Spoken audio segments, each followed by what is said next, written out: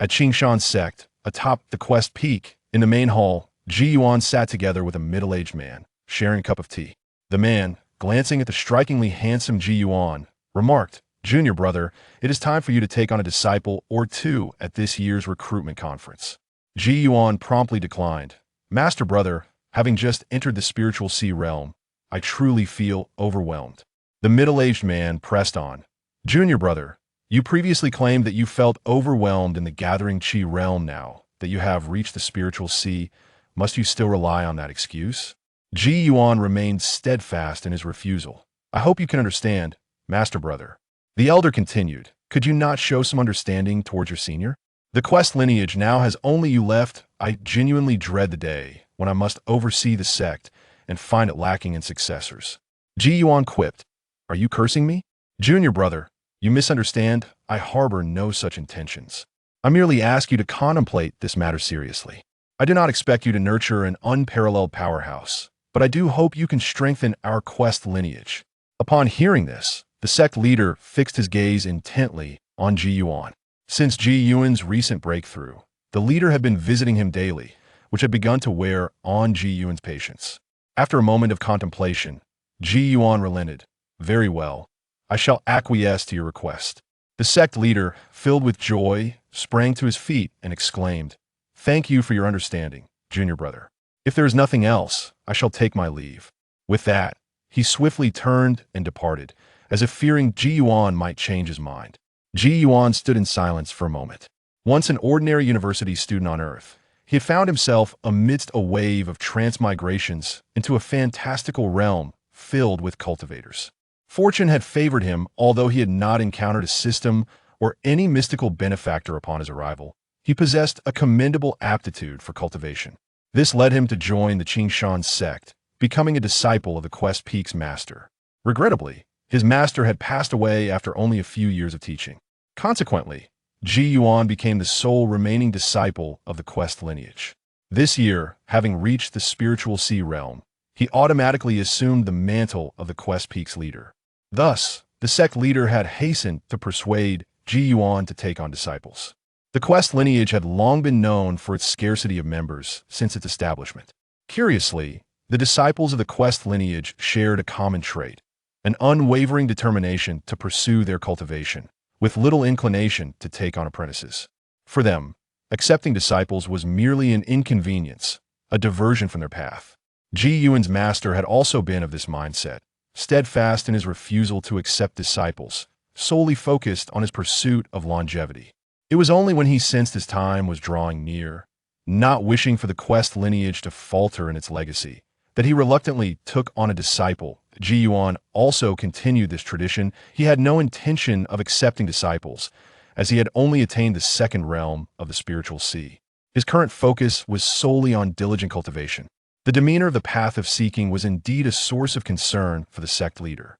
After all, it was one of the 7 branches of the Qingshan sect, and he, as the leader, was reluctant to witness the path of seeking facing a decline, particularly during his tenure.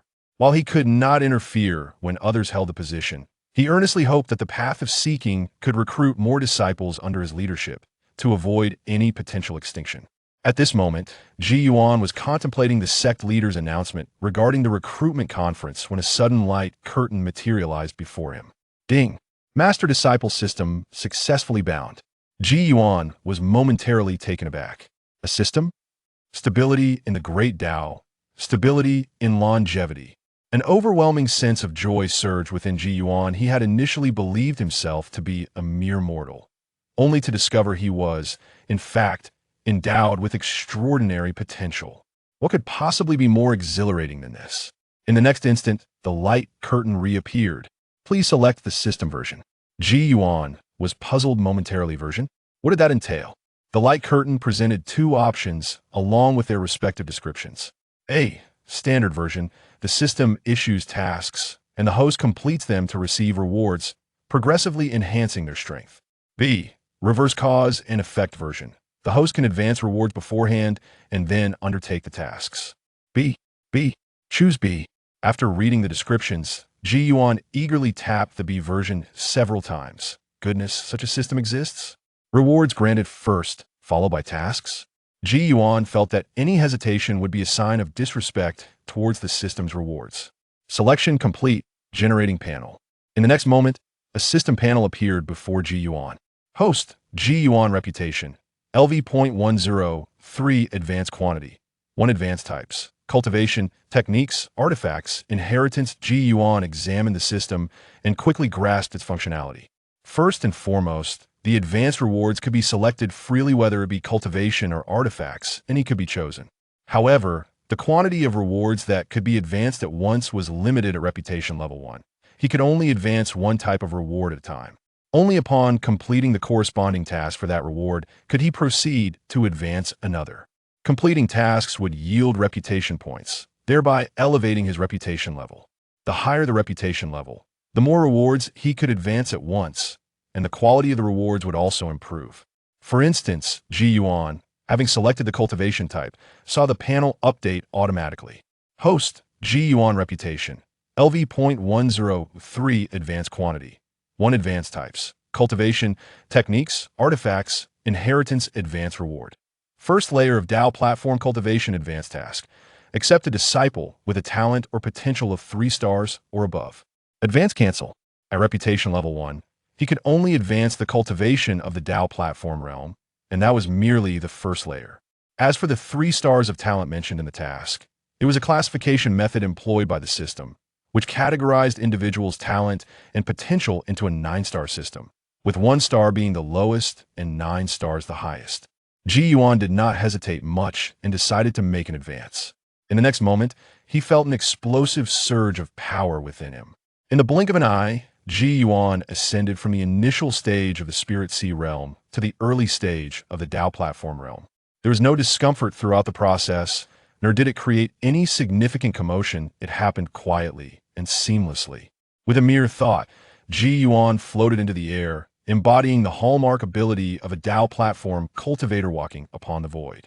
Concurrently, he sensed the formidable vitality coursing through him. A Tao platform cultivator could live for 500 years.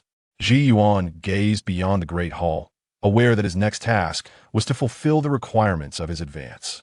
Ji Yuan mused that finding a disciple with a 3-star talent should not prove too difficult. Upon accepting the disciple recruitment mission, the system activated a feature that could be toggled on and off at will. When activated, a mark would appear above the heads of all individuals within his line of sight, indicating each person's talent level and potential. Curiosity piqued, Ji Yuan activated the feature and approached a mirror, wondering if he too bore such a mark. Peering into the mirror, he beheld a mark hovering above his own head. Talent, 3 stars. Potential, 9 stars. Ji Yuan was not particularly surprised by his 3-star talent, as his rate of cultivation had not been exceptionally rapid, leading him to understand that his talent was likely not extraordinary. Nonetheless, it mattered little to him. Now he was on a path augmented by external means. If his talent was lacking, he would simply leverage these enhancements. After all, his potential had already reached 9 stars. In Ji Yuan's understanding, talent represented the lower threshold, while potential signified the upper limit. Of course, this was merely his personal interpretation. Ultimately, an individual's achievements could vary due to numerous factors. Thus, talent and potential served only as reference points. Acknowledging his 3-star talent, Ji Yuan felt a surge of confidence regarding his ability to complete the task at the upcoming recruitment conference in a few days. The Green Mountain sect also possessed methods for assessing talent. He was aware that during each recruitment conference, several candidates with comparable talents to his own would emerge, and occasionally, disciples with even greater talents would appear. Therefore, recruiting a disciple with 3-star talent at this conference should not pose a significant challenge. Initially, Ji Yuan had been apprehensive about the recruitment conference, fearing he would not encounter any candidates with 3-star talent or higher. If he failed to find suitable disciples at the conference, he would need to venture outside the sect, which would be a considerable waste of time and quite inconvenient. However, not finding a disciple would mean failing to complete the task. While the rewards would not be rescinded, it would impede his progress. His credibility level was only 1, allowing him to make only a single advance at a time. Thus, if he did not complete this task, he would not be able to request a second advance. Overall, Ji Yuan felt considerably more at ease now, In the ensuing days, Ji Yuan dedicated himself to rigorous cultivation. It was not until the day of the recruitment conference that a highly regarded disciple of the sect master of the Qingshan sect visited Qiudao Peak to summon Ji Yuan. "Uncle Ji, the recruitment conference is about to commence. My master has sent me to invite you," Yan Qiyu said, bowing respectfully. "Very well, let us proceed." Ji Yuan nodded in acknowledgement, and together they ascended their respective flying instruments, making their way toward the outer gate. Upon arriving at the outer gate plaza, Ji Yuan approached several esteemed elders of the sect. "Brother Ji Yuan, it is a rare pleasure to meet you," one elder remarked. "Indeed, it is impressive that our sect leader has managed to persuade Brother Ji Yuan to make an appearance for the recruitment," another added. "Since you are here, why not take on a few more disciples? The Qiudao Peak truly has far too few members," teased a third elder. Ji Yuan responded with a smile, engaging amicably with his senior brothers and sisters, entertaining their light-hearted banter. Fortunately, the sect master soon intervened to rescue Ji Yuan. Enough of the jesting, it was no small feat to bring him here. "The entrance examination has commenced. Let us see if any outstanding talents emerge this year." The group fell silent, turning their attention toward the throng of youths participating in the examination at the outer gate plaza. The entrance examination of the Qingshan sect consists of two distinct processes. First, a formation is activated, which ensnares the minds of the young candidates, testing their ability to awaken from its grasp and the duration required for them to do so. The formation is not particularly advanced, and as long as one possesses a reasonable temperament, awakening is achievable. The initial phase assesses character, while the second phase evaluates innate talent. The Qingshan sect possesses a stone tablet that has endured the passage of countless years upon contact. If one possesses the aptitude for cultivation, the tablet will emit a beam of light. The height of this beam corresponds to the level of talent. The taller the beam, the greater the talent. The maximum height is 5 zhang. Ji Yuan himself had once tested at just over 3 zhang. Thus, according to the Qingshan sect criteria, a beam height of 1 zhang signifies a talent rating of 1 star. Ji Yuan surveyed the multitude of youths ensnared within the formation at the outer gate plaza. He soon discerned several candidates with a 3-star talent rating and even spotted one with a 5-star talent. However, Ji Yuan noted that the potential of those within his line of sight was nearly commensurate with their talent levels. As Ji Yuan continued to observe the crowd, he took note of the talents and potential of his fellow senior brothers and sisters, all of whom exhibited 3-star talent and potential. Only his sect leader brother displayed an impressive 4-star rating in both categories. Ji Yuan's gaze then drifted back to the throng, where he was drawn to a particularly unassuming and earnest-looking youth, whose appearance was marked by an unusual detail. He carried a large pot on his back. Ji Yuan's attention, however, was not captured by the pot itself, but rather by the markings on the boy's head. Talent, 3 stars. Potential, 9 stars. A potential rating of 9 stars undoubtedly represented Ji Yuan's most favorable option. Since he sought to take on disciples, he naturally aspired to select the most promising candidates. Moreover, a 9-star rating is the highest accolade bestowed by the system. Ji Yuan firmly believed that such potential indicated a likely path toward transcendence. In contemplation, Ji Yuan observed that the boy he had been concerned about had finally awakened from the array. Several disciples of the sect promptly began to take notes. The duration that each individual took to regain consciousness would be recorded, as it would ultimately determine whether they would be relegated to the status of outer disciples or ascend to become inner disciples based on their performance in the first trial and their inherent talent. An hour later, the first trial concluded, and an elder of the sect deactivated the formation. "The first trial is over. Those who have not awakened within the hour may depart," the elder announced, his voice resonating throughout the outer sect square. "Immortal, grant me another chance. I was so close. Immortal, I beseech you." Upon hearing the elder's words, many individuals fell to their knees, weeping profusely. "Step back." The elder's tone turned notably stern. A surge of spiritual energy erupted, rousing those individuals from their despair. The members of the sect had grown accustomed to such scenes as they unfolded annually. Those who failed to pass the first trial were naturally filled with regret, yet failure was simply that, failure. The Qingshan sect prioritized one's character above all else, with talent being a secondary consideration. If one's character was deemed unfit, the sect would not even offer them an opportunity to assess their talent. This was not an act of cruelty, but a necessary protocol, established to prevent future generations from retaining those unworthy individuals, should any among them possess the potential of a 5-zhang light pillar. As the first trial concluded, Ji Yuan had been closely monitoring the boy who had borne the brunt of blame. Suddenly, the boy approached one of the sect's disciples and exchanged a few words. Subsequently, that disciple hurried over to Ji Yuan and the elders. Sect Master, esteemed elders, a youth who passed the first trial has presented a token, stating that 20 years ago, an immortal from our sect received assistance from his family and left behind this token, allowing his descendants to seek guidance at Qingshan sect. That immortal promised to accept any of his descendants as disciples, the disciple explained, producing a jade token. Upon seeing the token, Ji Yuan effortlessly summoned it from the disciple's grasp into his own. This token bears the aura of my senior brother, the sect master remarked as he glanced at the jade. Ji Yuan also sensed it. Indeed, it is the essence of my master. Though my master has passed on, the promise cannot be disregarded. Therefore, fellow brothers and sisters, shall I take this disciple under my wing? Of course, I have no objections, the sect master replied with a smile. Naturally, we will not contest our junior brother for a disciple, but this child must still be tested in the second trial. Absolutely, absolutely, the others concurred. Then let us heed the counsel of our esteemed brothers and sisters. Ji Yuan nodded and then addressed the disciple from earlier. Go inform that young man that after the second trial, I shall accept him as my disciple. Understood. The disciple bowed once more and departed. He sought out the boy who had borne the blame and conveyed Ji Yuan's message.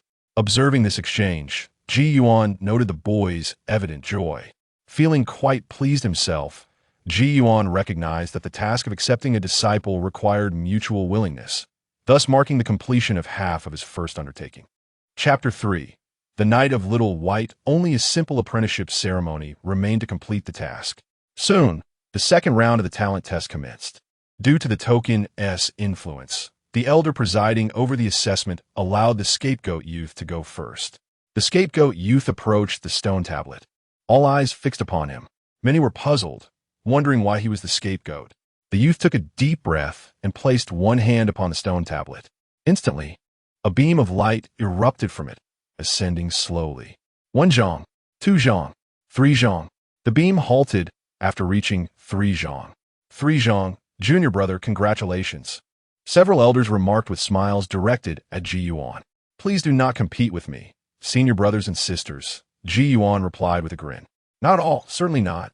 They all stated with righteous conviction. Of course, Ji Yuan understood that had the beam reached 5 zhang, or even 4, they might have felt compelled to contest it. 3 zhang, while commendable, was not particularly rare. Master, I have also taken on a disciple. May I take my leave now?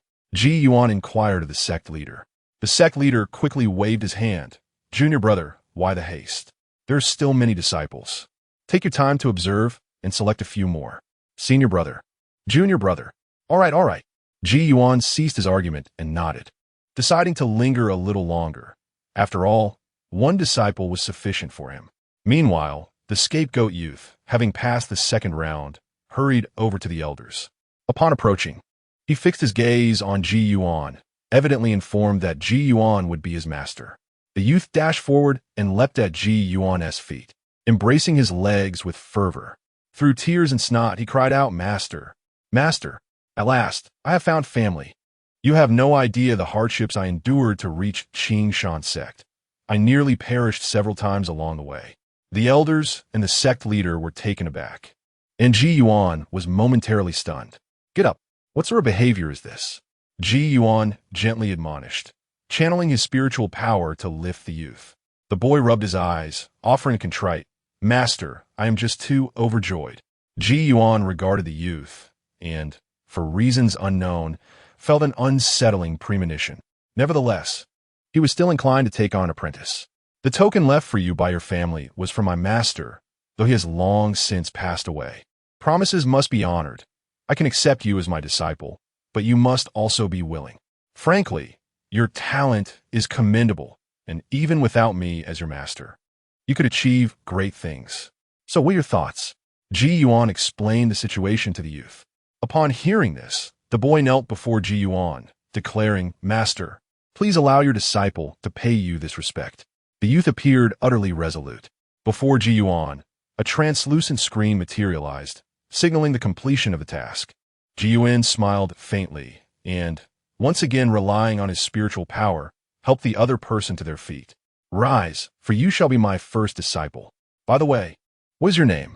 "My name is Yi Xiaobai," the disciple replied, bowing respectfully. "Congratulations, junior brother, on acquiring such an excellent pupil." The sect leader and several elders congratulated Ji Yuan with smiles. Subsequently, the second phase of the entrance examination continued. Following Yi Xiaobai's test, none of the subsequent candidates displayed greater talent. Most lacked any innate gift, and those with potential typically measured below 3 zhang. Slowly, a young girl approached the stone tablet. As she stood before it, the pillar of light shot skyward, instantly reaching the top. 5 zhang. Witnessing this scene, the sect leader and several elders could no longer remain seated. In a flash, they departed from Ji Yuan's side and surrounded the girl. The sect leader and elders began to vie for her attention. Meanwhile, Yi Xiaobai observed this spectacle and turned to Ji Yuan, inquiring, "Master, is 5 zhang impressive?" Ji Yuan nodded, affirming, "Indeed, it is quite remarkable." The sect leader was only 4 zhang in his time, and it has been ages since our sect has seen a disciple of 5 zhang. "I see," Yi Xiaobai acknowledged, contemplating that her own 3 zhang did not seem particularly outstanding. She resolved to train diligently, aspiring for longevity. Yi Xiaobai practiced solely for the sake of eternal life. "By the way, what is the story behind that pot?" Ji Yuan asked, glancing at the black pot on Yi Xiaobai's back. With a smile, Yi Xiaobai removed the pot and tapped it lightly, explaining, "Master, I found this pot. It seems to be a treasure, as I cannot break it no matter how hard I try. It has been quite helpful on my journey to Qingshan's sect." Oh, Ji Yuan's curiosity was piqued as he examined the black pot. He probed it with a spiritual sense, but found nothing unusual. It appeared to be an ordinary black pot. However, considering Yi Xiaobai's potential of 9 stars, he was skeptical that it could be merely an ordinary vessel. "Cannot be broken, you say? May I get a try?" Ji Yuan inquired, looking at Yi Xiaobai. "Master, feel free," she replied with a smile. Nodding, Ji Yuan extended his hand and pointed at the black pot.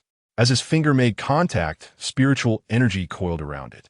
What seemed like a casual strike was, in fact, infused with considerable power. Yet, upon impact, the pot remained unaffected. Ji Yuan increased his strength for another strike, this time utilizing his Dao platform realm cultivation. Still, the pot showed no signs of damage. Realization dawned upon him. It was indeed a treasure, befitting someone of such potential as Yi Xiaobai. "Take good care of this pot. It is truly a treasure. Although I currently do not know its purpose, it is undeniably sturdy," Ji Yuan advised Yi Xiaobai. She nodded, cheerfully shouldering the pot once more. As Ji Yuan gazed at Yi Xiaobai, a thought struck him. The notion of pot-like treasures reminded him of a novel he had read in his past life titled A Thought Eternal. The protagonist, by Xiaochun, also began his journey with a pot. Wait a moment, by Xiaochun? Yi Xiaobai? Could there be a connection between the two? It may simply be a matter of names bearing a resemblance, and perhaps a touch of serendipity. One can only hope that their talents share some similarities as well. He recalls Bai Xiaochun's remarkable aptitude for alchemy. However, every time Bai Xiaochun undertakes the art of alchemy, it results in cataclysmic chaos and hellish tribulations. Ji Yuan suddenly recalls a fleeting sense of foreboding he experienced earlier when accepting disciples. He resolves to prevent Yi Xiaobai from engaging in alchemy for the time being. Should he express genuine interest, Ji Yuan would direct him to study at another peak. It suffices for him to remain at the Qiudao peak. While Ji Yuan's thoughts meandered, several senior brothers and sisters returned. The young girl trailed behind the sect leader, who wore a beaming smile, whereas the other seniors appeared rather mournful. It seems that this 5-star maiden has been accepted by the sect leader. This is hardly surprising, as the sect leader, alongside the elders, competes for disciples, and most individuals would naturally gravitate towards the sect leader. In truth, had the leaders of the other peaks attended today, they might have succeeded in securing her as well. Alas, among the 7 peaks of Qingshan, apart from Ji Yuan of Qiudao Peak and the sect leader of Ziyun Peak, the leaders of the other 5 peaks were absent this year. Chapter 4. Protecting the crowd before him. Congratulations, senior brother, Ji Yuan said with a smile as the sect master approached. Congratulations to you as well, the sect master replied with a grin. Master, if there are any more promising talents later, you mustn't snatch them away, one of the brothers said with a hint of displeasure. Rest assured, I will not compete with you again, the sect master declared, thumping his chest with confidence. He believed it was unlikely for 2 individuals with 5 zhang talent to emerge within a single year.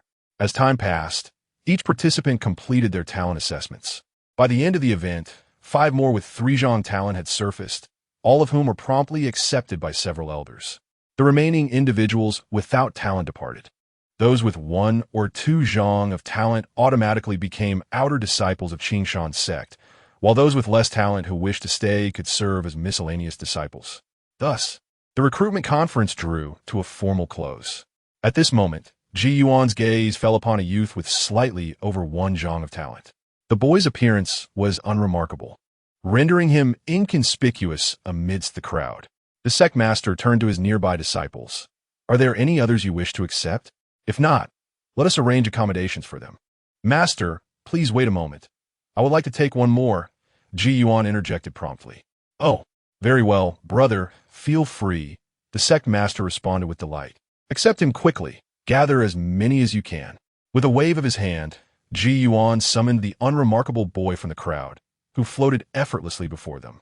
A curious crowd watched this spectacle, while the boy appeared somewhat bewildered. Upon landing before them, the youth immediately bowed his head in greeting. I pay my respects to the sect master, peak master, and esteemed elders. What is your name? Yuan inquired. I am Han Feiyu, the boy stammered. Han Feiyu. Ji Yuan mused silently for a moment. This name inexplicably reminded him of a phrase, protecting the crowd before him. Do you wish to take me as your master? Ji Yuan asked, returning to the present moment. Han Feiyu was taken aback. My talent is only 1 zhang. He doubted whether Ji Yuan had mistaken him for someone else. The sect master and several elders turned their attention to Ji Yuan. Brother, are you certain you have not made an error? The sect master inquired.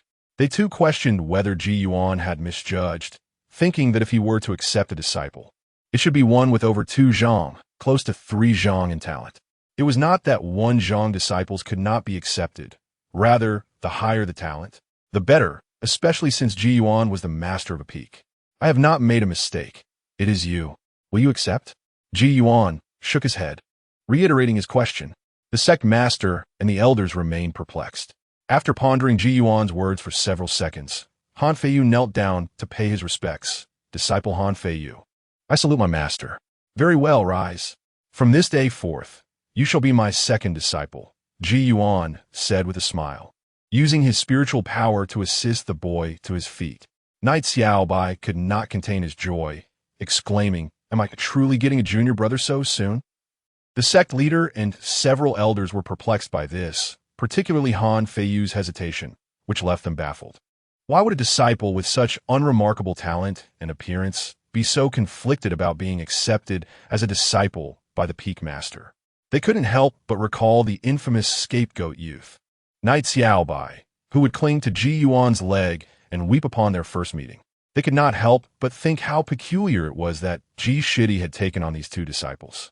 Seniors, I have no further matters to attend to, so I shall take my leave, Ji Yuan announced to those beside him. Very well, the sect leader nodded in agreement. Subsequently, Ji Yuan produced a flying artifact, whisking Knight Xiaobai and Han Feiyu away. On their journey back to the questing Dao Peak, Ji Yuan guided the 2 in flight amidst the sea of clouds. Knight Xiaobai, brimming with excitement, gazed around with wide-eyed curiosity at the experience of flying. Meanwhile, Han Feiyu lingered behind, deep in thought, pondering why Ji Yuan had chosen him as a disciple. In truth, there was no special reason behind it. After accepting disciples, Ji Yuan had not immediately disabled the talent detection function. Given the multitude of participants in the Qingshan sect's recruitment event, Ji Yuan had not thoroughly examined every individual. He simply halted his scrutiny upon noticing Knight Xiaobai. Initially believing that would suffice, he was compelled to continue after being retained by the sect leader. Thus, he decided to activate the detection function and review the remaining candidates. It was then that he discovered Han Feiyu, whose talent, though only rated at 1 star, bore remarkable potential of 9 stars, a rarity indeed. Therefore, even though he was not in urgent need of additional disciples, he still accepted Han Feiyu. Upon reaching the summit of the questing Dao Peak, Ji Yuan led the two to the main hall of the Peak Master. Behind the hall lay a spacious courtyard, complete with numerous rooms, where Ji Yuan assigned accommodations for the two. He then guided them into the courtyard and produced 2 scrolls and 2 jade vials, which floated gracefully into their hands. These scrolls contain the cultivation methods of our lineage, the Tao scriptures. What you hold is merely the first volume, which will enable you to cultivate until you achieve the full mastery of qi gathering. The vials contain qi-inducing pills that will assist you in your practice. Now, go forth and begin your cultivation. Once you have successfully drawn qi into your bodies and formally entered the first layer of qi gathering, return to me.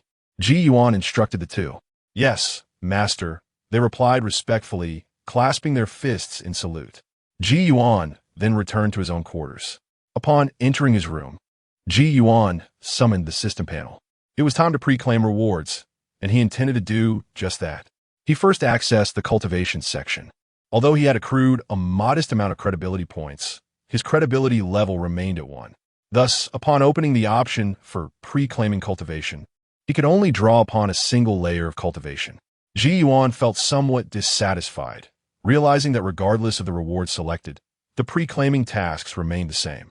This time, the pre-claiming task was for Knight Xiaobai's successful qi induction. The nature of the task is insignificant. What truly matters is that rather than advancing to a higher level of cultivation prematurely, it would be wiser to wait until reaching a second-level credibility before making such an advance. Elevating one's credibility by 1 level should allow for a more substantial leap in cultivation, potentially even to the realm of divine abilities. Subsequently, Ji Yuan turned his attention to the other rewards, ultimately fixating on the inheritance. The rewards of inheritance are manifold, but he was particularly drawn to the alchemical inheritance. He could preemptively acquire the skills and experience of a third-tier alchemist, along with several formulas for commonly used first, second, and third-tier elixirs. This was indeed a valuable asset. Although one could also choose elixirs among the preemptive rewards, none could compare to the direct advantage of obtaining alchemical inheritance. Ji Yuan's intention to pursue this path stemmed from the system's function as a disciple-gathering mechanism, which necessitated the cultivation of disciples. While he could enhance his own cultivation directly through preemption, his disciples would require elixirs to grow stronger, particularly Han Feiyu, whose 1-star talent would undoubtedly necessitate an abundance of elixirs. Thus, mastering alchemy became imperative. Without further hesitation, Ji Yuan opted for the preemptive inheritance. Chapter 5. Third-rank alchemist, host, Ji Yuan, reputation, LV 113. Advanced quantity, 0. Advanced types, cultivation, techniques, artifacts, inheritance. Advanced reward, inheritance of third-rank alchemist. Advanced task, assist disciple Yi Xiaobai in successfully guiding qi into the body. The latest task is to enable Yi Xiaobai to guide qi into his body. The techniques and auxiliary elixirs have already been provided to Yi Xiaobai. Based on his initial cultivation speed, he estimates that within half a month, or at most a month, Yi Xiaobai will succeed in guiding qi into his body, becoming a practitioner at the first level of qi gathering. Following the advanced reward, a vast repository of knowledge surged into Ji Yuan's mind. Sitting cross-legged, Ji Yuan absorbed the inheritance of the third-rank alchemist. After a brief moment, he had fully mastered this inheritance. This legacy also held unexpected delights. Third-rank alchemists are categorized into various tiers based on the quality of the third-rank elixirs they can concoct, subdivided into inferior, medium, superior, and exceptional grades. Ji Yuan's inheritance was that of an exceptional third-rank alchemist, encompassing recipes and refining experiences for exceptional third-rank elixirs. Rising from his meditation, Ji Yuan exited the chamber and entered another room. This was an alchemy room, preserved in the back courtyard of the main hall, a remnant of a former second-rank alchemist from the Quest Peak. The alchemy room housed several alchemical furnaces and various books related to alchemy.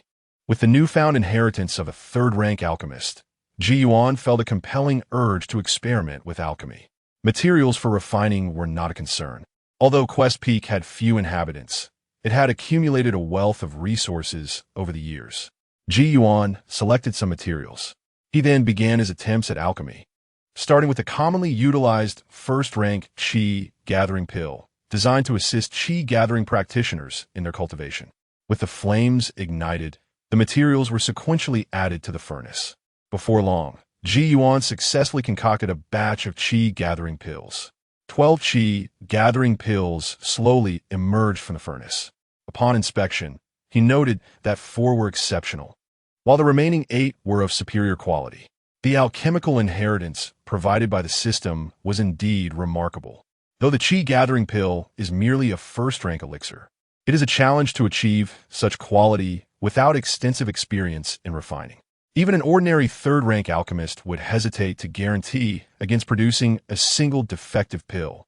Yet Ji Yuan had managed to create a dozen, all exceptional or superior. Ji Yuan retrieved several jade vials to contain the elixirs. He subsequently attempted to refine a second-rank elixir, the Spirit Sea Pill. This pill is utilized to assist qi gathering practitioners in breaking through to the Spirit Sea realm.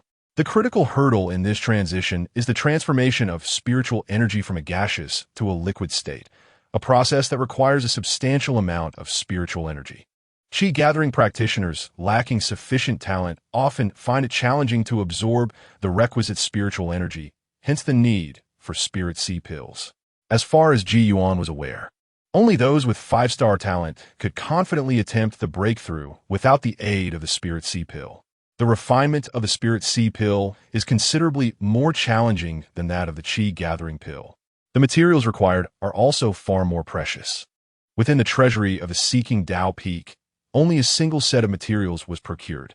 Despite the limited quantity, Ji Yuan succeeded in the refinement on his first attempt, producing 9 pills without a single failure. The maximum yield for a second-tier pill is 9.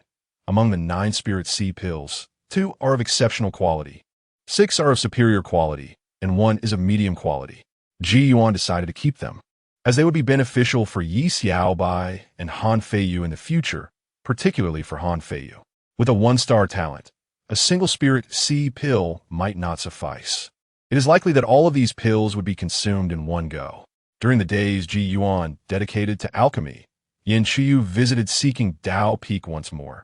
This time, he brought with him the identity tokens and attire for both Yi Xiaobai and Han Feiyu, signifying their status as direct disciples. It seemed that the sect leader intended to cultivate Yin Qiyu, as he often assigned him tasks to run errands for various peak masters and elders whenever he was available. This was likely a strategy to ensure he became well-known among them, garnering support for future competition for the position of sect leader. Ji Yuan accepted the items, and Yin Qiyu did not linger to establish any connection. He departed promptly, fully aware that his current objective was merely to gain familiarity. To deepen his relationships with the peak masters and elders, he would need to first break through to the Spirit Sea realm, achieving equal standing and strength. Time passed swiftly, and Yi Xiaobai and Han Feiyu had been at Seeking Tao Peak for 7 days. On this day, Ji Yuan's system prompted him that the task was complete. He was somewhat astonished. Had they truly succeeded in drawing in qi within just 7 days? This speed was beyond his expectations. However, upon reflection, he realized that talent should not be solely judged by time. Yi Xiaobai's potential was indeed a 9-star. Ji Yuan pondered extensively and concluded that the key to accelerating Yi Xiaobai's qi gathering might lie in that mysterious black pot. Spirit refinement? This world also possesses the art of spirit refinement, though few have mastered it. Only a handful of peak masters and elders in the Qing Shan sect, particularly those from the profound mystery peak, understand this discipline. Spirit refinement is a technique that forcibly imbues objects with the power of heaven and earth, thereby enhancing their quality. However, the process is fraught with difficulty, as a single misstep could render the item useless. Conversely, successful spirit refinement can significantly amplify an object's potency. The qi-gathering pills Ji Yuan provided to Yi Xiaobai and Han Feiyu were all first-tier exceptional quality. The better the pill, the more swiftly it facilitates qi gathering. There are no second-tier qi gathering pills, and even if they existed, the two would be unable to withstand them. Thus, it is most plausible that Yi Xiaobai's qi gathering pill underwent spirit refinement. As Ji Yuan was lost in thought, Yi Xiaobai emerged from the room and rushed to Ji Yuan's door, which was ajar. With great joy, she approached Ji Yuan, exclaiming, "Master, I have successfully gathered qi into my body. I am now a cultivator." "Indeed, your speed surpasses my expectations," Ji Yuan acknowledged with a slight nod. Hearing this, Yi Xiaobai tentatively inquired, "Master, is my speed considered fast?" Under normal circumstances, those with a 3-star talent would require half a month to achieve successful qi gathering. Ji Yuan nodded and spoke. Yi Xiaobai was momentarily taken aback. Indeed, it was rather swift. That pot truly was a treasure. "Here is your identity token and clothing. Please change into the garments," Ji Yuan said, handing the items to Yi Xiaobai. "All right, Master," Yi Xiaobai replied with a smile as he hurried off to change. Ji Yuan extended his consciousness to investigate. Do not misconstrue. He was not interested in watching Yi Xiaobai change, but rather in confirming the validity of his suspicions. Through his probing, Ji Yuan observed Yi Xiaobai swiftly donning his attire upon returning to the room. After glancing around, Yi Xiaobai ultimately concealed the black pot beneath the bed. There was truly no other place within the room to hide his belongings, leaving him with no choice but to stow it away under the bed. Chapter 6. The purple aura. Upon observing the situation, Ji Yuan could tentatively confirm his suspicions. Even if it were not related to the spirit refinement, it was likely connected to that black pot. While he acknowledged this, he was not at all concerned about Yi Xiaobai's black pot. No matter how formidable the pot might be, could it possibly rival the power of the system? Before long, Yi Xiaobai returned, clad in the attire of an inner disciple. He appeared markedly more spirited than before, his appearance elevated to several tiers of attractiveness. The adage that a person is defined by their attire holds considerable truth. The clothing of an inner disciple, while merely a first-tier magical artifact, possessed the functions of automatic cleansing and resistance to fire and water. Of course, this resistance was not absolute. Potent water or fire spells could still damage the garments. You have successfully drawn in qi. These 3 magical artifacts are for you. Ji Yuan produced a storage bag, a flying artifact, and a defensive artifact. All 3 were first-tier exceptional artifacts. The flying artifact resembled a leaf, while the defensive artifact took the form of a jade pendant, which, when activated, could generate a protective shield. Yi Xiaobai joyfully accepted the 3 artifacts, promptly testing the storage bag before placing the flying artifact within it and donning the jade pendant. "I also have several first-tier offensive artifacts. Choose one," Ji Yuan offered, retrieving additional artifacts. Magical artifacts were classified into 3 tiers, each further divided into inferior, medium, superior, and exceptional grades. Above artifacts were treasures, which also had similar classifications. First-tier artifacts were commonly used by cultivators in the qi-gathering realm. Ji Yuan's generosity in providing several first-tier exceptional artifacts was quite commendable. In contrast, other peaks typically did not afford such privileges to inner disciples at the outset. Upon hearing about the offensive artifacts, Yi Xiaobai did not even glance at them. Instead, he inquired, "Master, I do not wish for offensive artifacts. Could you possibly grant me another defensive artifact? Or perhaps a flying artifact? A speed-enhancing artifact would also suffice." Ji Yuan understood that this fellow was fearful of danger. He too harbored similar apprehensions, though not to such an extreme degree. He recognized the necessity of defense, speed, and, importantly, offense. While you may not wish to engage in conflict, others will inevitably provoke you. When that happens, do you intend to simply endure the blows or flee? Why would others come to provoke me? Yi Xiaobai scratched his head and replied, "Master, I will simply remain here on the mountain, diligently cultivating. No one will disturb me." Alas, reality seldom aligns with our desires. If only everything could unfold as we wished. Never mind. You will come to understand this on your own. Here, Ji Yuan said, not elaborating further, as he tossed Yi Xiaobai a first-tier artifact that resembled a pair of shoes, which, when worn, would enhance one's speed. Thank you, master. Yi Xiaobai grinned as he accepted the shoes, promptly putting them on. Meanwhile, Ji Yuan's attention had shifted to the system panel. He was now eligible to claim another reward. Ji Yuan glanced at the task for the advanced reward, which entailed teaching Yi Xiaobai a first-tier Taoist spell. Spells, akin to magical artifacts, are classified into 3 tiers. First, second, and third, corresponding to the initial realms of cultivation. First and second tier spells are further divided into inferior, medium, superior, and exceptional grades, while the third tier encompasses only inferior, medium, superior, and exceptional grades. Taoist spells represent a distinct category, originating from certain potent third-tier spells that give rise to lower-tier second and first-tier spells. Such derived spells are classified as Taoist spells. Mastering these powerful derived spells facilitates the swifter acquisition of the corresponding third-tier spell upon reaching the Tao platform realm. Moreover, each Taoist spell possesses formidable effects, rendering them exceedingly rare. Ji Yuan found himself lacking such spells, and it appeared that the entire Qingshan sect did as well. Ji Yuan and the Qingshan sect could only provide a first-tier exceptional spell. However, this was of little concern, for although Ji Yuan did not possess a first-tier Taoist spell, the system did. Ji Yuan promptly accessed the advanced reward and selected spells. With a reputation level of 1, he was eligible to advance to a third-tier spell as a reward. His gaze quickly fell upon a third-tier exceptional spell with derived spells that suited Yi Xiaobai well. Without further deliberation, he selected the advanced reward.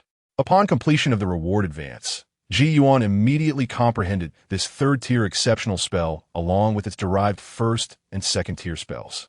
He retrieved a jade slip and inscribed the first-tier Taoist spell within it. Yi Xiaobai watched this scene with curiosity, refraining from interrupting Ji Yuan. Once the spell was inscribed in the jade slip, it gently floated from Ji Yuan's hand and landed in Yi Xiaobai's grasp. This spell is called the Purple Qi Technique.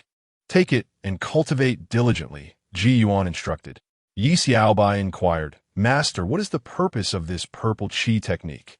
Once perfected, it allows the user to envelop themselves in purple qi, forming a protective barrier. Although purple qi is a gaseous substance, it is remarkably resilient, making it suitable for defense. Additionally, purple qi can be utilized to launch attacks, possessing considerable potency. There are also various subtle applications. You shall discover them on your own. In essence, this spell serves as a dual-purpose technique for both offense and defense, Ji Yuan elucidated. Yi Xiaobai, unfazed by Ji Yuan's further explanations, was elated at the prospect of having a means of defense and respectfully expressed gratitude. Thank you, Master. Here are some qi gathering pills. Take them and return to your cultivation. Focus on mastering the purple qi technique, Ji Yuan added, handing Yi Xiaobai a few qi gathering pills. All right, Master, Yi Xiaobai replied, taking the items and departing from Ji Yuan's chamber. After Yi Xiaobai's exit, Ji Yuan decided to experiment with the spell he had just advanced. The third-tier spell he had acquired was named the Purple Qi Transformation Cauldron, with a derived second-tier spell being the Purple Qi Manipulation Cauldron, and the derived first-tier spell being the Purple Qi Technique he had just taught Yi Xiaobai. First, he focused on the Purple Qi Technique, and, as he extended his hand, a swirl of purple qi enveloped it. Observing the purple qi, Ji Yuan prepared to test the 3 spells. After leaving the rear courtyard, Ji Yuan ventured outside the Qiudao Peak, extending his hand toward a particular direction. A purple aura transformed into a hand, grasping a mountain peak and effortlessly shattering a section of it. Subsequently, Ji Yuan began to experiment with the purple qi manipulation of the cauldron. To elaborate on the purple qi manipulation of the cauldron, one must reference a distinctive ability of the Linghai realm practitioners, the transformation of spiritual qi. Practitioners of the Linghai realm possess the remarkable capability to convert their internal spiritual energy into weaponry. Thus, when engaging in combat, should they lack magical artifacts, they often resort to the transformation of spiritual qi, allowing their spiritual energy to manifest as blades and armor in battle. The purple chi manipulation of the cauldron is designed to complement the transformation of spiritual chi. Initially, one transforms spiritual energy into an object, subsequently enveloping it in purple chi and releasing it against an adversary. Typically, the products of the transformation of spiritual chi cannot be released. Doing so would deprive them of the practitioner's spiritual support, gradually diminishing their potency. Inadequate strength may even lead to their dissolution. However, with the purple chi manipulation of the cauldron, such limitations are transcended. The purple chi acts as a connector, linking the object with the practitioner. Moreover, beneath the protective veil of the purple chi, the potency of the items formed from spiritual energy can be significantly enhanced. Chapter 7. Region within Ji Yuan's body. Spiritual energy surged, and in the blink of an eye, a cauldron materialized before him, enveloped in a violet aura. With a mere thought, he commanded the purple energy to propel the spiritual cauldron towards a mountain peak. Boom! With a resounding crash, yet another mountain was obliterated. Indeed, the control of the violet aura over the cauldron transformed the spiritual energy into a formidable artifact. Ji Yuan guided the cauldron to dance freely in the air. Subsequently, he endeavored to reshape the spiritual energy, transforming the cauldron into a spiritual sword, a spiritual blade, and a spiritual spear. The manipulation of the cauldron by the violet aura did not imply that the spiritual energy could only assume the form of a cauldron. Rather, the cauldron shape was the most optimal. Additionally, this was somewhat related to the ultimate third-tier spell, violet aura transformation into cauldron. Retrieving the spiritual energy, Ji Yuan attempted the final transformation. The essence of violet aura transformation into cauldron is, quite literally, that the violet aura ceases to be gaseous and instead solidifies into a cauldron. Before Ji Yuan, the violet aura began to coalesce and solidify, eventually taking the form of a purple cauldron. This purple cauldron could serve both offensive purposes and possess the power of confinement. Seal! Ji Yuan commanded sharply. The purple cauldron struck the ground with tremendous force. Bang! A resonant clang echoed, accompanied by an emergence of binding energy. The binding power of the purple cauldron could restrain others' cultivation levels. The stronger Ji Yuan's own strength, the more formidable the binding power became. Violet aura transformation into cauldron allowed for the simultaneous manifestation of up to 9 purple cauldrons. When 9 cauldrons were utilized together, their binding power fully unleashed could restrain even those of the perfected spiritual sea realm to the level of mere mortals. However, regrettably, perhaps due to insufficient cultivation, Ji Yuan could currently summon only 1 cauldron. After experimenting with the spell, Ji Yuan returned to his courtyard. Upon his return, he scanned the surroundings with his divine sense. He noticed Yi Xiao by diligently practicing the violet aura technique. This lad was truly fearful of death, aware that the violet aura technique offered excellent defensive capabilities. He practiced diligently without needing supervision. Ji Yuan eagerly anticipated his swift mastery of the violet aura technique, for this would grant him a measure of credibility points and elevate his credibility level to the 2nd tier. Ji Yuan had a premonition that upon reaching the 2nd tier, the pre-advanced rewards would elevate to a new level. Contemplating this, Ji Yuan's divine sense turned toward Han Feiyu, and Feiyu set cost legal, immersed in comprehending the ethereal energies of the world. With a mere 1-star cultivation talent, he was indeed at a disadvantage. Han Feiyu was still floundering aimlessly. Historically, most cultivators with 1-star talent took approximately 6 months to successfully draw energy into their bodies. 6 months was far too lengthy. Ji Yuan pondered for a moment before retrieving some energy-attracting pills. Given Han Feiyu's inadequate talent, achieving any significant progress would necessitate ample resources. Having accepted this apprentice, Ji Yuan felt compelled to assist him as much as possible. The energy-attracting pills would facilitate the intake of energy, and he decided to present 10 pills this time, convinced that, combined with the one he had previously given, a total of 11 pills would expedite Han Feiyu's success in drawing energy into his body.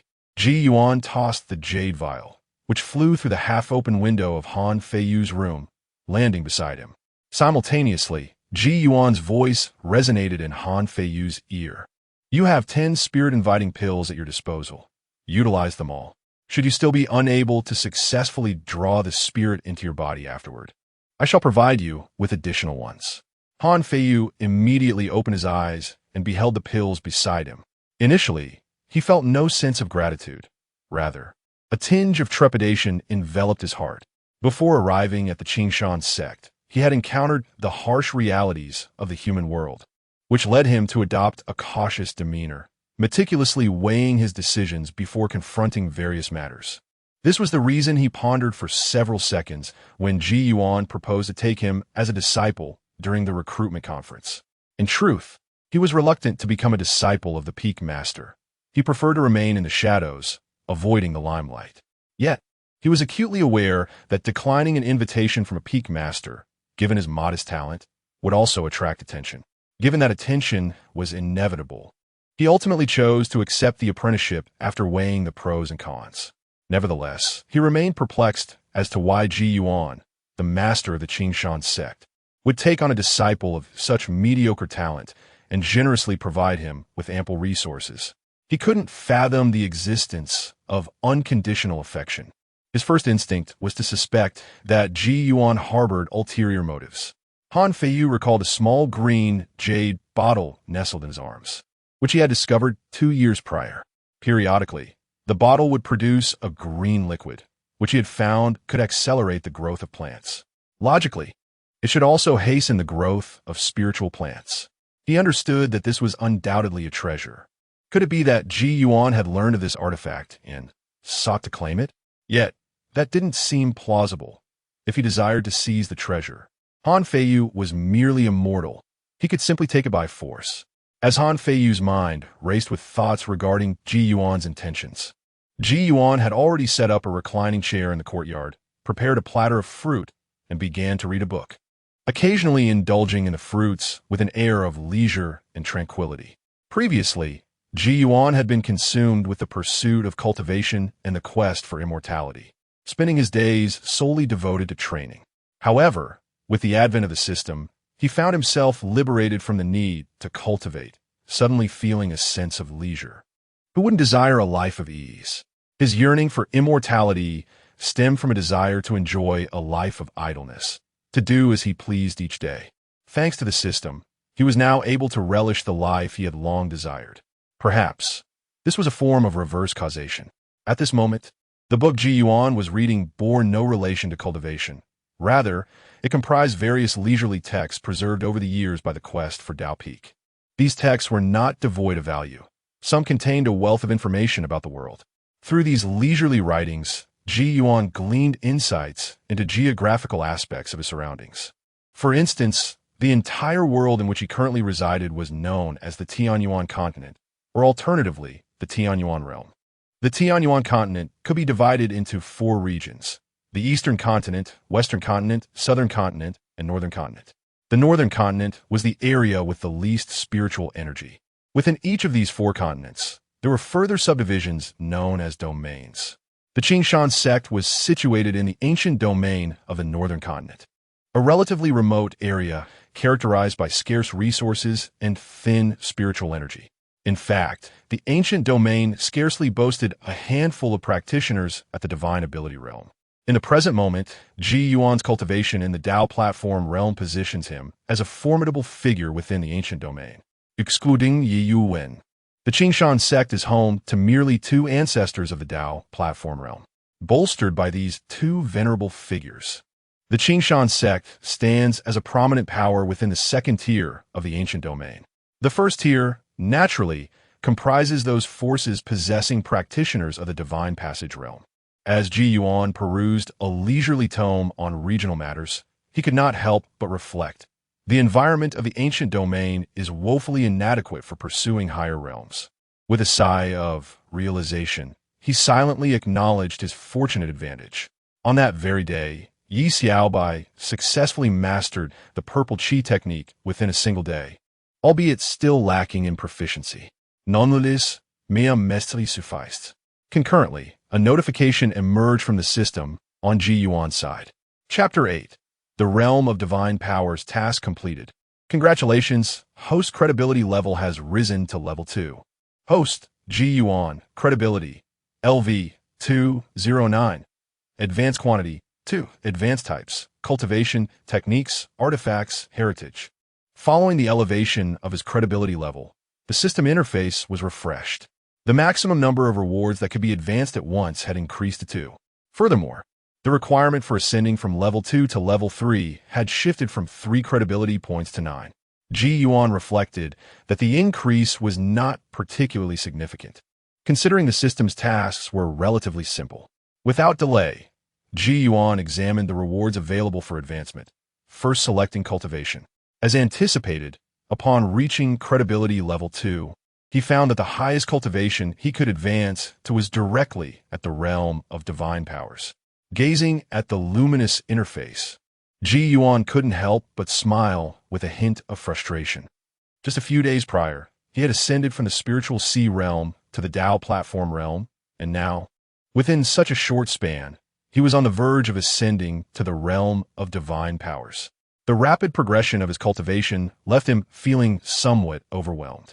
With this thought in mind, Ji Yuan hastily chose to advance his rewards. In the next moment, his internal cultivation surged dramatically. Tao Platform Level 2, Tao Platform Level 3, Tao Platform Level 4, Tao Platform Level 9. Initial stage of the Realm of Divine Powers. Upon reaching the Realm of Divine Powers, the levels no longer divided into 9, but rather into initial, middle, late, and completion stages. At this moment, as he attained the Realm of Divine Powers, Ji Yuan perceived a resounding roar within his body, followed by a profound sense of elevation enveloping him. This significant breakthrough in cultivation represented a metamorphosis for any cultivator. The Realm of Divine Powers embodies mastery of divine techniques, granting one the potential for longevity spanning millennia.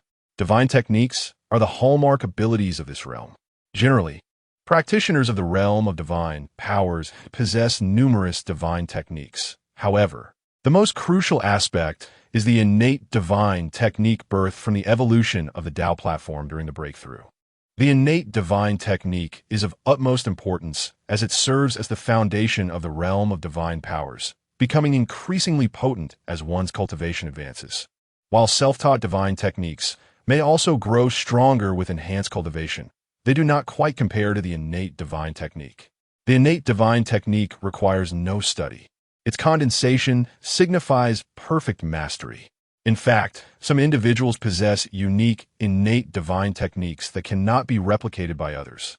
The evolution of the innate divine technique typically relates to one's innate talents and the third-tier spells mastered during the Tao platform stage. Ji Yuan had learned a third-tier spell, and thus, at this moment, an innate divine technique began to coalesce within him. Sealing. Ji Yuan's innate divine technique is represented by a single character, embodying the power of confinement and restriction, an exceptionally formidable divine technique. With a breakthrough in cultivation, the evolution of the innate divine technique concluded, and Ji Yuan commenced seclusion to adapt to his newfound cultivation in the realm of divine powers. Meanwhile, on Yi Xiaobai's side, after mastering the purple qi technique, he began attempting to envelop his entire body in purple qi. However, having just learned the technique, the amount of purple qi he could summon was minimal, sufficient only to surround a single hand. This was inadequate. It was too little to provide adequate protection. He resolved to practice diligently. Upon witnessing the situation, Yi Xiaobai expressed his discontent with a remark. He then resumed his practice of the purple qi technique, setting a modest goal for himself, to cultivate enough purple qi to envelop his entire being completely. He aspired to create a protective barrier with a 360-degree coverage, devoid of any vulnerabilities. Meanwhile, Han Feiyu found himself perplexed by Ji Yuan's intentions, as the information at his disposal was exceedingly scant. He realized he hardly knew Ji Yuan as a person. To discern Ji Yuan's true plans, he understood that he must first familiarize himself with the individual. However, he deemed it unwise to act prematurely. Instead, He resolved to successfully channel qi into his body before descending the mountain to inquire about intelligence from the senior disciples of the Qingshan sect. Thus, he began utilizing the qi-gathering pills provided by Ji Yuan, recognizing his urgent need to become a cultivator and acquire greater strength. He understood that only with enhanced power could he confront various challenges, and thus he embraced the use of the qi-gathering pills, determined to accelerate his cultivation pace. Days later, Ji Yuan emerged from seclusion, having fully adapted to and perfectly controlled his mastery of the divine ability realm. Upon exiting his retreat, Ji Yuan called Yi Xiaobai into the courtyard through telepathy. Yi Xiaobai promptly halted his practice of the purple qi technique and approached Ji Yuan. "Master, is there something you wish to discuss?" he inquired. "Have you been diligently practicing the purple qi technique these past few days?" Ji Yuan asked, sensing that Yi Xiaobai's spiritual energy had not increased at all. "Indeed, I was hoping to cultivate more purple qi to envelop myself entirely for enhanced safety." Yi Xiaobai replied with a naive smile. Ji Yuan remarked, "Do not lose sight of what is paramount. Your cultivation is of utmost importance. Once your cultivation reaches a sufficient level, those of lesser strength will be unable to even land a blow on you." With that, he raised his hand and lightly tapped the top of Yi Xiaobai's head with a finger. "Ouch!" Yi Xiaobai exclaimed in pain. "I understand, Master." He quickly acquiesced. "By the way, what did you need me for?" he added, inquiring further. Ji Yuan pondered for a moment before responding. "I initially intended to ask if you would like to learn a supplementary skill. However, given your current situation, it seems that your focus on a single technique has hindered your cultivation. I hesitate to teach you anything else. Please, Master, I assure you I won't be distracted. I wish to learn alchemy." Yi Xiaobai exclaimed, a hint of urgency in his voice. "Alchemy?" Ji Yuan could not resist asking. "Why did you choose alchemy so decisively?" "I have heard that certain elixirs can extend one's lifespan, and I desire such a longevity potion," Yi Xiaobai responded candidly. "You are still quite young. Contemplating longevity elixirs at this age is premature. It's never too early. Whether early or late, one still consumes them." Yi Xiaobai replied with a grin. "Indeed, you do make a valid point. Are you certain you wish to pursue alchemy?" Ji Yuan inquired. "Absolutely, Master.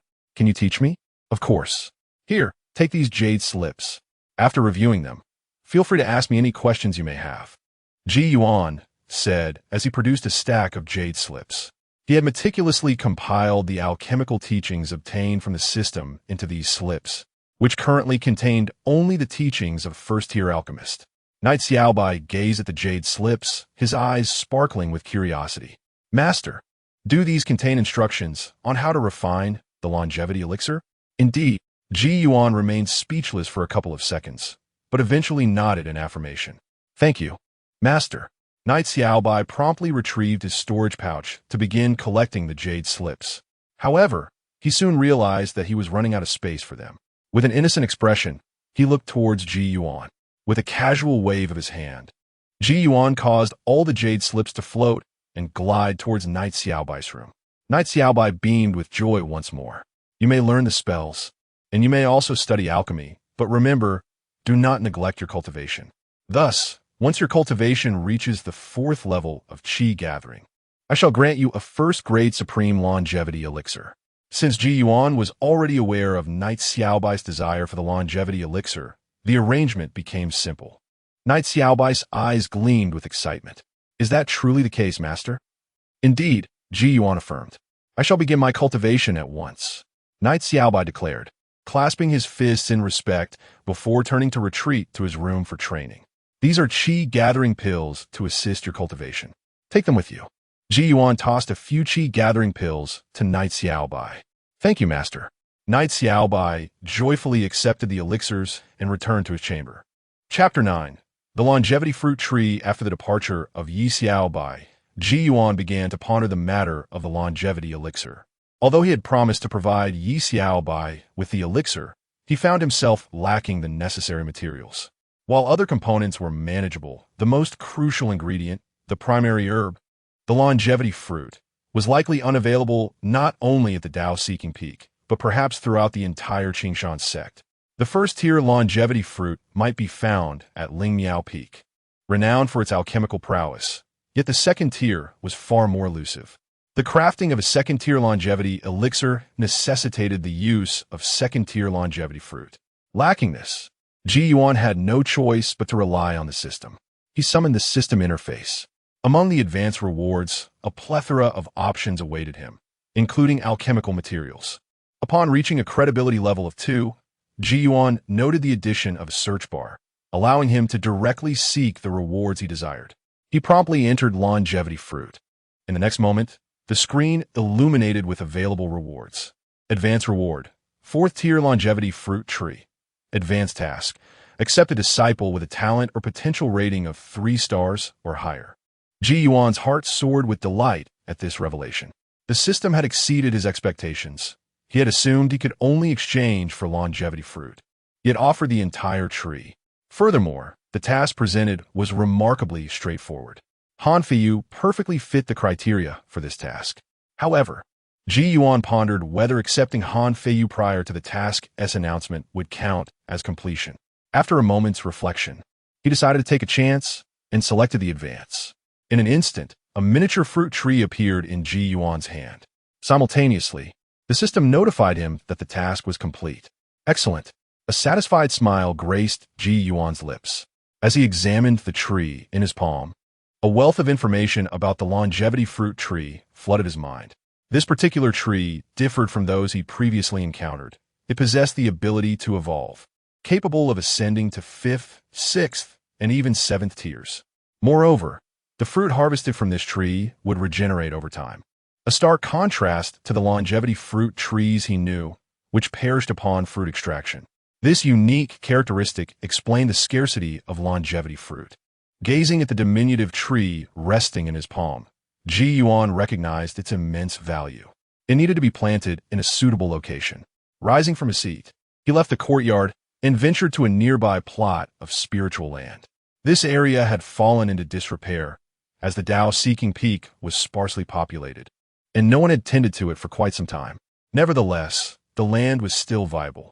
Selecting an optimal spot, Ji Yuan dug a hole and carefully planted the longevity fruit tree. As the tree soared from his hands, it expanded and took root in the earth. Standing over 3 meters tall, the tree was already adorned with numerous longevity fruits. Ji Yuan took a moment to count them. The 4th tier longevity fruit tree did not imply that all its fruits were of the 4th tier. Rather, it contained such fruits among its bounty. In total, this tree bore 120 fruits, 3 4th tier, 9 3rd tier, 27 2nd tier, and 81 1st tier.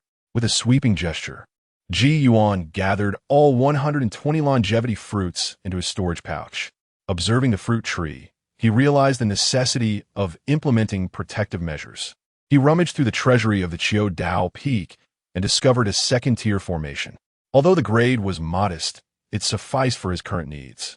He merely wished to obscure the tree from prying eyes to avoid unnecessary complications. Furthermore, the Qiu Dao Peak was seldom frequented, reducing the likelihood of being seen. Once Ji Yuan activated the formation, the interior of the spirit field quickly became invisible from the outside. After some contemplation, he concluded that he required a guardian for the spirit field. It was impractical for him to remain vigilantly by the spirit field at all times. Securing a formidable ally would not only safeguard the spirit field, but also protect the Qiu Dao Peak and the Qingshan sect. Ji Yuan summoned the system panel and searched for spirit beasts. The screen illuminated with numerous available spirit beasts for exchange. With a reputation level of 2, he could acquire a 4th-tier initial spirit beast or spirit beast egg. The advantage of the former was the immediate possession of a powerful ally. A 4th-tier initial spirit beast was akin to a practitioner in the early stages of the Divine Passage realm.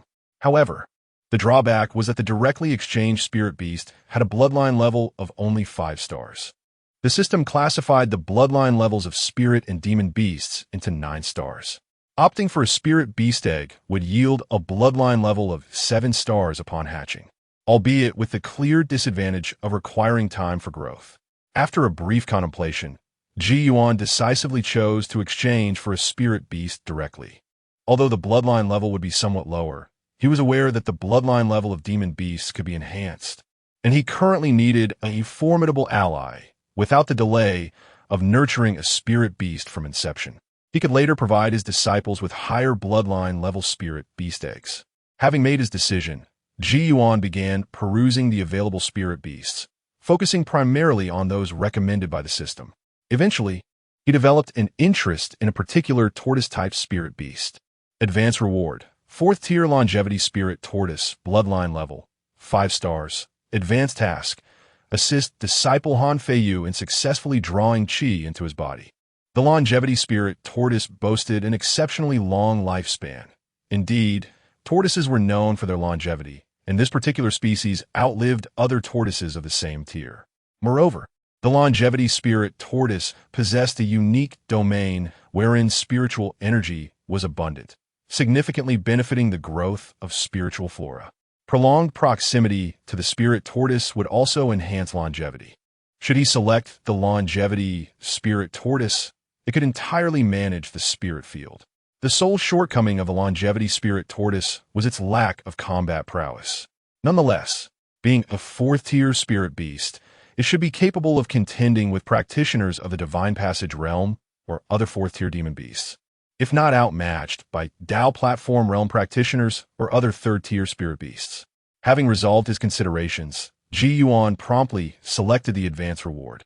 In the next moment, a green light materialized in the palm of his hand, followed by the appearance of a palm-sized little tortoise.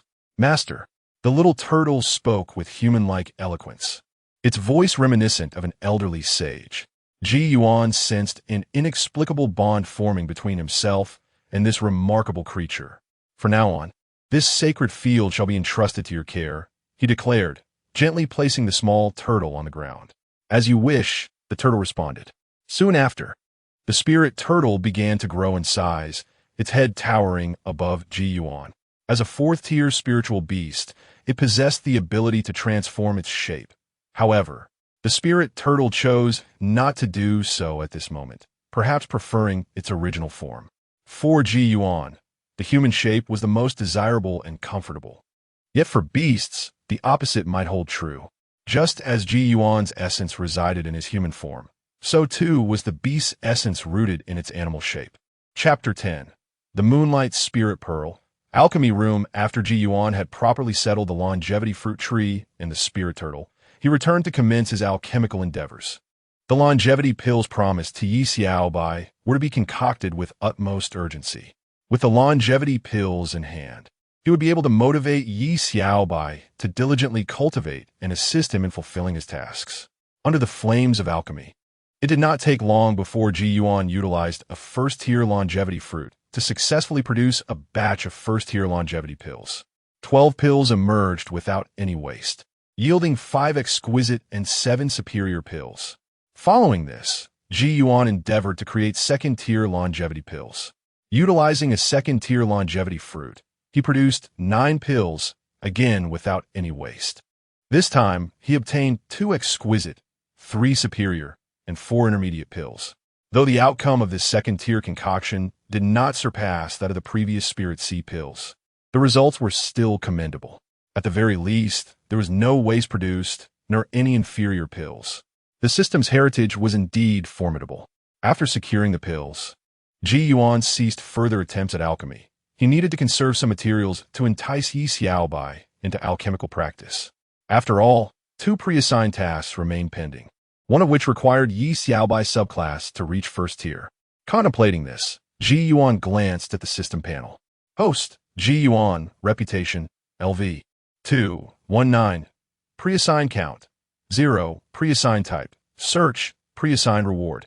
Initial stage of divine ability realm. Pre-assigned task, teach disciple Yi Xiaobai's subclass, and ensure the subclass reaches 1st tier.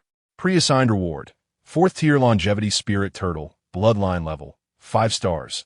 Pre-assigned task, assist disciple Han Feiyu in successfully guiding qi into the body.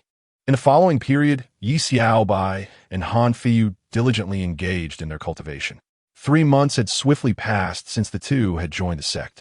On this particular day, with Ji Yuan's substantial investment in qi guiding pills, Han Feiyu successfully guided qi into his body, elevating him to the 1st layer of qi gathering. The investment in qi guiding pills proved fruitful, significantly reducing Han Feiyu's time to achieve this milestone. Observing the system's notification of task completion, Ji Yuan felt a sense of satisfaction. Upon Han Feiyu's emergence from his retreat, Ji Yuan summoned him. As Han Feiyu approached, he respectfully clasped his fists in greeting Master. Ji Yuan nodded slightly, then retrieved several magical artifacts, providing Han Feiyu with a storage pouch, a flying artifact, a defensive artifact, and an offensive artifact. Unlike Yi Xiaobai, Han Feiyu did not refuse the offensive artifact. After bestowing the artifacts, Ji Yuan re-recorded the purple chi technique onto a jade slip and handed it to Han Feiyu. He then presented him with additional chi gathering pills and inquired, "Your senior brother Yi Xiaobai possesses these as well? In addition, I intend to teach you a subclass. Your senior brother has chosen alchemy. What would you like to learn?" "Master, I too wish to learn alchemy," Han Feiyu responded promptly, clasping his fists. The desire to study alchemy had long been his ambition. His small green vial could accelerate the growth of spiritual plants, meaning he would never lack materials for alchemical practice. Moreover, his innate talent is insufficient, necessitating the use of numerous elixirs. Thus, the study of alchemy is undoubtedly a prudent choice. I have entrusted some jade scrolls related to alchemy to your senior brother. You may seek him out to examine those scrolls together, and should any questions arise, feel free to inquire with me. Ji Yuan nodded in acknowledgement. It is fortuitous that Han Feiyu wishes to learn alchemy, as it alleviates the need for him to preemptively allocate rewards for an alternative secondary profession. Soon, Han Feiyu departed. After his exit, Ji Yuan summoned the system panel. He pondered a matter. Han Feiyu's cultivation speed is indeed rather sluggish. Even Yi Xiaobai, with a 3-star talent, progresses at a rather slow pace. Beyond the provision of elixirs, there must be ways to expedite their cultivation further. After rummaging for a while, Ji Yuan discovered something intriguing. Advanced reward, 4th Order Moonlight Spirit Pearl. Advanced task, teach disciple Han Feiyu a 1st Order Taoist spell. According to the system's description, it resembles a magical artifact, yet does not belong to one. Rather, it is a rare celestial treasure. The Moonlight Spirit Pearl can absorb the essence of the stars and moon, condensing a drop of moonlight spiritual liquid each month. A single drop of this liquid can directly elevate a chi gathering realm cultivator by 1 level. 3 drops can enhance a spiritual sea realm cultivator by 1 level. And 9 drops can elevate a Tao platform realm cultivator by 1 level. As for cultivators of higher realms, the Moonlight Spiritual Liquid loses its capacity to enhance cultivation, but serve effectively to expedite the recovery of spiritual energy. Judging by its effects, this item is indeed a remarkable treasure, beneficial for both Han Feiyu and Yi Xiaobai, especially for Han Feiyu. Consequently, Ji Yuan opted to advance. In the next moment, a jade pearl materialized in Ji Yuan's hand. Upon sensing the Moonlight Spirit Pearl, he discovered that it was not devoid of substance. Rather, it contained 3 drops of moonlight spiritual liquid. These 3 drops could directly elevate either Yi Xiaobai or Han Feiyu to the 4th level of qi gathering. This item is truly impressive. Ji Yuan considered that he could feasibly advance another Moonlight Spirit Pearl, ideally providing one each to Yi Xiaobai and Han Feiyu. However, at present, acquiring a second pearl is not feasible, as both tasks are currently at a standstill. The task concerning Han Feiyu is manageable. He merely needs to master the purple chi technique to complete it. The uncertainty lies in whether Han Feiyu will focus on diligent cultivation or prioritize mastering the purple chi technique. After some contemplation, Ji Yuan extended his consciousness to probe Han Feiyu's quarters, discovering him in the midst of practicing the purple chi technique. This sight pleased Ji Yuan greatly. It alleviated the burden of task stagnation. Over the course of the following day, Han Feiyu successfully mastered the purple chi technique. Ji Yuan received the notification of task completion. With the task accomplished, he exchanged for another Moonlight Spirit Pearl. At this juncture, the tasks are indeed at an impasse. Task 1 and Task 2 are identical, aimed at elevating the secondary professions of Yi Xiaobai and Han Feiyu to the 1st level. Later that evening, Ji Yuan summoned the two with a mental communication.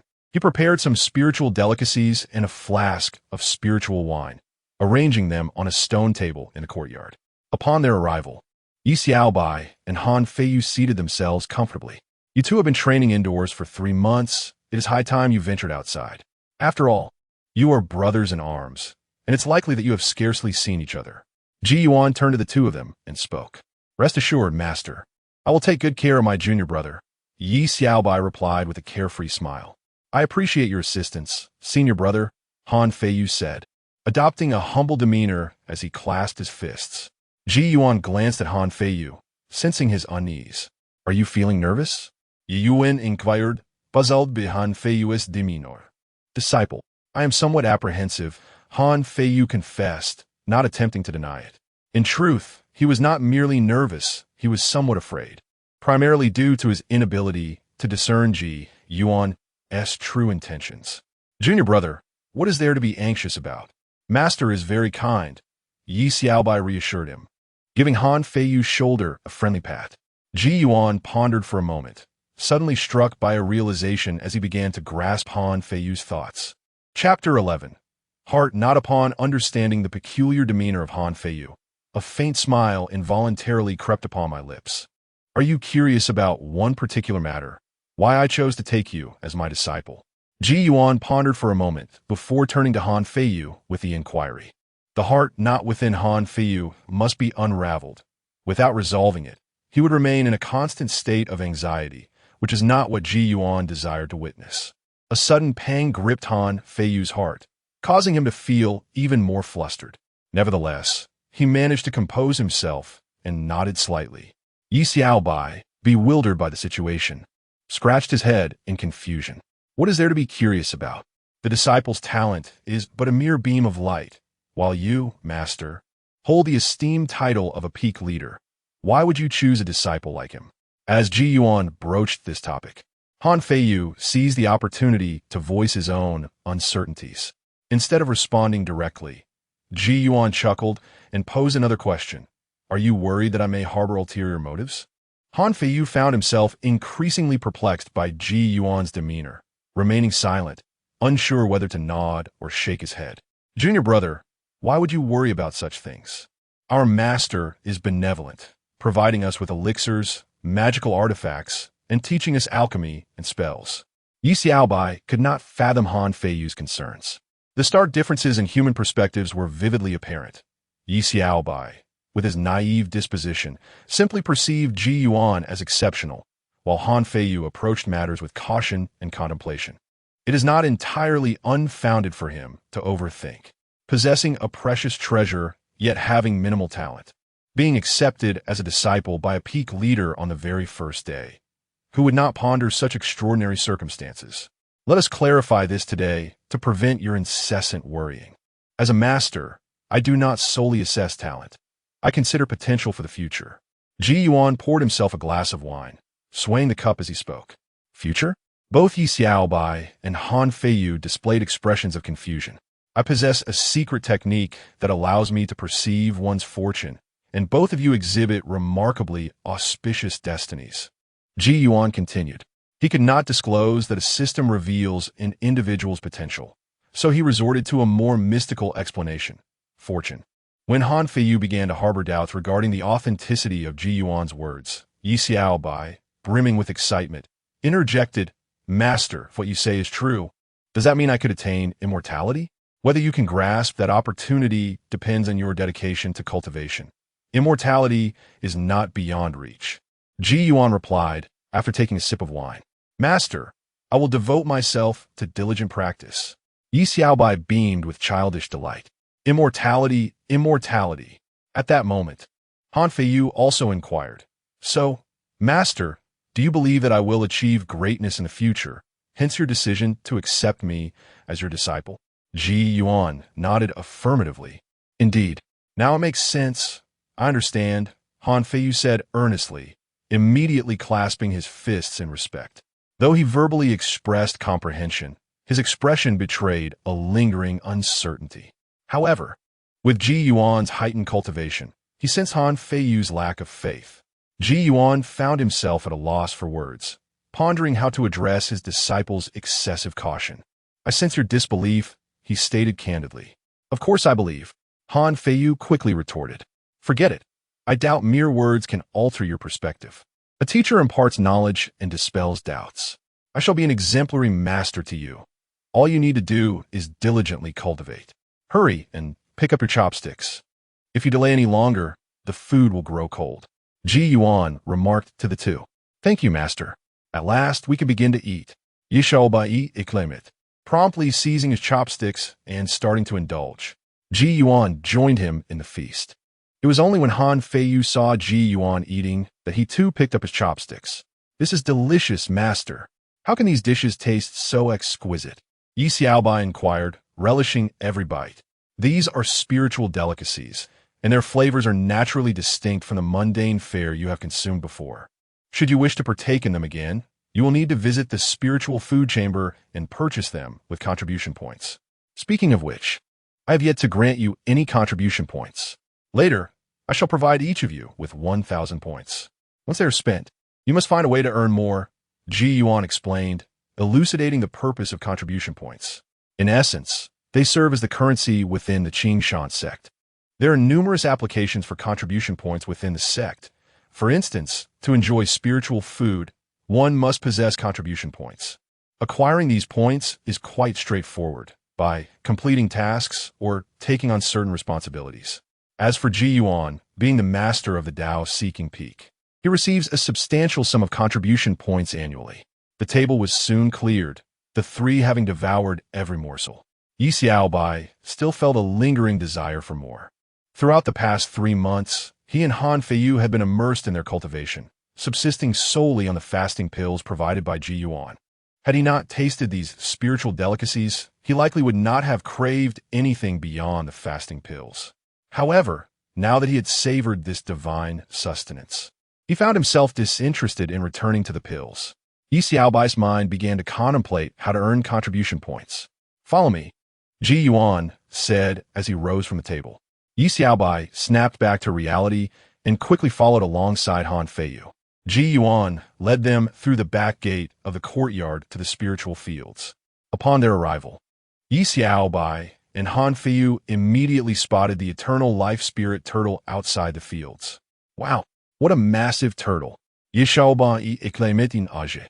This is my spiritual pet, the eternal life spirit turtle, tasked with guarding the spiritual fields of the Tao-seeking peak.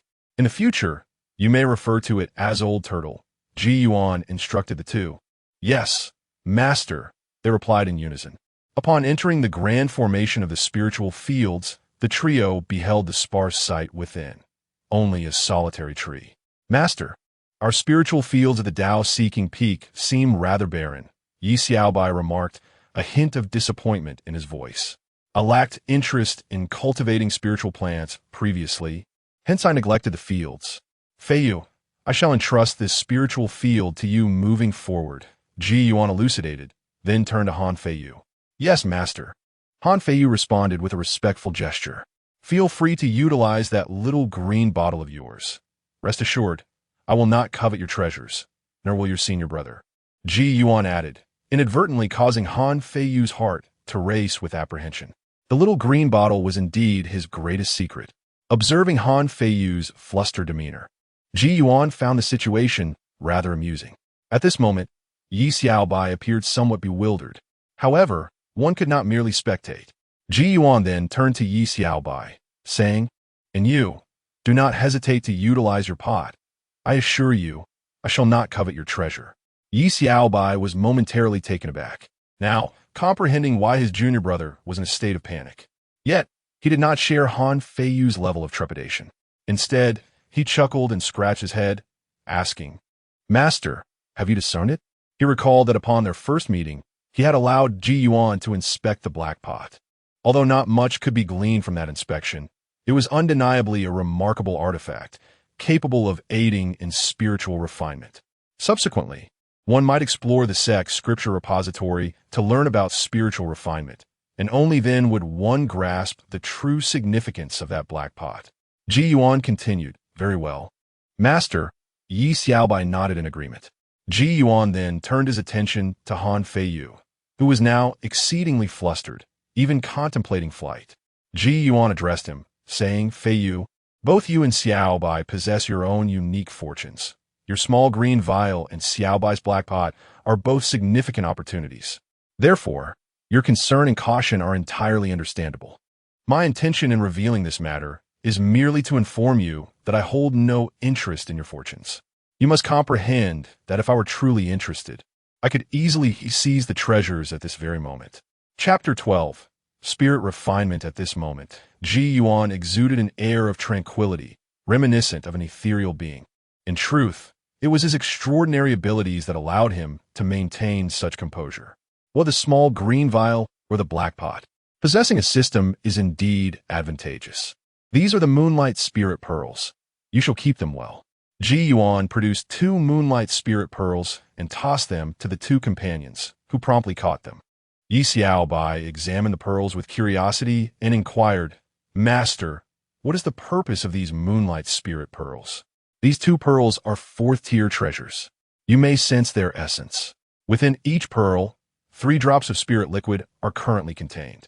For cultivators at the gathering chi stage, consuming a single drop will directly elevate their cultivation by 1 level. Those at the spirit C stage may consume 3 drops for a similar enhancement. Even for those at the Dao platform stage, consuming 9 drops at once can also yield a level increase. Furthermore, the spirit liquid within the pearls is not depleted upon use. If you safeguard them, each pearl will condense an additional drop of spirit liquid every month, Ji Yuan explained softly. Listening to Ji Yuan's words, both Yi Xiaobai and Han Feiyu were left in astonishment. A treasure, a magnificent treasure. Yi Xiaobai felt nothing but excitement and joy. However, Han Feiyu's thoughts wandered further. On the day of the entrance examination, he had overheard discussions about the elders and the sect leader, as well as Ji Yuan himself. Some participants were quite knowledgeable about the affairs within the Qingshan sect. He had heard them mention that Ji Yuan had only recently broken through to the Spirit C stage. Although he was a peak master, he was likely the weakest among the elders. Just having recently achieved the Spirit C stage and being the weakest, it seemed impossible. If the Moonlight Spirit Pearls in their possession were indeed authentic, could Ji Yuan have never used the Moonlight Spirit Liquid?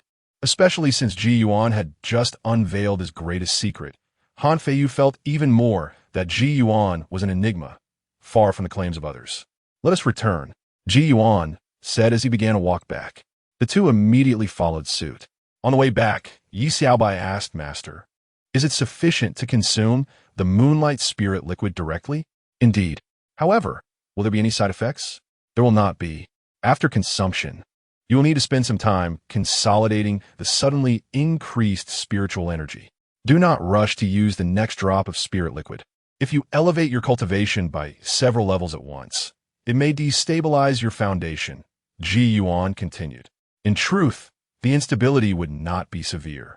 Ji Yuan merely harbored high expectations for them, aspiring for their ascension to immortality, thus hoping they would proceed with caution.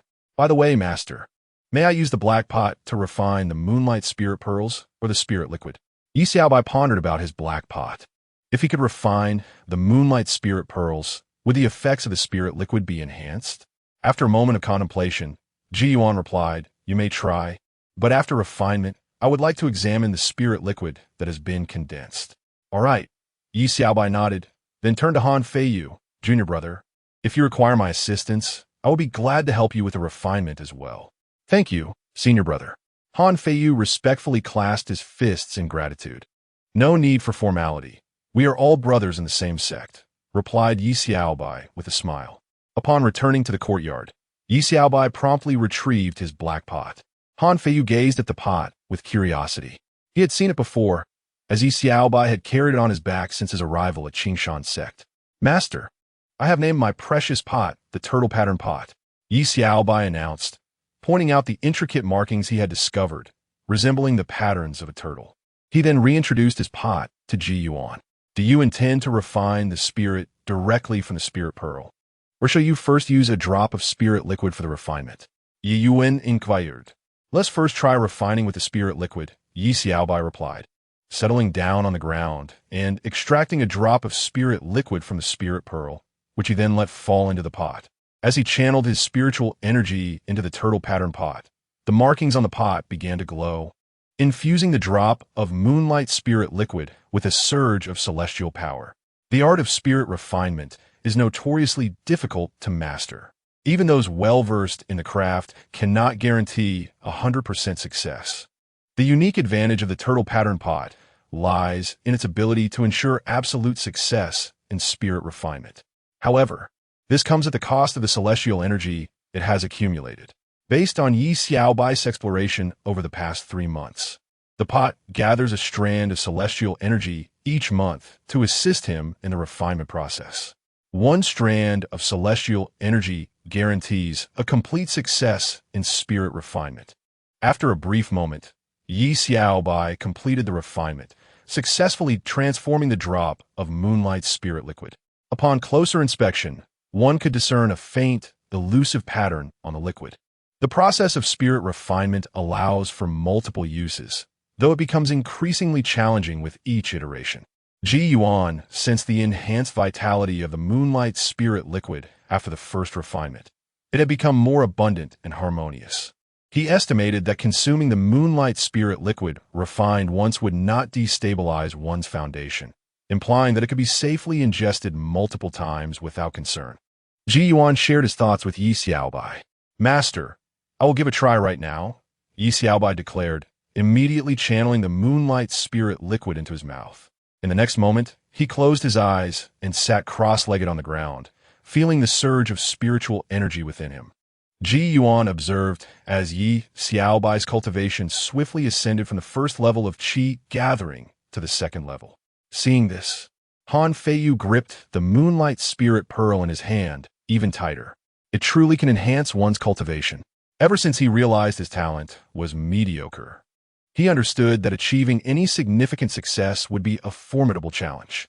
Yet now, with the moonlight spirit pearl, there was at least hope of reaching the realm of divine powers. How delightful! Yi Xiaobai awoke after his cultivation boost, feeling no discomfort. Indeed, he felt quite comfortable. He took out his moonlight spirit pearl, examined it, and then turned to Han Feiyu. "Junior brother, my turtle pattern pot has only 2 more opportunities for spirit refinement left. Could we not first refine the spiritual liquid as well? Allow me to refine our moonlight pearl."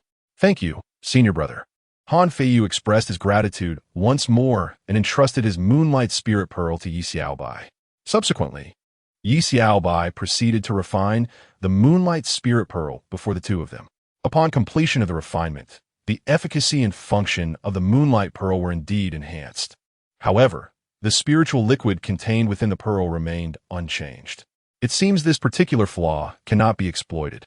Nonetheless, it is of little consequence, as the unrefined moonlight spiritual liquid remains usable.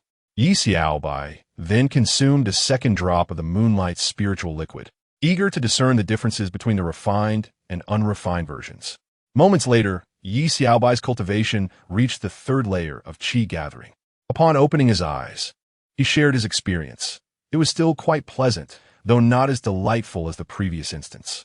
"It feels just as you mentioned, Master. It would be best to take some time to organize the spiritual energy within."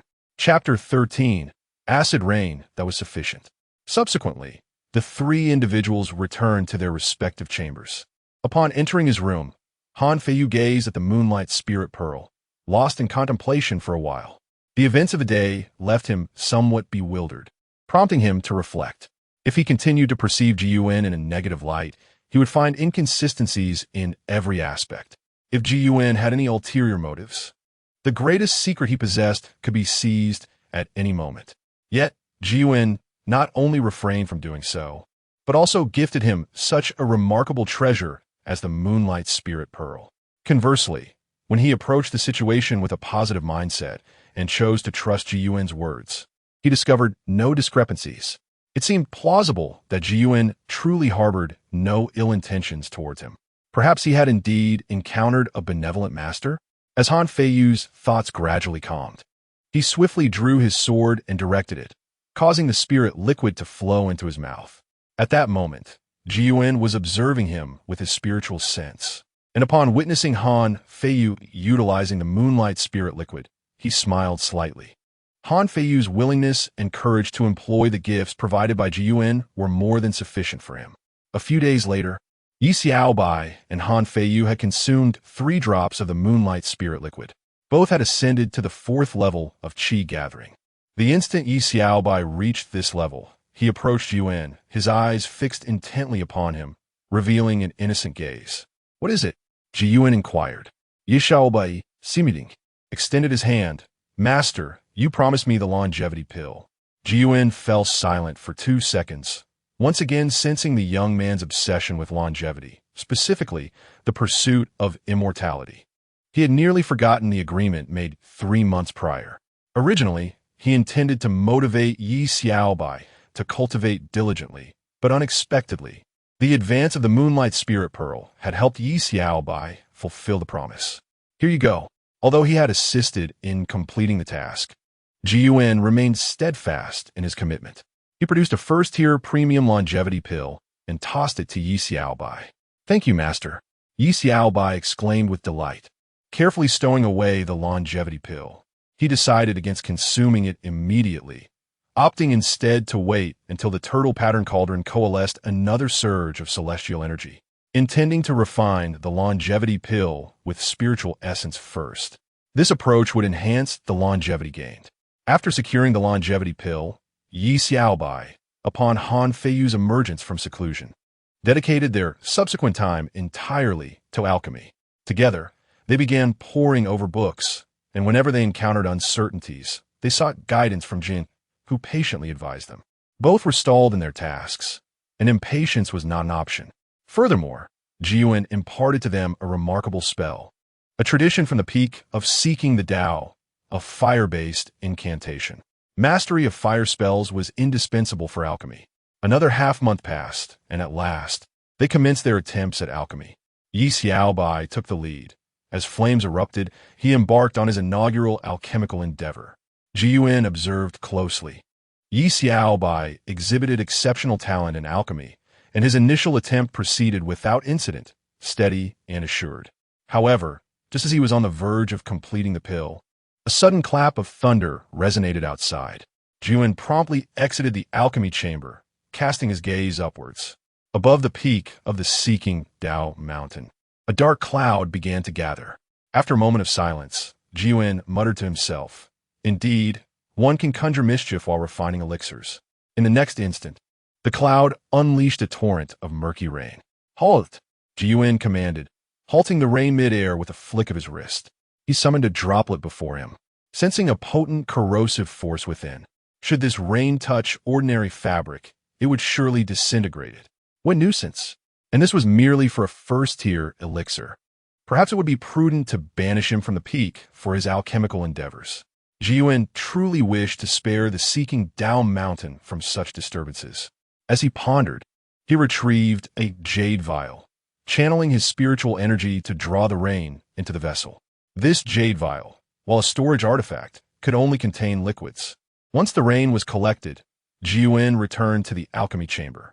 Upon his exit, Han Feiyu had been watching and, upon witnessing the spectacle, inquired curiously, "Master, what was that just now?" "Your senior brother possesses a rather peculiar talent for alchemy, which tends to incite unusual phenomena during his practice.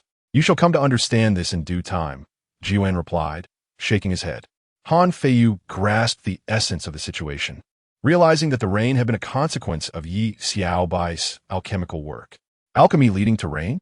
I simply cannot fathom it," he mused, oblivious to the fact that this was no ordinary rainfall. Had he known, he would have been even more perplexed. At that moment, Yi Xiaobai had completed his alchemical process, triumphantly declaring, "Master, I did it. I succeeded." Ji Yuan, too, noted the completion of the task. Though only one type of elixir had been produced, it was indeed a first-tier elixir. Thus, Yi Xiaobai could now rightfully be regarded as a first-tier alchemist. Do not let pride overtake you. This is merely your first success. You must practice diligently and become familiar with the craft. Furthermore, should I not be present on Seeking Tao Peak during your future endeavors, seek another location to refine your elixirs, Ji Yuan advised Yi Xiaobai. "Why?" Yi Xiaobai inquired, scratching his head in confusion. "See for yourself," Ji Yuan replied, tossing the jade vial to Yi Xiaobai. Upon receiving it, Yi Xiaobai inspected the contents and poured a small amount of the rainwater onto the ground. The murky liquid sizzled upon contact, producing a sound of corrosion. Fortunately, the corrosive power was not overwhelmingly strong, sparing the alchemy chamber's floor from damage. Master, what is this substance? Yi Xiaobai asked. Perhaps it is a manifestation of some peculiar talent. The alchemical process inadvertently summoned this phenomenon, causing these rainwaters to descend. Had I not collected it, some flora on Seeking Tao Peak might have suffered greatly, Ji Yuan explained. Does alchemy truly work in such a manner? Master, are you certain this is not merely a coincidence, unrelated to me? Yi Xiaobai responded promptly. Knight Xiaobai, such a pure and kind-hearted child. How could he possibly concoct a pill that would result in any extraordinary phenomena, especially not of a favorable nature? My intuition as a master cannot be mistaken. Just remember my words. If I am not present at the quest peak, you should descend the mountain and seek an isolated spot. Ji Yuan continued speaking.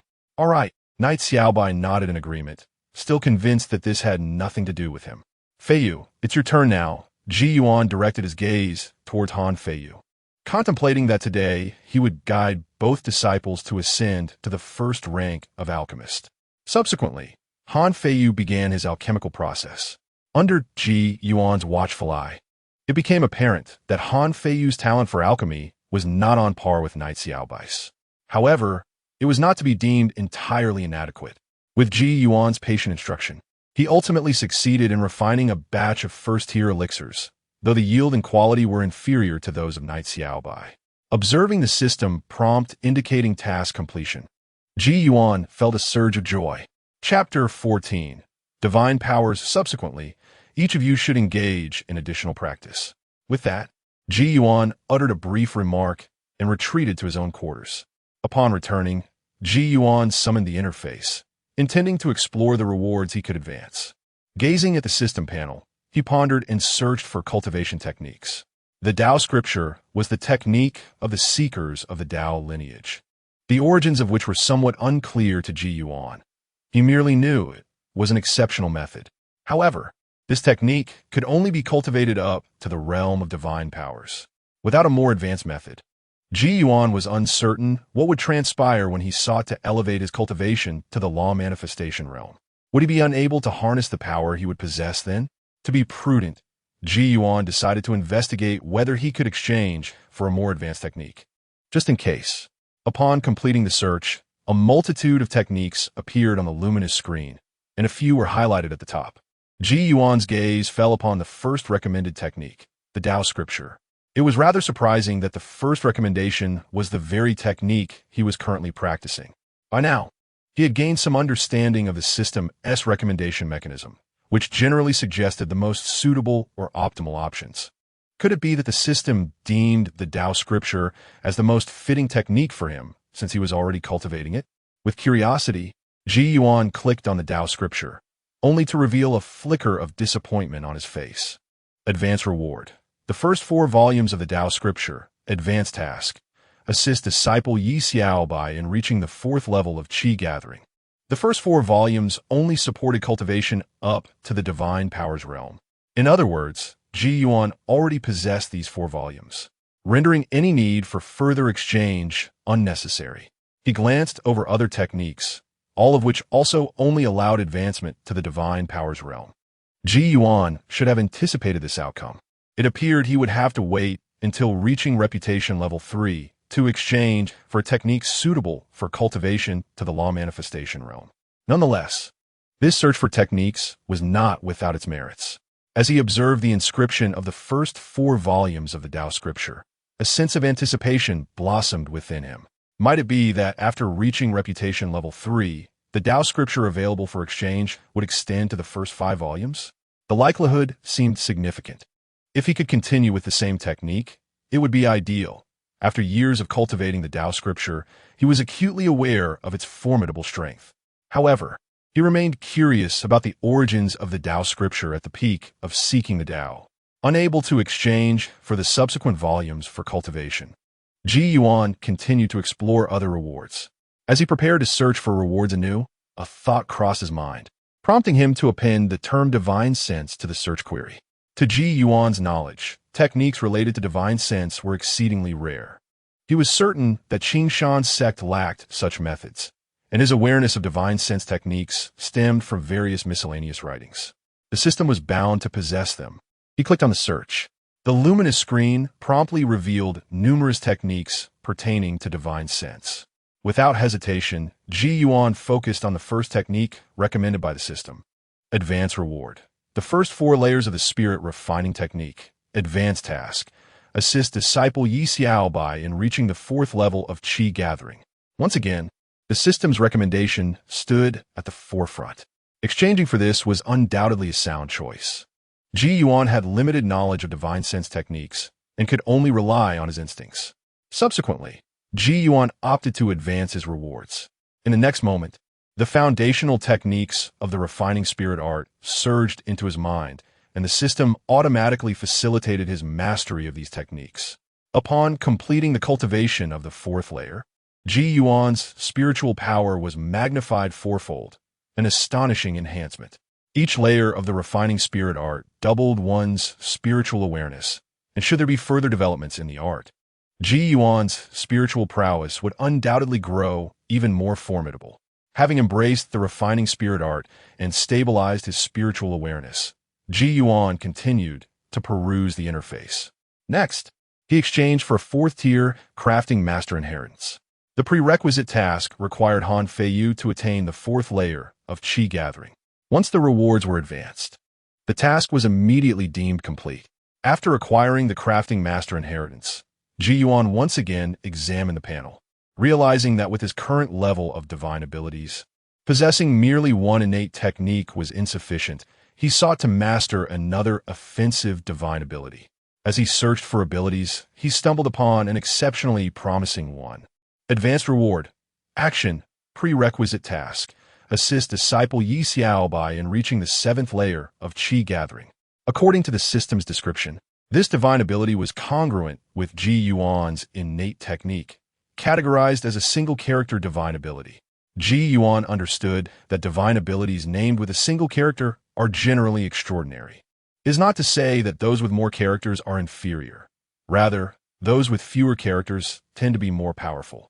This particular action divine ability was indeed formidable, mirroring the effects of a secret technique he had encountered in a fantasy novel, the action secret technique, allowing one to traverse vast distances in the blink of an eye. Although it was not an offensive technique, Ji Yuan still chose to advance it. After securing this action divine ability, Ji Yuan turned his attention to other divine abilities. The system boasted numerous potent techniques, igniting a sense of yearning within him. Ultimately, however, he returned to his initial purpose and selected another offensive divine ability. Once again, it was a single-character technique named Grass, the grass from the 9-leaf sword grass. The grass from the grass sword technique. This divine ability, once invoked, could coalesce into leaves, each leaf akin to a sword, capable of cleaving the sun, moon, and stars. While Ji Yuan was not currently capable of such feats, the future remained uncertain. With both divine abilities advanced, the tasks became momentarily stagnant, yet they were merely cultivation tasks. This implied that in 3 months, these 2 tasks would be completed, at which point his credibility points would be maximized, allowing his credibility level to rise to Tier 3. The elevation of credibility level was of paramount importance. A few days later, Yi Xiaobai approached Han Feiyu. Junior brother, we have been in the sect for months and have yet to explore properly. I wish to venture down the mountain. Would you care to join me? Yi Xiaobai inquired as she stood before Han Feiyu. Without much deliberation, Han Feiyu nodded in agreement. All right. He had long harbored intentions of descending the mountain. Though not out of curiosity about the Qingshan sect, unlike Yi Xiaobai, he simply sought to gather information, realizing that his knowledge of the Qingshan sect was woefully inadequate. The two quickly reached a consensus and prepared to descend the mountain. However, before doing so, they approached Ji Yuan, who was reclining in the courtyard. Master, we wish to explore other areas of the sect. Knight Xiaobai spoke up. Ji Yuan nodded in agreement. That is acceptable, but do take care. If you venture into the other 6 veins, there are numerous places where one should not recklessly intrude. First, it will be prudent to inquire with someone if passage is permitted. Understood, Master, came the reply. Furthermore, try not to attract unnecessary attention or act flamboyantly. Your rapid ascension and cultivation might lead to trouble if you are too ostentatious while out and about. Ji Yuan directed his gaze towards Knight Xiaobai. He held no concerns for Han Feiyu, as the young man was remarkably cautious. Rather, it was Knight Xiaobai who, to put it charitably, possessed a childlike innocence. Less charitably, one could say he was rather immature. Without a word of caution, he was likely to act recklessly.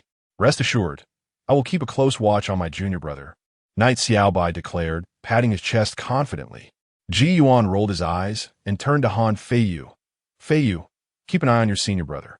Chapter 15, The Outer Gate. Yes, Master. Han Feiyu clasped his fists.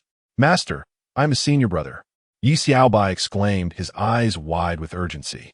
Enough with the chatter. If you continue to prattle, you shall be the junior brother, Ji Yuan interjected, casting a sidelong glance at Yi Xiaobai. Immediately, Yi Xiaobai fell silent, seizing Han Feiyu's arm as they made their way outside. Junior brother, we must hurry. Time is of the essence. Emerging from the main hall of the Peak Master, they retrieved their flying artifacts and descended the mountain. As they glided down from Qiudao Peak, the cautious Han Feiyu turned to Yi Xiaobai and called out, Senior brother, let us land in a secluded spot. I had hoped to fly directly to the outer gate square, Yi Xiaobai lamented. Han Feiyu remained silent for a moment, then insisted, Senior brother, the master has only just finished speaking. Do not flaunt or show off. Senior brother, Han Feiyu's tone grew firmer. I understand. Yi Xiaobai quickly acquiesced. They soon found an unoccupied area to alight and proceeded on foot toward the outer gate.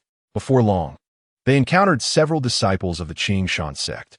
Clad in purple robes, they walked among the crowd, and many disciples respectfully greeted them as senior brothers. In the Qingshan sect, only the direct disciples donned purple robes.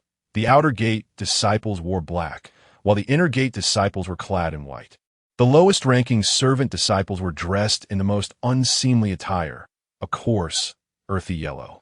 Upon receiving greetings from their peers, Yi Xiaobai, beaming with joy, waved enthusiastically. Greetings, junior brothers and sisters. The group of disciples paused, momentarily bewildered by Yi Xiaobai's exuberance. Observing this, Han Feiyu quickly restrained Yi Xiaobai's hand. Senior brother, maintain a low profile. A low profile? Junior brother, how can we not respond to our fellow disciples when they greet us? We must be courteous. Yi Xiaobai replied earnestly, his expression serious.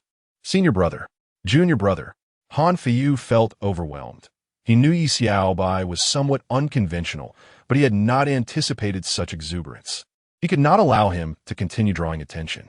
Gripping Yi Xiaobai's arm, he quickened his pace. Hey, junior brother, why are you pulling me? Where are we going? Why are you silent? I am hungry. Shall we first visit the spirit food hall? Han Feiyu remained silent, hastily leading Yi Xiaobai to the scripture pavilion. Behind the main hall of Qiudao Peak, there was a study filled with numerous books. Han Feiyu had previously discovered the sect's map there. Thus, although he had not explored the Qingshan sect, he was familiar with many locations. Junior brother, what are we doing here? Yi Xiaobai asked, puzzled as he gazed at the scripture pavilion. Senior brother, we both come from mortal families and possess limited knowledge of the realm of cultivation. The collection of books in the master's study is insufficient. I believe we ought to come to the scripture pavilion to gain a deeper understanding of the Qingshan sect and the entire cultivation world, Han Feiyu explained. I see now, but I shall not go, Yi Xiaobai replied, shaking his head in realization. Han Feiyu fell into contemplative silence. Seeing this, Yi Xiaobai chuckled and patted Han Feiyu on the shoulder, saying, Do not concern yourself with me. You should go and take a look. Afterwards, you can inform me. As for me, I shall endeavor to make a few more acquaintances. Sometimes, inquiring directly from others is far more expedient than poring over books. Han Feiyu found some merit in this reasoning. Thus, they reached an agreement. Junior brother, I shall take my leave now. Let us meet at the Spirit Food Hall in 2 hours, Yi Xiaobai declared before dashing away. Han Feiyu felt an urge to pursue him, as he harbored a lingering concern that leaving Yi Xiaobai to roam unaccompanied might lead to trouble. However, considering they were within the sect, Yi Xiaobai was unlikely to cause any significant issues. Resolving to let it be, Han Feiyu proceeded directly into the scripture pavilion. The scripture pavilion of the Qingshan sect is situated in the outer gate and consists of 3 levels. The first floor is filled with an array of books related to various aspects of cultural and historical knowledge, intended to help disciples gain insights into the sect's past and the broader cultivation world. The second floor houses first-tier spells and techniques for those in the gathering chi stage. The third floor contains second-tier spells and techniques for those in the spirit sea stage. The books on the first floor can be freely accessed. However, entry to the second and third floors requires certain qualifications. Newly initiated disciples are granted 3 exchange opportunities, allowing them to select preferred techniques and spells from the second floor.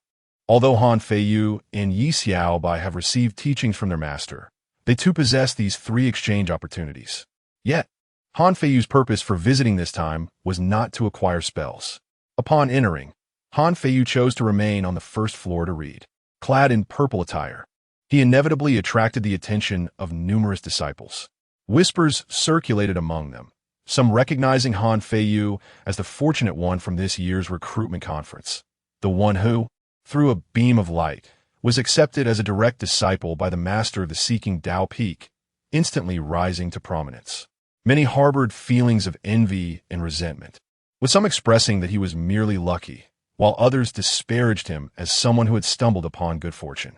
Han Feiyu noticed the curious gazes and murmurs, but remained indifferent, focusing solely on his reading. The books in the scripture pavilion proved to be far more comprehensive than those in the Seeking Dao Peak study. He quickly gleaned much of what he desired to know, such as the concept of Dao grade spells, and discovered that the Qingshan sect lacked any Dao grade spells. This revelation only intensified the air of mystery surrounding Ji Yuan in his mind. Meanwhile, on the other side, after departing from the scripture pavilion, Yi Xiaobai wandered aimlessly until he found himself at a small square. The square was bustling with a crowd, and drawn to the lively atmosphere, he eagerly approached. The disciples noticed Yi Xiaobai's purple garb and promptly made way for him. With a smile and a cupped fist salute, Yi Xiaobai expressed, "Thank you, fellow disciples." As he stepped forward into the throng, he beheld what had captivated their attention, a towering edifice, several dozen meters high, adorned with a plaque that read Spirit Marvel Tower. Yi Xiaobai scratched his head in puzzlement, wondering what the commotion around this tower was all about. Knight Xiaobai turned to the side and curiously inquired of a stout disciple clad in purple, "Senior brother, what are you all gathered here for?" Upon hearing Knight Xiaobai's question, Song Dahai glanced at him and remarked, "Are you a new disciple who joined this year?" Knight Xiaobai nodded affirmatively. With a smile, Song Dahai continued to inquire, "Are you aware of the 7 branches of our Qingshan sect? Qiu Dao, Ziyun, Luo Xia, Song Jian, Ling Miao, Xian Miao, and Zheng Fa," Knight Xiaobai replied. He was not entirely uninformed. He had indeed familiarized himself with the 7 branches of Qingshan sect. Furthermore, he not only knew their names, but also understood certain characteristics of each branch. Qiu Dao is known for its sparse population, while Ziyun is the lineage of the sect leader. Luo Xia exclusively admits female disciples. Song Jian is dedicated to sword cultivation. Ling Miao excels in alchemy. Xian Miao specializes in spirit refining and artifact crafting, and Zheng Fa is responsible for maintaining the sect's order and discipline, addressing various violations. Chapter 16. The Ling Miao Tower. It suffices for the junior disciple to know that the Ling Miao Tower is a treasured artifact, cherished for generations by the Ling Miao Peak. The origins of this treasure remain a mystery. However, it is well known that all disciples within the gathering Qi realm may enter the Ling Miao Tower at any time to undertake an assessment. The assessment encompasses 3 components: proficiency in botany, alchemical skills, and creative talent. Upon completion of these evaluations, the Ling Miao Tower bestows an appraisal upon the participants, graded from A to D. Those whose names grace the 4 rankings within the tower gain both honor and rewards. Song Dahai patiently elucidated this to Yi Xiaobai. After listening, Yi Xiaobai nodded slightly, though his interest was somewhat muted. Curiosity piqued, he inquired, "Senior brother, what kind of rewards are there?" "Rewards of all varieties exist: spells, magical artifacts, elixirs, and techniques," Song Dahai replied. "Elixirs?" Yi Xiaobai asked, intrigued. "Are there any that extend life?" I believe there might be. Let me think. Ah, yes. Several centuries ago, a senior disciple from our sect, who earned a spot on the B ranking, received a third-tier longevity elixir. Upon hearing this, Yi Xiaobai's eyes sparkled with excitement as he gazed intently at the Ling Miao Tower. Observing his enthusiasm, Song Dahai chuckled and asked, "Are you also eager to give a try, junior brother?" "Yes, indeed." Yi Xiaobai nodded fervently. "Then you must exert yourself, for the assessments in the Ling Miao Tower are quite challenging. The first two components, botanical proficiency and alchemical skills, are manageable with diligent effort. However, the third assessment, creative talent, requires disciples to devise an original elixir, which has thwarted countless aspirants," Song Dahai continued. "Ye Xiaobai no det repeatedly, epre sink gratitude." Thank you for sharing this with me. Not at all. I merely wish to strive for a place on the B ranking to obtain that third-tier longevity elixir, he added eagerly. Senior brother, I am Yi Xiaobai, a disciple of the Tao seeking peak. I am Song Dahai, a disciple of Ling Miao Peak, he replied in kind. By the way, senior brother, is there a formidable contender undergoing assessment here? Yi Xiaobai glanced around and queried. Song Dahai nodded. Two of our senior sisters from Ling Miao Peak are preparing to enter seclusion to break through to the Spirit Sea realm. Hence they intend to undertake one final assessment. I see. Senior brother, after this concludes, I shall treat you to a meal, Yi Xiaobai proposed with a smile. Then I thank you in advance, junior brother. Song Dahai accepted graciously. Before long, 2 hours had elapsed. Han Feiyu departed from the scripture pavilion and made his way to the spiritual dining hall. Shortly thereafter, he arrived at the bustling venue. Although spiritual food requires contribution points, it serves not only to satisfy hunger, but also to aid in cultivation, thus attracting numerous disciples daily. Upon his arrival, Yi Xiaobai quickly waved and called out, Junior brother, junior brother. Hearing the voice, Han Feiyu approached. Upon reaching them, Yi Xiaobai gestured to Song Dahai beside him. Junior brother, allow me to introduce my new acquaintance, a disciple of Ling Miao Peak, Song Dahai. Brother Song, I am Han Feiyu. Han Feiyu greeted with clasped fists. Greetings, Brother Han, Song Dahai replied with a smile, glancing at Han Feiyu. Brother Song, my junior has also arrived. Let us proceed inside. Today the meal is on me, exclaimed Yi Xiaobai loudly. Junior Xiaobai, I must warn you in advance. Given my physique, you can surmise that I possess quite an appetite.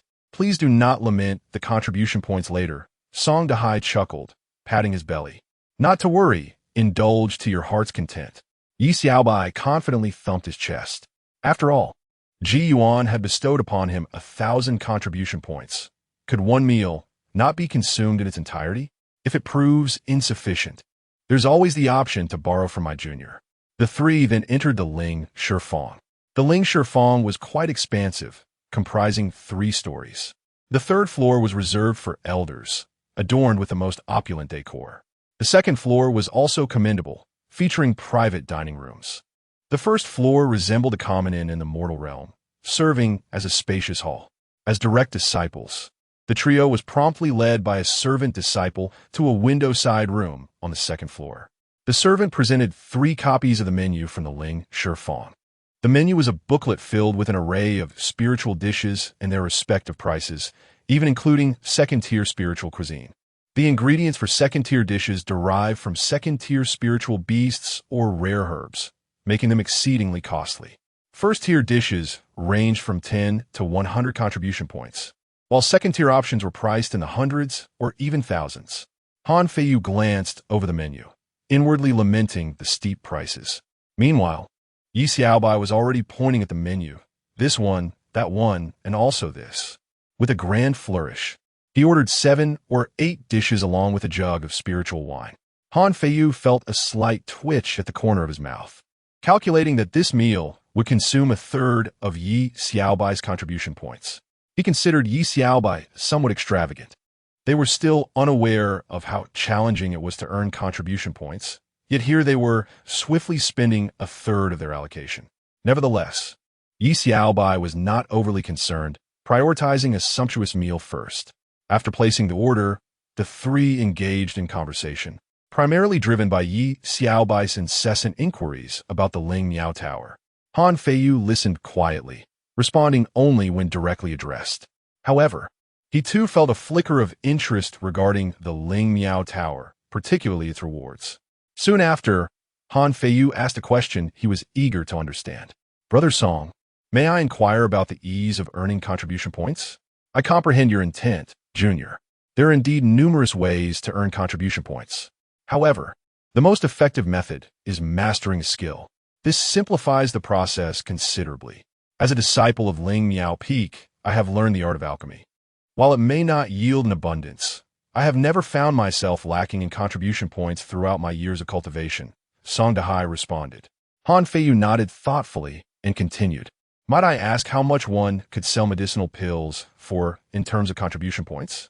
First-tier medicinal pills vary in price, depending on their grade and efficacy.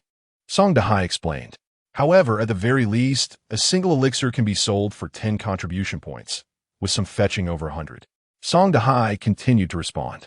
After hearing this, Han Feiyu quietly nodded, concluding that the price of spiritual food is not exorbitant. It is roughly equivalent to that of an elixir. Nonetheless, he had tasted spiritual food before, and its effects were inferior to those of elixirs, though its flavor was delightful. Thus, as long as one is not excessively impoverished, many disciples are inclined to visit the spiritual food house for a meal from time to time. Brother, how many contribution points is the longevity elixir? Yi Xiaobai inquired with curiosity upon overhearing their discussion about elixirs. Xiaobai, why are you so interested in the longevity elixir? Is there a family elder in need? Song Dahai asked, momentarily taken aback. No, it's for myself. Yi Xiaobai shook his head. Song Dahai looked at Yi Xiaobai in perplexity. Others only urgently require the longevity elixir when their time is drawing near. Why is it that you, at the tender age of 15 or 16, are so desperately in need? Brother Song, my junior brother is a bit unconventional. I hope you can understand, Han Feiyu remarked, glancing at Song Dahai. Song Dahai chuckled. No worries, no worries. After a brief conversation, the spiritual food house promptly delivered the meals the three had ordered. As they dined, the three continued their lively discussion. After bidding farewell to Han Feiyu and Yi Xiaobai, Song Dahai returned to the Qidao Peak. Chapter 17. The Pillar of Heaven. Quest for the Dao Peak. Upon the return of Yi Xiaobai and Han Feiyu, Yi Xiaobai promptly approached Ji Yuan. Master, he called out. Ji Yuan set aside the book in front of him and turned to Yi Xiaobai. What is it? I would like to inquire about something. Are you familiar with the Ling Miao Tower? Yi Xiaobai asked. Upon hearing the mention of the Ling Miao Tower, Ji Yuan nodded, indeed. Each of the 7 peaks of Qingshan has its own treasures. Are you considering attempting the assessments of the Ling Miao Tower? Yes, yes, Yi Xiaobai eagerly nodded, continuing. I heard that hundreds of years ago, a senior from sect obtained a 3rd-grade longevity pill from the Ling Miao Tower. Is that true? Yi Xiaobai's eyes sparkled with excitement at the mention of the longevity pill. His skepticism towards Song Dahai was not profound. He merely sought confirmation from Ji Yuan.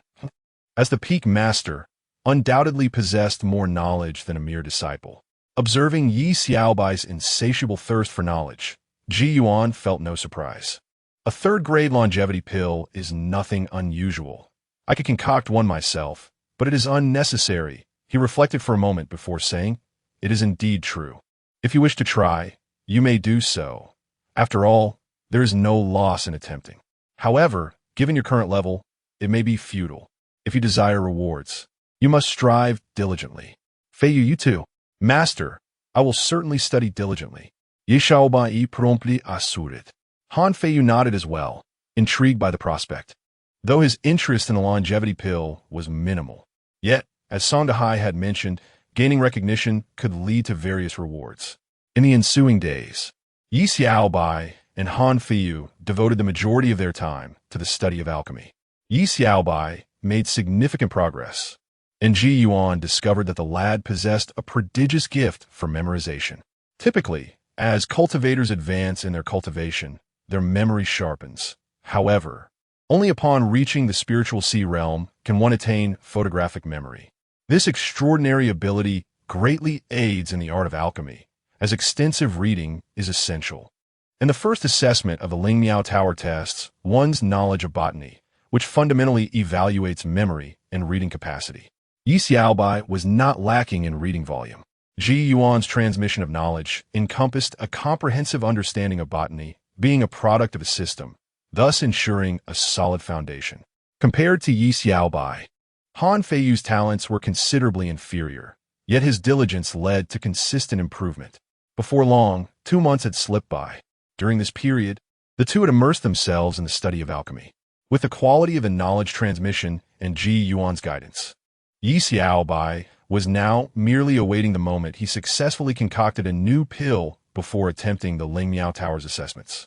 One day, in the alchemy chamber of the rear courtyard, Yi Xiaobai was engaged in yet another attempt at his self-created pill. Han Feiyu observed and learned from the sidelines, while Ji Yuan waited outside, prepared to assist Yi Xiaobai when necessary. Over the past 3 months, Yi Xiaobai had performed numerous alchemical attempts, each time provoking unusual phenomena in the heavens and earth. However, Yi Xiaobai remained obstinate, dismissing the significance of these occurrences as mere slander and unfounded accusations. Boom! In the skies above Mount Xiaodao, a sudden rumble echoed. In an instant, the entire expanse above the mountain was shrouded in dark clouds. Observing this, Ji Yuan felt a slight twitch at the corner of his mouth. The commotion this time was significantly greater than before. Previously, disturbances were localized, but now they encompassed an entire peak. Soon after, heavy rain began to pour from the heavens. Yet, this rain remained murky and imbued with an odd sensation. Ji Yuan activated his forbidden word divine ability, swiftly retrieving a jade bottle and collecting all the rainwater within. After gathering the rain, Ji Yuan sensed its essence. This rainwater was far more potent than prior instances. Practitioners of the Spirit Sea realm would be affected, while female cultivators remained unharmed. Male cultivators exposed to the rain would instantly find themselves in a state of heightened virility. What a peculiar effect. Ji Yuan struggled to contain his amusement. In the alchemy chamber, Yi Xiaobai's self-created elixir was finally a success. As a furnace opened, several pills soared out. It worked. Master, I did it! Yi Xiaobai exclaimed excitedly. Ji Yuan entered the alchemy room. Let me see the effects of your concocted elixir. As he spoke, Ji Yuan casually summoned one of the pills into his hand. The pill was entirely blue, a color rarely seen in such creations. After discerning its properties, Ji Yuan turned to Yi Xiaobai with a bemused expression, asking, "Are you aware of the effects of your elixir?" "I don't know, but I aim to create a pill that could enhance one's power. Even if it's not exactly that, it should be somewhat similar, right?" Yi Xiaobai replied, shaking his head. To say your elixir enhances power is not entirely incorrect. However, it does not pertain to combat prowess. Rather, it amplifies male virility. In simpler terms, it makes men more vigorous and enduring in intimate encounters. Ji Yuan elucidated the pill's effects. No wonder the recent celestial phenomenon has resulted in such an inappropriate rain. It seems you've inadvertently created a little blue pill. Yi Xiaobai was momentarily taken aback. Han Feiyu also looked at Yi Xiaobai in shock. How could this be? It shouldn't be. Yi Xiaobai struggled to believe it. He had not intended to create such an elixir. Although the effects differ somewhat from your expectations, it is still commendable. This elixir can enhance abilities without harming the body and should receive a favorable evaluation at the Lingmiao Tower, Ji Yuan remarked as he returned the pill to Yi Xiaobai. Well, as long as it passes the assessment, Yi Xiaobai responded cheerfully. Moreover, do not underestimate your elixir. If you were to sell it, it would undoubtedly be in high demand. Ji Yuan continued. Cultivators are not omnipotent. He knew that many strengthening pills available today paled in comparison to what Yi Xiaobai had created. Additionally, other such pills often came with the risk of bodily depletion, unlike Yi Xiaobai's, which posed no harm. Thus, this elixir would indeed be incredibly sought after. Will this elixir really be popular? Yi Xiaobai found himself somewhat perplexed. At merely 16 years of age, his understanding of such matters remained limited. You will know in due time, Ji Yuan remarked, choosing not to elaborate further, as he was certain that understanding would eventually dawn upon him. Understood, Master. Yi Xiaobai nodded in acknowledgement. Senior brother, when do you intend to visit the Lingmiao Tower? Han Feiyu inquired of Yi Xiaobai. Right now. Yi Xiaobai responded without hesitation. Then allow me to accompany you on this journey, Ji Yuan offered. Your talent for alchemy is commendable, yet the side effects you experience are rather significant. Upon hearing Yi Xiaobai's declaration, Ji Yuan shook his head and replied, "There is no need, master. I can manage on my own. The phenomena of heaven and earth have no bearing on me." Yi Xiaobai asserted with confidence, "Senior brother, this isn't an isolated incident. It happens every time." Han Feiyu interjected, unable to contain his concern. He nearly voiced it outright. "Senior brother, do not be obstinate." Chapter 18. The assessment begins. Go on. You may proceed, but remember what you have said. However, you must not expect me to accompany you. If trouble arises, you shall face the consequences alone. Ji Yuan readily acquiesced to Yi Xiaobai's words. Stubborn? A little hardship may do him good. Master, I shall take my leave. Yi Xiaobai rose, clasped his fists, and strode confidently towards the exit. He soon departed from the rear courtyard. Han Feiyu, filled with concern, turned to Ji Yuan and inquired, "Master, are you truly going to disregard senior brother?" "Indeed, I shall not intervene. He needs to learn a lesson. I cannot perpetually clean up after him. If we were still at the Qiudao Peak, I might assist him to prevent him from causing havoc there. However, since we are no longer at Qiudao Peak for alchemy, there is no cause for concern," Ji Yuan affirmed with a nod. "Do you think senior brother will be gravely harmed?" Han Feiyu asked, recalling that Yi Xiaobai had once concocted a caustic rain during his alchemical endeavors. If such a rain were to occur among the outer disciples, although their lives would not be at stake, their garments would surely suffer grievous damage, perhaps even more distressing than death itself. "Do not worry, at worst. He may be left half dead," Ji Yuan replied nonchalantly. Cough. Han Feiyu cleared his throat. "Senior brother, may you find your own fortune." He then added, "By the way, why do you not accompany him to test the assessment at the Lingmiao Tower?" Ji Yuan turned his gaze towards Han Feiyu and asked, "Would you not wish to try your hand at the assessment?" The disciple still lacks substantial insight into creating his own elixirs and wishes to practice further. Han Feiyu responded with a hint of resignation.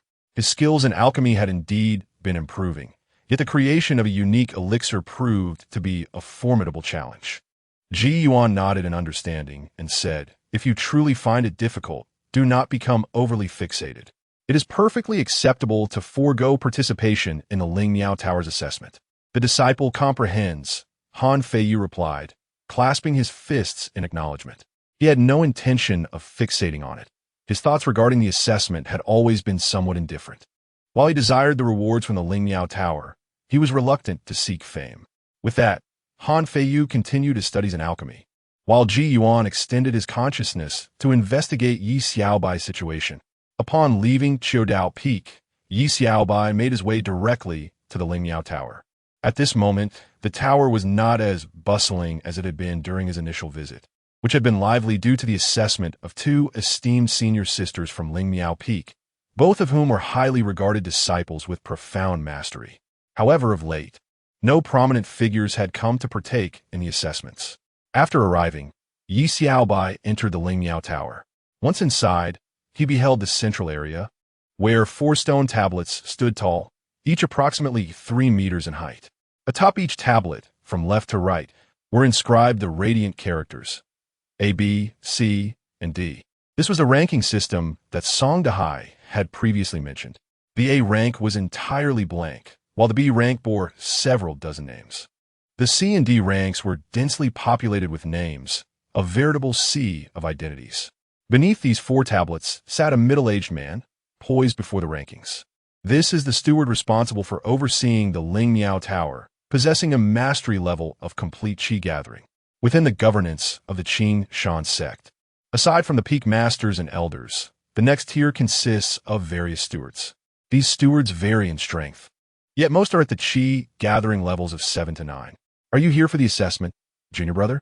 the steward inquired with a friendly smile as Yi Xiaobai entered. "Yes, senior brother," Yi Xiaobai replied with a smile. "Please hand me your identity token," the steward requested, taking Yi Xiaobai's token to register it. The information logged was succinct, merely stating, "Yi Xiaobai, disciple of the Qiudao Peak, on a certain date and time, is to undergo assessment in the 11th alchemy room. Upon completing the registration, The steward returned the identity token to Yi Xiaobai and pointed towards the alchemy room marked with the number 11. Junior brother, you will conduct your assessment in that alchemy room, the steward instructed. Yi Xiaobai expressed his gratitude with a cupped fist gesture and proceeded directly towards the room. Within the Lingmiao Tower, there are a total of 12 alchemy rooms, each adorned with a numbered plaque above its entrance. Upon reaching the door of the 11th alchemy room, it opened automatically. Yi Xiaobai stepped inside, and in the next moment, the door closed behind him. He approached a cauldron and seated himself on a mat before it. Almost immediately, a voice resonated within the room. The first challenge begins. Analyze how many types of spiritual plants are grafted to form the one before you, and identify each type. As the voice faded, a spiritual plant materialized before Yi Xiaobai, standing approximately 2 meters tall. Curiously, he reached out to touch it, but encountered only an illusion. However, upon sniffing, he detected the scent of the spiritual plant, which was quite extraordinary. After his moment of curiosity, Yi Xiaobai began to analyze earnestly. Although he could not physically interact with the plant, he circled around it and inhaled its aroma. After a while, he confidently declared, "This spiritual plant is composed of 81 grafted varieties, including Baichao Su, water sky pattern, Tian Wang leaf, cold one stem, white scorching flower, 9 flame heavens, and earth dragon fruit." Yi Xiaobai recited the names as if listing ingredients. Once he concluded, the voice echoed once more, "Botanical proficiency." The second challenge begins. With the announcement, Yi Xiaobai prepared to commence alchemy. The second and third challenges could indeed be undertaken simultaneously, as one could directly concoct their own unique elixir. Yi Xiaobai intended to tackle both challenges at once. As the flames ignited, he retrieved the materials for his self-created elixir. For the assessment of the second and third challenges, candidates are required to supply their own alchemical ingredients. As Yi Xiaobai began his alchemical process above the outer gate, dark clouds gradually began to gather in the sky. As time elapsed, coinciding with the moment Yi Xiaobai completed his elixir, rain began to pour outside. What is happening? Why is the rain blue? Strange and perplexing. Could there be something unusual at play? Brother, do venture outside and take a look. Regarding this blue rain, a sense of bewilderment enveloped a group of disciples. Several who were passing by the Lingmiao Tower promptly summoned the steward of the tower. Typically, those entrusted with such duties are disciples who have been part of the sect for many years. And some of the younger disciples believed that these senior brothers might possess knowledge of the situation. The steward, puzzled, emerged to witness the deluge of blue rain. As the droplets cascaded upon him, an unsettling sensation washed over him. What on earth is this? He instinctively bent slightly at the waist. At that moment, the male disciples caught in the rain bore expressions of numbness. Many could not help but bend over, while some hastily sought a place to sit down. The female disciples, observing the peculiar behavior of their male counterparts, exchanged puzzled glances. One inquired, "What is the matter with you?" "It's nothing. Nothing at all. I'll just sit for a bit. This rain is rather heavy. We should quickly find shelter," suggested a female disciple. The group of male disciples hurriedly responded, "You all go ahead. We will follow shortly." Chapter 19. Auspicious signs. The female disciples looked on with puzzled expressions, inquiring about the situation, yet the male disciples remained silent. Naturally, who would dare to speak in front of a group of senior and junior sisters about their predicament? They themselves were at a loss, feeling quite embarrassed. Once the female disciples departed, the male disciples hastily sought refuge from the rain. However, even in the absence of rain, an unusual tension lingered. A group of disciples sat in silence beneath the eaves, their expressions heavy. "Brothers, there is something amiss with this rain. What is going on?" One of them pondered aloud. Could any of the younger disciples go and consult the sect elders? Perhaps they could investigate? Upon hearing this, no one stirred. In their current state, even moving was cumbersome, and it was better to wait until the situation improved. I concur. Meanwhile, as the elixirs concocted by Yi Xiaobai emerged, several pills soared from the alchemical furnace. In places imperceptible to the naked eye, delicate patterns on the pills began to shimmer with a faint glow. In this realm, the art of alchemy held a unique acknowledgement from nature itself. This acknowledgement, while seemingly trivial, manifested as a distinctive pattern on any self-created elixirs, thus ensuring that the assessments in the third trial of the Lingniao Tower were immune to cheating. Once the elixirs were completed, a voice resounded once more. Alchemy level A. Self-created elixirs A. Lingniao assessment A. The voice proclaimed 3 A's in quick succession.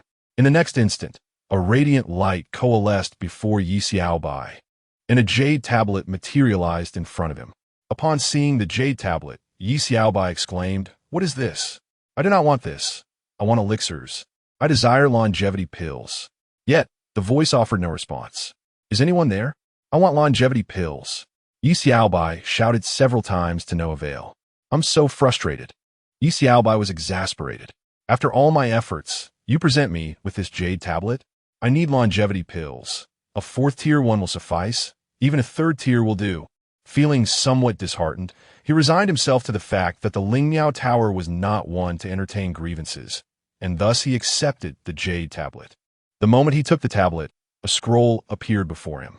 From Songhai, he had learned that receiving an A, B, C, or D evaluation would allow one's name to be inscribed on this scroll, which would then be promptly displayed on the external stele. As Yi Xiaobai prepared to inscribe his name, he suddenly hesitated. According to Songhai, whatever name he wrote on the scroll would appear on the leaderboard in that exact form. The dilemma arose. His handwriting was atrocious. Perhaps he was reluctant to reveal his poor penmanship, or perhaps he was merely frustrated that the Lingniao Tower had not granted him longevity pills. In a moment of inspiration, Yi Xiaobai decided to use his finger as a brush and simply drew a small turtle on the scroll. The scroll was rolled up and transformed into a stream of light, vanishing into the ether. This signified a legacy etched in time. Yi Xiaobai nodded in satisfaction as the door to the alchemy chamber swung open. He stowed away the jade slip and stepped outside. Upon exiting, he noticed that the steward was no longer at his post. A sense of confusion washed over him. Had that senior brother abandoned his duty? Regardless, it was of no concern to him. He intended to return. Just as Yi Xiaobai was about to depart, 2 male disciples hurriedly entered. Upon spotting Yi Xiaobai, they quickly intercepted him.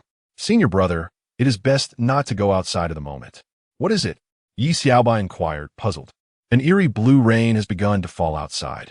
If you get wet, it will cause discomfort in certain areas for men, and we are uncertain if it can be reversed." The 2 junior brothers spoke, their faces etched with bitterness.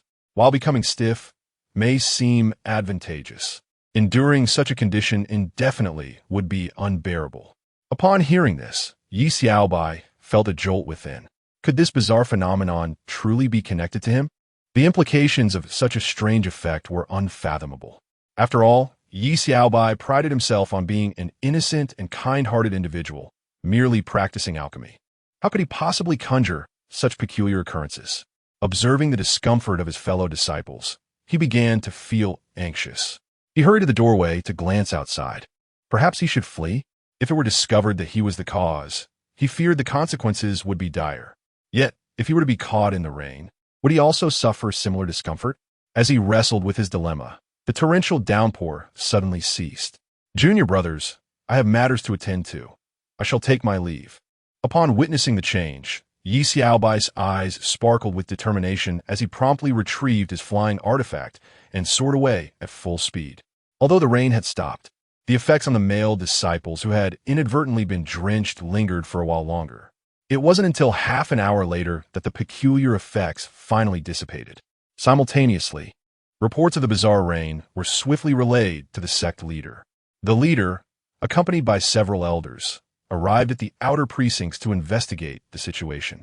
Ultimately, however, they could not uncover any substantial information. They collected samples of the blue rainwater, yet the source and the reason behind its effects eluded them. Just as they were grappling with the enigma, the steward from the Lingniao Tower finally noticed a small turtle emblem that had mysteriously appeared on the long blank ranking board. As he gazed at the board, a hypothesis began to form in his mind. He promptly departed the Lingniao Tower to seek out the sect leader. "Esteemed leader, I have matters to report." The steward approached the leader and bowed respectfully. "What is it? Do you have any leads?" the sect leader inquired. The steward nodded vigorously and quickly replied, "Just moments ago, upon returning to the Lingmiao Tower, I discovered a new emblem on the ranking board. I suspect that someone recently passed the assessment and achieved an A-grade rating, yet they did not leave their name, only this emblem. The sect leader pondered aloud whether the sudden, peculiar downpour at the outer gate was somehow connected to the remarkable achievement of someone making their mark on the esteemed list. Upon hearing this, the leader and several elders were intrigued.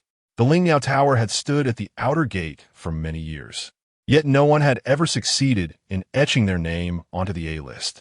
Let us first investigate the Lingmiao Tower, the leader proposed, neither affirming nor denying the steward's thoughts, intent on assessing the situation.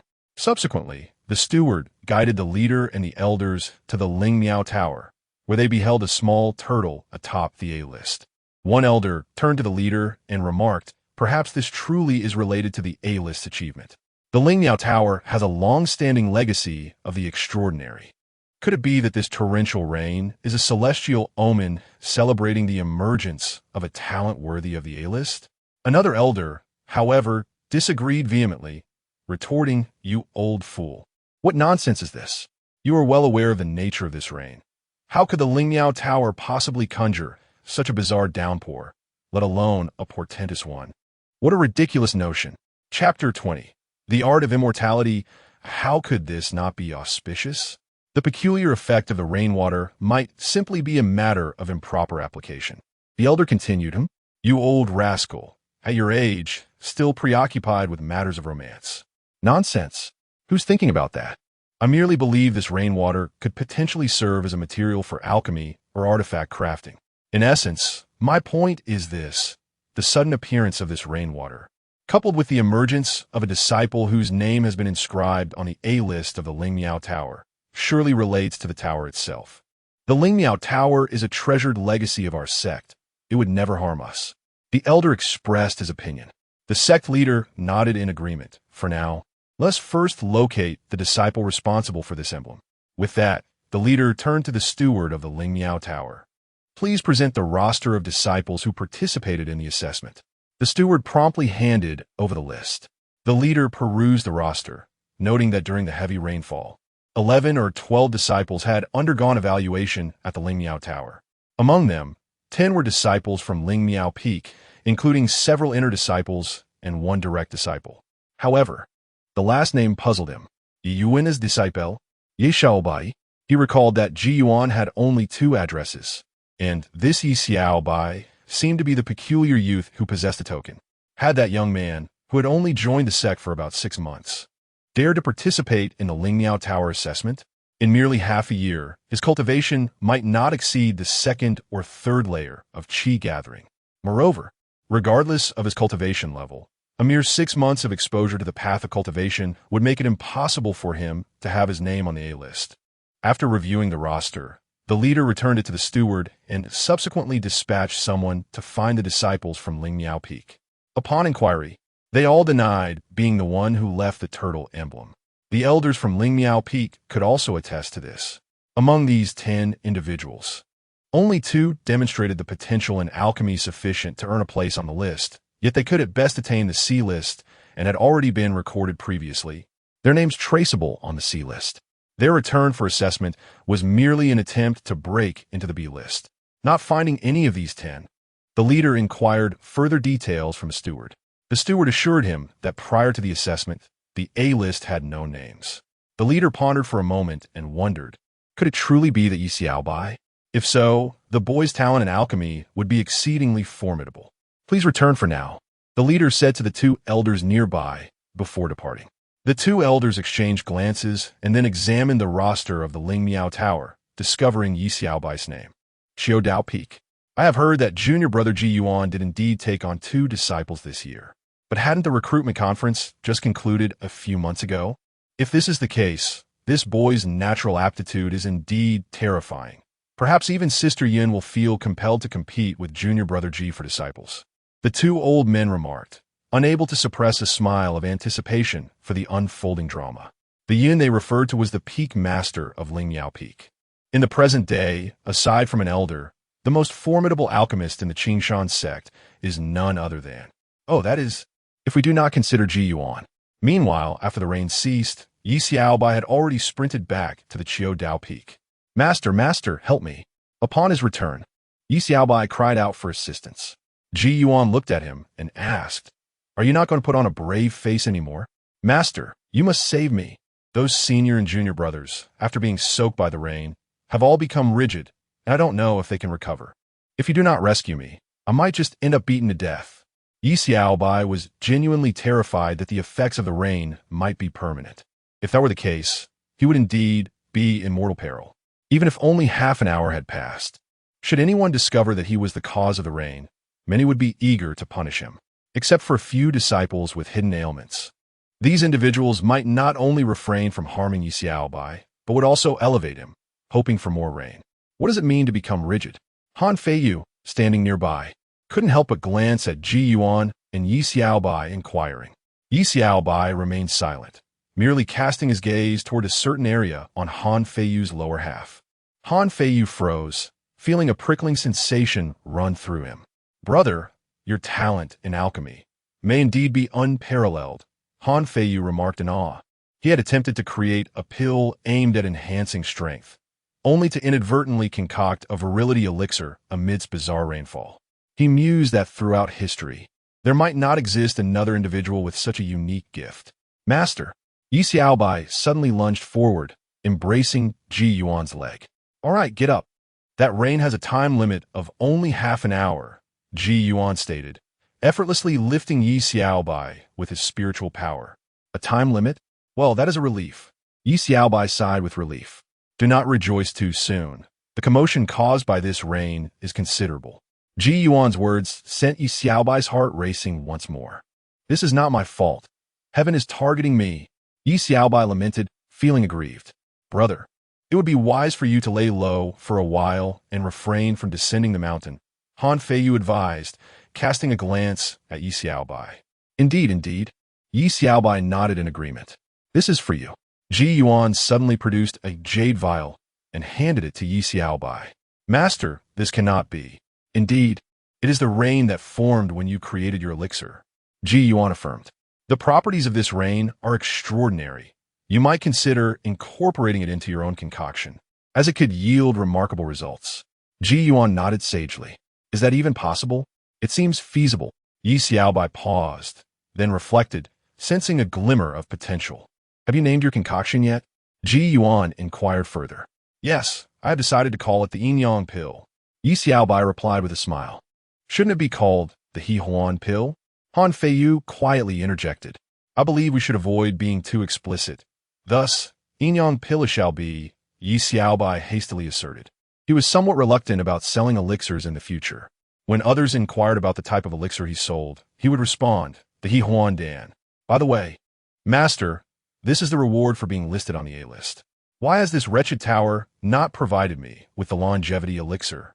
As Yi Xiaobai spoke, he produced a jade slip, still harboring some lingering resentment. Ji Yuan accepted the jade slip offered by Yi Xiaobai. To his knowledge, the rewards given by the Lingmiao Tower were generally quite commendable.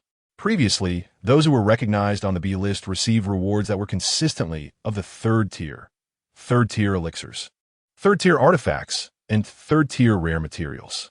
There were also cultivation techniques capable of advancing to the Dao platform realm or third-tier spells.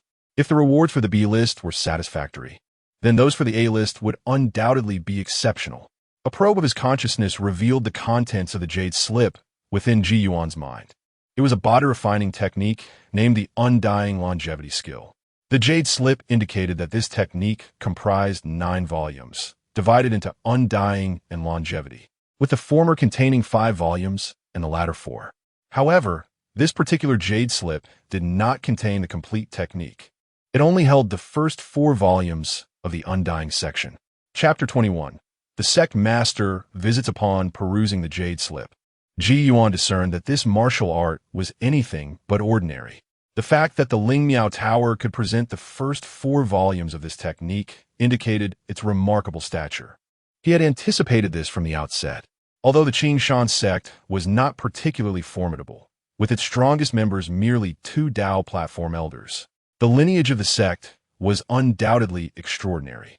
Ji Yuan was not particularly curious about the origins of Qing Shan's sex heritage. He knew that he would uncover the truth in due course. Master, what is contained within this jade slip? The voice of Yi Xiaobai jolted Ji Yuan back to reality.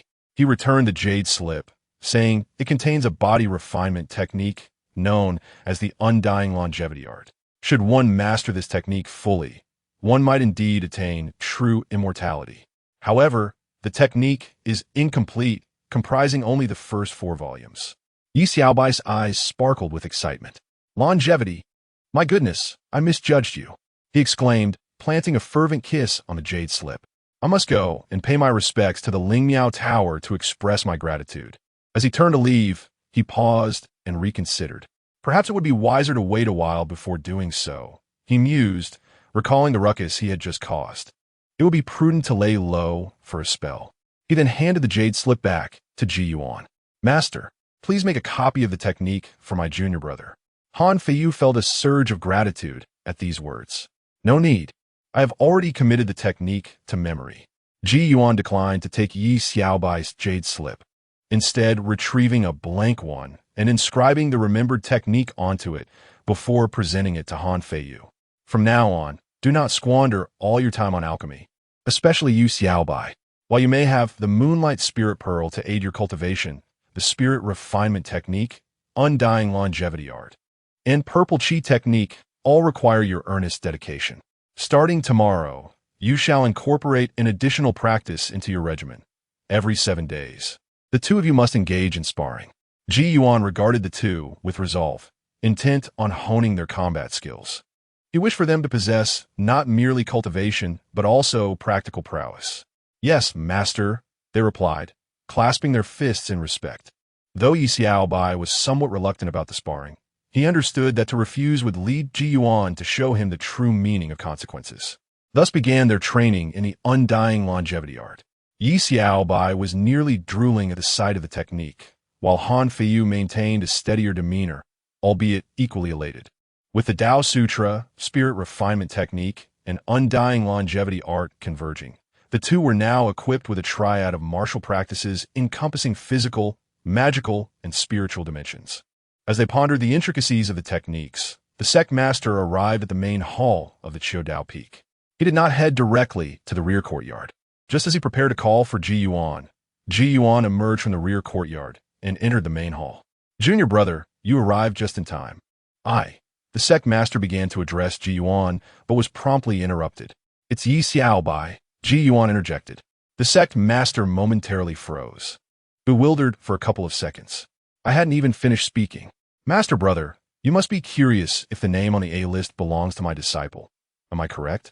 Ji Yuan smiled, gesturing toward the chair. Please sit down and let us converse. The two then took their seats. Ji Yuan poured a cup of tea for the sect leader, who took a sip before inquiring, is it truly your disciple? Indeed, Ji Yuan nodded affirmatively. It is quite astonishing. That young lad has only been in the sect for half a year and has managed to secure a place on the A-list of the Lingmiao Tower. Moreover, he should be self-taught, correct? Could it be that his talent in alchemy is genuinely that exceptional? The sect leader appeared skeptical. Master brother, he is not self-taught. All of it is due to the teachings of my junior brother, Ji Yuan promptly clarified. The sect leader regarded Ji Yuan, pondering for a moment before responding, Junior brother, do I not know you well? You have no proficiency in alchemy. Do not attempt to deceive me. Master brother, you truly underestimate my abilities. I can indeed concoct elixirs. Ji Yuan asserted, producing a second-tier premium Linghai pill and presenting it to the sect leader. The sect leader accepted the pill, scrutinizing it closely. Although he lacked expertise in alchemy, he could discern that this pill had not been produced long ago. The Linghai pill is a crucial resource that assists practitioners in breaking through to the Linghai realm. The sect leader was well aware of the circulation of Linghai pills crafted by Lingmiao Peak. Recently, no such pills have been distributed to Qiudao Peak. Furthermore, this particular pill possessed an abundance of medicinal power. It would be difficult for Lingmiao Peak to produce such a high-quality second-tier Linghai pill. He should certainly be informed about the emergence of such quality elixirs. So you crafted this? The sect leader gazed at Ji Yuan. Yi Yuan nodded. I never anticipated that you are an alchemical prodigy. The sect leader exclaimed in astonishment. I hope Master Brother can keep this confidential regarding my disciple. You should understand that the disciples of Chiodao Peak are solely devoted to the pursuit of the eternal path. My junior brother does not wish to be disturbed during his cultivation. This pill is a gift for you, Ji Yuan continued. I understand. You need not worry, junior brother. The sect leader replied, smiling and nodding. He then glanced at the second-tier premium Ling-Hai pill, growing increasingly fond of it, especially since it was a gift. With such remarkable alchemical talent, it is no wonder you were able to teach a disciple who has made his mark on the A-list in such a short span of time. By the way, why did you not challenge the Lingyao Tower earlier? The sect leader inquired, still puzzled. Ji Yuan explained with a smile. Master Brother, as I have said, the disciples of Chiodao Peak are entirely focused on the pursuit of the eternal path. I truly did not wish to waste time on other matters. Ji Yuan was merely fabricating excuses. At that time, he had yet to receive his external assistance and had no knowledge of alchemy. I see, junior brother. My apologies for the intrusion. If there is nothing else, I shall take my leave, the sect leader stated, rising to depart. He had clarified the identity of the one who made the A-list. Safe travels, Master Brother, Ji Yuan said as he stood to escort the sect leader. The two reached the main hall's entrance. The sect leader then asked, by the way, junior brother, today, when your disciple made the A-list, an inexplicable rain suddenly fell outside. Does your disciple know the reason behind it? I do not know, Ji Yuan replied. A look of confusion flickered across Ji Yuan's face as he shook his head. The sect leader nodded in acknowledgement. Well, it seems this may indeed be a prodigious omen conjured by the Lingyao Tower. Nevertheless, it has not caused any significant disturbance. Junior brother, let us depart. With that, the sect leader retrieved his flying artifact and left the Chiodao Peak. Ji Yuan gazed in the direction of the sect leader's departure. Deep in contemplation, he had just revealed his proficiency in alchemy, boasting of his status as a second-tier top-tier alchemist. He did not truly expect to keep this a secret.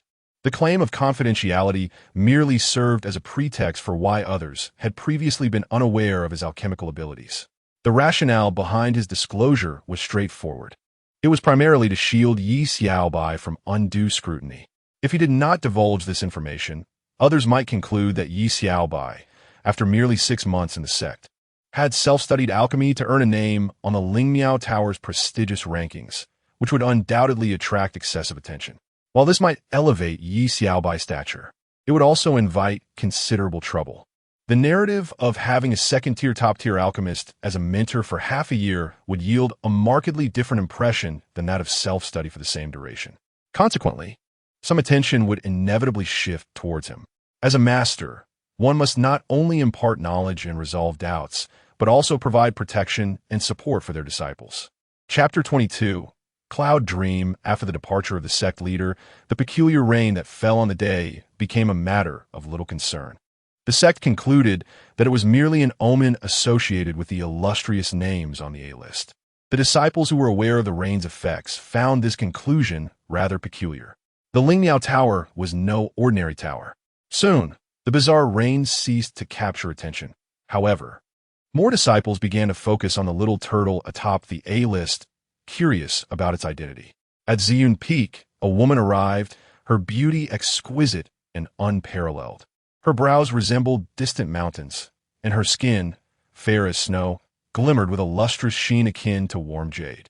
Clad in flowing emerald garments, she appeared as if descended from the heavens. Despite her stunning appearance, many disciples lowered their heads, too timid to gaze upon her. The woman approached the sect leader's grand hall.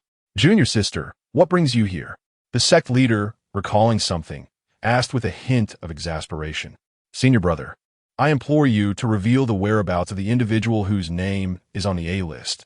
Yunmeng replied with a respectful bow. Junior sister, I am afraid I do not know, the sect leader said, his gaze wandering, unable to meet Yunmeng's eyes. Senior brother, I have already visited the Lingyao Tower, where the steward informed me that you had issued an order forbidding the disclosure of the names and backgrounds of today's exam participants, Yunmeng stated calmly. The sect leader widened his eyes in surprise. All right. You did not disclose anything, but you claim that the sect leader ordered you not to reveal it? Which faction does this pertain to? Oh, it seems to be Xian Peak. Then it is of no consequence. Junior sister, please do not put me in a difficult position. You make matters quite challenging for me, he sighed, expressing his helplessness. Yunmeng regarded the sect leader thoughtfully. Could it be a direct disciple of one of the 7 factions? I did not say anything, the sect leader replied, avoiding her gaze. Which fellow disciple's apprentice is it? Yunmeng inquired. The sect leader remained silent. Senior brother, if you continue like this, I shall seek out the ancestor, Yunmeng declared, leaving the sect leader both amused and exasperated. Junior sister, must you involve the ancestor for such a trivial matter? Senior brother, this is far from trivial. A name on the A-list signifies a talent that our Qingshan sect has never encountered since its founding. Junior sister, I have made a promise and cannot disclose it. Senior brother, I will go to find the ancestor. Could you refrain from invoking the ancestor at every turn? Then please tell me, senior brother. I assure you I will not act recklessly. After all, this individual is a direct disciple. I merely wish to know who they are in order to nurture their potential. Who knows, they might become a 3rd or even 4th-tier alchemist for our Qingshan sect. After contemplating Yunmeng's words for a moment, the sect leader finally spoke. Junior sister, I can only provide you with a hint. This disciple is neither from Ziyun, Luoxia, Cangjian, Lingmiao, Xuanmiao, nor Zhengfa. He listed the 6 names in rapid succession. Ji Yuan. My apologies, the sect leader muttered, but how could I defy the will of the 2 ancestors who are parents? Moreover, the allure of a 3rd-grade alchemist and a 4th-grade alchemist is indeed quite enticing. Upon hearing the words of the sect master, Yunmeng immediately comprehended the situation and respectfully replied, Thank you, senior brother. I shall take my leave now. Observing Yunmeng's departure, the sect master exhaled a sigh of relief, yet soon found himself engulfed in contemplation. A feeling of having forgotten something lingered in his mind. The sect master's brow furrowed as he struggled to recall what exactly had slipped his memory. At the Qidao Peak, shortly after receiving the sect master, Jiyuan sensed another visitor approaching. Upon investigation, he discovered that it was Yunmeng. A slight twitch at the corner of his mouth revealed his annoyance as he remarked, Senior brother, although I never truly expected you to keep this a secret, I did bestow upon you a 2nd-grade premium spirit C pill. Have you really failed to maintain confidentiality for even a single day? Grumbling to himself, Jiyuan rose and made his way to the main hall of the peak. Before long, Yunmeng entered the grand hall. Senior sister, it has been quite a while. What brings you to Qidao Peak today? Jiyuan greeted her with a warm smile. Yunmeng, equally beaming, replied, Junior brother, do you really not know why I am here? Noticing Yunmeng's directness, Jiyuan invited her to sit down and said, If you have something to say, please do so directly. However, it should be noted that this junior brother cannot assist you. Junior brother, since you lack proficiency in alchemy, why not entrust your disciple to me? With proper guidance, we might very well produce a 3rd-grade alchemist, or even a 4th-grade one in the future, Yunmeng suggested, painting an enticing vision.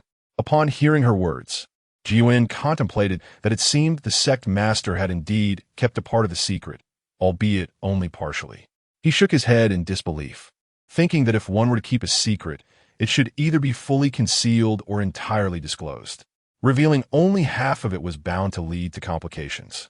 Senior sister, look here, Jiyuan said, retrieving another 2nd-grade premium spirit C pill. Yunmeng was taken aback upon seeing the pill. As a 2nd-grade alchemist, she could discern far more from a single pill than the sect master could. This is the pill I concocted, and I offer it to you, Jiyuan continued. Observing Yunmeng's astonishment, her surprise deepened as she realized the implications. As a fellow alchemist, you should understand that I can train the disciple well, Jiyuan added. After the initial shock faded, an expression of understanding crossed Yunmeng's face. Indeed, that makes sense. Your disciple has only been in the sect for half a year.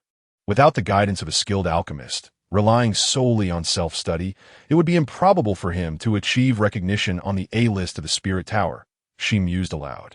So, senior sister, shall I send him in? Jiyuan began to usher her out. Yunmeng inquired, May I meet this disciple? After a moment of contemplation, Jiyuan nodded in agreement. Xiaobai, Jiyuan called out towards the back courtyard. Coming master, what do you need me for? Not long after, Yi Xiaobai dashed over. This is the peak master of Ling Miao Peak. Senior sister Yun wishes to meet you, Jiyuan introduced her. Yi Xiaobai turned to Yunmeng and greeted her with a smile. I am Yi Xiaobai, disciple of the sect, and I bow to you, master. Here, take this token.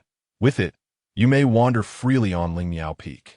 Yunmeng handed a token to Yi Xiaobai, who, albeit confused by the situation, smiled and expressed gratitude, saying, Thank you, Master Uncle. Yunmeng regarded Yi Xiaobai with a touch of helplessness, pondering how promising a talent she was, regrettably not her disciple. By the way, I am curious about one thing. Why did you pass the assessment without leaving your name, instead opting for the image of a turtle? Yunmeng inquired of Yi Xiaobai. Why? Because my handwriting is unsightly, and furthermore, the Ling Miao Tower did not provide me with a longevity pill. Yi Xiaobai did not respond. Instead, upon hearing Yunmeng mention the assessment, she feared her peculiar rain incident had been discovered, causing her to tense up. Ji Yuan, noticing her distress, offered a familiar excuse to clarify on Yi Xiaobai's behalf. Sister, you are aware of the conduct of the disciples from the quest for Dao Peak, only seeking the path to immortality? Understanding, she replied, I will keep this matter confidential for you. No need, no need. Upon reflection, there is no need for deliberate concealment. If someone inquires, it would suffice to say so. Ji Yuan hastily replied, Let us not half-conceal matters and attract more senior brothers and sisters. I would have to explain everything again, possibly losing several more pills in the process. If that is the case, it would be better for the news to spread. Chapter 23. The Grand Ceremony of Divine Medicines. Yunmeng, somewhat perplexed, nodded in agreement. Very well. By the way, junior brother, I hope you don't mind my curiosity. What reward did junior nephew Xiaobai receive for being listed on the top of the rankings? If it were possible to replicate a portion of the alchemical inheritance, could you sell a copy to Ling Miao Peak? The reward can indeed be replicated, but it is not an alchemical legacy. Rather, it is a body refining technique. This technique is not trivial. Although it is merely a fragment, with diligent practice, it could rival a select few powerful fourth-tier demon beasts. If sister is interested, perhaps you could discuss with a master to purchase a copy from my disciple, to be stored within each lineage. Ji Yuan did not conceal the existence of the immortal longevity technique. It is merely a body refining technique, though commendable. It is only a partial scroll and not exceedingly valuable. Moreover, the technique was acquired from the Ling Miao Tower. Instead of hoarding it, it would be more advantageous to allow Yi Xiaobai to sell it to the sect, enabling oneself to cultivate while also earning a substantial amount of contribution points to exchange for further cultivation resources. Did not the master come by previously to discuss this matter? Yunmeng inquired, puzzled. Ji Yuan shook his head. No. All right, after I leave later, I shall seek out the master. Yunmeng nodded and then continued. Junior brother, there's one more thing. In 3 months, the grand ceremony of divine medicines at the Divine Medicine Valley will take place, and I hope to bring Yi Xiaobai along. Ji Yuan turned to Yi Xiaobai. The decision rests with you. What is the grand ceremony of divine medicines? Yi Xiaobai scratched his head, asking. The Divine Medicine Valley is one of the 3 major sects of the ancient domain, boasting cultivators of the divine ability realm. The valley specializes in alchemy, with a 4th-tier alchemist and several 3rd-tier alchemists within its ranks. It can be said that the Divine Medicine Valley is unparalleled in the art of alchemy in the ancient domain. Consequently, it is quite popular among cultivators, with countless individuals seeking their elixirs. Centuries ago, perhaps in an effort to reduce the daily influx of visitors, or perhaps to facilitate the sale of elixirs and connect with cultivators, the Divine Medicine Valley established the Grand Ceremony of Divine Medicines. This grand event occurs once every 5 years, and on the day of the ceremony, various factions from the ancient domain send representatives to the Divine Medicine Valley for exchange and trade. In addition to alchemical discussions and transactions, the alchemists of the Divine Medicine Valley also conduct lectures. To make the event even more engaging, there is a competition for first-tier alchemists under the age of 30. Although there are no prizes for the competitors, representatives from various factions may place bets on their favored participants.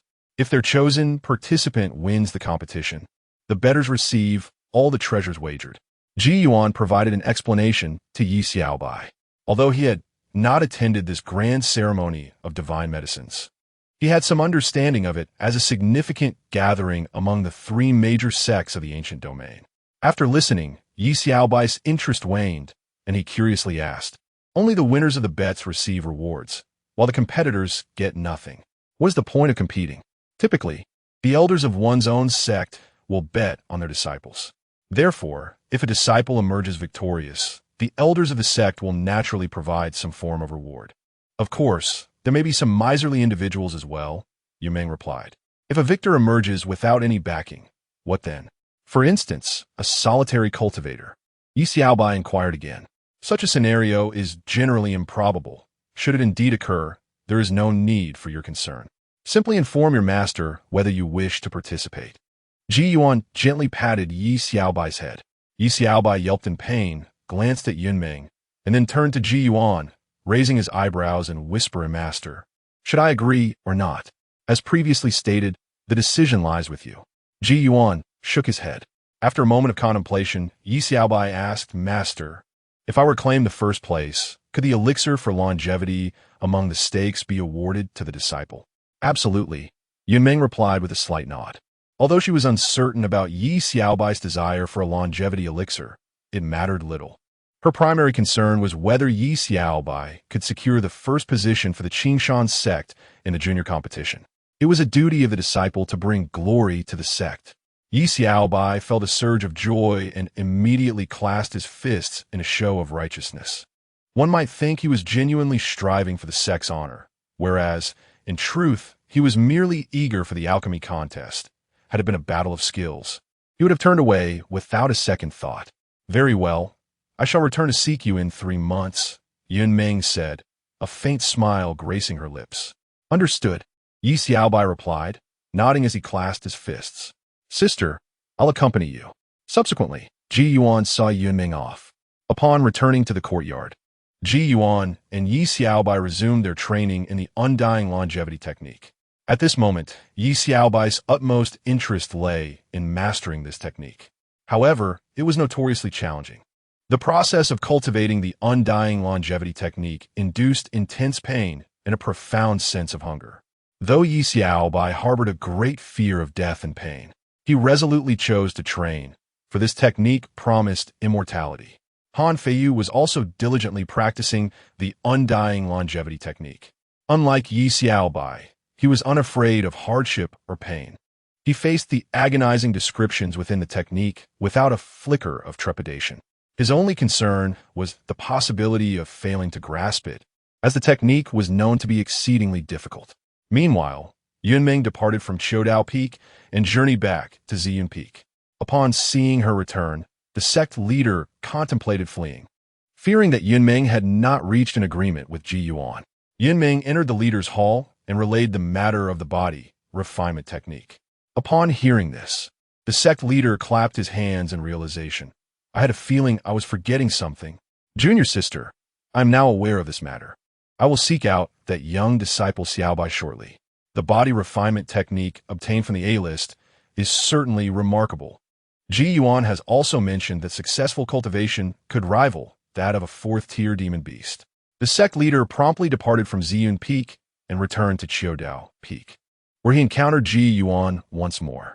"Brother, your tongue seems a bit too loose," Ji Yuan remarked calmly. The sect leader chuckled awkwardly at this, saying, "Junior brother, please forgive your elder brother. You are aware that our junior sister Yunmeng is the sole daughter of the 2 esteemed ancestors. Her frequent calls for her parents truly test my patience, dear brother. Nevertheless, I understand it is not your fault. However, you have come seeking a technique, have you not? Acquiring the method is certainly feasible, but it requires an additional fee," Ji Yuan jested. "Rest assured, dear brother, I would never allow our esteemed junior disciple Xiaobai to incur any loss," the sect leader replied with a smile. The two swiftly reached an agreement on the price of the immortal longevity technique. While it was not exorbitantly high, it was nonetheless substantial, marking a significant windfall for Yi Xiaobai. With the contribution value duly credited, the sect leader departed from Qiudao Peak, carrying a jade slip inscribed with the immortal longevity technique. That day, Chiudao Peak was indeed more bustling than usual. Chapter 24. The Realm of Dharma Manifestation in the Ensuing Days. The identity of the individual who had inscribed their name upon the list of the top achievers became an enigma. Disciples of the sect, from esteemed direct disciples to the most humble servants, remained oblivious to the true identity of the mysterious little turtle. However, the elders of the sect swiftly uncovered the truth. Upon learning that the disciple belonged to the Quest Peak and that Ji Yuan was a second-tier alchemist, many were quite astonished. Yet, their reactions were tempered. The ethos of Quest Peak was well known. Their singular focus on cultivation allowed for an understanding of Ji Yuan's prior concealment of his alchemical skills. Consequently, the elders refrained from disturbing Ji Yuan, sparing him the burden of engaging in alchemical endeavors, recognizing that he was, after all, the master of a peak. Days later, the Moonlight Spirit Pearl once again coalesced a drop of Moonlight Spirit Liquid. With this, Yi Xiaobai and Han Feiyu successfully broke through to the 7th layer of Qi gathering. Meanwhile, Ji Yuan received consecutive notifications from the system regarding the completion of tasks. Simultaneously, his reputation points reached their zenith, elevating his reputation level to 3. Ji Yuan glanced at his panel. Host, Ji Yuan, reputation, LV, 3,012. Advanced quantity, 3, advanced type. Search, an additional advanced quantity had been added. Based on Ji Yuan's conjecture, this increase signified the necessity of accepting another disciple. He had already resolved what rewards to advance, promptly proceeding to claim 3 rewards, thus confirming his suspicions. Advanced reward. The first 5 volumes of the Tao Sutra, advanced task. Assist disciple Yi Xiaobai in reaching the spiritual sea realm. Advanced reward. Dharma manifestation realm cultivation. Advanced task. Assist disciple Han Feiyu in reaching the spiritual sea realm. Advanced reward. The first 5 volumes of the immortal longevity technique. Advanced task. Accept the next disciple with a talent rating of 3 stars or higher. Ji Yuan confirmed the advancement of his rewards. In the next moment, the first 5 volumes of the Tao Sutra surged into his consciousness. He had anticipated merely acquiring the 5th volume. However, he discovered an unexpected revelation. The Tao Sutra inherited from Quest Peak was, in fact, incomplete. The techniques themselves were intact. Yet a crucial secret method, the Eye of Heaven, was absent. This secret method possessed the ability to perceive one's fortunes and dispel illusions. Ji Yuan was not surprised to find that the world indeed acknowledged the existence of fortunes. Overall, the secret method was exceptionally valuable. Particularly, its capacity to perceive fortunes could extend beyond individuals to objects. Possessing such a method would facilitate the pursuit of opportunities in hidden realms. As the technique integrated into his being, Ji Yuan instinctively mastered the Eye of Heaven. Soon after, the cultivation of the Dharma manifestation realm fused with Ji Yuan. His cultivation began to surge dramatically, propelling him from the divine ability realm to the Dharma manifestation realm in the blink of an eye. The Dharma manifestation realm conferred a lifespan of 2,000 years. True to its name, cultivators within this realm could materialize a manifestation of the Dharma. Although this manifestation did not perfectly mirror the cultivator's appearance, it bore a striking resemblance. The distinction lay in the manifestation's enhanced majesty. Moreover, the manifestation was more intimately connected to the heavens and earth than the physical form of the cultivator. Thus, the manifestation of the Dharma form wields a formidable power far surpassing that of the physical body.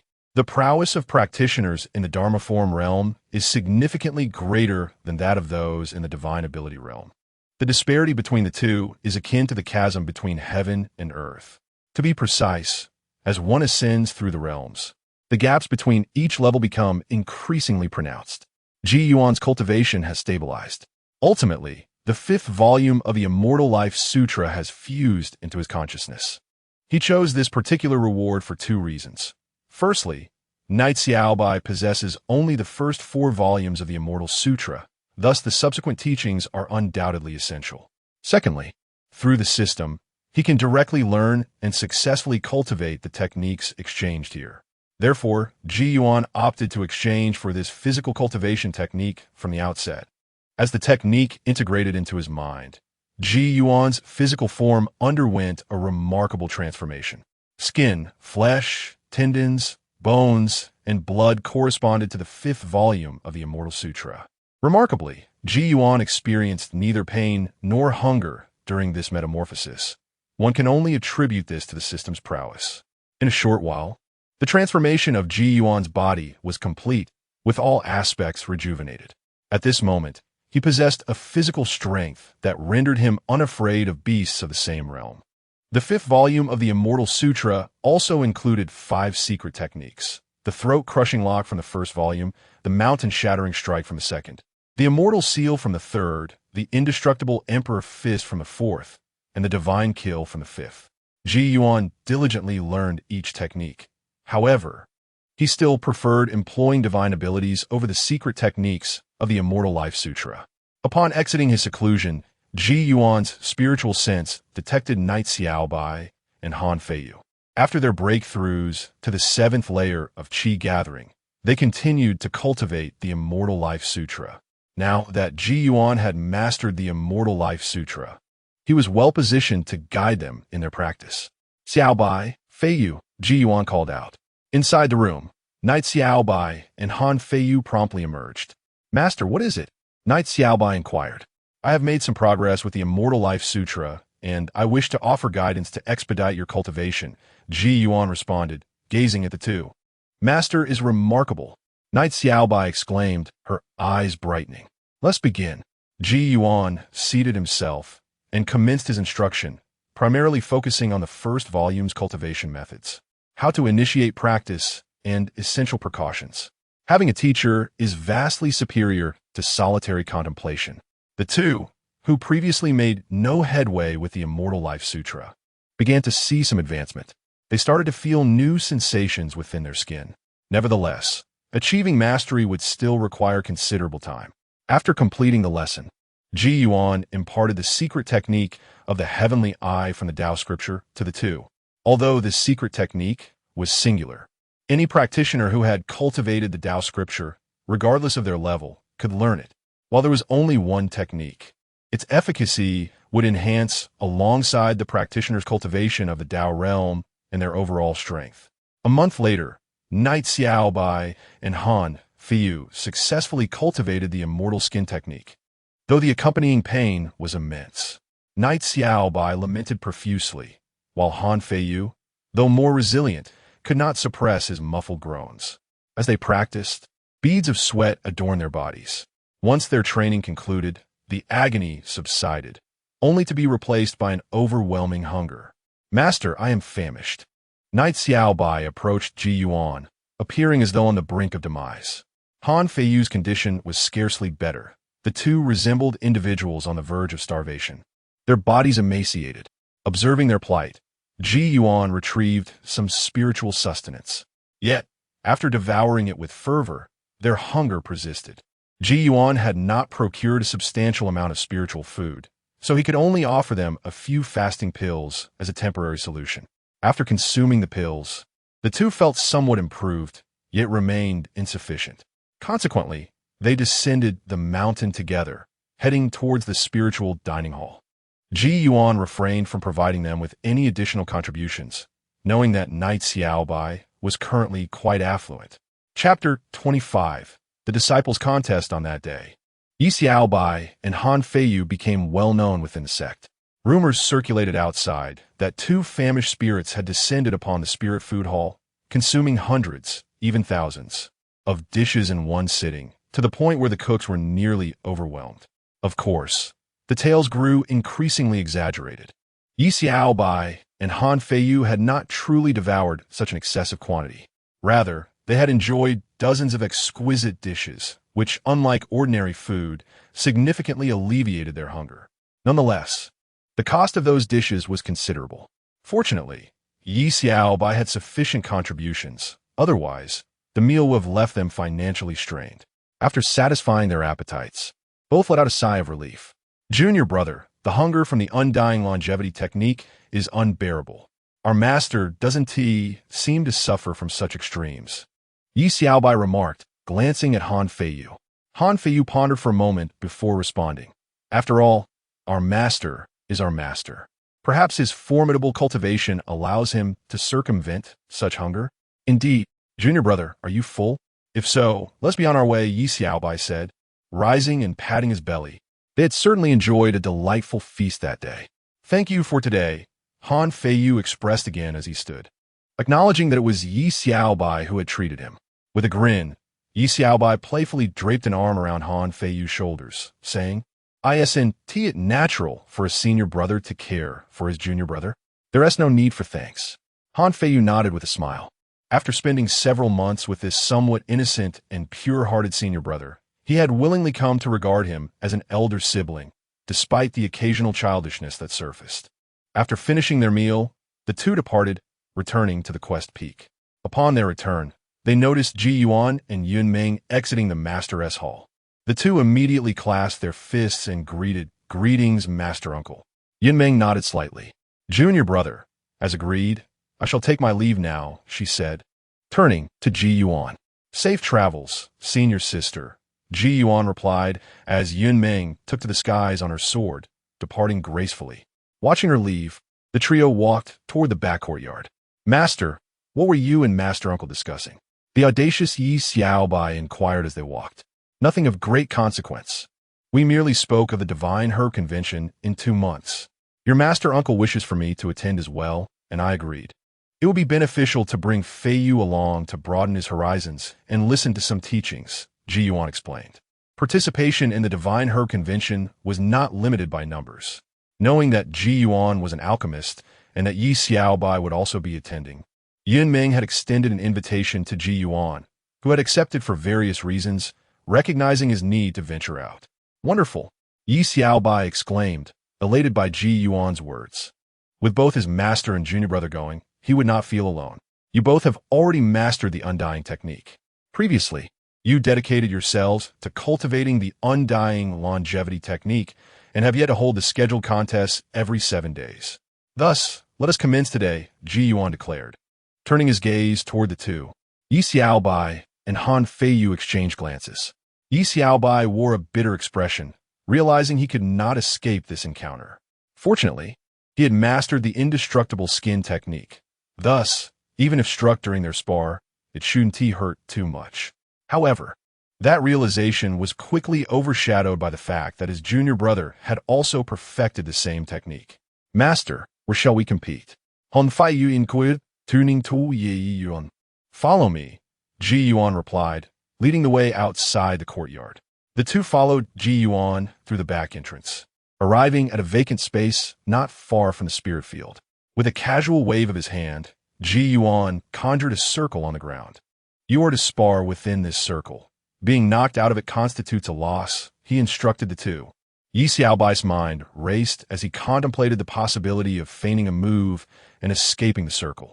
It seemed Ji Yuan could read his thoughts as he continued, "Fight earnestly.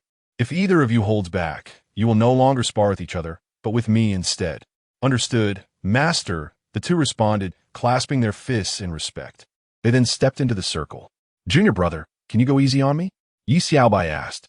"No way, senior brother.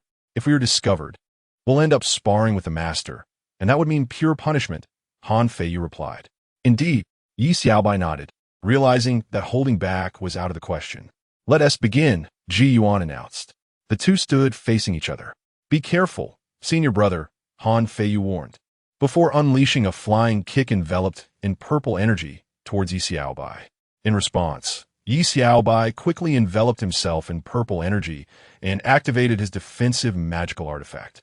Their duel ensued for a while, and Ji Yuan observed their sparring, noting its naivety. While Han Feiyu showed some promise, Yi Xiaobai primarily focused on evasion and defense, hardly retaliating. "What are you afraid of?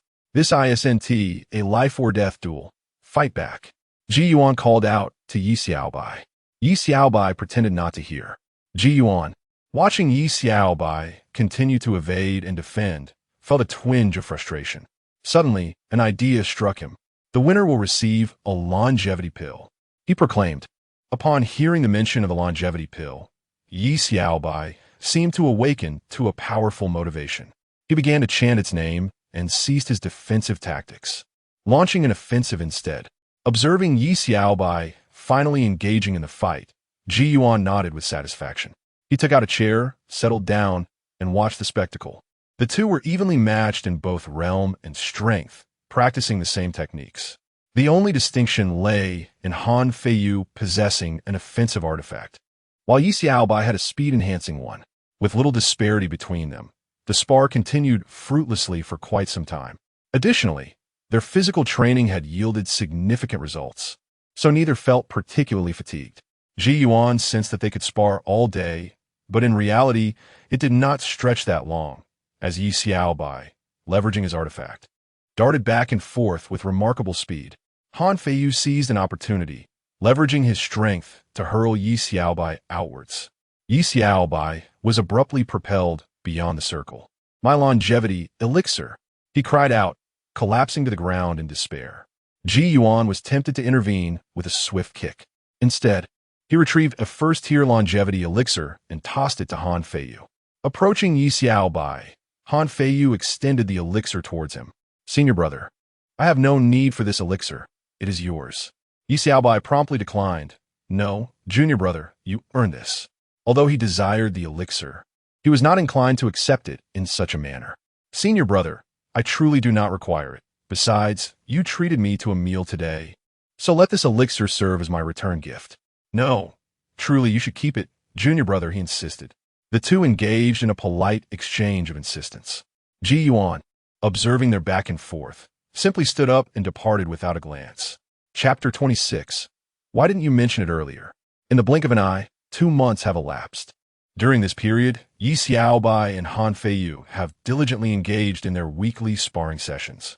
Their exchanges have evolved from their initial clumsiness to a more fluid and refined state.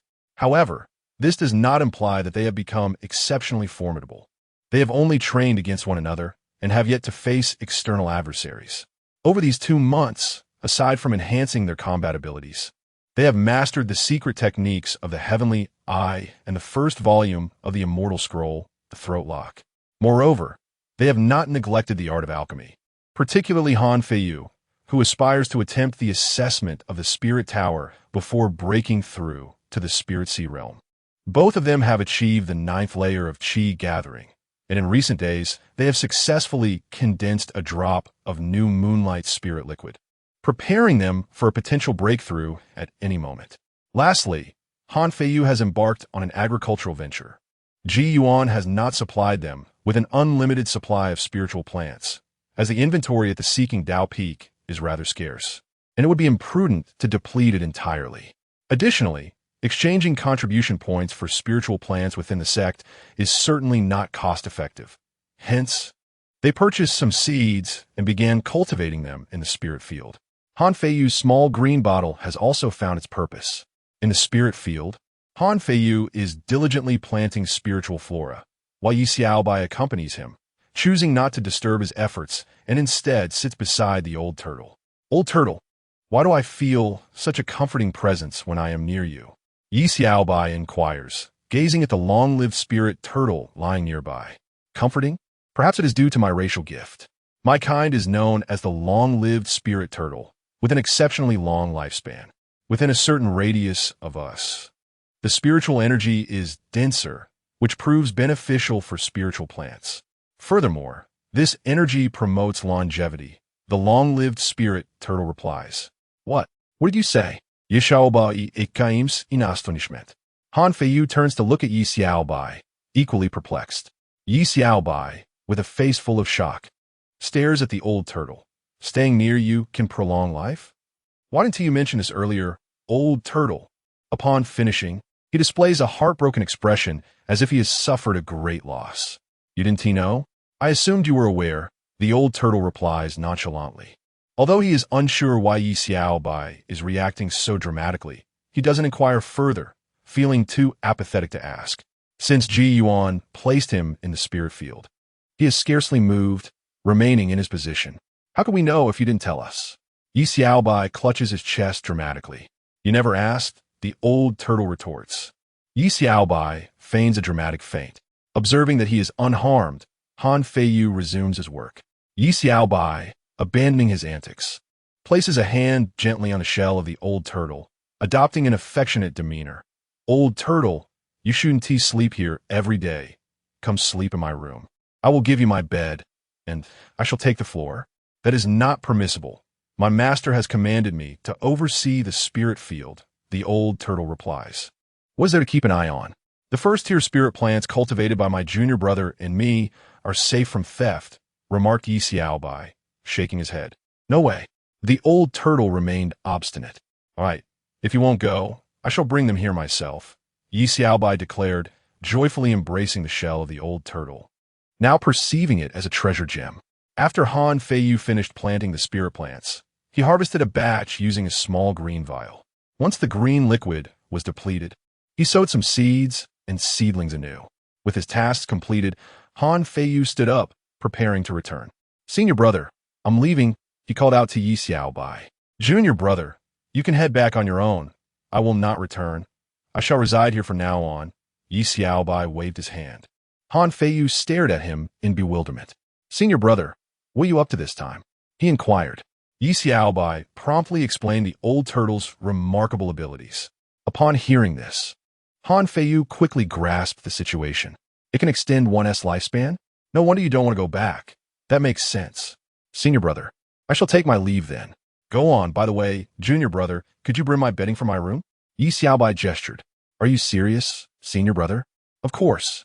Yi Xiaobai was entirely earnest. Very well.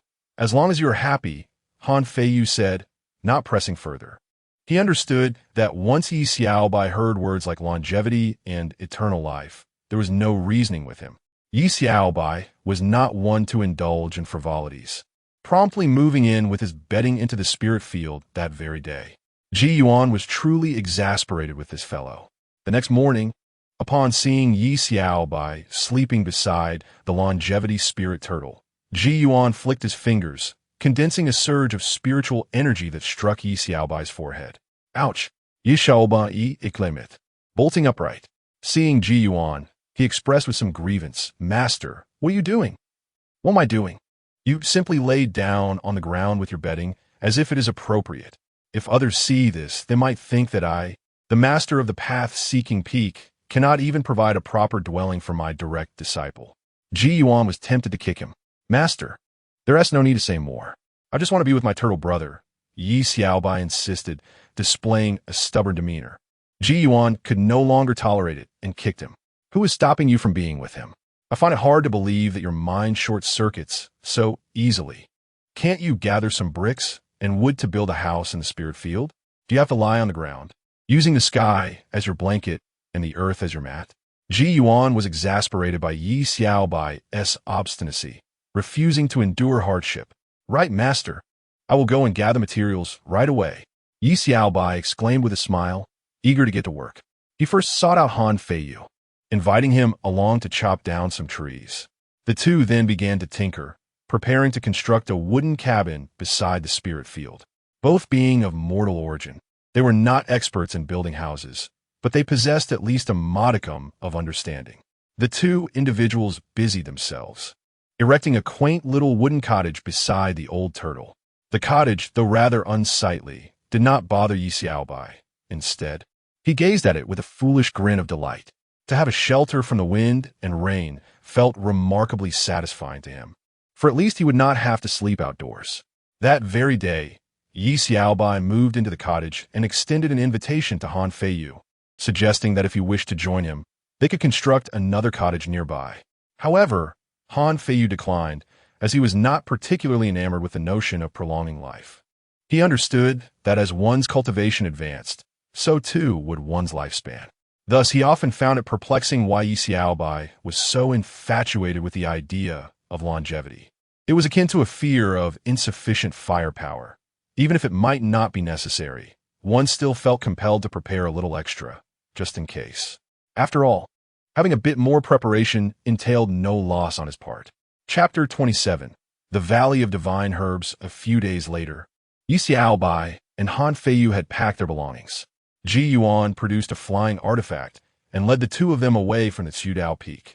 Today marked their departure for the Valley of Divine Herbs. Ji Yuan first took them to Lingmiao Peak to meet Yunmeng. Upon arriving at a small square on Lingmiao Peak, they spotted Yunmeng along with several disciples. Ji Yuan clasped his fists and addressed Yunmeng, senior sister. Yunmeng nodded slightly. Everyone is here, let us depart. As she spoke, she took out a flying boat, which expanded in the air to become a grand vessel. This was a second-tier premium flying artifact, a rarity within the entire Qingshan sect. Junior brother, please. Yunmeng gestured for them aboard. Senior sister, let's go together, Ji Yuan replied, and upon her nod, both summoned their flying swords, stepping onto the boat. Yi Xiaobai and the others followed suit, each producing their respective flying artifacts to ascend. The group consisted of 5 disciples from Lingmiao Peak. Among them was a familiar face to Yi Xiaobai, his first friend in the Qingshan sect, Song Dahai. Once aboard the flying boat, Yunmeng activated the artifact. Setting it in motion, she turned to the other sect disciples. Feel free to explore the boat. Inside, there were numerous empty rooms available for selection. The journey was long, and they would arrive at the Valley of Divine Herbs in 3 days. Understood, the disciples replied in unison. Ji Yuan and Yunmeng flew to the upper deck of the boat, preferring to be away from the others to avoid making the disciples uneasy. Yunmeng invited Yi Yuan to sit. Thank you, senior sister, Ji Yuan responded politely before taking a seat. Yunmeng then turned to him, saying, in the coming days, I will need your assistance in monitoring our surroundings. Of course, Ji Yuan smiled and nodded. Given the lengthy journey to the Valley of Divine Herbs, they might encounter reckless beasts or other troubles along the way, necessitating their utmost vigilance. Meanwhile, as Ji Yuan and Yunmeng departed, Song Dahai turned to Yi Xiaobai and Han Feiyu with a smile. Junior brother Xiaobai, junior brother Feiyu, I didn't expect to see you here as well. Allow me to introduce you to my fellow disciples. With enthusiasm, Song Dahai introduced the other 4 disciples from Lingmiao Peak, 2 men and 2 women, who were quite curious about Yi Xiaobai and Han Feiyu. They were not oblivious to the recent events surrounding the Lingmiao Tower and the mysterious disciple who had made a name for himself. Coinciding with the presence of 2 disciples from Tudao Peak for this expedition. Though they sensed something amiss, their relationships were still in the early stages, and they refrained from probing further. With Song Dahai among them, the atmosphere quickly became amiable, as they were all direct disciples and unlikely to harbor any animosities. Ultimately, the initial assessment for entering the Qingshan sect centers upon one's temperament. Even an individual of merely average talent, such as Han Feiyu, can ascend to the rank of a direct disciple, a circumstance that inevitably incites envy and jealousy among the outer disciples, who yearn to usurp his position. Over the next 3 days, the journey proceeded without incident, marked by a sense of tranquility. There were, however, 2 encounters with lowly demonic beasts, which were swiftly dealt with by Yunmeng, rendering Ji Yuan's assistance unnecessary. During these 3 days, the camaraderie among Yi Xiaobai and Han Feiyu flourished significantly.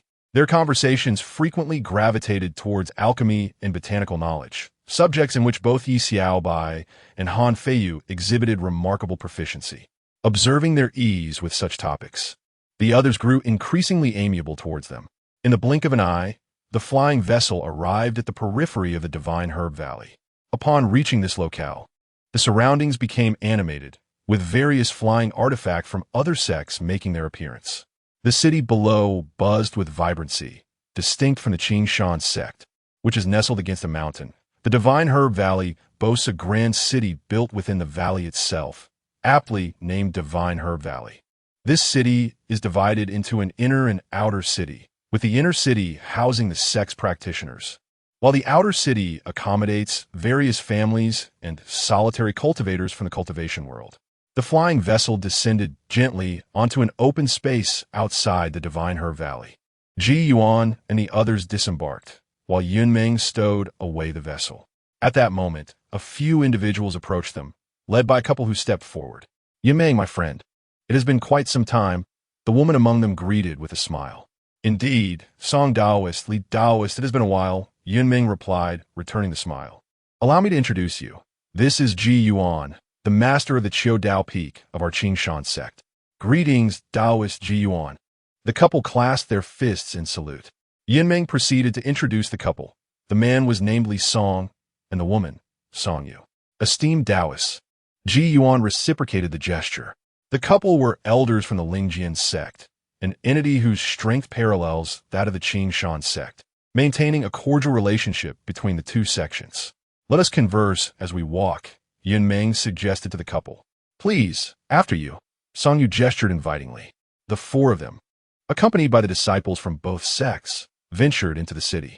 At the city gate, the disciples of the Divine Herb Valley did not hinder their entry, as the upcoming grand ceremony had prompted them to familiarize themselves with the prominent figures from several sections. Once inside the city, the atmosphere was lively and bustling. Yi Xiaobai surveyed the surroundings.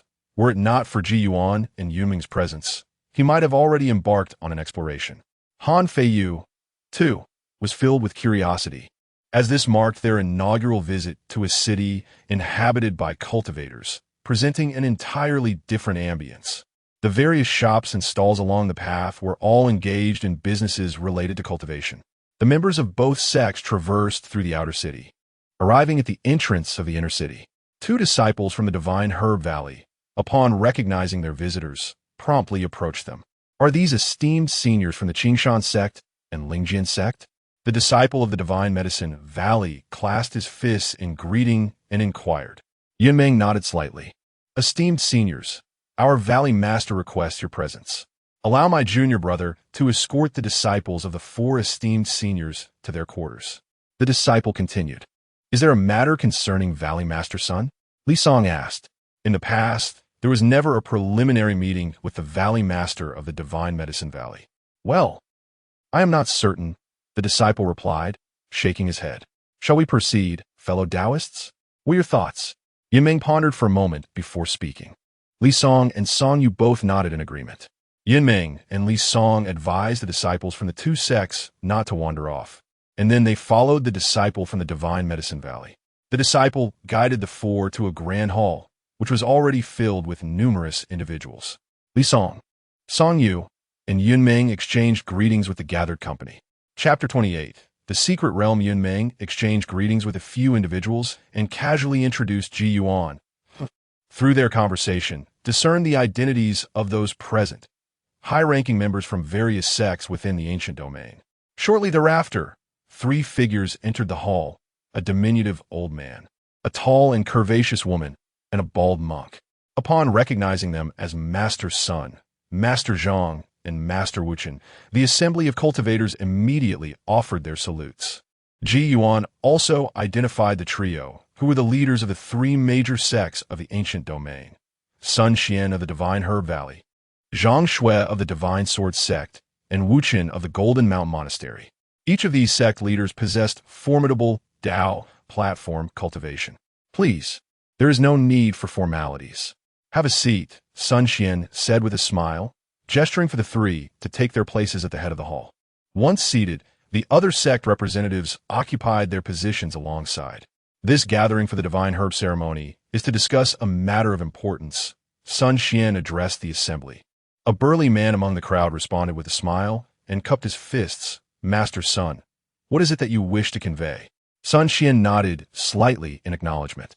Not long ago, our sect discovered a secret realm. He began, prompting the audience to sit up in anticipation. The mention of a secret realm signified opportunity, and the question lingered in the air. Why would the Divine Herb Valley choose to share this revelation? Surely, they did not intend to share the fortune with others. The audience remained silent, patiently awaiting Sun Xian's elaboration. To speak candidly, we possess some knowledge about this secret realm. It is home to numerous rare spiritual plants, yet it also harbors dangers. Only cultivators at the gathering chi stage may enter. As you are aware, our disciples at the Divine Herb Valley are not adept in combat, particularly those at the gathering chi stage, whose skills in battle are quite lacking. He continued, moreover, the secret realm can only be accessed once every 50 years, with each opening lasting a mere 5 days. If our sect were to explore it alone, the gains would be minimal. Therefore, I am willing to share this opportunity with all of you.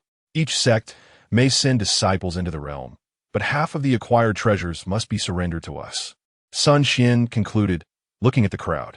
The assembly was taken aback by this proposition, with many exchanging glances and engaging in hushed discussions. Meanwhile, Yunmeng furrowed her brow and turned to Ji Yuan, asking, "What are your thoughts, junior brother? I believe it would be wise to refrain from involvement." Ji Yuan replied without hesitation, "Sister, do not concern yourself with my opinion. There remains ample time until the conclusion of the divine herb ceremony. You may wish to consult with our sect and discuss this matter with our two ancestors and the sect leader." He expressed his indifference towards the notion of opportunities, showing no interest in the prospect of the secret realm, regardless of the rare spiritual plants it might contain. Yunmeng nodded in agreement. On the other side, someone turned to Sun Xian and inquired, "Master Sun, is it truly sufficient to submit only half of the harvest?" "Indeed, there is no cause for concern regarding our sect's reputation," Sun Xian affirmed with a nod. Another individual posed a crucial question, "Master Sun, what is the danger level within the secret realm?" Sun Xian responded, "There are some first-tier beasts, albeit not many. I believe most disciples will return safely." Yet another person asked the pivotal question, "Master Sun, what rare spiritual plants can be found within the secret realm?" Sun Xian, smiling at the gathered crowd, replied, "The secret realm is rich in materials for refining spiritual sea pills, and one might even discover materials for forging spiritual artifacts." The audience gasped at his words, with some leaping to their feet. "Master Sun, our sect wishes to participate." "So does ours." Several sects expressed their eagerness to join the exploration of the secret realm. Resources for cultivation in the ancient domain are scarce, particularly materials for spiritual sea pills. The materials for forging spiritual artifacts are even rarer. Yet, both spiritual sea pills and forging materials are essential for cultivators, especially the latter. Some exceptionally gifted individuals can ascend to the spiritual sea realm without the aid of spiritual sea pills. However, for cultivators aiming to elevate to the Tao platform realm, the use of forging materials is imperative. While a few may ascend without them, such instances are exceedingly rare, often resulting in mere pseudo-Tao platform status, where one's lifespan does not increase and strength remains akin to that of the first layer of the Tao platform, with no further growth. Of course, Ji Yuan is an exceptional case, having received direct rewards for cultivation from the system, without relying on any breakthrough treasures. Observing the number of sects already opting to join the secret realm exploration, Yunmeng turned to Ji Yuan and remarked, "Junior brother, it seems there is no need to consult our sect. This journey is imperative. While the materials for spiritual sea pills can be found elsewhere, the forging materials cannot be overlooked. If we do not seek them out, others will, and when they grow stronger, our sect status will be jeopardized. Thus, this journey is unavoidable." Even if Yunmeng were to contact the sect, they would undoubtedly dispatch disciples proficient in combat to the Divine Medicine Valley. Soon, nearly every sect that had been invited chose to participate in the secret realm exploration. The attendees continued their conversation with Master Sun, inquiring how they would divide a single forging material if they found it. Master Sun explained that each sect could pay half the value of the forging material in treasures to acquire the entire portion. If they cannot afford it, they would have to surrender it to the Divine Medicine Valley, which would compensate them with treasures equivalent to half the value of the forging material. Once this arrangement was established, the disciples of the Divine Medicine Valley bid farewell to the cultivators from various sections. As the cultivators exited the hall, they swiftly contacted their sects, urging them to send proficient Qi gathering realm practitioners to the Divine Medicine Valley without delay. In the hall, Zhang Shui turned to Sun Xian and remarked, "Old man's son, no wonder over the past few centuries you have orchestrated the Divine Medicine Convention. It was all for this day." Sun Xian chuckled and shook his head. "Friend Zhang, you misunderstand. The original intent of the Divine Medicine Convention was merely to foster friendships." "How absurd. That secret realm is located in the Divine Medicine Valley. You must have some knowledge about the secret realm, and dare I say, is this grand event not held for the sake of it?" Zhang Shui remarked skeptically. "Haha, well, indeed there is a partial reason for that. It is essential to forge friendships and enhance the reputation of the Divine Medicine Valley, so that various sects may place their trust in us and be willing to explore the secret realm together," Sun Xian replied with a smile. Zhang Shui continued to inquire. Do you not have other motives? Friend Zhang, do not think too ill of our sect. There are no ulterior motives. We simply understand that one cannot prosper alone. This principle governs our actions. Sun Xian shook his head. Ji Yuan and Yun Ming returned to the accommodations arranged for them at the Divine Medicine Valley. Yun Ming hurried to contact their sect, while Ji Yuan sought out Yi Xiaobai and the others. I have a matter to discuss with you, Ji Yuan announced, sharing with them the information regarding the secret realm that Sun Xian had mentioned earlier. I have conferred with my senior sister. Should any of you wish to enter the secret realm, we may venture in together. The spoils of this expedition will see 50% submitted to the Divine Medicine Valley, 20% to our sect, and the remaining 30% shall belong to the individual. Chapter 29. The Forging of Spirit Artifacts, Master G. What shall we do if we locate the spirit artifact for forging? Inquired a disciple, echoing the concerns shared by the elders of the sect, who were equally preoccupied with the distribution of the artifact. Ji Yuan replied, that will depend on the sect's decision.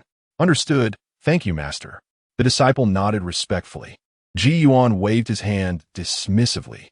Tonight was destined to be a sleepless one for many, as the term spirit artifact for forging lingered tantalizingly in the hearts of numerous individuals.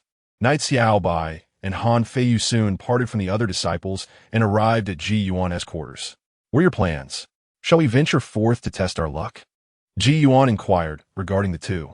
Both possessed a cultivation level at the 9th stage of Qi gathering, complemented by several first-tier supreme magical tools and the successfully refined undying skin, along with first-tier Dao spells. It was evident that even an inexperienced practitioner at the Spirit Sea realm would find themselves at a disadvantage against them. Thus, entering the secret realm with such strength was not overly perilous.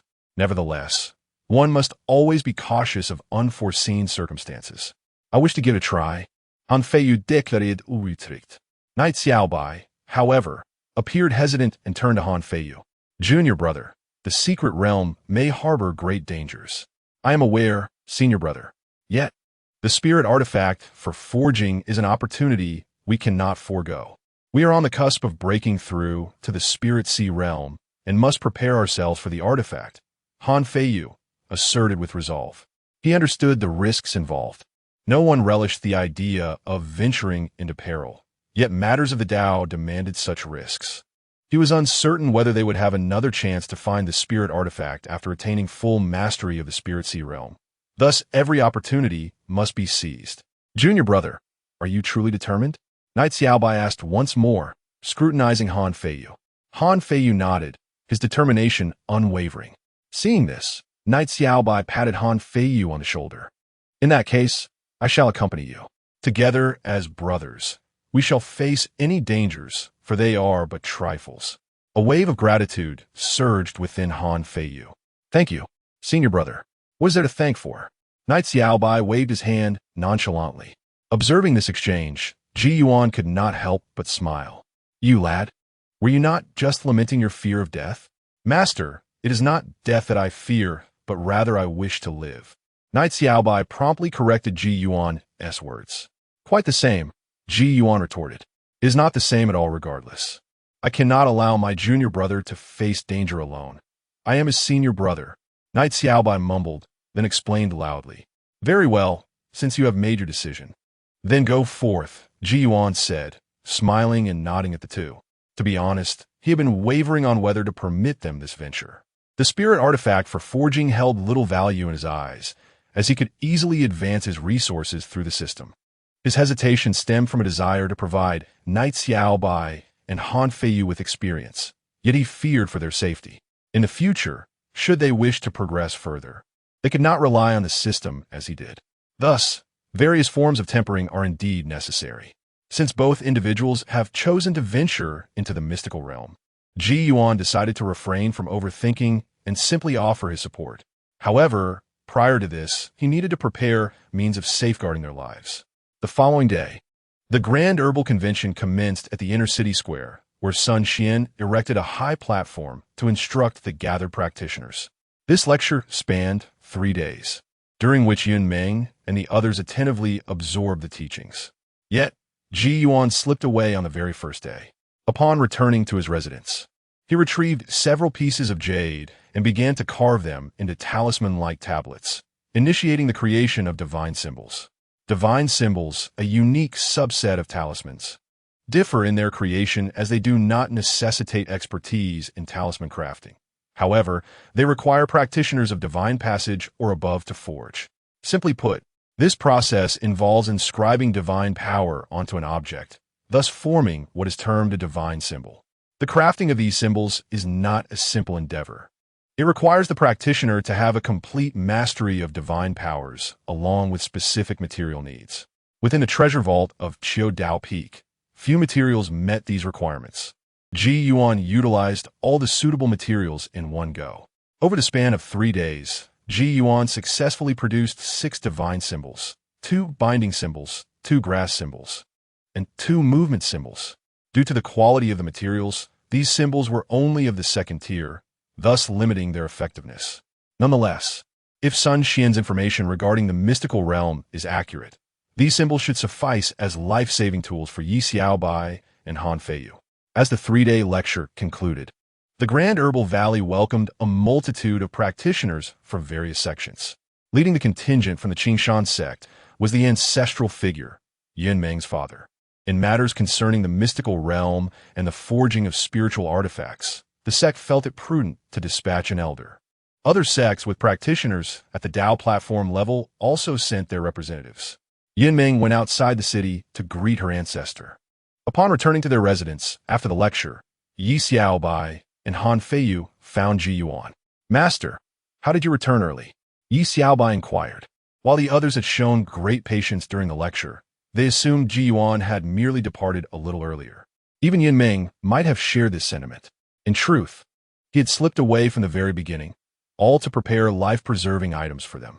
Ji Yuan explained as he handed over the 6 divine symbols to the 2. The binding symbols, when activated, can restrict others within a certain range. The grass symbols can unleash a sword chi that strikes forward. The movement symbols enhance one's speed exponentially. The usage is straightforward. Simply channel your spiritual energy. These items are rare, so exercise caution. Ji Yuan succinctly described the functions of the 3 types of divine symbols.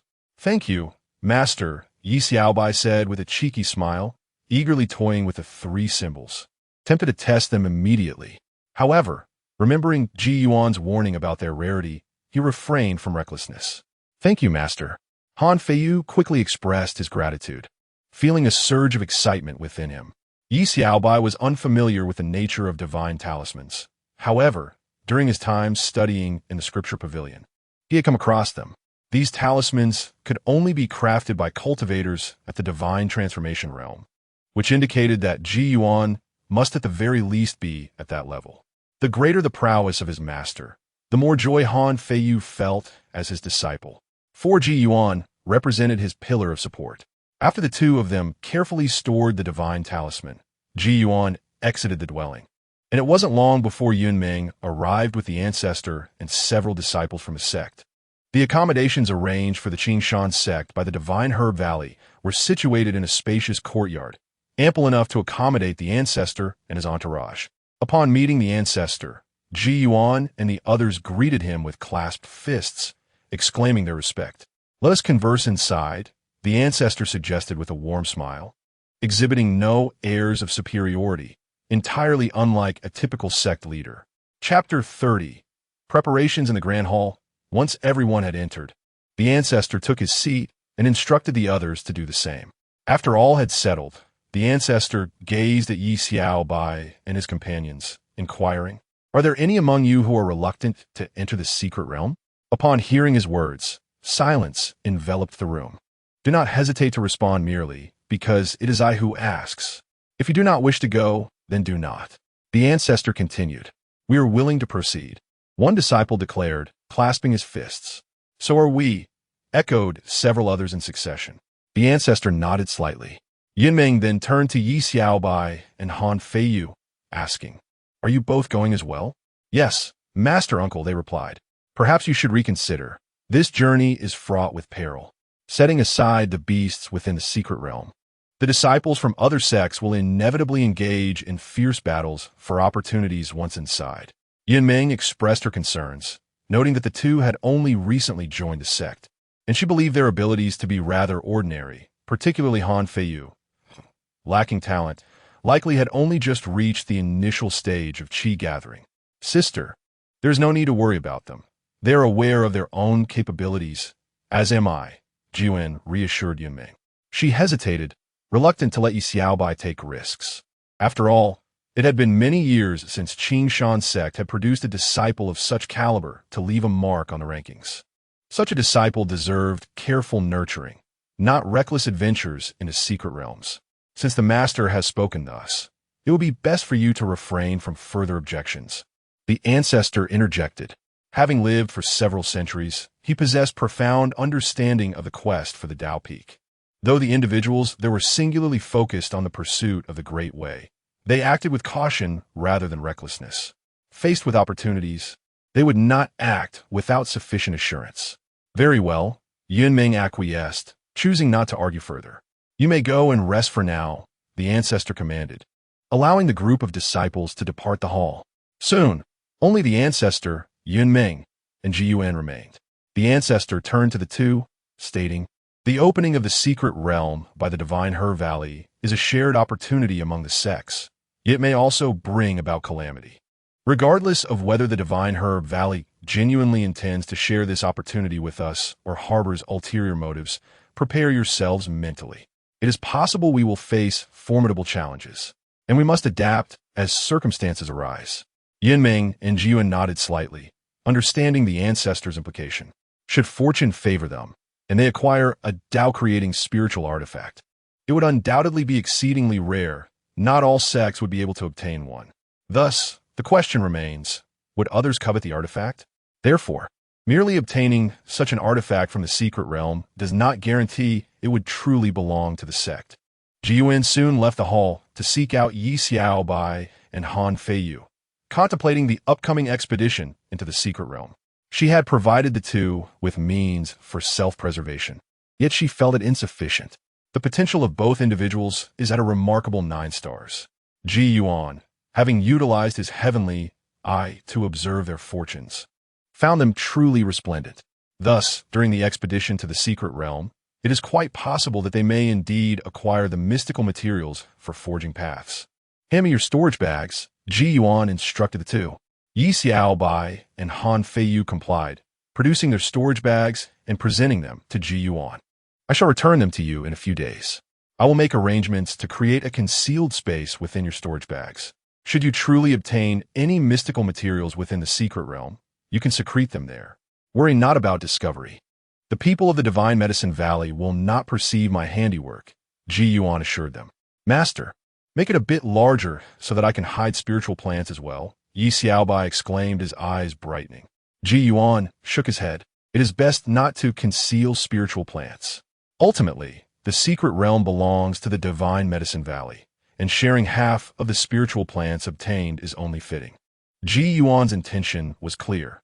While the harvest of spiritual plants could be halved as a form of admission, the mystical materials for forging paths could not be subjected to the same fate. "All right, I shall heed your counsel." Yi Xiaobai nodded in agreement. "The alchemy competition is set to commence tomorrow. Ensure you are prepared," Ji Yuan added, turning his gaze toward them once more. "Master, what if I create a celestial phenomenon during the alchemy competition?" Yi Xiaobai queried, his expression tinged with apprehension. He could already foresee the multitude of spectators from various sects gathering for the event.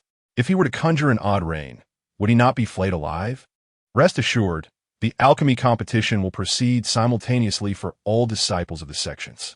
If you remain silent, and we do not speak, who would suspect that the celestial phenomenon originated from you? Ji Yuan reassured him, patting Yi Xiaobai's shoulder. Indeed, Yi Xiaobai's fear dissipated immediately. However, you must not shield yourself from the rain. You too must be affected, lest you reveal your identity, Ji Yuan continued. "Ah, very well," Yi Xiaobai replied, somewhat dazed, yet he nodded in agreement. "Master, I shall refrain from participating in tomorrow's competition," Han Feiyu interjected hastily. "Junior brother, how can you not take the stage? We, as brothers, should join forces to triumph over the other sects.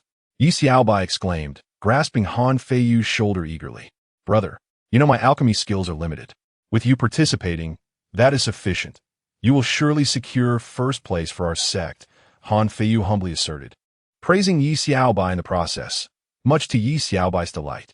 Very well, Yi Xiaobai smiled in agreement. In truth, while Han Feiyu believed that having Yi Xiaobai was enough, he also wished to avoid the risk of exposure to Yi Xiaobai's bizarre rains that could transform one into a towering pillar, cause severe gastrointestinal distress, or corrode garments. Before long, Ji Yuan returned to his chamber, retrieving the alchemical furnace to begin reworking the storage bags of Yi Xiaobai and Han Feiyu. Creating a concealed space within the storage bags was no simple task. Firstly, the addition of a new space within an existing one is exceedingly challenging. Secondly, concealing this space from discovery presents its own formidable difficulties. After a night of relentless effort, Ji Yuan succeeded in refining one such space. A fragment of his spiritual consciousness is now affixed to the storage bag. It would be nearly impossible to detect the hidden space without being at the Dharma aspect realm. Furthermore, Ji Yuan can utilize this fragment of consciousness to ascertain the location of the storage bag, akin to having a built-in locator. In the plaza of the Divine Herb Valley, members from various sects have gathered. The number of attendees today surpasses that of the previous days, as many have come from various sects just yesterday. At the forefront of the plaza, atop a pavilion, stand Sun Xian, Zhang Shui, and Wu Chen. Before long, several more individuals flew in, including an elder from the Qingshan sect. The ancient domain sects boast numerous powers, yet only 3 stand as first-rate influences: the Divine Herb Valley, the Divine Sword Sect, and the Diamond Temple, each possessing practitioners of the Divine Ability Realm. Chapter 31. The Alchemy Competition. There exist 7 second-tier powers, among which the Qingshan sect and the Lingjian sect are included. Each of these 7 factions is under the protection of a Tao platform realm cultivator. In contrast, the number of factions lacking such cultivators is abundantly vast. The third-tier powers, possessing Spirit Sea realm cultivators, are relatively numerous but not overwhelmingly so. As for the factions of the lowest tier, comprised solely of Qi gathering realm cultivators, they are exceedingly prevalent. In the forthcoming alchemy competition, the 3 major sects will refrain from dispatching their disciples to participate. The stakes they wager will merely be offered as gifts. After all, even if the individuals they back emerge victorious, they shall not claim the stakes. Instead, they will revel in their triumph and boast of their discernment to the other 2 major sections. The second tier, third tier, and even the lowest tier factions are permitted to send representatives to compete. However, only the 3 major sects and the Qingshan sect among the 7 factions are eligible to place bets. It is anticipated that these 7 sects will wager on their own representatives. The 3 major sects will make their choices freely, treating the event as a mere game. Should the victor not belong to one of the 7 sects, all stakes will be awarded to the victor's faction. To the 3 major sects, this competition is regarded as a mere diversion, yet for the third tier or lower factions, it represents a rare opportunity. Unfortunately, they often find themselves unable to seize such chances. Historically, the Divine Herb Festival has been held numerous times, with the victors almost invariably hailing from one of the 7 sections. For the third tier or lower factions, achieving a victory is exceedingly arduous. In the past, the rewards for the bets placed by the 3 major sects and the 7 sects have been commendable, though not particularly precious. However, this time is different. Previously, the representatives from the 7 sects were elders of the Spirit Sea realm. This time, however, the representatives are the esteemed ancestors of each sect who have reached the Tao platform realm. Additionally, the leaders of the 3 major sects also belong to the Tao platform realm. Zhang Shui turned to the others and said, "Esteemed friends, it is a rare gathering. For this competition, I shall wager a low-grade, third-tier flying sword artifact on behalf of the Lingjian sect. Since you, Brother Zhang, have wagered a third-tier artifact, I shall offer a low-grade, third-tier golden body pill and a top-grade second-tier silver bone pill in favor of the Wan Fa sect," the Wuchen monk proclaimed while twirling his prayer beads. Sun Xian smiled at the two and responded, "You both exhibit great generosity. As the host, I must also contribute. I shall wager a top-grade, third-tier ice lotus pill on behalf of the Qingshan sect." Old Sun, a top-grade, third-tier ice lotus pill? You truly are generous. Do not renege on your wager, Zhang Shui remarked, casting a glance at Sun Xian. Of course not, Sun Xian replied with a grin. He then produced a small wooden box, opening it for the others to see. Inside lay a white pill emanating a faint chill, its fragrance rich enough to invigorate one's spirit upon inhalation. Within the ancient realm of cultivation, the ice lotus pill is a unique concoction from the Divine Herb Valley, renowned for its potent healing properties. The golden body pill and the silver bone pill presented by the Wuchen monk are equally commendable, being exclusive creations of the Golden Mountain Temple. Together with the iron skin pill of the first tier, they form a trio of elixirs designed to enhance physical prowess. If paired with the body refining technique from Jingshan Temple, the effects would be even more remarkable. After the three major sects presented their third-tier treasures, the other 7 sects could not afford to fall behind. Yet, they were indeed not as affluent as the 3 major sects. Thus, the stakes they offered were not third-tier treasures, but rather second-tier ones. Nevertheless, each of these treasures was of exceptional quality. At this moment, everyone was hopeful for their disciples' victory. The ancestor of Qingshan's sect exuded an air of confidence, fully assured of success. After all, this year, our sect has produced a remarkable alchemy prodigy. With no disciples from the Divine Herb Valley participating in this minor contest, victory should be within reach. Sun Xian's decision to back Qingshan's sect was no mere whim. As an alchemy sect, Divine Herb Valley had long been aware of the Lingmiao Tower of Qingshan's sect and had kept a watchful eye on it. Sun Xian had previously visited Qingshan's sect and had the opportunity to observe the Lingmiao Tower, though he could not partake in the assessments due to not being a disciple of the sect. However, he had familiarized himself with the evaluation process of the Lingmiao Tower. Thus, when a disciple from Qingshan's sect made a name for themselves on the A-list a few months ago, he quickly learned of it. Consequently, for this wager, he placed his trust in Qingshan's sect. "Dear friends, let the competition commence," Sun Xian declared, addressing the gathered individuals. They nodded in agreement. Sun Xian then turned to the square and proclaimed, "The contest begins. All spectators, please step back beyond the contest area. Participants, enter and choose your positions." His resonant voice reached the ears of everyone present. A crowd retreated, leaving a group of youths remaining in the square. Numerous low tables had been arranged, each adorned with a small alchemical furnace that could be held in one hand, accompanied by various spiritual plants. The youths each selected a position and sat down. Yi Xiaobai picked up an alchemical furnace and examined it. He had always used a large furnace at Qiudao Peak for alchemy, rarely employing such a small one. However, this posed no significant issue. He had used similar furnaces before and found them comparable. The size of the furnace, while it could influence the difficulty of alchemy, depended on the type of elixir being crafted, not simply on the notion that a larger furnace equated to easier processes. Once all the participating juniors were seated, a disciple approached Sun Xian with a tray bearing several small scrolls. Sun Xian casually selected one and unfurled it, revealing the words "revitalizing pill." He looked towards the youths in the square and announced, "The contest content is the revitalizing pill. Let us begin." Upon the declaration of the examination subject, the group of young men and women commenced gathering materials from the assortment of spiritual plants on the tables. At that moment, Yi Xiaobai felt a surge of joy within him. The revitalizing pill. This was truly fortuitous. As the most commonly encountered healing elixir among first-tier pills, it was precisely what he desired.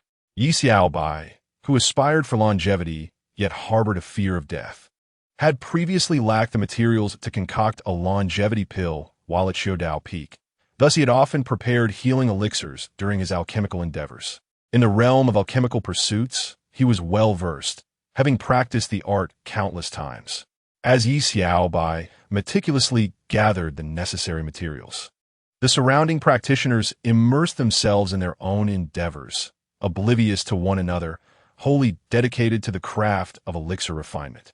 During the competition, it was unlikely that any disturbances would arise. Ji Yuan discreetly retreated, seizing the opportunity to finalize the remaining storage pouch. With the knowledge gained from his first attempt, he swiftly completed the second pouch. Upon his return to the square, the contest was still underway, and he observed several individuals successfully producing their elixirs, while many others were on the verge of achieving the same. At that moment, Ji Yuan, along with Yun Meng and the venerable elder Yun, focused their attention on Yi Xiaobai, who was nearing completion of his elixir. Meanwhile, ominous clouds gathered ominously in the sky.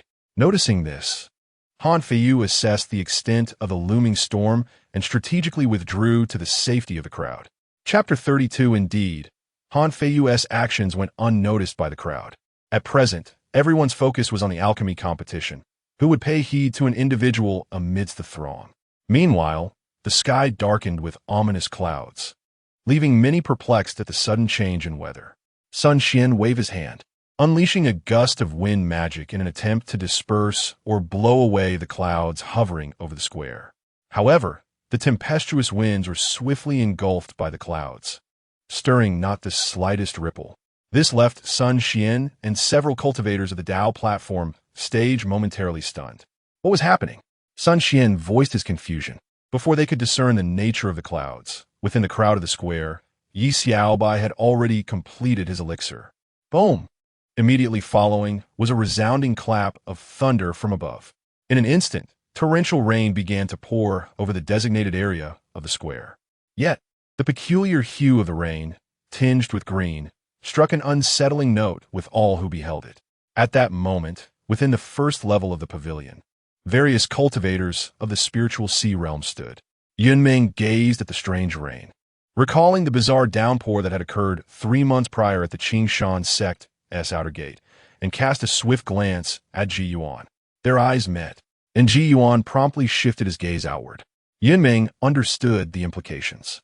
Indeed, both she and the sect master of Qingshan had previously believed that the strange rain was a result of the Ling Miao Tower, possibly linked to Yi Xiaobai, but more likely connected to the tower itself.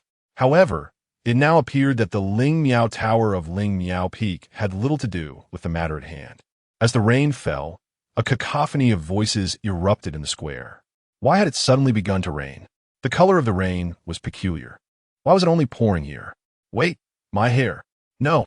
Soon, the crowd was filled with cries of despair. Many found their hair falling out in clumps after being drenched by the rain. Within moments, those caught in the downpour had all become bald. In an attempt to remain inconspicuous, Yi Xiaobai did not shield himself from the rain and was not spared from this fate. Some men fared better, while many women were driven to madness. The square was a chorus of lamentations. Yi Xiaobai trembled in fright, silently chanting to himself that he must not be discovered as the cause of this calamity. Sun Xian and his companions displayed expressions of astonishment. What was the meaning of this rain? Sun Xian, speaking aloud, unconsciously glanced at the monk Wuchen. The rest of the group could not help but cast their eyes toward him as well. It was not just them. Many others in the square had turned their gazes toward Wuchen and some disciples of Jinshan Temple. They dared not make any moves, yet their eyes were rife with indignation. A bizarre downpour had rendered a group of cultivators bald. While they could not fathom the implications of the strange rain, the sight of bald heads inevitably led their thoughts to Jinshan Temple and the monk Wuchen. Wuchen, feeling somewhat wronged, protested, "Do not look at me, my fellow cultivators. I too am perplexed by this occurrence. Not to mention that I lack the means, even if I possessed them. Why would I wish to turn those young ones into bald heads? This matter indeed holds no advantage for me. My friend has misunderstood. We harbor no doubts about you." Sun Xian remarked with a smile. The others nodded in agreement. Wuchen let out a bitter laugh and chose silence. If there were no suspicions, he and the people in the square would not have directed their gazes towards him. Yet, he was genuinely mistaken. Among Sun Xian's group, only Elder Yun believed that the monk Wu Chun might indeed be wronged. The peculiar heavy rain incident at Qingshan sect had not been disseminated. Even Sun Xian was only aware that after the renowned figure from the A-list made an appearance, a sign of auspiciousness emerged outside the outer gate of Qingshan sect. However, what this auspicious sign was remained unspoken by the sect, as it was simply too bizarre. A torrential downpour caused disciples who had yet to successfully refine their elixirs to falter, leading to outright failures in their alchemical endeavors. The failures were not due to the rain disrupting the furnace's flames, but rather because witnessing their own hair fall rendered them incapable of maintaining their focus on the fire. The heavy rain came swiftly and left just as quickly. As the dark clouds dissipated, sunlight poured down once more. Those on the outskirts of the square suddenly found the scene glaringly bright. The multitude of bald heads reflected the sunlight, increasing the brightness of the square considerably. Han Feiyu, witnessing this, instinctively touched his hair in trepidation. Thankfully, he was aware of his senior brother's prowess. Otherwise, he too might have ended up bald. As the rain subsided, many spectators with bald heads hurried away, unwilling to navigate through the crowd in such an embarrassing state. Disciples participating in the competition also felt an urge to flee. How humiliating! Beside Yi Xiaobai, several competitors were passionately discussing their grievances. One person indignantly exclaimed, "This rain must have been conjured by the people of Jinshan Temple." Upon hearing this, Yi Xiaobai had a sudden epiphany and nodded vigorously. "You're absolutely right." Another voice chimed in angrily. "Who else but them would turn people into bald heads?" Yi Xiaobai responded, "Indeed, they exploit their standing as one of the three major sects and act with such impunity. It infuriates me." Yi Xiaobai felt a wave of relief wash over him, as no one suspected him at all. However, he overlooked one detail. Among the competitors, there were still several seniors from Lingmiao Peak. The seniors were relatively calm, but some of the senior sisters fixed their piercing gazes on Yi Xiaobai, fists clenched, as if they wished to devour him whole. This was something Yi Xiaobai remained oblivious to. Meanwhile, in another part of the loft, Yinming glanced at Yi Xiaobai and then at Ji Yuan. Surrounded by many, she refrained from speaking, though her expression revealed a hint of helplessness. On the second floor of the loft, Sun Xian called out to the square, "Those yet to refine their elixirs should not be affected by this strange rain. Continue your alchemical work." His voice resonated through the square. Some disciples who had just experienced failure quickly retrieved their materials and began refining their elixirs anew. This competition did not require a single attempt. Rather, participants had a designated time frame to produce an elixir. In other words, the number of times one refines is inconsequential. Should the process be swift, one may entirely deplete the materials from the Divine Medicine Valley and subsequently select the finest elixir from those produced for evaluation. Meanwhile, others continue their alchemical endeavors. Those who have successfully concocted their potions are seated in the square, awaiting their turn. Once their work is complete, they too are confined to the area. Time ticks away, second by second. The moment for the competition arrives. Sun Xian speaks once more. "Everyone, cease your alchemical pursuits." Following his command, several disciples from the Divine Medicine Valley make their way to the square, commencing the assessment of the potions presented by the participants. These disciples collect the potions, placing them into vials, each adorned with a label bearing the participant's affiliation and name. For instance, after the potion of Yi Xiaobai is retrieved and placed into a vial, the label reads Qingshan Sect, Yi Xiaobai. The disciples of the Divine Medicine Valley conduct the first round of evaluations, subsequently sending forth the potions deemed as first-tier exceptional to the second floor of the pavilion, where Sun Xian, Zhang Shui, and Wu Qin will adjudicate, ultimately selecting the victor of the competition. Chapter 33. The Broken Leg in the Realm of First-Tier Exquisite Elixirs. A substantial number were present among the assessed potions, amounting to several dozen vials, primarily sourced from the disciples of the 7 sects of the Qingshan sect. These vials were delivered to the second floor of the pavilion, where with a mere wave of his hand, Sun Xian caused the jade vials to levitate gracefully in midair. The side of the vials adorned with labels was deliberately turned away from the onlookers, ensuring that only through deliberate mental probing could they discern the identities associated with each vial. As the vials hung suspended, the elixirs within began to soar forth. One after another, "Esteemed friends, let us examine these rejuvenating elixirs together." Sun Xian gestured invitingly. Thus, the three began their scrutiny of the restorative potions. An expert in this field, Sun Xian swiftly identified the elixir crafted by Yi Xiaobai among the dozens presented. Yi Xiaobai's presence on the prestigious list of the Spirit Tower was no mere stroke of luck. The assessments at the Spirit Tower mandated excellence across all three categories to secure a position on that esteemed roster. Which of these elixirs do you find most commendable? Sun Xian refrained from revealing his opinion first, encouraging Zhang Shui and Wu Qin to select what they deemed the finest. Neither would resort to deceit in this trivial competition, and they promptly pointed out their favorite elixirs. I choose this one. Zhang Shui indicated the rejuvenating elixir crafted by Yi Xiaobai. Wu Qin, playing with his prayer beads, remarked, I too shall select this one. Although neither Zhang Shui nor Wu Qin were alchemists, as cultivators of the Tao platform realm, they could easily discern the superior elixir from the selection of first-tier exquisite potions with a mere moment's intuition. Observing their choices, Sun Xian smiled.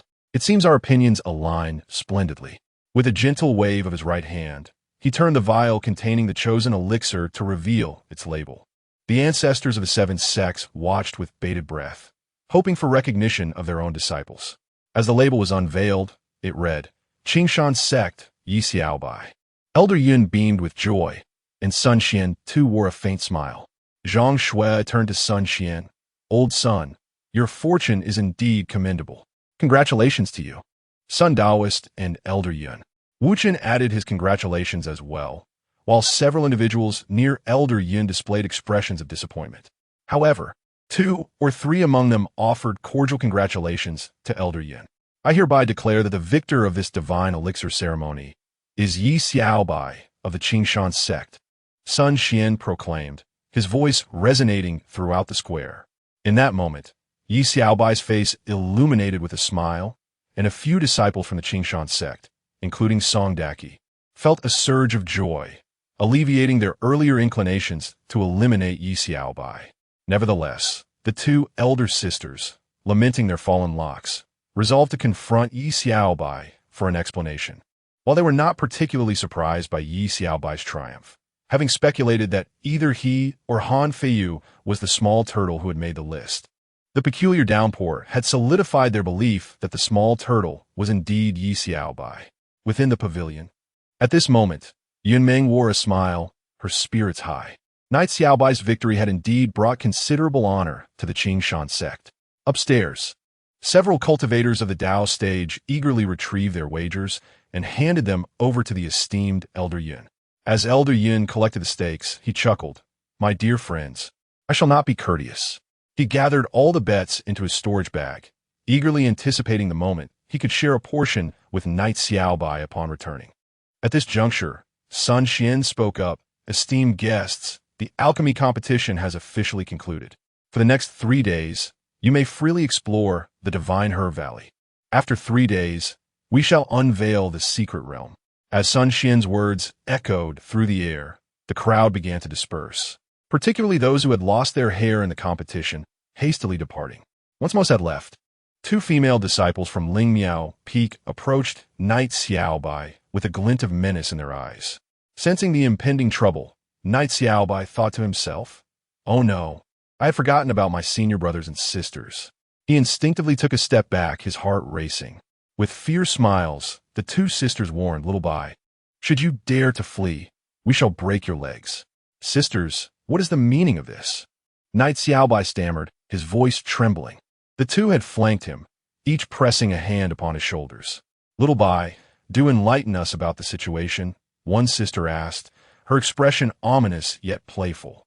I truly do not know, Knight Xiaobai replied, appearing fragile and pitiable. You do not know?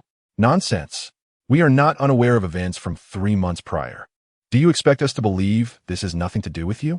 The sisters were entirely unconvinced by Knight Xiaobai's protestations. At that moment, his senior brothers, Song Dahai and Han Feiyu, approached. Knight Xiaobai cried out, Brothers, save me. Little Bai, we regret to say we are powerless to assist. Song Dahai gestured apologetically, while Han Feiyu cast an apologetic glance in Knight Xiaobai's direction. This is truly beyond our control. Soon, Knight Xiaobai spotted Ji Yuan and Yunmeng approaching. He called out, Master, Uncle, help me. Enough. Release your junior brother. We shall deal with him upon returning to the sect, Yunming instructed the two female disciples. Being a woman herself, she understood the significance of hair to females, thus siding with her disciples, especially since one was her own apprentice. She refrained from allowing them to punish Knight Xiaobai at that moment, out of respect for Ji Yuan. The two female disciples relented, releasing Knight Xiaobai, who looked up at Ji Yuan with a sorrowful expression. Do not look at me. You brought this trouble upon yourself. However, Ji Yuan added, it is indeed unbecoming for my disciples to be bald. He then produced a jade vial, uncorking it to release a few drops of water that fluttered towards the heads of Song Dahai and the other disciples of Lingniao Peak. In an instant, hair sprouted forth, growing rapidly. With a casual wave of his hand, Ji Yuan deftly trimmed their hair. The disciples, now joyous, hurriedly styled their new locks. Uncle, what treasure is this? Tang Ying asked curiously. She was one of the two female disciples and also a student of Yunming. This peculiar rain, it was produced during your junior brother Xiaobai's alchemy practice. When it comes into contact with anything, it causes an uncontrollable growth of hair in the affected areas. Yi Yuan explained. The group fell into silence, glancing at Yi Xiaobai. A prodigy indeed. Is this not a case where there is surely an antidote within 100 steps? Yi Xiaobai noticed their gaze and grinned unabashedly. Junior brother, why does your alchemy produce such strange rain? Tang Ying inquired, looking at Yi Xiaobai. With a resigned sigh, Yi Xiaobai replied, I too am curious. Why would a mere practitioner at the gathering chi stage be capable of creating such phenomena? It is indeed bizarre, yet it may not be entirely unfavorable. Perhaps it is merely a consequence of your junior brother's extraordinary talent in alchemy, Yunming speculated. Chapter 34. The great sale of spiritual liquor on the second floor of the attic. Sun Xian and his companions, though still present, were oblivious to the situation concerning Ji Yuan and his group. After all, who would be idle enough to eavesdrop on others? Zhang Shui turned to Sun Xian and asked, what exactly is going on with that rain? I do not know, Sun Xian replied, but I shall return and inquire with the ancestral elder to see if he can discern the cause. However, do not be overly concerned. The rain appears to merely cause hair loss, and there seem to be no other issues. With a shake of his head, he continued, Monk Wuchen, are you not plotting for the entire human race in the ancient domain to become bald? Zhang Shui remarked with a smile, jesting at Wuchen. Wuchen wore a bitter expression as he responded, Taoist Zhang, do not jest at the expense of a humble monk. Jinshan Temple is not so idle. Esteemed friends, I shall take my leave now, Sun Xian stated, offering no further words as he departed the attic. Zhang Shui, Monk Wuchen, and several other elders soon followed suit, leaving only Elder Yun. Descending to the second floor, Elder Yun approached Ji Yuan and the others in the square. Greetings, Elder. The disciples, including Yi Xiaobai, clasped their fists in respect. Elder Yun smiled and nodded, then turned to Yi Xiaobai, saying, well done, young one. Yi Xiaobai grinned, replying, it is all thanks to my master's teachings. I taught you alchemy, not how to summon rain. Ji Yuan interjected with a chuckle. Regarding this rain, it is imperative that you do not disclose that it originated from Yi Xiaobai. Elder Yun cautioned the group. Understood, they replied in unison. Elder Yun then produced 3 treasures, which are the stakes that Zhang Shui and Monk Wuchen had placed. These included a low-grade 3rd-tier flying sword, a low-grade 3rd-tier body enhancement pill, and a top-grade 2nd-tier silver bone pill. The flying sword lay apart, while the 2 pills were together. You may choose one of these 2 items. Elder Yun addressed Yi Xiaobai. He did not present the top-grade 3rd-tier ice lotus pill, as it was exceedingly precious, and he deemed it unsuitable to bestow upon a junior in the Qi gathering realm. Such vital, life-preserving items must be preserved with great care during critical moments. Unaware of this, Yi Xiaobai pointed to the 2 pills and inquired, Elder, were these 2 pills? The first is a low-grade 3rd-tier body enhancement pill, and the second is a top-grade 2nd-tier silver bone pill, both of which enhance physical strength. However, without practicing the unique body refinement techniques of Jinshan Temple, the effects of the pills cannot be fully realized, Elder Yun explained. Yi Xiaobai contemplated the flying sword and then the pills, ultimately deciding, Elder, I choose the flying sword. Very well, Elder Yun said, as he handed the flying sword to Yi Xiaobai. In truth, Neither reward particularly excited Yi Xiaobai. He opted for the flying sword, contemplating that it might be exchanged for a defensive artifact of the same tier in the future. Additionally, you may select 2 items from these 7, Elder Yun announced, presenting 7 more items. This time, the wager extracted was from their 7 sects. Yi Xiaobai glanced at it, and once again there were no longevity pills, which left him somewhat disheartened. In the end, Yi Xiaobai chose 2 exquisite second-tier magical artifacts, a shield-type artifact and a flying sword artifact. One must admit that old Ancestor Yun was indeed quite generous. Given the unique circumstances this time, the stakes had improved significantly. Even so, receiving 3 out of 10 bets was commendable, especially considering one of them was a 3rd-tier treasure. In other sects, simply providing a single artifact to a disciple would be considered a generous act. After distributing the rewards, the group departed from the square and returned to their lodgings. Upon their return, Ji Yuan returned the prepared storage bags to the 2 individuals, then tossed several jade bottles to them. These jade bottles contained the various peculiar rains that Yi Xiaobai had procured. Some of these rains might even be utilized as magical artifacts during their expedition into the secret realm. It was fortunate that the ancestors of the Seeking Dao Peak had inexplicably left behind a batch of bottles capable of storing a substantial volume of liquid. Otherwise, he would have had nothing to contain the rainwater Yi Xiaobai had gathered. Yi Xiaobai and Han Feiyu accepted the jade bottles, and then Yi Xiaobai entrusted the 3 artifacts given by old Ancestor Yun to Ji Yuan for safekeeping. As he was still merely at the Qi gathering stage, he could not fully utilize the 2nd and 3rd-tier artifacts. While the lower-quality 2nd-tier artifacts might pose no issue, the exquisite 2nd-tier ones would indeed place a strain on him. Lacking complete control, should a confrontation arise, utilizing those 2 artifacts might inadvertently hinder him. The following day, the group wandered about within the Divine Medicine Valley's inner city. Old Ancestor Yun led Yun Meng, Yi Xiaobai, Han Feiyu, and several disciples from Lingmiao Peak to engage in discussions regarding alchemy or to trade various goods. The other disciples who accompanied old Ancestor Yun, preparing for the secret realm, ventured to the inner city's shops and stalls that sold magical artifacts and elixirs, hoping to unearth some valuable items in preparation for their expedition 3 days hence. As for Ji Yuan, he diverged from the group, opting instead to roam the outer city. His agreement to accompany Yun Meng to the Divine Medicine Valley was not solely for the sake of Yi Xiaobai and Han Feiyu. He was also on the lookout for the next disciple. With his credibility rating already at level 3, he could not afford to allow the 3rd task to stagnate.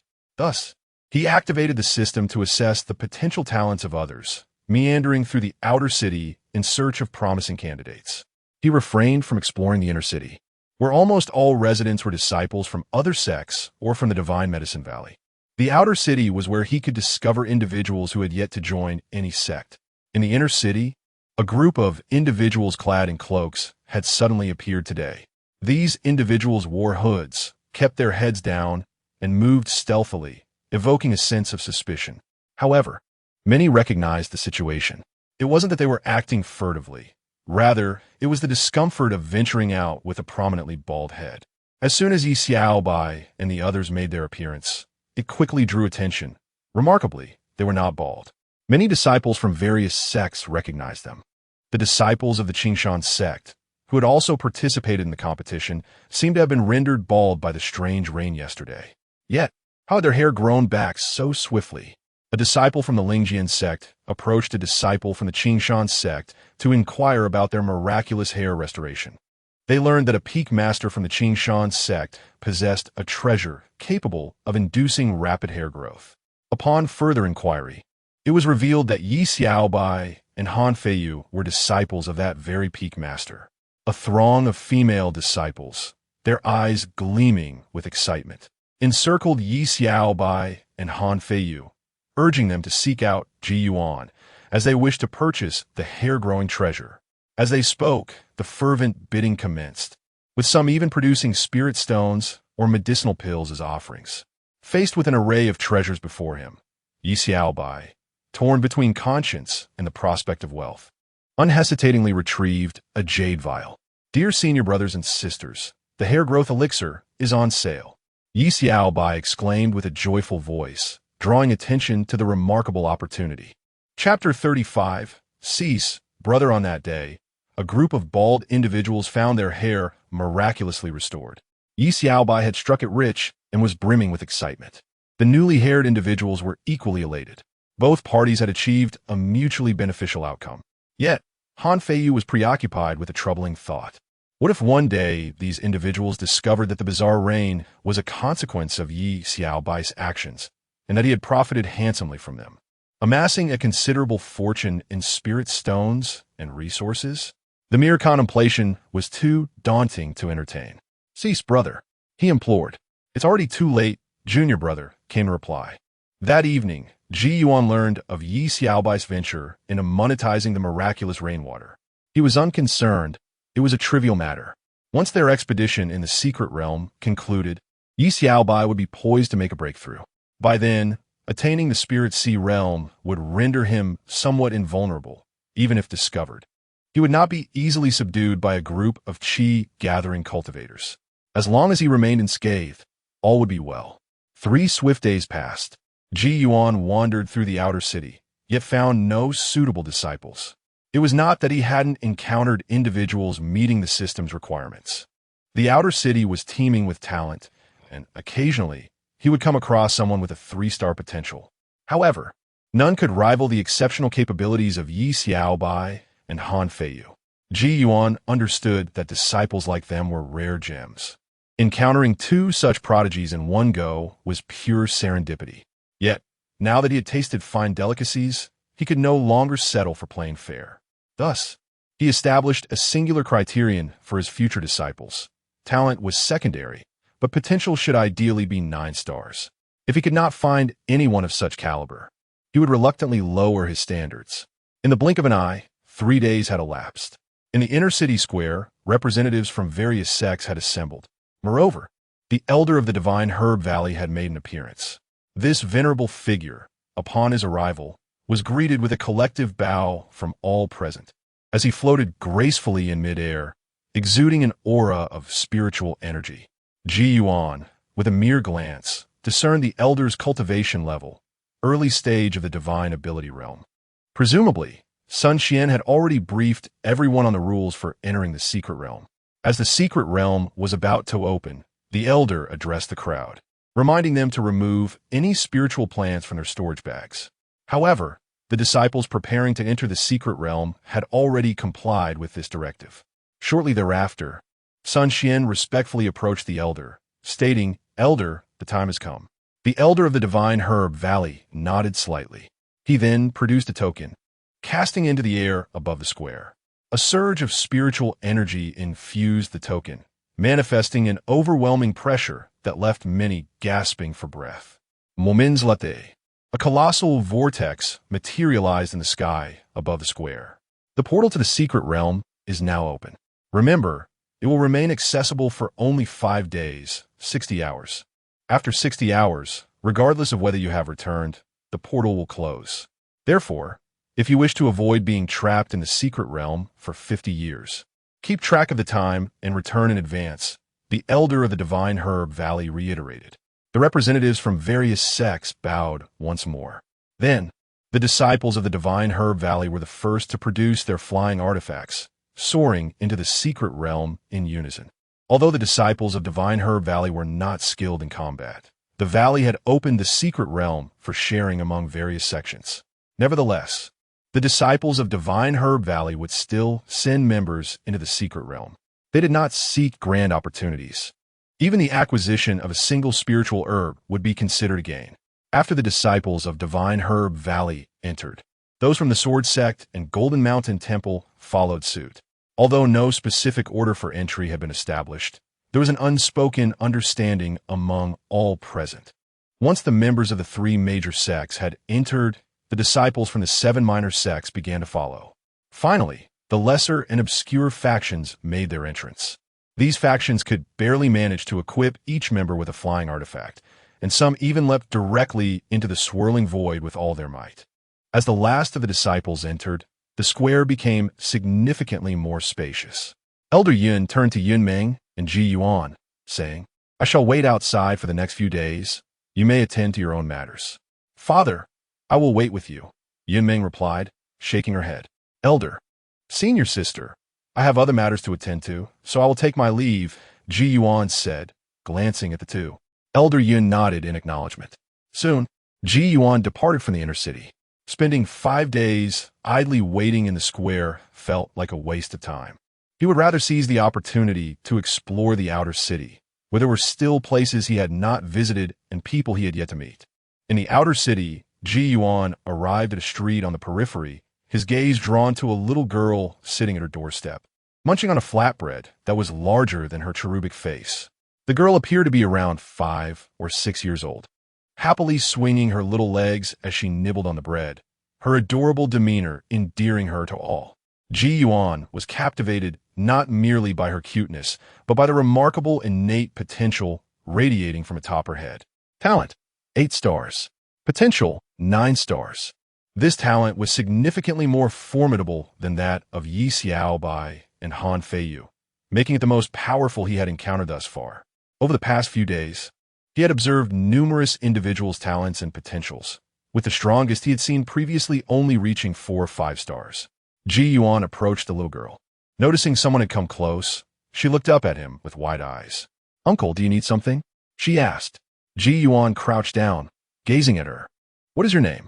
He inquired. The girl studied him for a moment before responding, My name is Yu. What about you, uncle? She seemed entirely unperturbed by his presence. I am Ji Yuan, he replied with a smile. Uncle Ji Yuan, would you like some flatbread? I can share a little with you, but just a bit, and Yu offered, glancing at her large piece of bread with reluctance before tearing off a small portion and extending it to him.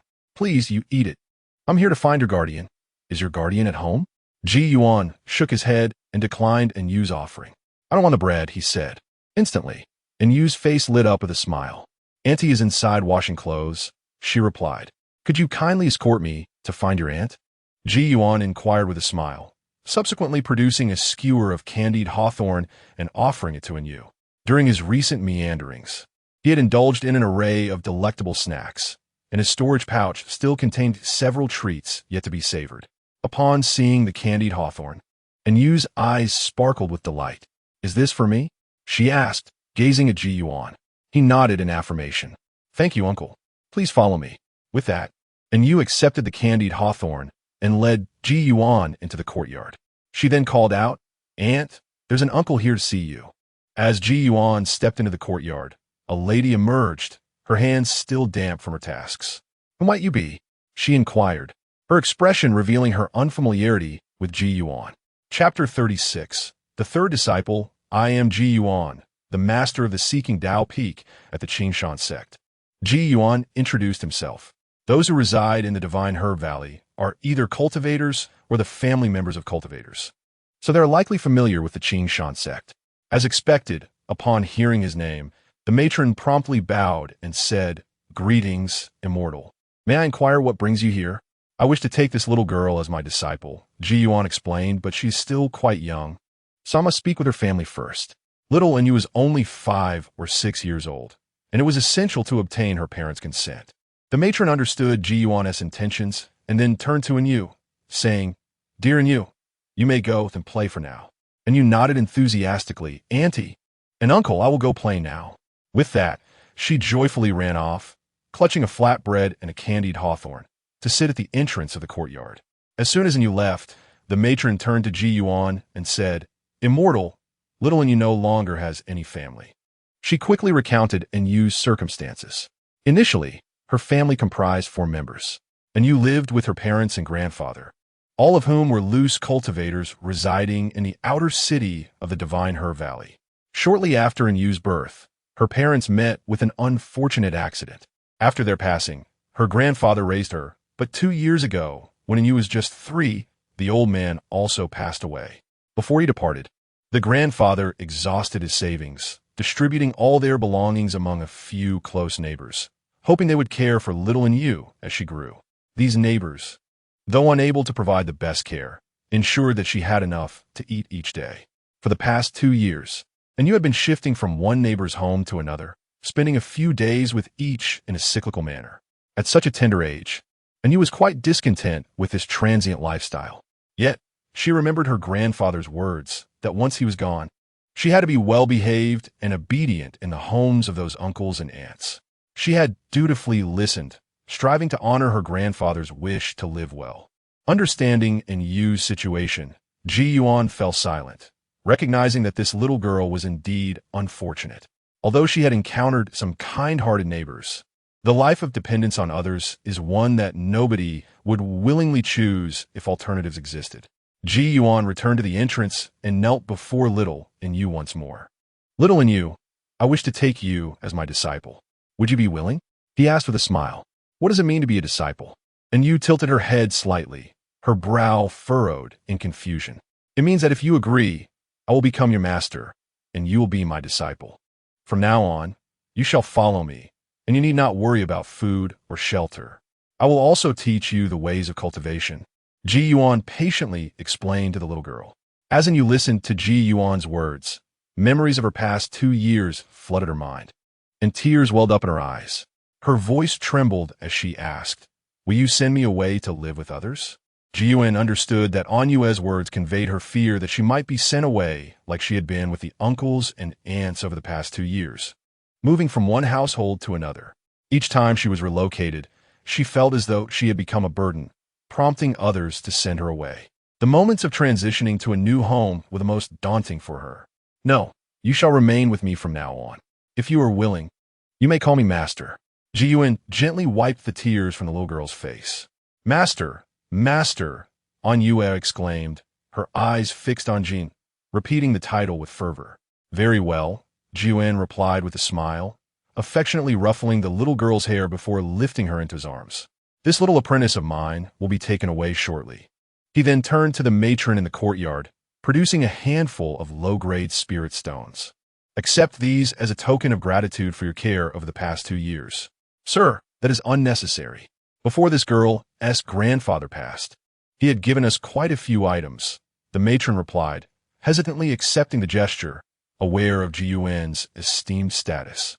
Also, let me fetch some belongings left for her.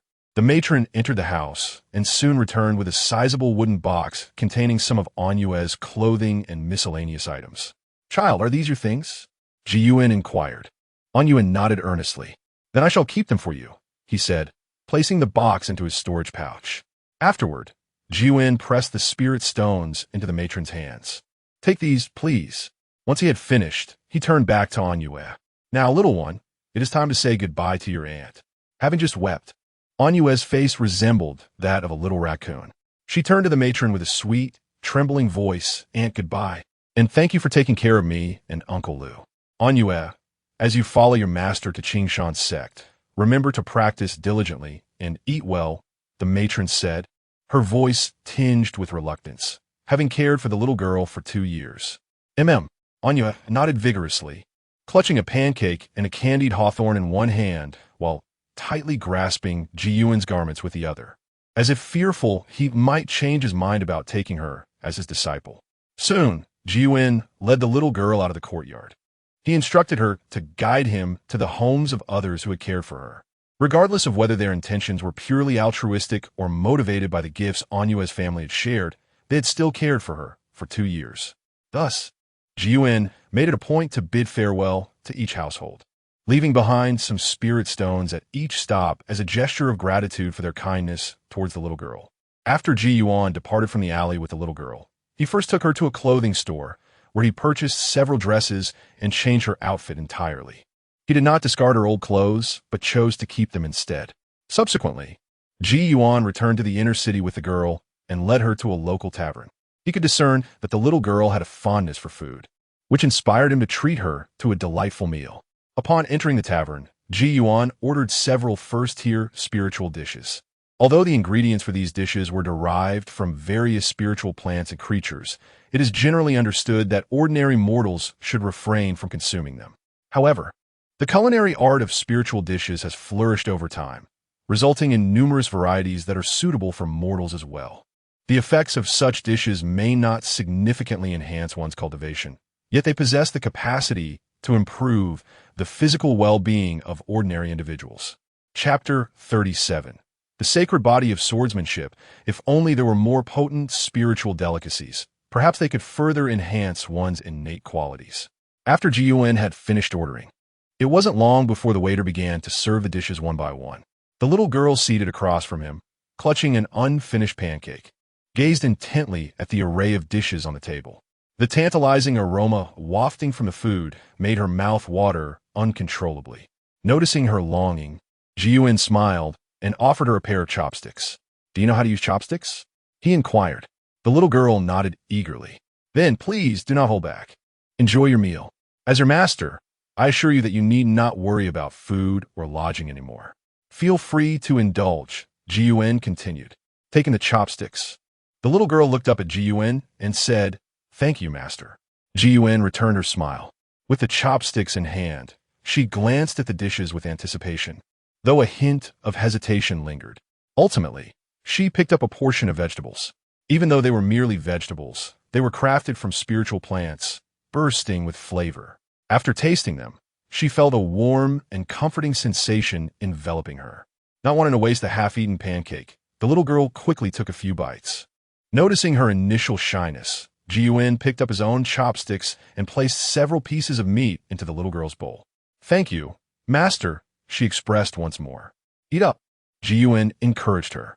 Soon, the little girl became engrossed in her meal, gradually shedding her initial restraint. She devoured several dishes, leaving nothing behind. It was astonishing how much she could consume despite her petite frame and tender age of 5.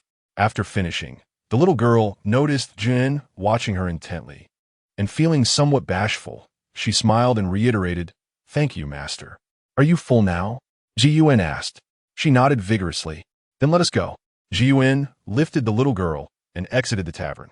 Once outside, he led her back to the accommodation arranged for them at the Divine Medicine Valley. On their way back, Ji-Yuan's thoughts turned to the system. Following the acceptance of Ennui, the system had indicated that he had completed a task. He was now eligible to advance a reward. However, before claiming the reward, Ji-Yuan pondered a particular matter. Ennui possessed an 8-star talent, suggesting that she must have some extraordinary constitution. In this world, certain individuals are endowed with unique physical traits that set them apart, and those with such special constitutions are bound for limitless potential. While Ji-Yuan had not encountered any extraordinary constitutions firsthand, he was aware of their existence. Moreover, he had gleaned from casual read that there are 3 levels of special constitutions: spiritual body, divine body, and sacred body. Given Ennui's 8-star talent, it was highly likely that she possessed either a divine body or a sacred body. When he held Ennui, he had also used his spiritual sense to probe her. Sensing that she was indeed remarkable, though he could not ascertain the specifics of her uniqueness, he wondered if the system could provide any insights to clarify the nature of Ennui's constitution. Ji-Yuan gazed at the system panel and entered Probe Constitution into the search bar. Soon, the system panel revealed a selection of redeemable rewards. At the forefront was a jade tablet. Advanced reward: 3,000 jade. Advanced task: assist disciple in you in successfully channeling energy into her body. 3,000 jade was the name of the jade tablet. Within it resided the essence of 3,000 physiques. However, 3,000 is merely a conceptual number, suggesting that the tablet may encompass far more than that. The tablet's purpose is to ascertain the physical constitution of an individual, provided that it is documented within. As a product of the system, the recorded physiques should be remarkably comprehensive. Ji-Yuan pondered briefly before opting for the advance. Understanding and use innate talent would facilitate her guidance and enable her to fully harness her potential. In the small courtyard, after returning, Ji-Yuan led Yu into his chamber. "Here, my dear, hold this jade tablet." Ji-Yuan presented the 3,000 jade to Yu. The tablet was entirely white, roughly the size of Ji-Yuan's palm, rectangular in shape, with intricate patterns engraved on its edges. Little Yu obediently accepted the tablet. In the next moment, the tablet emanated a radiant glow, indicating that the bearer possessed a unique constitution. Yu gazed curiously at the jade tablet in her hand. The luminescence swiftly faded, and words began to appear upon its surface. Saint body innate, sword body born for the sword, the strongest physique in swordsmanship. Ji-Yuan glanced at the tablet, impressed by its capabilities. Not only did it reveal the name of the constitution, but also indicated its level, accompanied by an evaluative remark. The phrase "the strongest physique in swordsmanship" warranted further validation. However, the designation of Saint Body assured Ji Yuan that in Yu's constitution was undoubtedly formidable. The innate sword body, as its name suggests, is particularly suited for sword training. Ji Yuan subsequently resolved to exchange for a sword-related spell for an Yu, ensuring that her cultivation would not be directed towards Taoist scriptures, but rather towards techniques aligned with her swordsmanship talent. After all, given her aptitude for the sword, it was only prudent to select the most fitting techniques. There was no need to pursue Taoist scriptures. Yet, whether for techniques or spells, patience was required. They must await the breakthroughs of Yi Xiao Bai and Han Feiyu to unlock further advanced rewards. Master, what does it say on this? The little girl inquired after inspecting the characters that appeared on the jade tablet, then looked up at Ji Yuan. Can you not read yet? Ji Yuan asked with a smile. The little girl shyly nodded in response. Fear not. Master will teach you to read. Ji Yuan assured her. It was the perfect opportunity for the little girl, who had yet to find a suitable technique, to begin her literacy journey. Ji Yuan then commenced her lessons in reading. In the secret realm, after entering, Yi Xiao Bai and Han Feiyu dispersed from their fellow disciples within the sect, embarking on their exploration of the mystical domain. Their objective was clear: to seek not spiritual herbs, but rather the materials for forging Taoist implements. Senior brother, protect me. I shall attempt to use my heavenly eye, Han Feiyu said, turning to Yi Xiaobai. Rest assured, junior brother, Yi Xiaobai replied with a nod. Immediately, Han Feiyu began to employ a technique he had yet to master. As he activated his celestial eye, a glimmer of light flickered in his gaze. In the next moment, he perceived numerous auras surrounding him. Various individuals and all things emanated distinct energies. Accidentally, he cast a glance at Yi Xiaobai and noticed an aura of fortune radiating from her that was not only brilliant but almost blinding. He promptly turned away, refraining from further observation of her. In truth, Ji Yuan had long mentioned that both of their fortunes were remarkably strong. Han Feiyu focused his mind and began to survey his surroundings. Soon, he discerned that one particular direction shone with an extraordinary brilliance of fortune.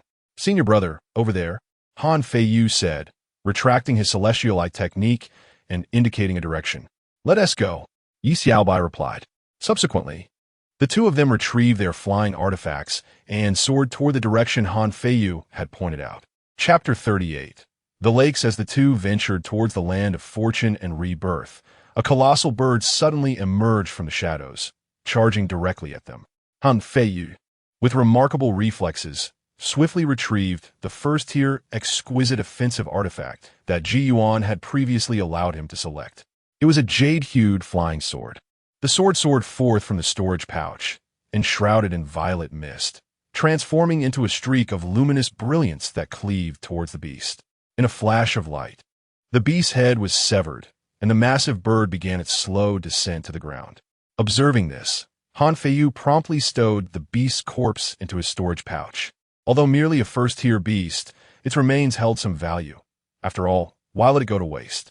This marked Han Feiyu's first true encounter in battle. His inaugural confrontation with the beast, yet he executed the task with precision and decisiveness, betraying no signs of naivety. Junior brother, impressive. Yi Xiaobai unabashedly praised with a thumbs up. Senior brother, should I leave the next beast for you to handle?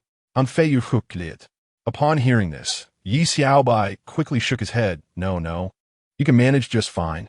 It was a jest. Yi Xiaobai was someone who would rather avoid combat altogether. Senior brother, you cannot evade confrontation indefinitely. It is better to seize the opportunity now to hone your skills rather than be caught off guard and forced to retaliate later, Han Feiyu insisted once more. Some truth in that. Yi Xiaobai pondered for a moment. I'll think about it. As they conversed, the pair continued towards the prosperous land of fortune. Along the way, they encountered several more beasts. Han Feiyu dispatched the majority, while Yi Xiaobai, sensing the low threat level of the first-tier beasts, also agreed to lend a hand. Yi Xiaobai managed to defeat a few as well, but since he had initially opted against defensive artifacts, he relied on his violet chi techniques and the secret method of the immortal scroll to execute throat locks. This rendered Yi Xiaobai, who was evidently reluctant to engage in battle, embroiled in a rather brutal melee. In contrast, Han Feiyu's combat style involved the elegant control of his flying sword to behead the beasts, a sight that was swift and less sanguinary. This prompted Yi Xiaobai to resolve that he would not seek to exchange his two swords currently stored with Ji Yuan. He too desired to wield a sword and not be perceived as a brute. Throughout their journey, they encountered not only beasts but also numerous disciples from other sections. However, no conflicts arose between them, as the two had no intention of gathering spiritual herbs. While they remained unscathed, tensions brewed within the secret realm, where certain sect disciples were already engaged in lethal skirmishes, often sparked by encounters with coveted spiritual plants that led to disputes. In this unregulated environment, such conflicts, once ignited, could swiftly escalate into life-and-death struggles. After several hours of travel, Yi Xiaobai and Han Feiyu arrived at a vast basin, at the center of which lay an expansive lake. They approached the water's edge. "Junior brother, take another look," Yi Xiaobai urged Han Feiyu. Han Feiyu nodded, and then employed the secret technique of the celestial eye. Fortune once again manifested before their eyes. "Brother," Han Feiyu began, "this lake is indeed a place of abundant fortune. Is the water of the lake a treasure?" Yi Xiaobai mused, observing the lake and stroking his chin thoughtfully. "Let's take some water for examination." As he spoke, Han Feiyu crouched down and scooped some water with his hands. To ensure safety, he enveloped his hands in violet energy, shaping it into a bowl to prevent the lake water from directly contacting his skin while also allowing him to collect a substantial amount. The two scrutinized the water. After careful observation, they found nothing amiss. Even after probing with their divine senses, there were no peculiarities. Finally, Han Feiyu set the collected water aside and employed his heavenly eye to inspect the fortune within it. The fortune was shallow, indicating that the opportunity did not lie within the lake water itself. At that moment, Yi Xiaobai decided to directly touch the water, feeling no discomfort. "Brother, it seems there is only one possibility left," he remarked, looking at Han Feiyu. Understanding, Han Feiyu nodded in agreement. If the lake water held no fortune, it was highly likely that the opportunity resided at the lake's bottom. "Brother, I will dive down to investigate. You wait for me above," Han Feiyu declared. Yi Xiaobai hesitated to take risks, yet he felt worried about Han Feiyu venturing alone. After a brief internal struggle, he resolved to join him. "Let us dive together. If there is indeed something down there, I would rather face it alongside you." "Agreed," Han Feiyu replied with a smile. The two then enveloped themselves in violet energy before plunging into the lake. Once submerged, they felt no discomfort due to the protective energy, though they struggled slightly with maneuvering underwater. They descended towards the lake's depths, and after a while, they soon spotted a cavern at the bottom. Exchanging glances, they made their way towards the cave. Upon reaching its entrance, they found it peculiar, as a faint green barrier guarded the cave's mouth. Inside, it appeared devoid of water. After a brief moment of mutual understanding, Han Feiyu took the initiative and extended his hand, which passed effortlessly through the barrier. After a moment's contemplation, he stepped entirely through.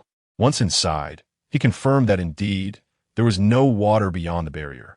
Observing this, Yi Xiaobai followed suit and passed through as well. "Brother, let us proceed further," Han Feiyu suggested. Yi Xiaobai nodded in agreement, and the two ventured down a passage that sloped deeper into the cave. Along the way, they spotted scattered luminous stones which, though not particularly significant, emitted light to illuminate their path. As they advanced deeper, they maintained their protective violet energy and readied their defensive artifacts, activating them despite the ongoing drain on their spiritual power. Such precautions were deemed necessary for their safety. After approximately a quarter of an hour of traversing the passage, the two individuals arrived at an exceedingly vast expanse. Within this area stood a magnificent palace, surrounded by numerous luminescent stones that illuminated the surroundings. Han Feiyu activated his celestial vision, perceiving the palace radiating with abundant fortune. "This is the place. The Tao forging spirit object may very well reside within the palace," he remarked. "Then let us proceed," replied Yi Xiaobai, as they both advanced towards the palace. At this moment, Yi Xiaobai refrained from expressing any further fear, having already reached this point.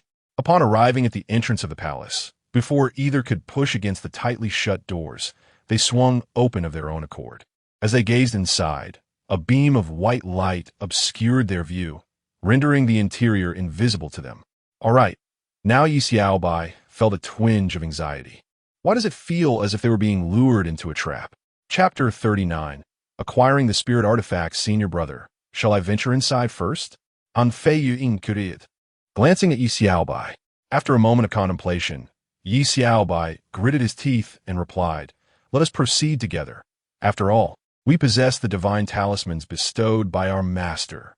Yi Xiaobai held an unwavering trust in Ji Yuan.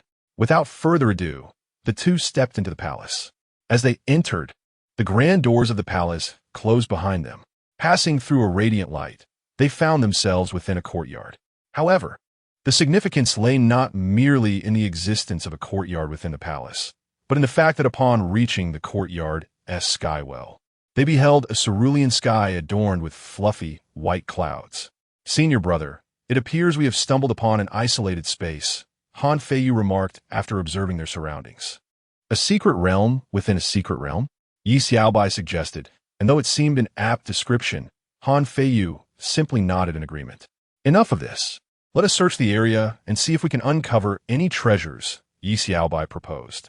Agreed, Han Feiyu concurred, and the two began to wander through the expansive locale. The courtyard was extensive, comprising 3 sections, albeit with a limited number of rooms.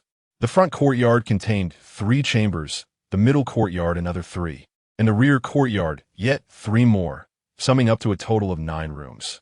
Strikingly, with the exception of the main room in the front courtyard, all the other chambers were secure by locks. After surveying the surroundings, they returned to the entrance of the main room in the front courtyard and pushed the door open. Upon entering, they discovered several treasure cases within the room, each adorned with a variety of artifacts emanating rich spiritual energy. Han Feiyu's eyes widened in astonishment as he exclaimed, "Senior brother, these are all spirit artifacts. What? Is that truly the case? How could there be so many?" Yi Xiaobai responded, taken aback. His limited reading experience rendered him less knowledgeable than Han Feiyu, preventing him from immediately recognizing the artifacts as spirit artifacts. Han Feiyu approached one of the treasure cases, utilizing his spiritual consciousness to investigate meticulously. "Senior brother, it is indeed true. These are spirit artifacts," he affirmed, his excitement palpable. Without counting, a cursory glance revealed the presence of dozens of spirit artifacts within the room. Wait a moment. How can a secret realm possibly contain this many spirit artifacts? Han Feiyu queried, his initial exhilaration swiftly yielding to a sobering realization. In the entire ancient domain, there were perhaps only a few dozen cultivators at the Dao platform stage. Many Spirit Sea realm practitioners had failed to ascend due to the scarcity of spirit artifacts. The sudden appearance of such an abundance was decidedly anomalous. "Junior brother, let us collect them first and discuss later," Yi Xiaobai suggested, promptly retrieving his storage bag to begin gathering the artifacts. After a moment of contemplation, Han Feiyu decided to follow suit, taking a step forward to join in the collection. As they filled their bags, they took a moment to count. A total of 99 spirit artifacts were amassed. Once their collection was complete, they surveyed the room for any remaining items, and upon finding nothing else of value, they prepared to exit. Yet the instant they stepped out of the room, the storage bags of the 2 individuals were abruptly opened by an unseen force, causing the crafted spiritual artifacts within to soar out and return to their original places. Observing the spectacle, Han Feiyu pondered, indeed, it makes sense. Truth be told, if they could so easily abscond with 99 crafted spiritual artifacts, something would undoubtedly feel amiss. Frustrated, he realized that they could only observe but not take. "Wait, there are 3 that haven't returned," exclaimed Ye Shaobai in indignation. Upon shouting, he noticed that 3 crafted spiritual artifacts remained inside their storage bag. Han Feiyu quickly checked his own bag and found none had been left behind. Is it a one-time deal? Regardless of the number of individuals, only 3 can be taken? Han Feiyu speculated, sharing his thoughts with Yi Xiaobai. 3 is quite sufficient. After all, if we took more, the small space crafted by our master within the storage bag would not suffice. Yi Xiaobai consoled himself upon hearing this. Senior brother, let us not rush to leave. Since we can only take 3, let us select them carefully, Han Feiyu suggested to Yi Xiaobai, who nodded in agreement. They returned to the room, placing the 3 crafted spiritual artifacts back in their original spots to begin their selection anew. Before their arrival, Elder Yun had imparted knowledge regarding the crafted spiritual artifacts to them, noting that there exists a hierarchy among them. They can be classified into 4 tiers: supreme, high grade, medium grade, and low grade. Utilizing superior crafted spiritual artifact for breakthroughs would result in greater strength. Furthermore, due to the variety of artifacts, some may be more suitable for cultivators than others. If possible, one should always choose the most appropriate crafted spiritual artifact. As for how to make such a selection, Elder Yin merely advised them to trust their instincts upon touching the artifacts. In essence, it was a matter of feeling. To discern the tier of the crafted spiritual artifacts, one could directly probe their spiritual energy. However, this proved somewhat challenging for Han Feiyu and Yi Xiaobai, as they had never encountered artifacts from each tier and were unsure of the characteristics of their spiritual energy. Additionally, they discovered that the 99 crafted spiritual artifacts present exhibited similar levels of spiritual energy, indicating they belonged to the same tier. Thus, choosing a higher tier artifact was out of the question, and they resolved to find the one most suitable for themselves. The duo meticulously examined all 99 crafted spiritual artifacts. Ultimately, Yi Xiaobai chose a turtle shell, while Han Feiyu selected a segment of bamboo. For the third item, they randomly picked a wooden sword that caught their eye. Having finalized their choices, they exited the room. Junior brother, let us ponder a way to enter other rooms. Acquiring 3 crafted spiritual artifacts from just one room is quite a boon. If we could access others, we would truly strike it rich, Yi Xiaobai exclaimed, his eyes gleaming with excitement. Indeed, Han Feiyu nodded in agreement. Subsequently, the two endeavored for quite some time, yet the lock on the door remained unyielding. They even attempted to force the door open, but the grand entrance to the courtyard would not budge. How does one even open this? Knight Xiaobai pondered with a slight headache.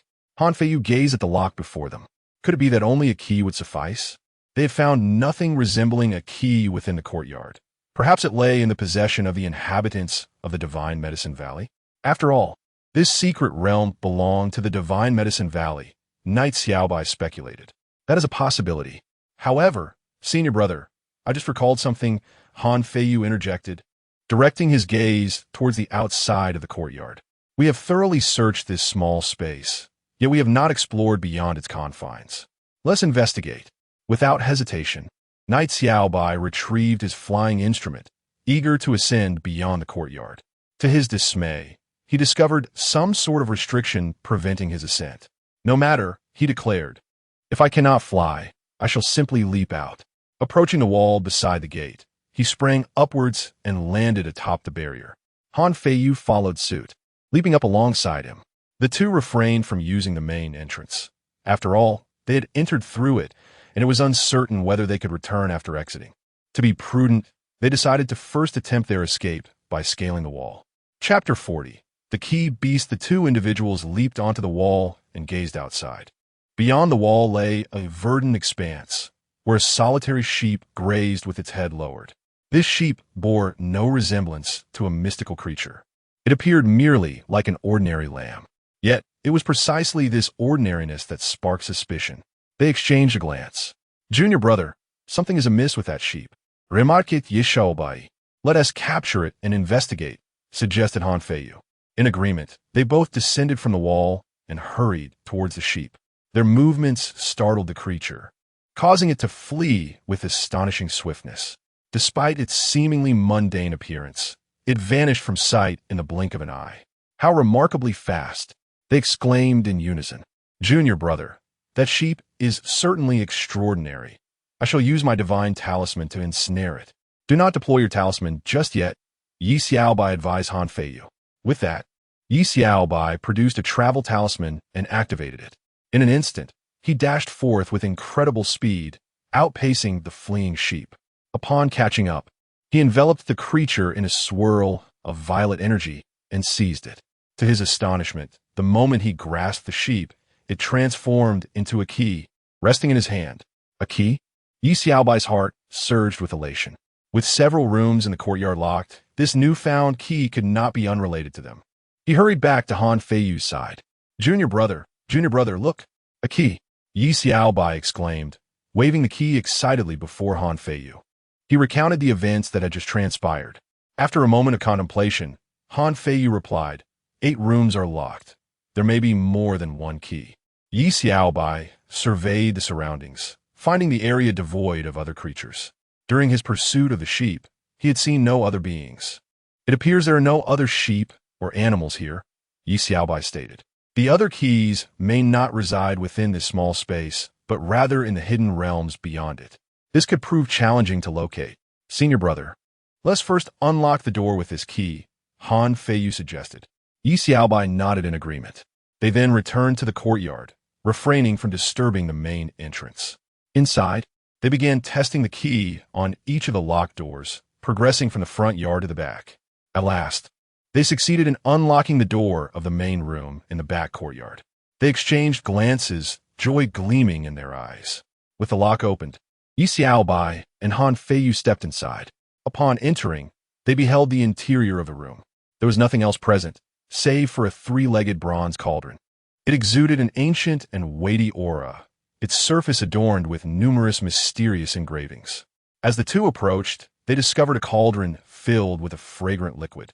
Both were alchemists and sensed it might be a medicinal concoction, though they were uncertain of its effects. The cauldron, unsealed and placed in this confined space alongside the spirit-forging treasures, hinted at its precious nature. Junior brother, let us see if we can take it with us, Knight Xiaobai suggested to Han Feiyu. Han Feiyu nodded. Senior brother, proceed with caution. We must not spill the liquid.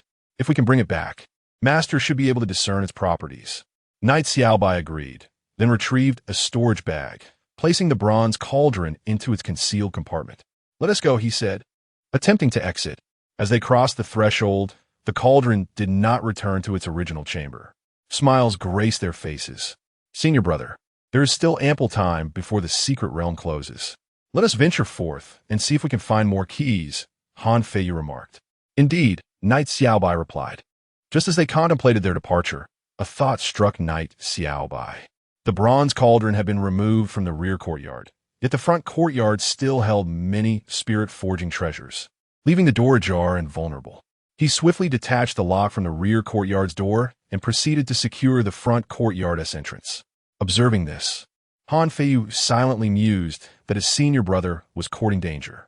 Despite Knight Xiaobai's fear of death and his desire for longevity, he often engaged in perilous actions. Senior brother, is this prudent? Han Feiyu inquired. Knight Xiaobai responded with a smile. Though we may only take 3 this time, when the next secret realm opens, we shall likely acquire another 3.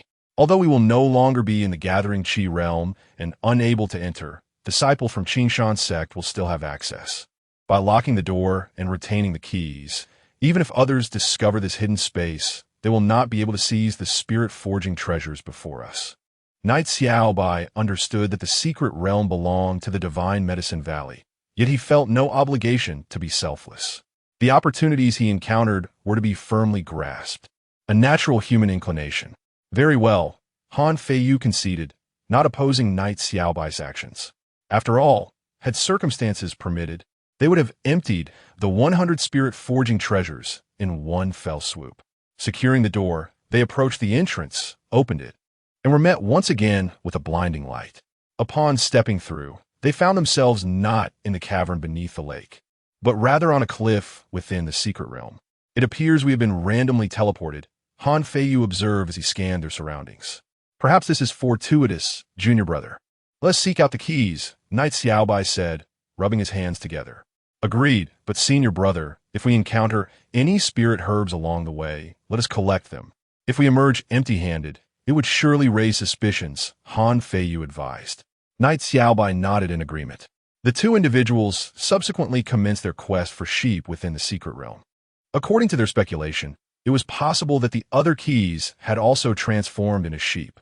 Of course, they might have taken the form of other creatures. in any case. They would approach any peculiar animal they encountered without hesitation.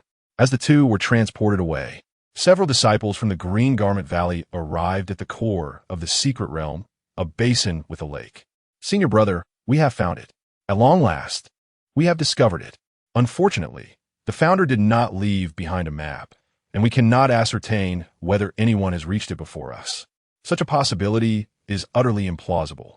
Had we not been forewarned, who would have imagined that the opportunity within this secret realm lay in a lake? All right, Wang Feng and Zhang Long, follow me into the water. The rest of you shall search for the key beasts within the secret realm, the leader among them announced. Yes, senior brother, the group replied in unison, clasping their fists in respect. Thereafter, the three disciples from the Green Garment Valley submerged themselves into the water, while the others departed to seek out the key beasts they had mentioned earlier. Chapter 41. Arriving late, the trio from the Divine Medicine Valley discovered the entrance to the underwater cave. Upon entering, they descended deeper into the cavern until they reached a majestic palace at its core. Excitement sparkled on their faces. Fortune was within their grasp. They ventured into the palace and successfully accessed a small courtyard within a confined space. Indeed, as foretold by the teachings of their ancestor, there were a total of 9 rooms, and the chamber housing the spiritual artifacts for forging was not locked. Let us ascertain which room remains unbarred, suggested the eldest among them. The other 2 nodded in agreement. The number of rooms was limited, and soon they found themselves in the rear courtyard, where they discovered that the main room was indeed unlocked. With elation, they rushed forward and together pushed open the grand doors, only to be met with an expansive, empty chamber. Brother, did we perhaps misapply the method of opening the door? One stammered. Indeed, could there be a special ritual for this? Another pondered. No, there should be no such method. It cannot be. The senior brother exclaimed incredulously. How could the information passed down from our ancestor be erroneous? We followed the guidance to arrive here. Yet where are the forging artifacts? The teachings clearly indicated that the unbarred rooms contained exceptional spiritual items for forging. How could this be merely an empty room? The eldest brother expressed his disbelief. Surely, the artifacts did not sprout legs and flee. One of the companions remarked. The other contemplated a possibility. Brother, could it be that someone arrived before us? At this, the 2 others shivered with apprehension. Impossible. No, perhaps it is possible. The eldest initially refuted the notion, only to second-guess himself. With the spiritual artifacts vanished, his mind began to race. Others lacking the ancestors' knowledge would undoubtedly remain oblivious to the true location of fortune. Yet, what if someone had leaked this information?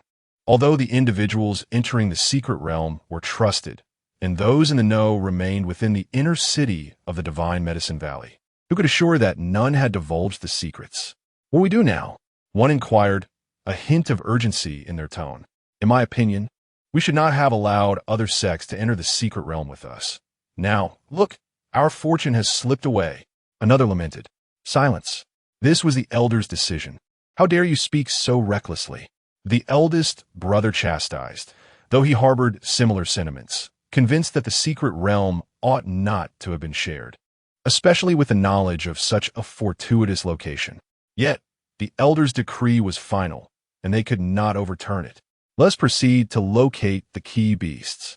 If there is a possibility of a leak in information, we must hasten to find all 9 key beasts. As for the forging artifacts, I trust the elders will have contingencies in place, the senior brother declared. The trio nodded in agreement and swiftly departed the small courtyard. On the other side, Yi Xiaobai and Han Feiyu wandered aimlessly, failing to encounter any sheep. However, they did gather a considerable number of spiritual plants along the way. The 2 attempted to open their heavenly eyes in search of the key. They discovered that the key's fortune was indeed extraordinary, yet not as abundant as that found in the vicinity of the lake. The secret realm itself was inherently rich in fortune, creating a radiant aura that enveloped everything beneath their heavenly gaze. If the fortune of the sought-after object or place was not sufficiently potent, they could not discern the general location of the key from an immense distance. Nevertheless, when the key appeared within their visible range, they could ascertain that it was not an ordinary creature, but rather the key itself. However, This rendered their heavenly eyes useless, as the key was already within sight. Thus, the two could only search like headless flies. Their mindset remained relatively positive. Finding the key would be splendid, but its absence was of little consequence, for their journey had already yielded considerable rewards. As days passed, the fifth day arrived, leaving only 12 hours before the secret realm would close. The disciples from various sects began to make their way towards the entrance of the realm. On this day, 3 beams of light shot into the sky, swiftly dispersing towards 3 distinct directions within the secret realm. Yi Xiaobai and Han Feiyu exchanged glances, noting that the initial appearance of these beams seemed to originate from the lake. Could it be the key? The two hastened towards the nearest beam of light, and others followed suit, albeit with different motivations. They suspected that these beams might signify the presence of spiritual crafting materials.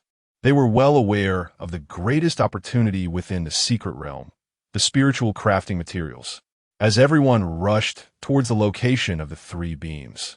The disciples from the Divine Herb Valley were no exception. They understood that these beams indeed indicated the presence of spiritual crafting materials. The information shared by the Divine Herb Valley was accurate. It was indeed possible to find such materials within the secret realm and not merely in the core area. According to the teachings passed down from the ancestors of the Divine Herb Valley, multiple spiritual crafting materials would appear on the last day of each opening of the secret realm, with the quantity and location remaining uncertain and entirely random. The quality was also unpredictable, ranging from inferior to medium or superior grades. As for top-tier materials, they were exclusively found in unlocked rooms within the core area. It is worth mentioning that the information from the ancestors of the Divine Herb Valley was incomplete. They believed that only 1 or 2, at most 3 or 4, top-tier materials would exist in the core area. In reality, there were numerous. Thus, the Divine Herb Valley had not considered that someone had changed the locks, concealing other top-tier materials, leading them to mistakenly believe that all top-tier materials in the core area had vanished. With the disappearance of these top-tier materials, they had spent several days searching and had only managed to find a single key beast. Although the acquisition of the key allowed them to unlock a door and gain access to the inheritance of an alchemist, including that of a 6th-tier alchemist, this outcome was still commendable. Yet, the thought of the exquisite forging spirit object being lost, coupled with the other rooms remaining unopened, leaves me with a sense of insufficient reward. Thus, on the final day, the emergence of a random forging spirit object cannot be overlooked. They are determined to seize the opportunity to acquire it first. The addition of a single forging spirit object could potentially result in the emergence of another Dao platform realm practitioner within the sect. As Yi Xiaobai and Han Feiyu hurried towards the nearest stream of light, Han Feiyu suddenly halted Yi Xiaobai. "Senior brother, wait. I believe I have spotted a cow." "A common yellow cow," he exclaimed, gesturing toward the chamber. "A common cow?" Yi Xiaobai immediately turned his gaze, and both activated their heavenly eyes. The aura of fortune surrounding it mirrored that of the key in their possession. "Capture it." Yi Xiaobai digisirid commanded.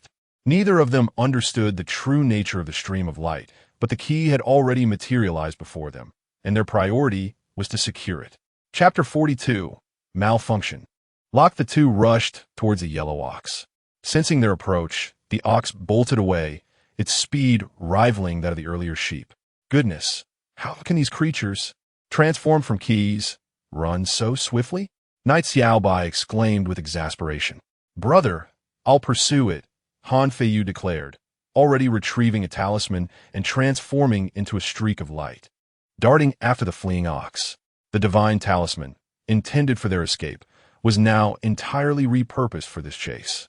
After accelerating, Han Feiyu soon caught up to the yellow ox. According to Knight Xiaobai, capturing the ox was paramount. He reached out and grasped the ox's tail, and in an instant, the yellow ox vanished. Simultaneously, a key appeared in Han Feiyu's hand, along with a lock.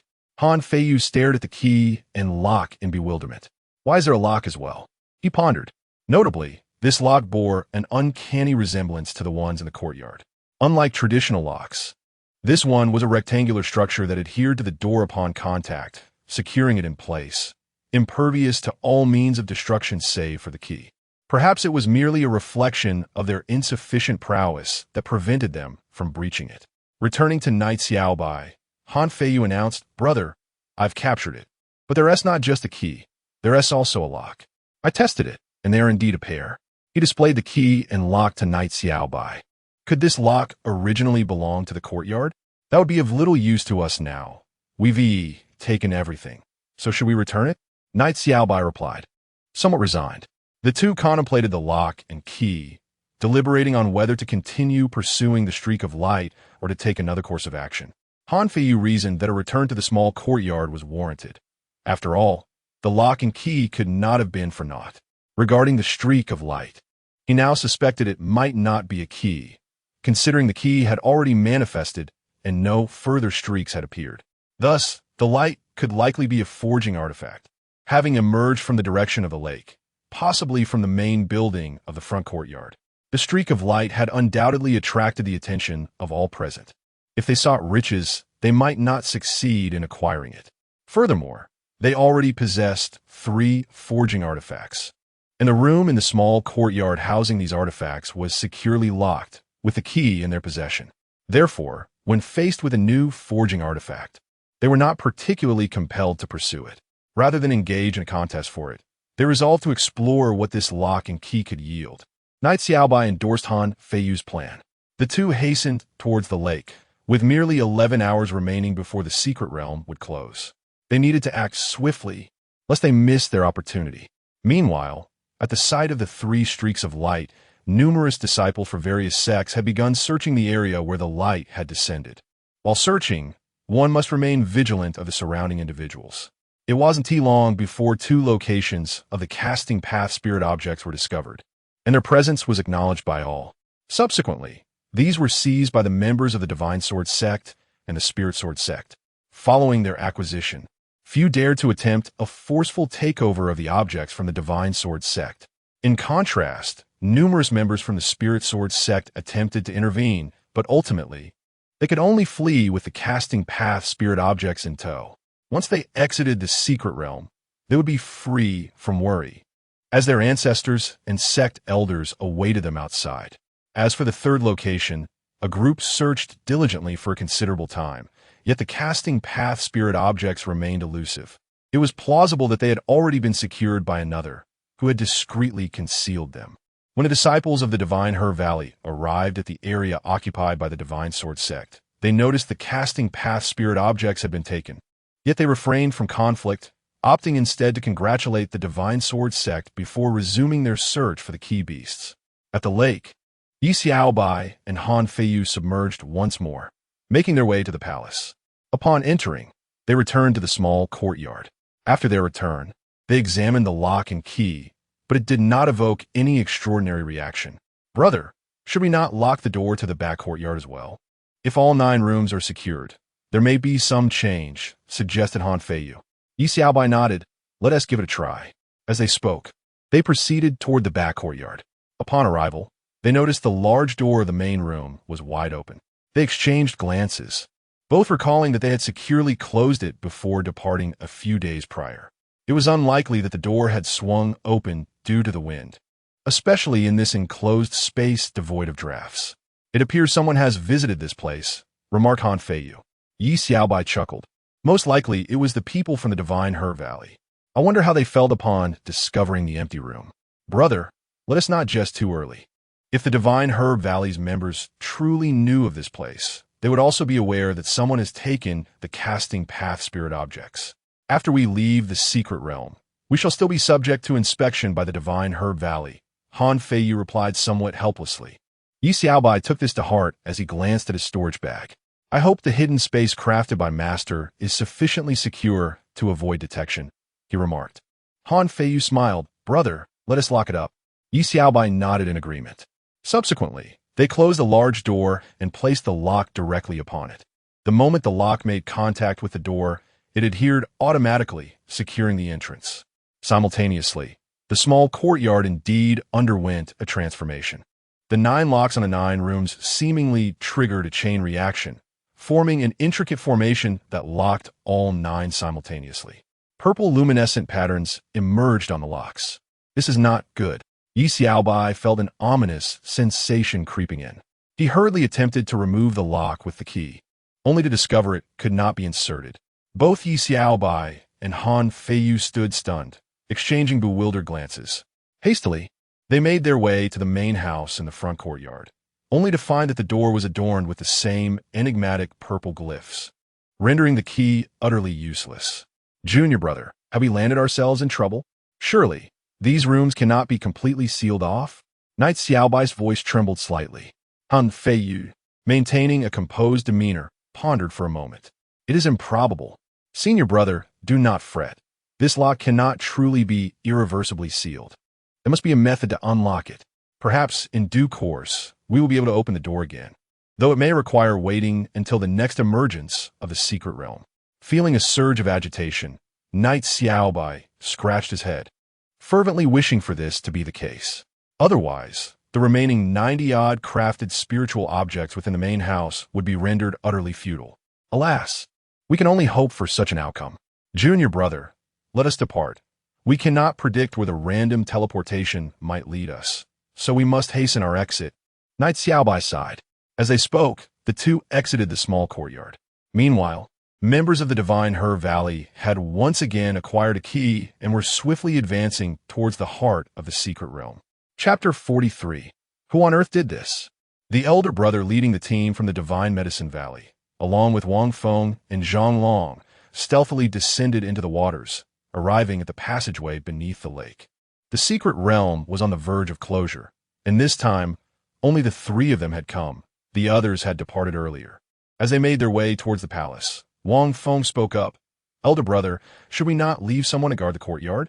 That fellow who sees the forging spirit object might also capture the key beast and take the opportunities within the courtyard. The leading elder brother, Sun Song, chuckled lightly. Junior brother, there is no need for concern. Such a possibility is utterly impossible. As you witnessed during the capture of the key beast, its speed and reflexes are remarkably swift. Without the treasure left by our ancestor, a practitioner at the gathering chi stage would certainly be unable to capture the key beast. The treasure Sun Song referred to was a jade staff, nameless yet potent. It had the peculiar ability to prevent the key beast from fleeing if one approached it while holding the staff. However, this was its sole utility. Capturing the key beast still required finding it, which was no simple task. Thus, in the past few days, they had only managed to locate 2 key beasts. Indeed, what the elder brother says is true, Zhang Long chimed in with a smile. As the trio conversed, they arrived at the palace. Pushing open the door, they entered the small courtyard. Immediately, they began to attempt to unlock the front yard's gate. Upon reaching a room's entrance, they noticed the purple patterns on the lock. Elder brother, this is unusual. What are these patterns? Wang Feng inquired, puzzled. Sun Song, equally perplexed, examined the patterns but found nothing extraordinary. I am uncertain. Regardless, let us seize the opportunity first. As Sun Song spoke, he retrieved the key and prepared to unlock the door. In the next moment, the three discovered that the key would not fit. They stood frozen in disbelief. Sun Song suddenly recalled something. This is not good, he exclaimed, rushing towards the back courtyard. Wang Feng and Zhang Long followed closely behind. Upon reaching the back courtyard, they saw that the main door had been locked. Damn it! Who did this? Who on earth is responsible? Sun Song shouted in frustration. Elder brother, this could escalate dramatically.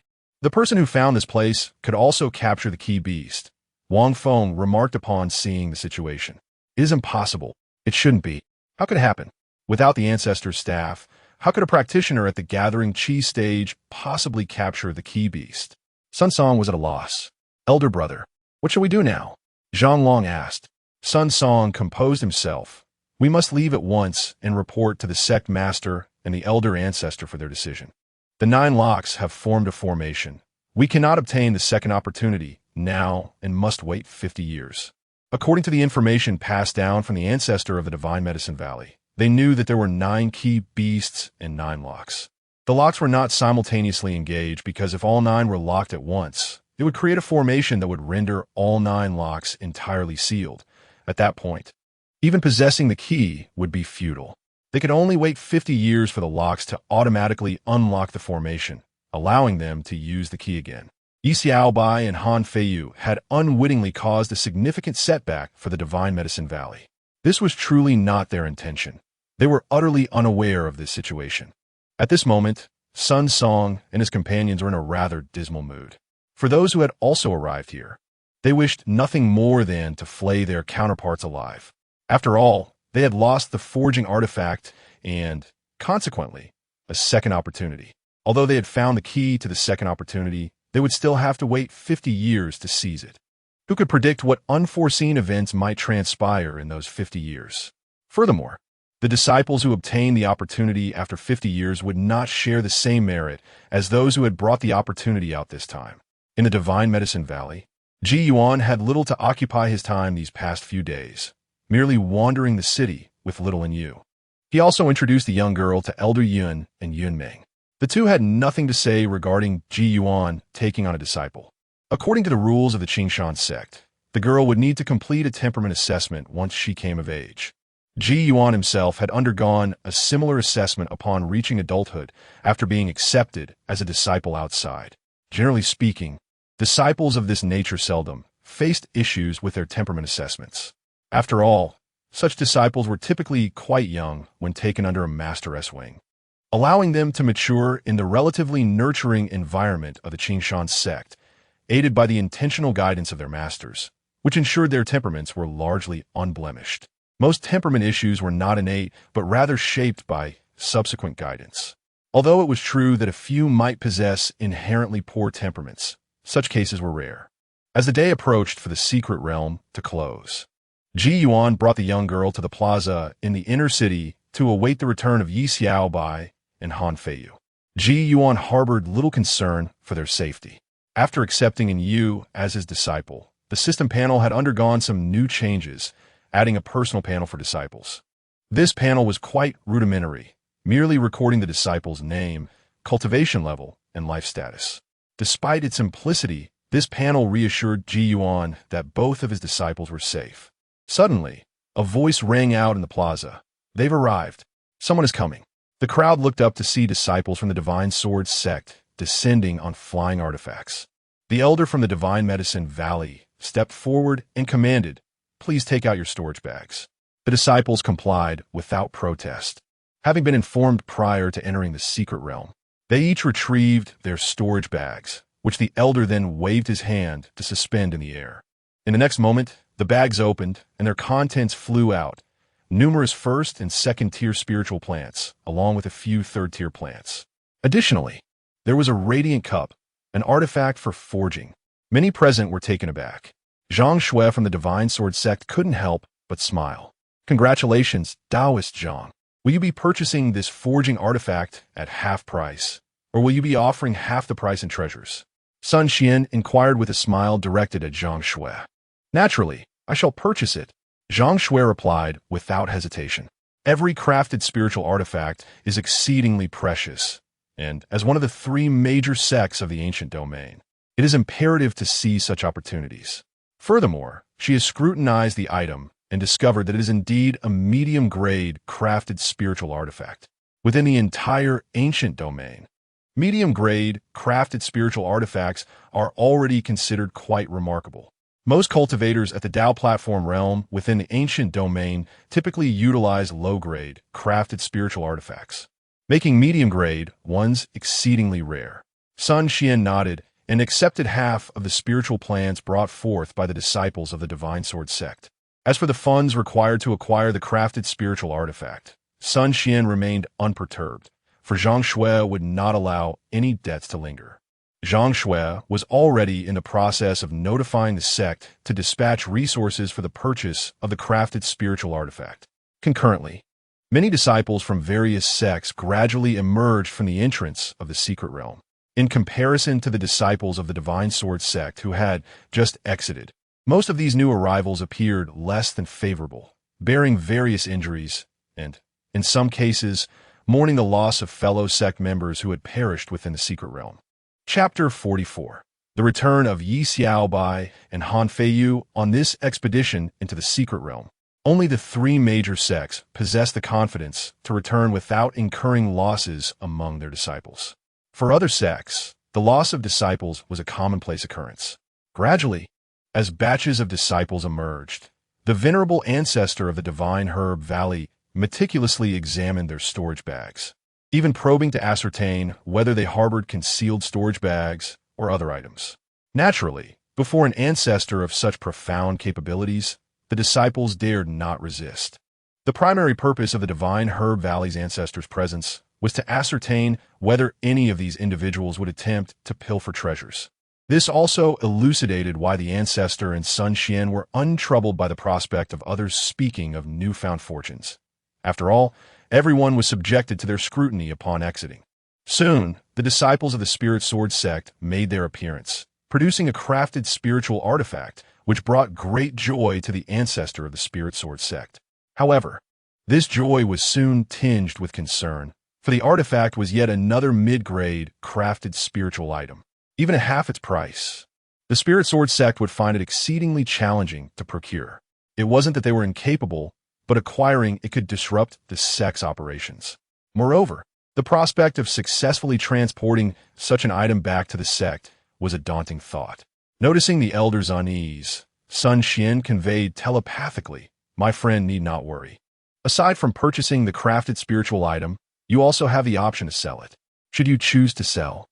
The Divine Herb Valley will include a low-grade crafted spiritual item among your resources, ensuring confidentiality."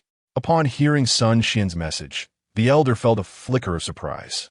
Without much contemplation, he agreed to Sun Xian's terms. A visible mid-grade crafted spiritual item and a discreet low-grade crafted spiritual item. He opted for the latter, for he could not grasp the former. Meanwhile, Yi Xiaobai and Han Feiyu departed the small courtyard and, while en route to the exit, encountered a contingent from the Qingshan sect. Tang Ying and Song Dahai, relieved to see that Yi Xiaobai and Han Feiyu were unharmed, had been quite anxious about their safety over the past few days. The duo joined the Qingshan sect's formation, collectively making their way out of the secret realm, only to face the scrutiny of the Divine Herb Valley's ancestor. As the group produced their storage bags, the venerable ancestor of the Divine Herb Valley continued his examination. Yi Xiaobai and Han Feiyu felt a twinge of anxiety as they possessed 3 crafted spiritual items, a bronze cauldron, and 2 keys. This was the greatest harvest of their expedition, provided they remained undetected. Before long, a few spiritual plants emerged from their storage bags. Observing that no other items had surfaced and that the ancestor had not discovered anything amiss, the two felt a wave of relief wash over them. In the plaza, Ji Yuan held Yu in his arms and gestured towards Yi Xiaobai and Han Feiyu, saying, "Little Yu, those 2 are your senior brothers. The one over there is your eldest brother, Yi Xiaobai, and the second elder brother, Han Feiyu." Little Yu, with her wide, curious eyes, gazed in the direction of Yi Xiaobai and Han Feiyu, striving to get a clearer view of the two. Ji Yuan informed her that her senior brother is akin to a sibling, thus she would have 2 brothers in the future. Ji Yuan discerned that the little girl yearned for familial connections, and indeed, referring to her senior brother as an elder sibling was not inaccurate. In the air, as Yi Xiaobai and Han Feiyu completed their inspections, half of the spiritual plants were taken away, and their storage bags returned to them, allowing them to relax entirely. However, on the other side, Tang Ying's storage bag was opened, for which a low-grade forging spiritual object surprisingly emerged. Yi Xiaobai and Han Feiyu exchanged glances, both taken aback. Elder Yun and Yun Meng were equally delighted.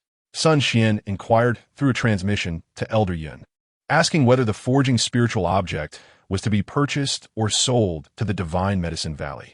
Tang Ying had acquired merely a low-grade forging spiritual object, which was within the purchasing capacity of the Qingshan sect.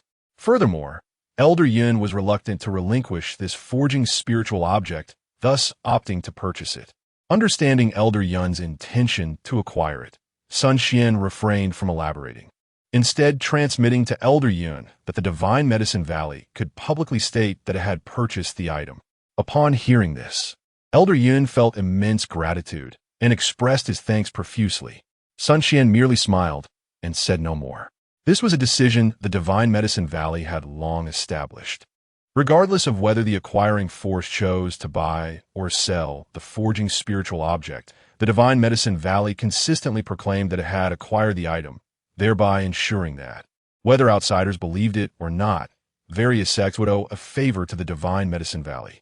Once the disciples of the Qingshan sect completed their inspections, they stowed away their respective storage bags. The forging spiritual object, for the time being, remained with the elder of the Divine Medicine Valley. The disciples then returned to their elders. Upon returning, Yi Xiaobai and Han Feiyu saw Jiyuan holding a little girl. Before they could speak, Jiyuan introduced her. "Allow me to present to you your junior sister, and you." Seeing their little junior sister brought joy to both. "Master, let me hold her," Yi Xiaobai exclaimed eagerly. Jiyuan turned to Yu and asked, "Little one, your senior brother wishes to hold you. Would you be willing?" And you looked at Yi Xiaobai, then at Jiyuan, and nodded vigorously. With a smile, Jiyuan handed the little girl to Yi Xiaobai, who promptly embraced her with delight. Soon, Yi Xiaobai and Han Feiyu began to play with the little girl, not mentioning the matters within the secret realm, and Jiyuan refrained from inquiring as well. Considering the multitude of people present, as time passed, the disciples of the Divine Medicine Valley emerged. The elder of the Divine Medicine Valley did not inspect their storage bags, but noticed their peculiar expressions, prompting a sense of foreboding within him. Sun Xian also took note of this, and hurriedly called them aside to inquire about the situation within the secret realm. Upon learning that someone had entered the core area before them and taken the forging spiritual object from within, Sun Xian felt a headache coming on. Moreover, he discovered that the adversary had captured the key beast and locked the gate, preventing the members of the Divine Medicine Valley from seizing the opportunity in the core area even after finding a second key, leaving him in disbelief. Sun Xian was equally perplexed. Although he had never personally ventured into the secret realm, he was acutely aware of the formidable nature of the key beasts, as conveyed by the accounts of the disciples and the teachings passed down by the ancestors.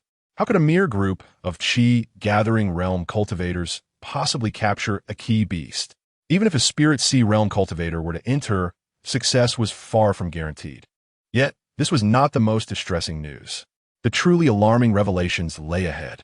As the last few individuals emerged, the gates of the secret realm closed. The esteemed ancestor of the Divine Herb Valley found neither the key nor the forging spirit objects among those who had returned. In fact, the ancestor hastily examined the disciples of the Divine Herb Valley and their storage bags, confirming the absence of both the key and the forging spirit items. Both Sun Xian and the ancestor began to ponder various possibilities. Chapter 45. Standing firm in this place, the core chamber was locked, indicating that whether someone within revealed information or it was a mere accident, someone had undoubtedly entered the core area. However, no keys or forging artifacts could be found. Thus, the two individuals considered four possibilities. Firstly, the information from the founder might be erroneous, suggesting that there were no forging artifacts in the core area. As for the key, it is conceivable that the one who found it did not take it away, but instead hid it somewhere within the secret realm. Secondly, the founder's information could be accurate, yet the person who acquired the key and the forging artifact concealed them within the secret realm. Thirdly, the individual who obtained the key and the forging artifact may still be within the secret realm, having not emerged. Lastly, the person who acquired the key and the forging artifact could have exited, but they were unable to be searched for these items by the others. Sun Xian and the ancestor both sensed that the first possibility was the most plausible. The second seemed unlikely, while hiding the key might be commonplace. Concealing a forging artifact was illogical, as it serves as a resource only when brought out, whether for purchase or sale. Otherwise, merely hiding it appears rather foolish. The third possibility exists but seems improbable unless the individual encountered an unforeseen mishap or exhibited irrational behavior. It is also conceivable that they might intend to cultivate within the secret realm for 50 years, aspiring to attain invincibility. As for the fourth possibility, both the ancestor of the Divine Medicine Valley and Sun Xian deemed it the least likely scenario. This inspection was conducted personally by the ancestor of the Divine Medicine Valley, a cultivator of profound capabilities, especially in the absence of the ancestors from the Sword of Divine and Golden Mountain sections. "What shall we do now, ancestor?" Sun Xian inquired. moving closer to the ancestor. The ancestor of the Divine Medicine Valley pondered for a moment, stating, "This matter is difficult to investigate. However, it is evident that someone has discovered the core area. This unwelcome loss must be temporarily endured. In 50 years, when we send disciples to infiltrate, I shall instruct several disciples to guard the core area, ensuring we identify those who discovered it. At that time, we shall ascertain the true circumstances within this secret realm." "Understood," Sun Xian replied, nodding in agreement. The Divine Medicine Valley accepted this unwelcome loss and proceeded with the ongoing processes. Sun Xian took the initiative, presenting 2 storage bags to Elder Yun and the ancestor of the Spirit Sword sect in front of numerous cultivators, having acquired the forging artifacts. He then handed the forging artifact from the Sword of Divine sect to Zhang Shui, selling it. The storage bag given to Elder Yun was empty, merely for show, as the actual transaction of the forging artifact would occur privately later. As for the storage bag given to the ancestor of the Spirit Sword sect, it was not an illusion. It contained indeed a low-grade forging artifact along with some other resources. The ancestor of the Spirit Sword sect appeared quite pleased, though he refrained from expressing it, adopting a demeanor of disappointment for missing out on the mid-grade forging artifact. Elder Yun exhibited a similar sentiment, feigning regret for being unable to afford the forging artifact. Regardless of whether others believed it, they played their parts. Soon enough, individuals from various sects began to disperse. Returning to their residence, the venerable Elder Yun summoned Yunmeng and Ji Yuan to his chamber, where he conveyed the facade of selling the Tao-casting spiritual items while secretly purchasing them. Although he took measures to maintain appearances, Elder Yun was acutely aware that this strategy was not entirely secure. There would always be individuals willing to take risks for the sake of the Tao-casting spiritual items. Thus, he sought counsel from the 2 regarding their next steps. "Father, perhaps my junior brother and I should lead the disciples away first, and you can conduct the transaction in a few days. If you travel alone, even if you encounter highwaymen, you can retreat to the sect safely," suggested Yunmeng. Ji Yuan pondered for a moment and replied, "If someone indeed intends to ambush us, it will be futile whether we act in unison or separately. They could simply rob us first and then threaten the elder." "Indeed, Ji Yuan speaks the truth." Elder Yun nodded in agreement. Yunmeng furrowed her brow and proposed, "What if we summon Mother to come over? With both elders absent from the sect, it may be vulnerable to unforeseen disasters." Ji Yuan is correct, Elder Yun affirmed once more. Feeling somewhat sidelined, Yunmeng retorted, "Yes, he's right. Why did you call me here?" "Father, I can't shake the feeling that we are not father and daughter, but rather you 2 resemble a father and son." Cough. "Nonsense. Ji Yuan's insights are indeed valid. This matter is quite troublesome, and there may already be eyes upon us, observing whether we venture to the Divine Medicine Valley."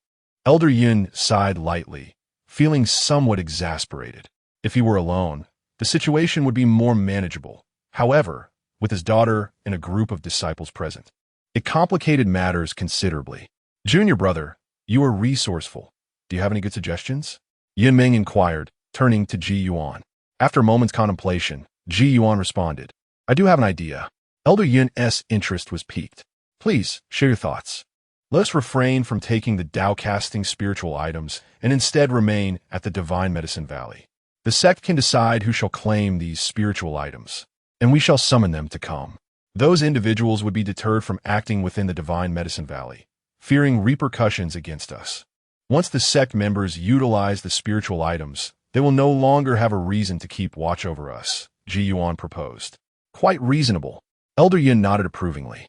This plan would safeguard the Tao-casting spiritual items, and it was highly probable that the sect would gain an additional Tao platform realm cultivator, while also ensuring the safety of the disciples remaining in the Divine Medicine Valley. After discussing the finer details, Elder Yun decided to proceed as Ji Yuan suggested. He contacted the sect to summon the leader of the Zhengfa Peak to the Divine Medicine Valley. This leader was at the pinnacle of the Spirit Sea realm and was merely one Tao-casting spiritual item away from a breakthrough. Such cultivators were not unique in the ancient region. Many were similarly constrained by the lack of Tao-casting spiritual items, halted at the Spirit Sea realm's peak. The rarity of Tao-casting spiritual items in the ancient domain was indeed noteworthy. Having concluded their discussion, Yun Ming and Ji Yuan departed. Yin Ming went to inform the other disciples that they would be staying at the Divine Medicine Valley for an extended period. Ji Yuan then proceeded to his chamber. Inside, Yi Xiaobai and Han Feiyu were engaged in playful activities with Xiao Anyue. Upon noticing Ji Yuan's entrance, both turned their gazes towards him. Do share the fruits of your endeavors. Rest assured, there is no need for concern about being overheard, for no one can ascertain the circumstances within this space, Ji Yuan remarked, while simultaneously returning their belongings, such as Yi Xiaobai's tortoise pattern pot and Han Feiyu's small green vial, which had been entrusted to him prior to their venture into the secret realm. Ji Yuan was convinced that their journey had yielded significant rewards, as both possessed remarkably abundant fortune. Upon hearing Ji Yuan's words, smiles blossomed on the faces of Yi Xiaobai and Han Feiyu. Their spirits lifted at the thought of their gains. After securing their possessions, Yi Xiaobai began rummaging through his storage pouch. Chapter 46. The Resonance of the Key and the Tao Foundation Master. Behold. Yi Xiaobai exclaimed with a hint of pride as he retrieved 3 exquisite Tao forging artifacts from his storage bag. Ji Yuan cast a glance at the artifacts, recognizing their exceptional quality, and felt a twinge of astonishment. 3 supreme Tao forging artifacts. Is this secret realm truly so rich in resources? Although Ji Yuan had never encountered Tao forging artifacts before, he had experienced their emergence within him when he advanced to the Tao platform realm, as if they were a complimentary reward for his cultivation. In any case, Ji Yuan himself was a supreme Taoist, fully aware of the nature of such artifacts. Moreover, having observed others acquire Tao forging artifacts in the plaza earlier, he was familiar with the potency of low and mid-tier artifacts. Thus, upon seeing one before him, he could readily discern its grade. Supreme Tao forging artifacts. Yi Xiaobai and Han Feiyu were equally surprised by Ji Yuan's words. The thought of the room in the core of the secret realm, containing 96 such artifacts, made their hearts race with anticipation. Master, we are destined for greatness. Yi Xiaobai hurriedly recounted the details of the core area within the secret realm. After listening, Ji Yuan fell into a contemplative silence. This secret realm is exceedingly affluent. 99 supreme Tao forging artifacts, with additional mid to low-tier artifacts appearing randomly. The Divine Herb Valley is likely unaware of the existence of these 99 supreme Tao forging artifacts. Otherwise, they would never share the secret realm with others. The Divine Herb Valley has incurred a significant loss this time. Master, here are the key and the cauldron. Take a look, Han Feiyu said as he produced a bronze cauldron and 2 keys from his storage space. Ji Yuan's gaze shifted to the 2 keys, and he felt an inexplicable stirring within him. This sensation emanated from his Tao foundation, as if the keys were magnetically drawn to it. What is happening? Ji Yuan grasped the keys, sensing that he could refine and absorb them if he so desired. How could the items within the Divine Herb Valley's secret realm resonate with him in such a manner? The Tao Platform Realm, also known as the Tao Foundation Realm, requires practitioners in the spiritual sea realm to utilize Tao forging artifacts to establish their foundational roots in the Great Tao. Consequently, every practitioner in the Tao Platform Realm and above possesses their own Tao foundation within them. The quality and form of the foundation depend on the cultivation techniques practiced and the Tao forging artifacts used.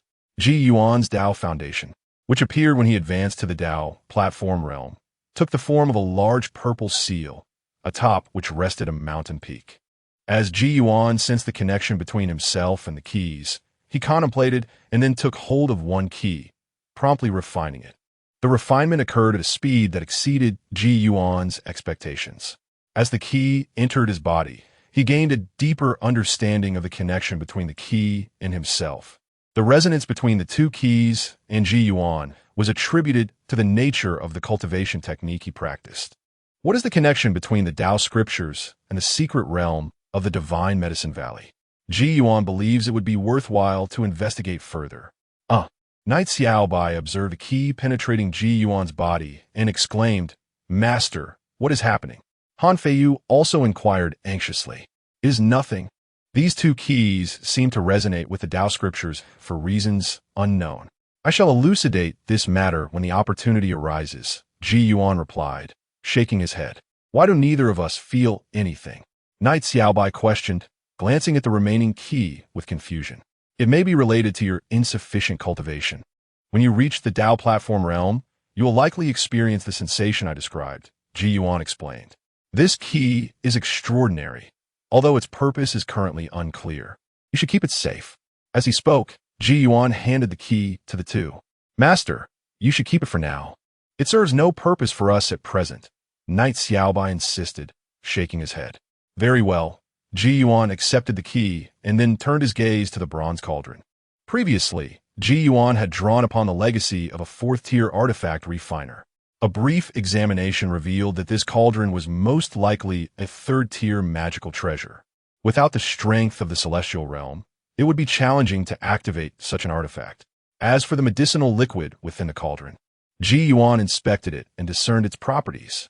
It is a treasure for tempering the sinews and washing the marrow, enhancing one's aptitude. Its potency is mild, making it accessible even to mortals. Such treasures are exceedingly rare and are nearly as valuable as the bronze cauldron itself. Ji Yuan shared his conjecture with the others.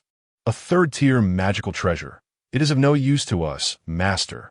You should utilize it first, Knight Xiaobai proposed. What do you think, junior brother? Han Feiyu nodded in agreement. As for this medicinal liquid, junior brother, you should take it, Knight Xiaobai continued. Given that Han Feiyu's aptitude was inferior, it was only fitting to prioritize him for such a boon. Although touched, Han Feiyu contemplated for a moment before declining. Why not let junior sister use it? Do not worry about Yu. She has no need for such aptitude-enhancing treasures, Ji Yuan interjected, shaking his head. With her sacred body and 8-star cultivation talent, she has no requirement for enhancement. While it might yield some effect for her, it is better suited for Han Feiyu, whose 1-star talent is indeed rather low. Upon hearing Ji Yuan's words, Knight Xiaobai and Han Feiyu immediately realized their little junior sister was indeed a prodigy. Junior brother, there is no need for further discussion. Just use it, Knight Xiaobai urged Han Feiyu. All right. Han Feiyu acquiesced without hesitation. After agreeing, he turned to Ji Yuan and asked, Master, how should this be used? Simply remove your clothes and immerse yourself in the cauldron, Ji Yuan instructed. Xiaobai, taking you out for some leisure. I will stay here to watch over Feiyu. Understood. Master, Knight Xiaobai replied, then looked at little Yu, saying, Junior sister, come, let your senior brother take you out to play. Xiao Anyue, with her gentle demeanor, grasped Yi Xiaobai's hand and followed her away. Subsequently, Han Feiyu shed his garments and entered the bronze cauldron. Upon his entry, he immediately experienced a wave of comfort enveloping him. The medicinal liquid began to manifest its effects gradually. Ji Yuan observed intently from the side, relieved to see that Han Feiyu encountered no mishaps. As time passed, after a couple of hours, the potency of the medicinal liquid within the cauldron had completely dissipated. Ji Yuan activated the system's detection function. Talent, 5 stars. Potential, 9 stars. This substance possesses an extraordinary efficacy. Han Feiyu's original 1-star talent had astonishingly elevated to 5 stars. After absorbing the medicinal energy, Han Feiyu emerged from the cauldron, using his spiritual power to expel moisture from his body before donning his garments. Chapter 47. The Sword Sutra Master. Dressed and ready, Han Feiyu called out to Ji Yuan. Ji Yuan nodded slightly, inquiring, How do you feel? I feel exceptionally well. I believe that once I achieve full energy convergence, I may be able to break through without relying on the Spirit Sea elixir, Han Feiyu replied. Your intuition is not mistaken. Your talent has likely ascended to 5 zhang. Ji Yuan remarked, opting for a more straightforward assessment rather than the 5-star rating provided by the system. Han Feiyu was taken aback by this revelation. 5 zhang. He suddenly felt a pang of guilt towards Yi Xiaobai, considering the treasure had been discovered together. Initially, he had expected that after its use, his talent would merely reach Yi Xiaobai's level.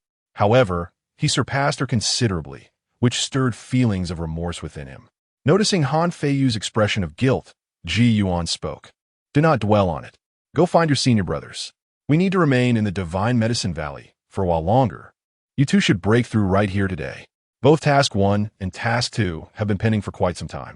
Complete them swiftly so I can preemptively assign a suitable technique for new and beginner training. Understood.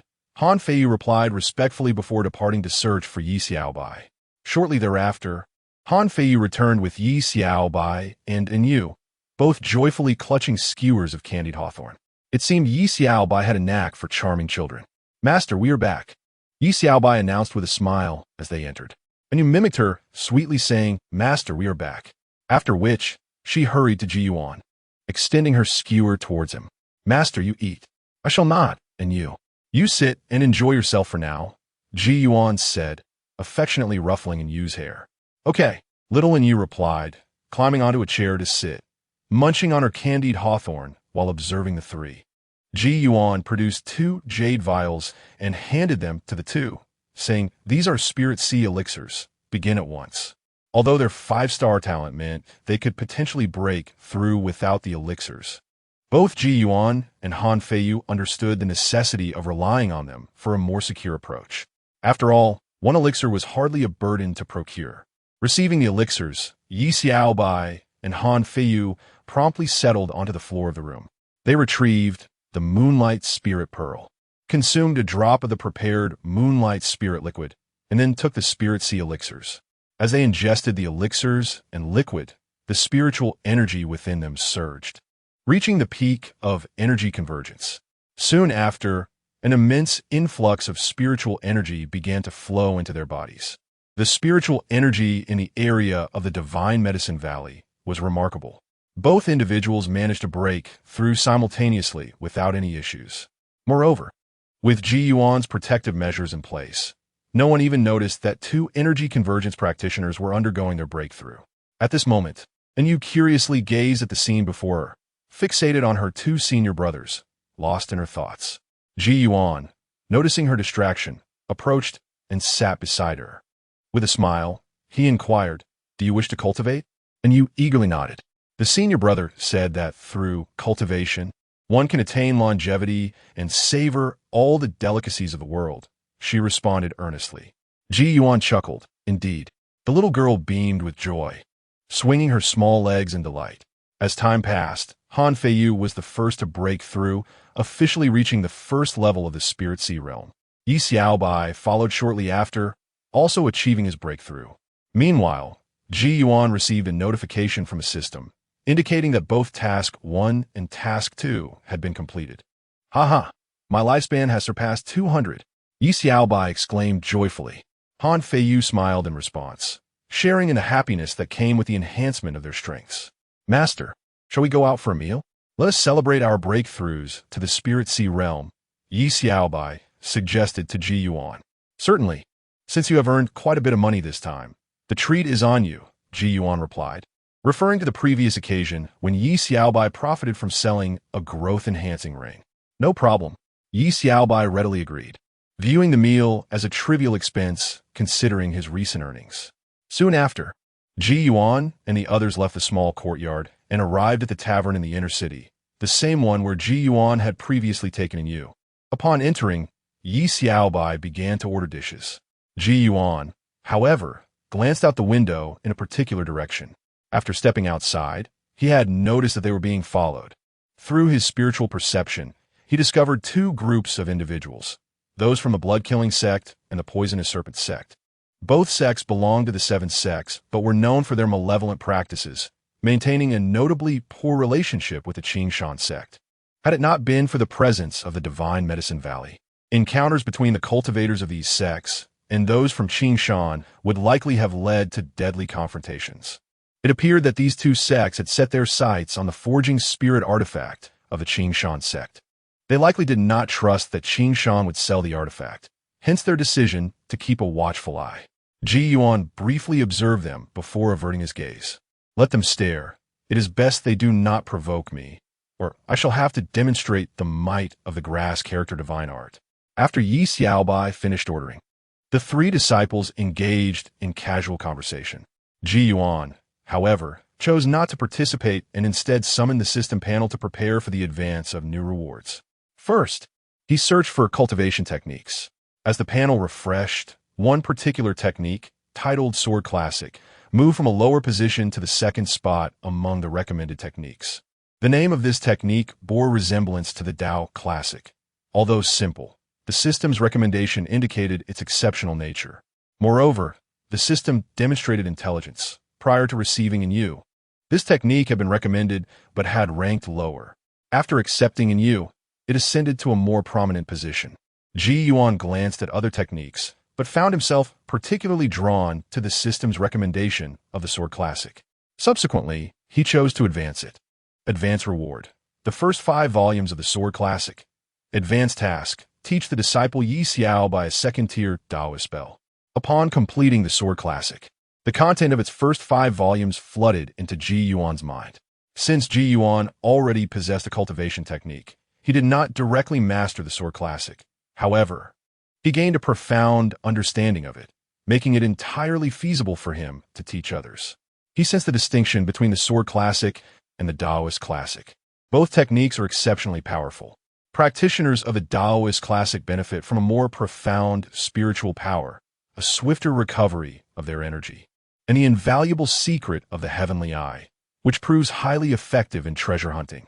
Conversely, practitioners of the Sword Classic wield considerably greater destructive force. And the accompanying secret techniques of the Sword Classic, unlike the Taoist Classic, which currently offers only the heavenly eye, present a unique sword technique with each of its 5 volumes. Chapter 48. 5th rank alchemist Ji Yuan cast his gaze once more towards the system panel. Currently, he had one opportunity for an advance. However, he found himself lacking a particular desire for anything in particular. After much contemplation, Ji Yuan decided to advance the inheritance of a 5th rank alchemist. In truth, advancing this inheritance at present held little practical value. Due to the scarcity of cultivation resources in the ancient domain, even materials for 4th rank elixirs were challenging to procure, let alone those required for 5th rank elixirs. Such materials could perhaps only be discovered within the secluded abodes and secret realms of ancient cultivators. Ji Yuan reasoned that it would eventually prove useful. Thus he proceeded with the advance. As the reward for the advance settled into his consciousness, the inheritance of the 5th rank alchemist surged into his mind. Upon completing the acceptance of the inheritance, Ji Yuan cast a final glance at the system panel. Host, Ji Yuan, Reputation, LV. 312. Advance Count, 0. Advance Type, Search, Reward for Advance. First 5 volumes of the Sword Classic. Advance Task, Teach Disciple Yi Xiao by a 2nd rank spell. Reward for Advance. Inheritance of 5th rank Alchemist. Advance Task, Teach Disciple Han Feiyu a 2nd rank spell.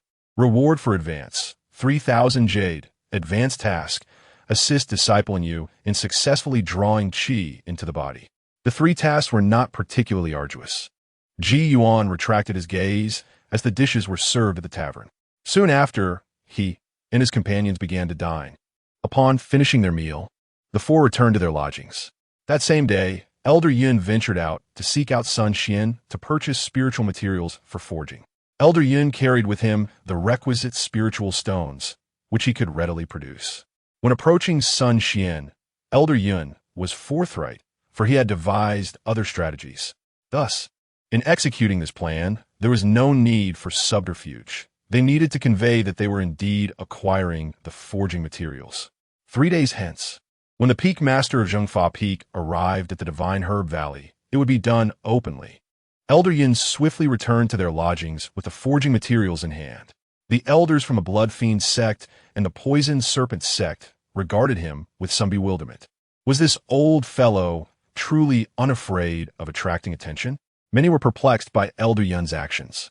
Meanwhile, the Blood Fiend sect and the Poison Serpent sect had also been monitoring the Spirit Sword sect, but the latter had departed that very day without further engagement with Sun Xian or the Divine Herb Valley.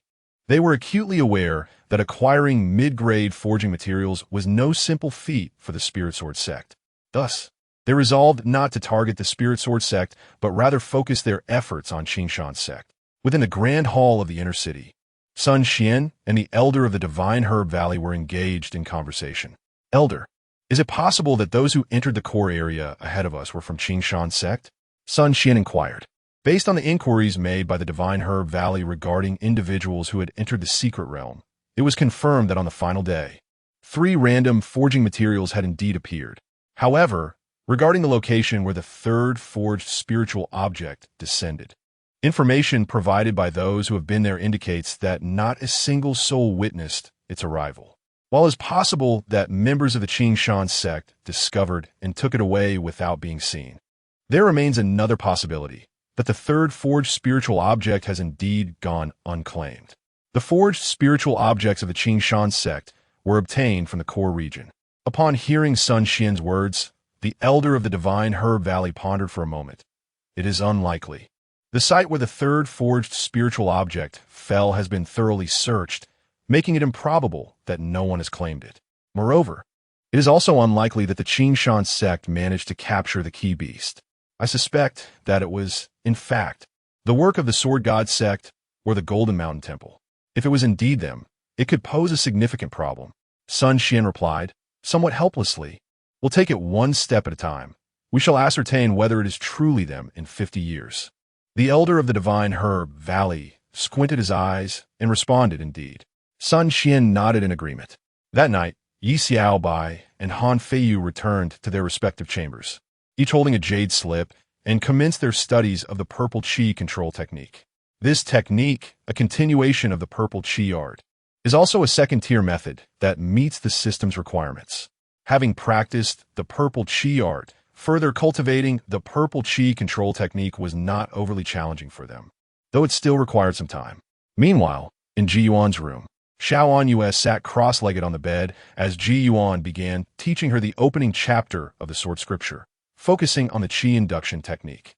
Ji Yuan carefully broke down the qi induction technique for Xiao Anyue, who, being quite young, had yet to recognize many characters. Thus, teaching her demanded considerably more effort than instructing Yi Xiaobai and Han Feiyu, to whom he could simply hand over the techniques and elixirs for independent practice. Ji Yuan continued teaching until Xiao Anyue fully grasped the content. With her eyes closed, Xiao Anyue commenced her practice. Within moments, a surge of spiritual energy flowed into her body. The system notified him that task 3 was complete. Ji Yuan could not help but marvel at her exceptional aptitude for cultivation, rated at 8 stars. She had not even utilized a qi induction pill, yet she had successfully drawn energy into her body in mere moments.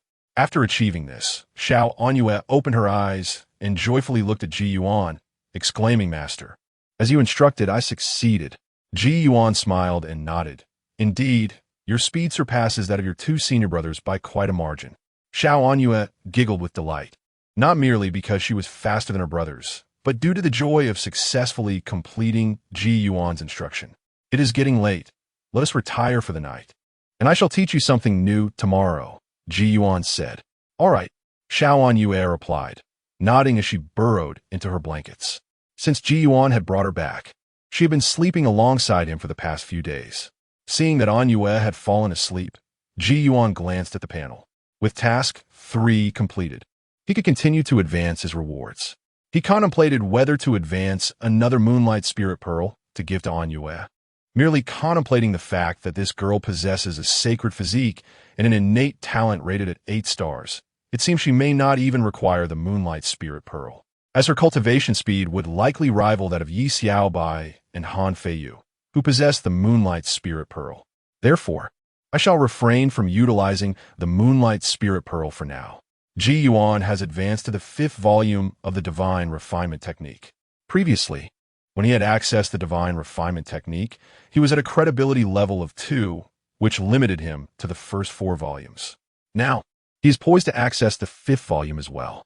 As the 5th volume is absorbed, its contents flood into his consciousness. Ji Yuan's spiritual consciousness is amplified 5-fold, meaning his spiritual prowess has reached 6 times that of an average practitioner in the Dharma aspect realm.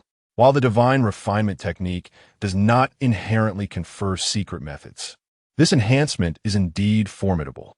Particularly, the might of a Dharma aspect practitioner largely derives from the potency of their spiritual consciousness. With Ji Yuan's mastery of the Divine Refinement Technique, his Dharma aspect's power surpasses that of his peers. Even now, he stands ready to contend with celestial practitioners without fear. Chapter 49. Zhouzheng. 3 days have elapsed. During this period, numerous sects have departed from the Divine Medicine Valley. Yet the Qingshan sect has shown no signs of leaving. This has led the Blood Fiend sect and the Poison Serpent sect to remain in the valley as well. As the Blood Fiend sect and the Poison Serpent sect ponder the intentions of the Qingshan sect, on this day, the master of the Law Peak, Zhouzheng, made his grand entrance into the Divine Medicine Valley. As he strode confidently forward, the members of the Blood Fiend sect and the Poison Serpent sect suddenly grasped the situation. "Damn it, Ancestor, what shall we do now?" An elder of the Blood Fiend sect inquired of the Ancestor. After a moment of contemplation, the Ancestor of the Blood Fiend sect responded, "I shall remain for now and observe. You take the disciples and return first." "Understood, Ancestor." The elder replied with a respectful gesture, not daring to voice further objections. While the Ancestor chose to stay and assess the circumstances, the other elders and disciples of the Blood Fiend sect prepared to depart. Meanwhile, the Poison Serpent sect was deliberating their next course of action. They had no intention of retreating. Instead, they planned to ambush the members of the Qingshan sect on their return journey. This time, their objective was not to forge a Tao artifact, but rather to eliminate some disciples of the Qingshan sect. If Zhouzheng truly achieved a breakthrough, he must be eradicated. Given their already strained relations with the Qingshan sect, they were certainly unwilling to witness the emergence of an additional practitioner at the Tao platform realm. The Ancestor of the Poison Serpent sect approached the Ancestor of the Blood Fiend sect, seeking to invite him to join forces in their endeavor. Together, even if they could not vanquish the Venerable Yun, they would at least be able to eliminate Zhouzheng. The Ancestor of the Blood Fiend sect did not give a definitive answer, but merely suggested to the Ancestor of the Poison Serpent sect that they should observe further. After the Ancestor of the Poison Serpent sect departed, the Ancestor of the Blood Fiend sect pondered his retreating figure. He sensed a deep-seated animosity from the Poison Serpent sect towards the Qingshan sect. Although the Blood Fiend sect also harbored grievances against the Qingshan sect, these were primarily due to conflicting methods and interests. The situation with the Poison Serpent sect felt entirely different, while their hostility was influenced by similar reasons. The Ancestor of the Blood Fiend sect sensed an additional layer of enmity. In many instances, the Blood Fiend sect would weigh the worthiness of confrontation with the Qingshan sect. In stark contrast, the Poison Serpent sect approached the Qingshan sect with an unwavering resolve to annihilate them. Their demeanor was not the same when dealing with other sects with whom they had strained relations. The Blood Fiend sect was at a loss as to why the Poison Serpent sect harbored such fervent animosity. Not only was the Blood Fiend sect perplexed, but the Qingshan sect was equally in the dark. In the Divine Medicine Valley, Sun Xian received the news as well. Upon hearing it, he couldn't help but chuckle. The people of the Qingshan sect are quite clever. He welcomed the plans of the Qingshan sect, as their actions would undoubtedly inspire other sects when the Divine Medicine Valley's secret realm reopened. Consequently, they would exert even greater effort in assisting the exploration of the secret realm.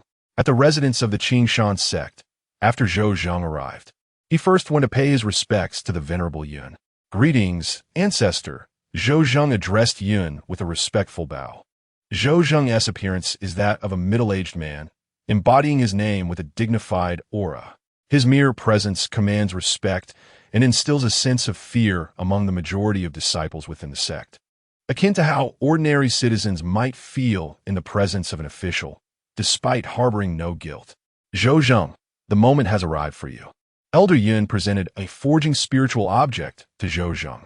The item obtained by Tang Ying resembled a striking piece of wood, seemingly fitting for Zhouzheng at first glance.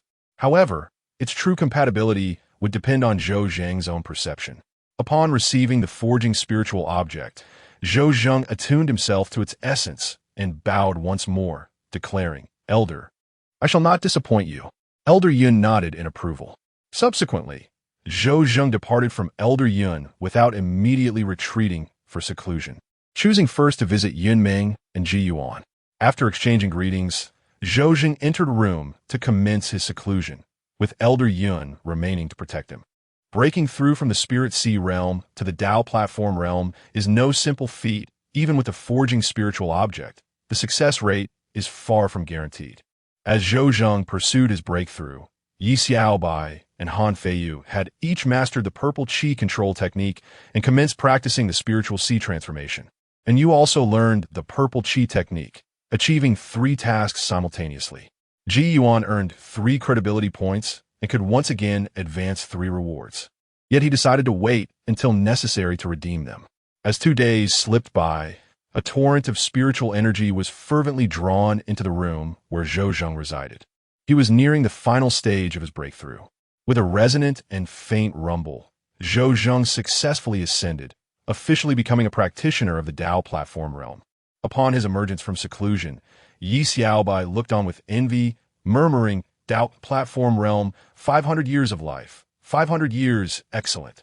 Elder Yun beamed with uncontainable joy at Zhou Zheng's success. After many years, the Qingshan sect finally welcomed another practitioner of the Tao platform realm. Following Zhou Zheng's exit, Ji Yuan and Yunming approached to extend their congratulations. Senior brother, congratulations on your breakthrough. They chorused. From this moment forth, he would be referred to as Elder Zhou of the Qingshan sect. Logically, upon reaching the Tao platform realm, Ji Yuan and Yunming should address him as elder. Yet since they had already been established as peak masters and elders prior to his breakthrough, the continued use of senior brother remained appropriate. Elder Yun, upon becoming an elder, had many of the current elders not yet born, thus necessitating their address of him as elder. Zhou Zheng's face also bore a smile. Thank you, junior brother and junior sister. Today's breakthrough is largely thanks to your disciple. In the future, I shall endeavor to procure another forging spiritual object for your disciple. Zhou Zheng said, directing his words to Yunming. Yunming replied with a smile, Senior brother, your words have taken a heart. Indeed, Zhou Zheng responded with a grin. Zhou Zheng, once you have solidified your cultivation, you shall embark on your journey back to the sect, Elder Yun remarked. Yes, Elder, Zhou Zheng replied with a bow. You are now at the Tao platform realm, so you may refer to me as Elder Brother. Yes, Elder Brother, Zhou Zheng adjusted his form of address. Ji Yuan and Yunming called Zhou Zheng Elder Brother, while Zhou Zheng addressed Elder Yun as Elder Brother. Ji Yuan referred to Elder Yun as Elder, and Yunming called him Father. Essentially, each had their own titles to honor one another. At the residence of the Blood Fiend sect, the Elder of the Poison Floodgate paid another visit. Have you deliberated on the matter? He inquired. That Zhou Zheng fellow is a few centuries our junior. If we do not eliminate him, he will undoubtedly become a significant threat in the future. Additionally, the first-place winner of the Divine Herb Grand Competition, that alchemical prodigy from the Qingshan sect, may also pose a future menace. If you and I join forces to eradicate these threats, would it not bring us great satisfaction? The Elder of the Poison Floodgate stated directly. After careful consideration, the Elder of the Blood Fiend sect nodded in agreement. Very well. Chapter 50. Before the people even squat, they are annihilated on that day. The ancestral figure of the Poison Serpent sect departed from the Divine Herb Valley, accompanied by the members of his sect and the ancestral figure of the Bloodslaughter sect. Both sects have been closely monitoring the Green Mountain sect, which in turn was equally watchful of them. Upon receiving the news, Elder Yun was in high spirits. The forging of the spiritual artifact had been secured. No one was on their tail, and the Green Mountain sect had gained an additional practitioner at the Tao platform realm. Truly a double blessing. A few days later, Zhou Zheng had consolidated his cultivation, and the members of the Green Mountain sect prepared to return to their sect. They boarded a flying vessel, heading towards the direction of the Green Mountain sect. A day later, in a certain valley, the ancestral figures of the Bloodslaughter sect and the Poison Serpent sect, along with a group of disciples from the Poison Serpent sect, lay in ambush, awaiting the arrival of the Green Mountain sect. The two ancestral figures conversed within the valley. Is there a significant grudge between the Poison Serpent sect and the Green Mountain sect? The ancestral figure of the Bloodslaughter sect inquired cautiously. The ancestral figure of the Poison Serpent sect replied nonchalantly, the Poison Serpent sect disapproves of the Green Mountain sect. The Bloodslaughter sect's elder chuckled softly and did not press further. Disapprove? Nonsense. The people from the Green Mountain sect should arrive shortly. My friend, when Zhou shows up, I will engage the old fellow Yun how while you deal with Zhou. Once you have dealt with him, come to my aid. The ancestral figure of the poison serpent sect spoke again. The elder of the blood slaughter sect nodded in agreement. No problem. Both were at the third layer of the Tao platform, while Elder Yun was at the fourth layer. The poison serpent sect's elder was more than pleased to confront the recently ascended Zhou, even if they could not eliminate the old man Yun Hao. They were determined to eradicate Zhou and the younger generation of the Green Mountain sect. With fervor, the ancestral figure of the poison serpent sect proclaimed his intentions. Meanwhile, the flying vessel advanced towards their destination. As they neared the valley, Ji Yuan's spiritual awareness detected movements within. Uncertain if there would be an ambush, he cautiously released his spiritual sense to investigate the situation en route home. His awareness soon revealed the presence of two practitioners at the third layer of the Tao platform, along with Spirit C and Energy gathering practitioners from the Poison Serpent sect. If indeed ambushed, it would be quite troublesome. Ji Yuan rose from his quarters, ready to eliminate this minor inconvenience. He was not one to shy away from trouble. If he did not act preemptively, and a conflict erupted upon their arrival at the valley, it would expose him unnecessarily, leading to far greater complications. With a thought, Ji Yuan's figure vanished from his room, unnoticed as he silently departed the flying vessel. Above the valley, in the blink of an eye, Ji Yuan materialized. His gaze fell upon the valley, specifically directed towards the ancestral figures of the Poison Serpent sect and the Blood Slaughter sect. As his eyes landed upon them, a jolt of unease stirred within the two elders. They abruptly looked up to behold Ji Yuan suspended in the air. Startled, they pondered the origins of this unfamiliar powerhouse. Despite their probing, they could not discern Ji Yuan's cultivation level. Moreover, with the silent emergence of Ji Yuan, a heaviness settled in the hearts of the two individuals. They feared they had encountered a reclusive master of the transcendent realm. I have met the esteemed elder. May I inquire what brings you here? The patriarch of the Poison Serpent sect inquired, bowing respectfully towards Ji Yuan, who hovered in the air. The patriarch of the Blood Fiend sect also bowed and addressed him as esteemed elder. Ji Yuan made no effort to disguise himself, yet the two remained oblivious to his identity. Although he was ostensibly the head of a peak at the Green Mountain sect, he had only recently ascended to this position and had scarcely appeared in public. Furthermore, during the recent Divine Herb Festival, he had rarely ventured into the inner city square of the Divine Herb Valley. Hence, the patriarchs of these two sects did not recognize him. It was only the chi-gathering practitioners and elders of the Blood Fiend sect who discerned his identity. Elders, he is the head of the quest for Truth Peak of the Green Mountain sect. An elder from the Poison Serpent sect hastily interjected. The patriarchs of the Poison Serpent and Blood Fiend sects were once again taken aback. What sect? The Green Mountain sect? By heavens! When did such a formidable figure emerge from the Green Mountain sect? Observing the commotion below, Ji Yuan did not prevent the practitioner from the spiritual sea realm from revealing his identity. After all, they would soon meet their demise. Before their end, he thought it only fitting to let them utter a few more words. Run! The patriarch of the Poison Serpent sect bellowed in a grave tone. The disciples of the Poison Serpent sect wasted no time, hastily boarding their flying artifacts and fleeing in the opposite direction of Ji Yuan.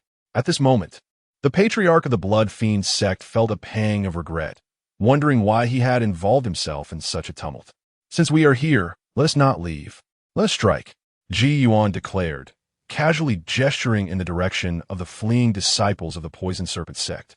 Suddenly, a blade of grass materialized before everyone's eyes, which then unleashed a sword aura that sliced through the air with unrelenting force.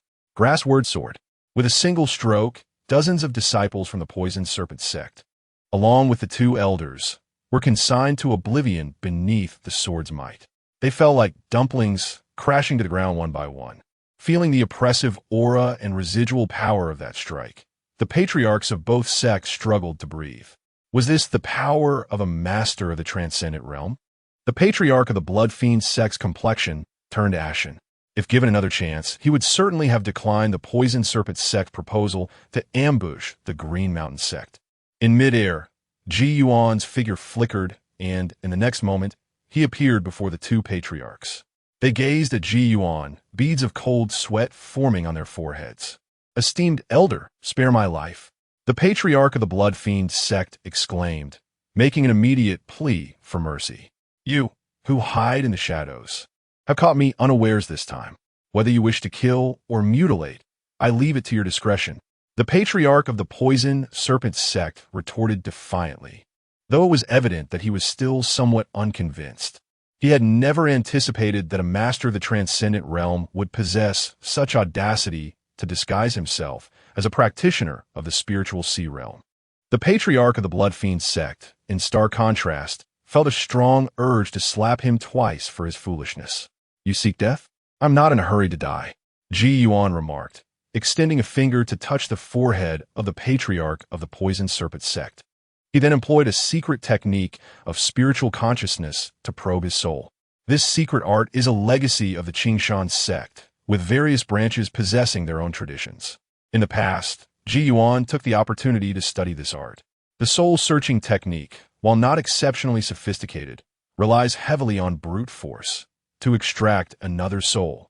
One's own spiritual awareness must vastly surpass that of the target.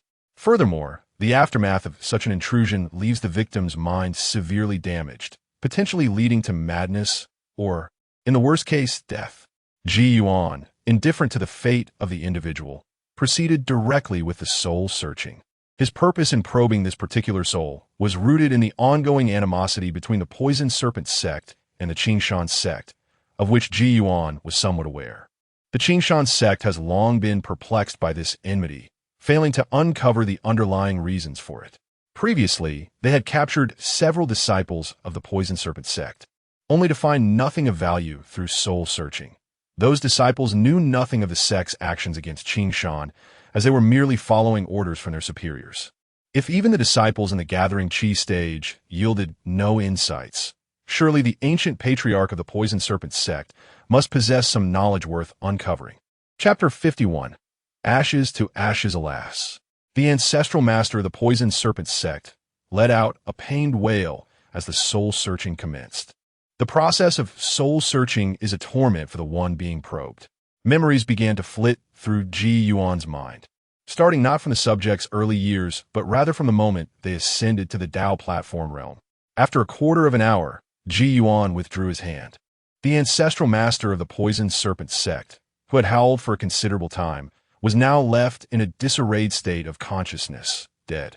Following the soul search, Ji Yuan discerned the reasons behind the persistent targeting of the Green Mountain sect by the Poison Serpent sect. It became clear that the Poison Serpent sect was merely acting under orders. The Poison Serpent sect was affiliated with a force known as the Water Dragon sect, situated beyond the ancient domain. More precisely, the Poison Serpent sect was a subordinate sect supported by the Water Dragon sect. Upon receiving their backing, the Water Dragon sect issued a singular command: the annihilation of the Green Mountain sect.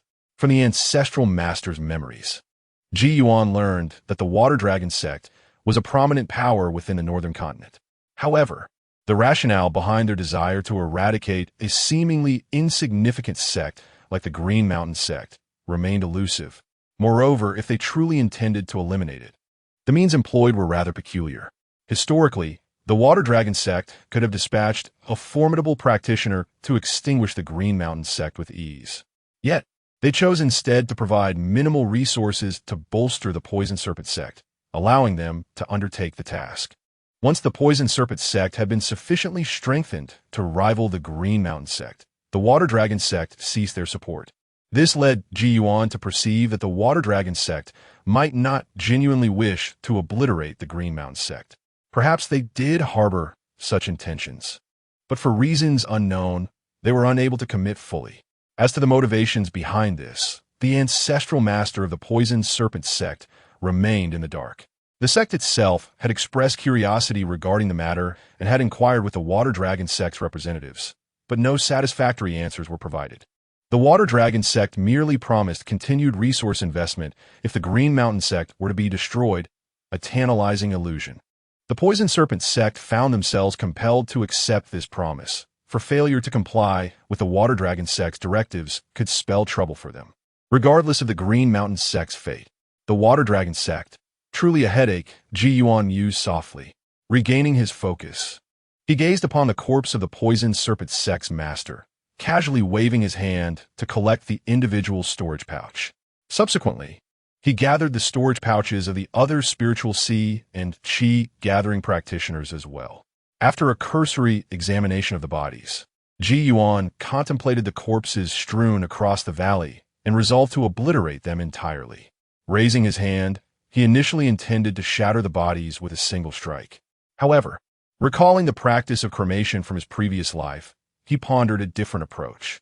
As his cultivation had advanced, he found that his mastery of fire-based spells had become somewhat inadequate for his needs in refining elixirs and forging artifacts. From this point forward, his prowess in alchemy and artifact forging would only ascend. It would be prudent to advance a fire-based divine ability, which could serve not only for refining elixirs and crafting tools, but also in combat. In the face of obliterating evidence, it would be an excellent means, one swift inferno, and the ashes would be incinerated, ensuring an environmentally friendly approach. Should he choose to shatter a body with a mere slap, it would unleash a spray of blood mist, a sight that would certainly pique his interest. As Ji Yuan contemplated, he summoned the system interface, perusing the fire-based divine abilities, and subsequently advanced a particular skill. Fire. Advanced reward. Fire. Advanced task. Assist disciple Yi Xiaobai in attaining the second tier. The fire ability not only facilitated combat, but also proved advantageous in alchemical processes, making the exchange worthwhile. After the advancement, Ji Yuan conjured a sphere of flames, which engulfed the corpses of the Poisoned Serpent sect's ancestors and their kin, leaving not a trace of ash behind. Remarkably, the flames spared the surrounding flora, emphasizing an environmentally friendly and pollution-free approach. At that moment, the elder of the Blood Slaughter sect, witnessing this spectacle and feeling the heat emanating from the flames, trembled in fear. Ji Yuan's gaze then shifted towards the elder of the Blood Slaughter sect. "Spare me, senior," the elder exclaimed, dropping to his knees in submission. Ji Yuan regarded the pleading elder, contemplating his next move. He resolved against executing this individual. Instead, he could retain him, sending the elder back to impose restraint upon the Blood Slaughter sect, urging them to cease their hostilities against the Green Mountain sect. As for how to ensure compliance, Ji Yuan had no immediate solution, but he possessed an advantage. Summoning the system interface once more, he searched for methods to control adversaries. In an instant, the system presented numerous means of subjugation. Ji Yuan's attention was drawn to a particular divine ability named enslavement. The effect of this ability was to dominate sentient beings, including but not limited to humans, spiritual beasts, and monsters. However, the enslavement ability was only effective against those with a weaker consciousness than his own. Once enslaved, should the individual exhibit any behavior detrimental to the one wielding the ability, whether directly or indirectly, the power of the ability would trigger automatically, leading to their silent demise. Furthermore, over time, the enslavement would gradually alter the perceptions of the enslaved individual, instilling a deep-rooted belief that their master was indeed their rightful sovereign, thus ensuring unwavering loyalty. The duration required for this transformation varied based on the disparity in consciousness between both parties. In cases of significant disparity, this process could occur almost instantaneously. A remarkable acquisition. Ji Yuan opted for the advancement. Advanced reward, enslavement, advanced task. Assist disciple Han Feiyu in attaining the second tier. The advancement completed, Ji Yuan addressed the elder of the Blood Slaughter sect. "Lift your head." Upon hearing Ji Yuan's command, the elder dared not disobey and immediately raised his gaze. In the next moment, Ji Yuan pointed a finger at the elder's forehead, startling him, as he feared Ji Yuan intended to probe his soul. As Ji Yuan's finger made contact with the elder's forehead, the enslavement ability activated. A radiant mark appeared upon the elder's forehead, only to vanish moments later, assimilating into his being. The cultivation of the realm of the Dharma, where Ji Yuan's spiritual power is sixfold that of an ordinary practitioner, allowed him to exert his divine abilities upon a cultivator at the third level of the Tao platform. In a mere moment, the perception of the Blood Fiend sect's elder was altered, leading him to regard Ji Yuan as his master. Master. The elder of the Blood Fiend sect respectfully bowed his head once more. Ji Yuan, upon witnessing this, smiled with satisfaction and replied, "Rise. You shall return shortly. From now on, keep the disciples of the Blood Fiend sect in check and avoid further conflicts with the Qingshan sect. Furthermore, regarding the matters of the Poison Flood sect, if anyone inquires, simply claim ignorance." "Yes, Master." The elder of the Blood Fiend sect rose and paid his respects. "You may return now. I too must take my leave." Ji Yuan gestured dismissively. "I shall see you off, Master," the elder said, bowing again. In the next instant, Ji Yuan's figure vanished from the spot. After Ji Yuan departed, the elder of the Blood Fiend sect finally exited the valley and returned to his sect. Upon his return to his chamber aboard the flying vessel, Ji Yuan began to examine the spoils of his recent venture. First, he scrutinized the storage bags of the Qi-gathering realm cultivators, each more impoverished than the last, filled with a hodgepodge of items. The most valuable among them were some first-tier magical artifacts, though most were of mediocre quality, with high-grade items being a rarity. However, the storage bags did contain a considerable amount of spiritual plants, likely a result of the recent secret realm expedition. In contrast, the storage bags of the two elders from the spiritual sea realm and the ancestor of the Poison Flood sect were significantly more prosperous. Ji Yuan uncovered 2 third-tier magical artifacts, several third-tier pills, numerous second and first-tier pills, a variety of materials, and spiritual plants, along with a plethora of sect tokens from the Poison Flood sect. Additionally, Ji Yuan acquired a technique capable of cultivation to the Dao platform realm and 2 third-tier spells, all extracted from a storage bag of the Poison Flood sect's elder. It was rather surprising that this old fellow carried such techniques and spells with him. Although these treasures were not particularly precious to Ji Yuan, the fact that they were acquired effortlessly brought him considerable delight. Chapter 52. Return to the sect 2 days later. At the Qingshan sect, the flying vessel returned safely to the sect's domain. As the vessel reached the vicinity of Qingshan sect, Ji Yuan turned to the 3 elders, Elder Yun, senior brother, and junior sister, and said, "I shall take a few disciples back first." "Very well, go ahead." Elder Yun nodded in agreement. Subsequently, Ji Yuan departed the flying vessel with Yi Xiaobai and the others. Upon arriving at the Qiudao Peak, Yi Xiaobai animatedly introduced to Yu, junior sister, "This is our Qiudao Peak. Shortly, senior brother will take you to meet our esteemed elder turtle." Since discovering the formidable nature of the longevity spirit turtle, Yi Xiaobai had taken to referring to the old turtle as elder turtle. For him, the prospect of prolonging his life was so enticing that he would not hesitate to call it ancestor turtle. As Yi Xiaobai spoke, he and Han Feiyu guided Yu around the summit of Qiudao Peak. The peak was typically sparsely populated, so the few structures there were quickly explored. They then arranged a room for Yu in the backyard of the Peak Masteress residence. Once the room was settled, Yi Xiaobai eagerly led Yu to the spiritual fields. "Elder Turtle, this is my junior sister, and Yu," he introduced her. And Yu gazed at the longevity spirit turtle with wide, astonished eyes, her expression reflecting her surprise at encountering such a large turtle for the first time. "Junior sister, Elder Turtle is no ordinary being. Staying near, it will grant us longevity. Look, I have even moved next to Elder Turtle to be closer," Yi Xiaobai said, pointing to the wooden house beside them.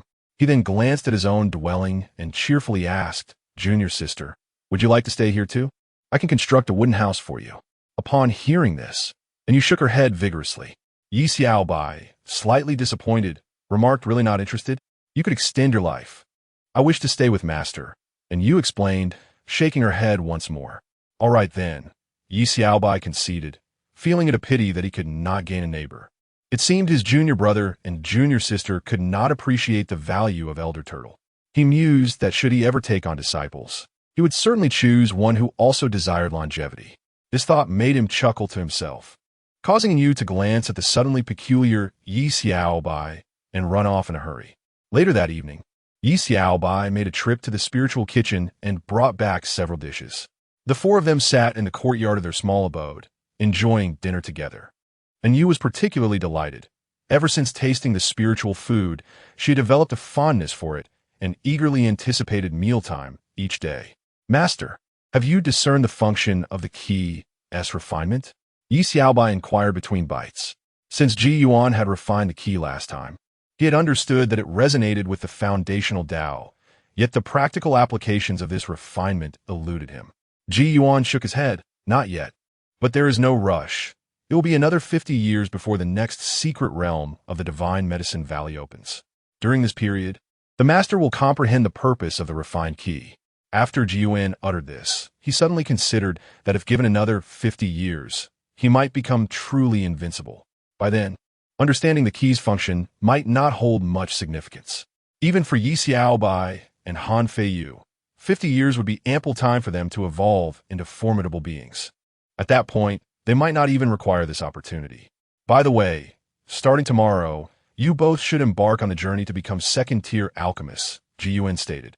Glancing at the two, they nodded in agreement. Upon hearing about alchemy, Yi Xiaobai recalled the Lingmiao Tower and turned to Han Feiyu. What a pity, junior brother, that during your breakthrough, you were outside and missed the chance to challenge the Lingmiao Tower. Han Feiyu, however, did not feel regretful. With a smile, he shook his head and replied, Senior brother, I am well aware of my abilities. Not to mention creating my own elixirs, even my alchemical skills do not surpass yours, let alone those of Tang, Ying, and the others.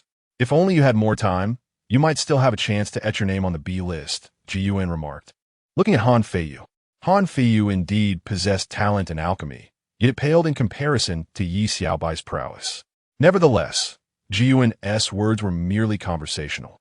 Neither Ji Yuan nor Han Feiyu could afford to invest considerable time merely to attempt a challenge at the Lingmiao Tower. The rewards for making a name on the Lingmiao Tower's rankings were precious for ordinary disciples.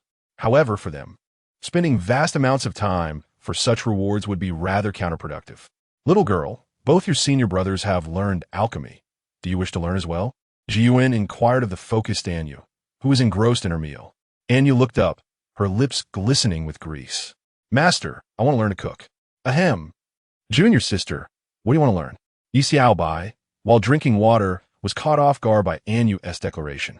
I want to learn to cook, Anyu said earnestly.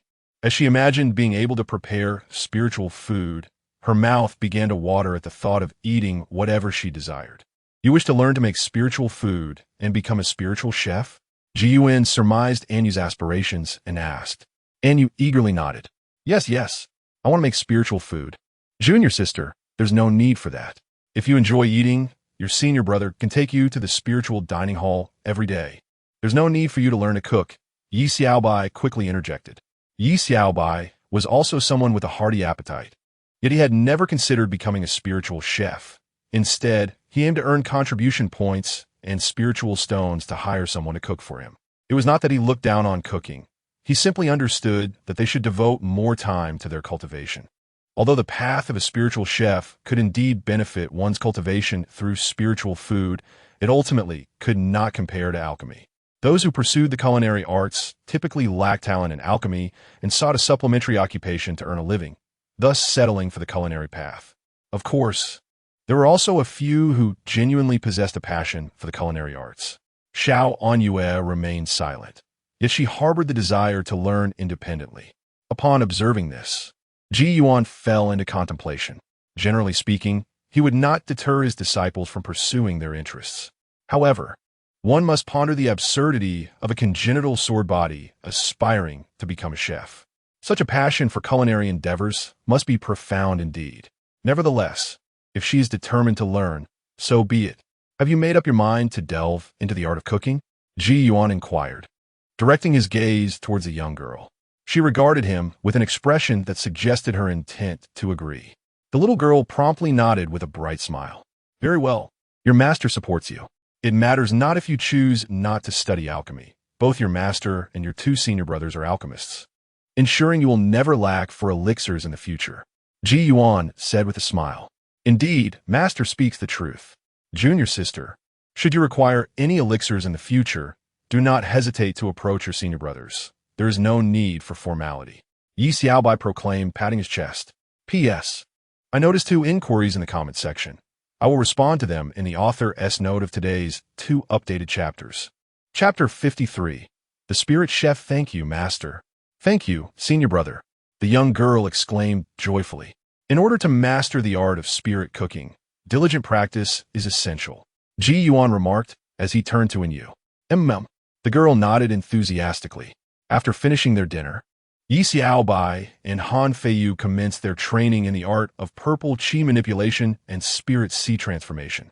For cultivators at the spirit sea realm, the primary means of combat lies in the transformation of the spirit sea, with purple qi manipulation serving to enhance this technique. Therefore, to grow stronger, both skills must be diligently honed. Little Inyu, aspiring to be an accomplished chef, also patiently practiced the sword techniques. The three disciples each pursued their own training. Having satisfied his hunger, Ji Yuan reclined in the courtyard and summoned the system panel. He then searched for the Spirit Chef Inheritance. Advanced Reward. 5th Stage Spirit Chef Inheritance. Advanced Task. Teach disciple Inyu a secondary skill, ensuring it reaches the 1st stage. Ji Yuan promptly selected the Advance option, expending one opportunity on the Spirit Chef Inheritance. Although it could be deemed somewhat wasteful, he was willing to indulge his disciples' interests. After all, his system relied on his disciples. If he did not nurture them, who would? Furthermore, possessing more skills could prove beneficial, allowing him to prepare meals during idle times. With Ji Yuan's advance completed, the knowledge of the 5th stage Spirit Chef flooded into his mind. This inheritance, akin to that of alchemy and artifact crafting, encompassed not only the complete experience of a 5th stage Spirit Chef, but also a plethora of recipes. As Ji Yuan assimilated the Spirit Chef knowledge, he suddenly recognized the striking similarities between spirit cooking and alchemy. Both disciplines involve the manipulation of materials and the precise control of heat to produce the final product. With the experience of a 5th stage Spirit Chef now integrated into his consciousness, Ji Yuan found his understanding of alchemy deepening as well. The two secondary skills evidently complemented one another. Moreover, as he truly embraced the role of a Spirit Chef, Ji Yuan realized that this craft was not to be underestimated. While some spirit dishes were indeed simple to prepare and could not compare to the intricacies of alchemy, others posed significant challenges that rivaled, if not exceeded, the difficulties found in alchemical endeavors. The dishes created were also remarkably potent. Now, brimming with excitement, Ji Yuan felt an urge to personally craft a spirit dish to test his newfound skills. However, he ultimately refrained, deciding to save the endeavor for the following day. Unfortunately, the Tsudao Peak lacked the necessary ingredients. While vegetarian items were available, there were no provisions for meat dishes. The next day, upon rising early, Ji Yuan departed from Tsudao Peak. He made his way to the kitchen of the Spirit Food Hall, seeking out the steward. A plump man hurried over to Ji Yuan. "Greetings, Peak Master Ji," he said. Ji Yuan offered a slight nod and produced a piece of paper, handing it to the steward. "Please prepare the ingredients listed here." The steward accepted the paper, glancing at the ingredients noted. "I will attend to this immediately," he replied, before promptly instructing his staff to gather the necessary items. Before long, the kitchen staff delivered the requested ingredients.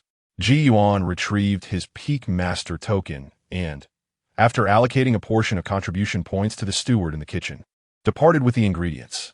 Typically, the Spirit Cuisine Room does not sell ingredients directly to outsiders, as procuring them requires considerable effort. However, as the master of a peak, Ji Yuan enjoyed certain privileges. Once Ji Yuan had prepared the ingredients, he returned to the quest peak. Upon his arrival, Knight Xiaobai and the others were already awake. "Xiaobai, please tidy up the kitchen," Ji Yuan instructed Knight Xiaobai. "Certainly, Master," Knight Xiaobai promptly replied and made her way to the kitchen in the backyard. As she opened the door, a cloud of dust enveloped her. The kitchen had been neglected for quite some time. She hastily entered and began to clean thoroughly. Meanwhile, Ji Yuan proceeded to the treasury of Quest Peak to search for a magical cooking utensil. He recalled having seen some pot-like artifacts in the treasury. Ordinary pots would not suffice for crafting spirit cuisine, as it was akin to alchemy, necessitating the use of magical tools. After a brief search, he discovered a first-tier exquisite black pot, an artifact left behind by some predecessor of Quest Peak. Perhaps, in times past, there were indeed culinary masters among them. Ji Yuan left the treasury with the artifact in hand. Once Knight Xiaobai had cleaned the kitchen and Ji Yuan placed the pot down, he retrieved a large number of jade slips and handed them to Knight Xiaobai and Han Feiyu. These contained knowledge pertaining to second-tier alchemy, which Ji Yuan had inscribed the previous night. The two were to study and memorize this information, just as they had before. Upon receiving the jade slips, they immediately began their studies. And Yu followed Ji Yuan into the kitchen, where he taught her fire magic. The spell was not difficult. With her remarkable talent and eagerness to learn cooking, she quickly mastered it. Subsequently, Ji Yuan took out some ingredients and demonstrated the cooking process to her, explaining the important considerations along the way. A first-tier spirit dish emerged from the pot, releasing a delightful aroma. Ji Yuan allowed Yu to taste the dish, which was so delicious that her eyes narrowed in bliss. Prepared by a fifth-tier spirit chef, this first-tier dish was beyond compare in flavor. "How fragrant!" exclaimed Knight Xiaobai and Han Feiyu, who had approached the kitchen door. Knight Xiaobai, astonished, asked, "Master, you can cook spirit cuisine?" Indeed, the art of spirit cuisine shares many similarities with alchemy. If you're interested, you may learn alongside us. With your foundation in alchemy, you will swiftly grasp the techniques. Ji Yuan replied with a nod. Knight Xiaobai pondered this for a moment, while Han Feiyu resolutely declined, saying, "Master, I will pass. One discipline in alchemy is sufficient for me." "True, I shall focus on refining my alchemical skills as well," Knight Xiaobai concurred, deciding against pursuing another craft. The two soon departed, leaving Ji Yuan to continue instructing Yu in the culinary arts. Dishes emerged one after another, and while Yu's culinary skills remain uncertain, she certainly relished every bite. In the following days, Yi Xiaobai and her companions diligently pursued their respective auxiliary vocations. Yi Xiaobai and Han Feiyu made remarkable progress. Within mere days, they had thoroughly examined and memorized the jade slips provided by Ji Yuan. With Han Feiyu reaching the spiritual sea realm, coupled with his mastery of the divine refinement technique, his memory could now be described as photographic. As for Yi Xiaobai, her innate ability to retain information was already exceptional. Thus, acquiring theoretical knowledge posed no challenge for either of them. On the other hand, little Yu began to experiment with crafting spiritual cuisine. Although she was small in stature, requiring a stool to reach the stove and her arms being somewhat short, she adeptly utilized the purple chi technique to manipulate the spatula during her cooking endeavors. While honing her skills as a spiritual chef, she simultaneously practiced the purple chi technique. One day, a disciple from the outer sect of the Zhengfa Peak visited the Qiudao Peak. Chapter 54. Delivering the message, the Zhengfa Peak is responsible for maintaining the order and discipline of the sect. Consequently, the guardianship of the mountain gate and the internal patrolling fall under its jurisdiction. Such duties, of course, cannot be entrusted to the inner disciples. Thus, there exists a law enforcement hall within the outer sect, managed by Zhengfa Peak, which recruits several outer disciples to undertake these menial tasks, such as guarding the mountain gate and patrolling. Despite the trivial nature of these chores, many outer disciples vie fervently for a position within the law enforcement hall, as it is directly overseen by Zhengfa Peak. In addition to the hall's officials, Zhengfa Peak also assigns some inner disciples to the law enforcement hall to serve in roles akin to team leaders. Working alongside these inner disciples may provide opportunities for guidance and other benefits. Half an hour prior, an individual arrived at the entrance of the Qingshan sect, claiming to deliver a message. The gatekeeping disciples inquired about the identities of both the sender and the recipient, and learned that the message was intended for the personal disciple of the master of Daotao Peak. Among the group of gatekeepers, a leading inner disciple from Zhengfa Peak personally brought the letter to Daotao Peak. Upon reaching the summit of Daotao Peak, the Zhengfa disciple did not immediately enter the main hall, but instead called out at the entrance, "Disciple of Zhengfa Peak, requesting an audience with Master Ji." "Come in," came the voice of Ji Yuan from the courtyard. The disciple promptly entered the hall, making his way around to the rear courtyard, where he encountered Master Ji, Brother Yi, Brother Han, and Sister An. Upon entering, he greeted the four with a respectful bow. Sister Yu was momentarily taken aback. How could someone who appeared older than her own senior brother address her as sister? "Junior brother, what brings you here?" Brother Yi Bai, ever friendly, placed a hand on the disciple's shoulder and inquired with a smile. The disciple immediately produced the letter. Brother Yi, just moments ago, someone arrived at the mountain gate, claiming to be entrusted by Brother Han's family to deliver this letter. At this, Han Feiyu turned his gaze toward the letter. The disciple promptly extended it to him. Thank you, brother.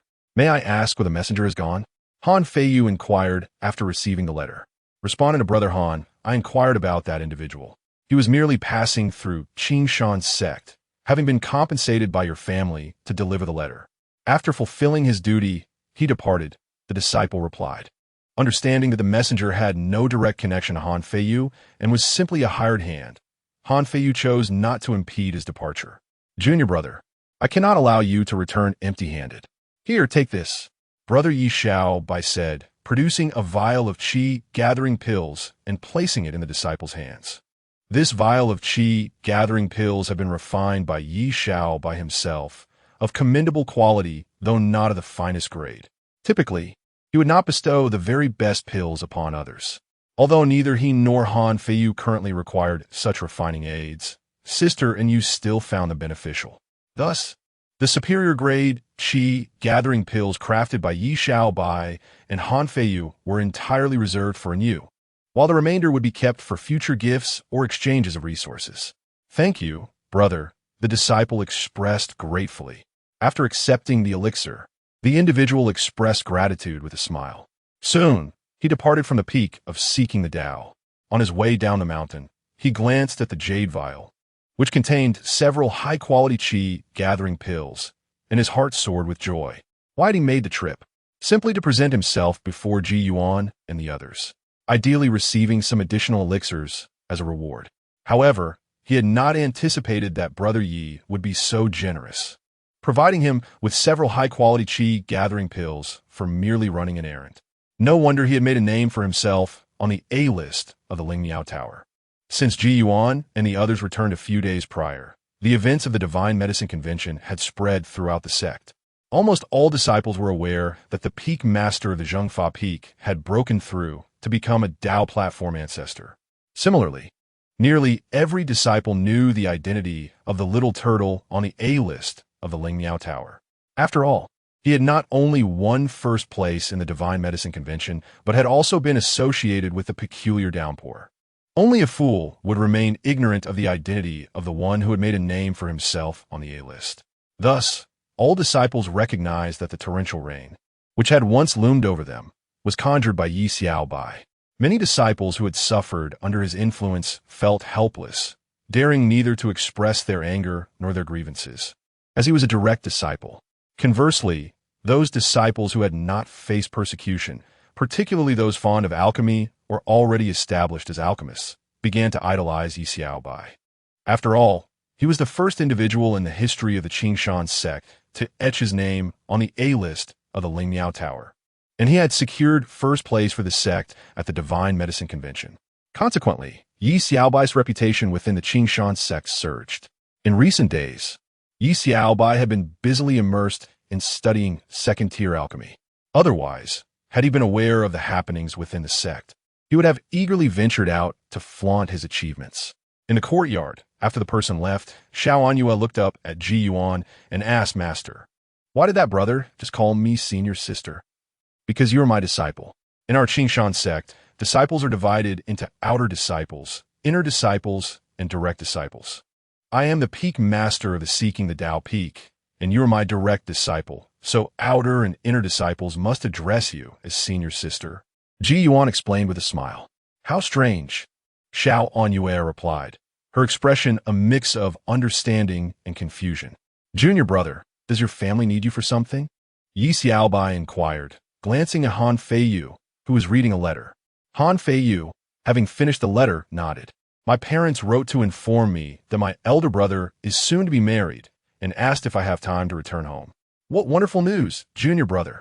Will you be going back?" Yi Bai exclaimed joyfully. Han Feiyu nodded.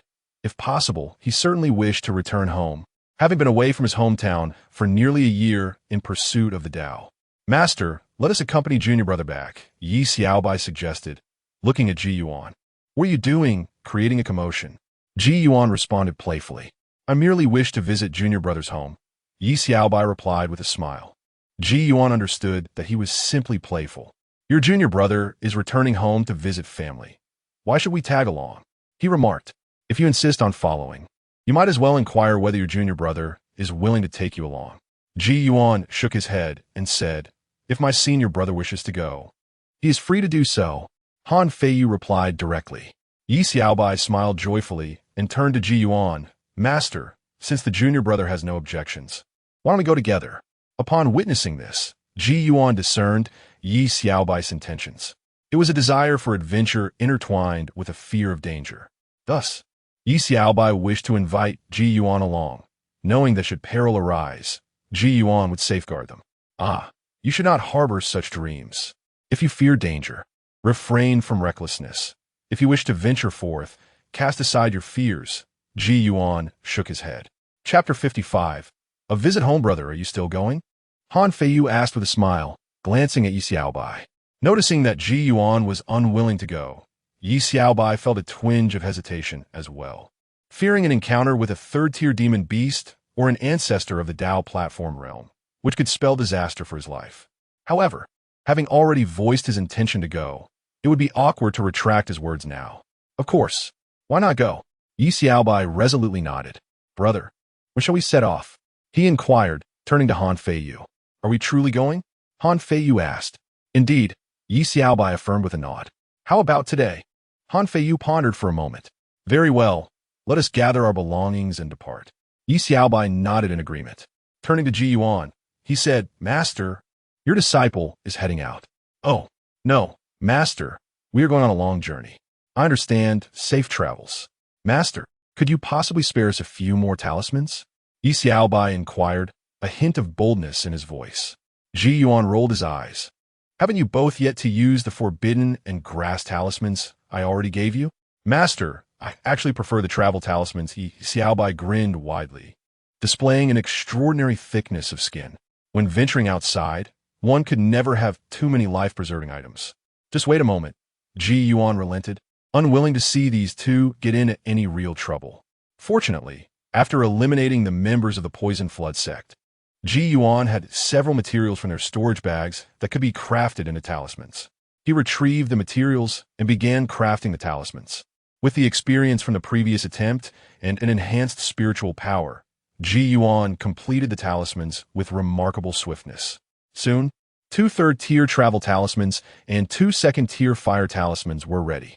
With the third-tier travel talismans, even if the two encountered an enemy of the Divine Passage realm, their adversary would be unable to capture them, unless, of course, the opponent was also skilled in travel talismans.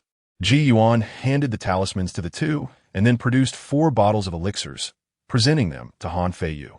This is a longevity elixir. Take it and give it to your family upon your return. Han Feiyu gratefully accepted the elixirs. Thank you, Master. Ji Yuan shook his head. It is nothing. Speaking of which, there were now 4 individuals at the Qidao Peak, 3 of whom were orphans. Only Han Feiyu's parents were still alive, along with a brother and sister. As for Ji Yuan, Yi Xiaobai, and in Yu, they were all without parents or siblings. Ji Yuan had little use for the longevity elixirs, and it was likely that Yi Xiaobai and his companions would not need them either in the future.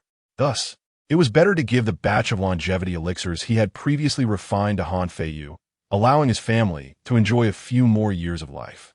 Observing the longevity elixirs, Yi Xiaobai cheekily smiled at Han Feiyu. Junior brother, may I have a look? I'm just curious. Han Feiyu found it both amusing and exasperating, but still handed the elixir to Yi Xiaobai.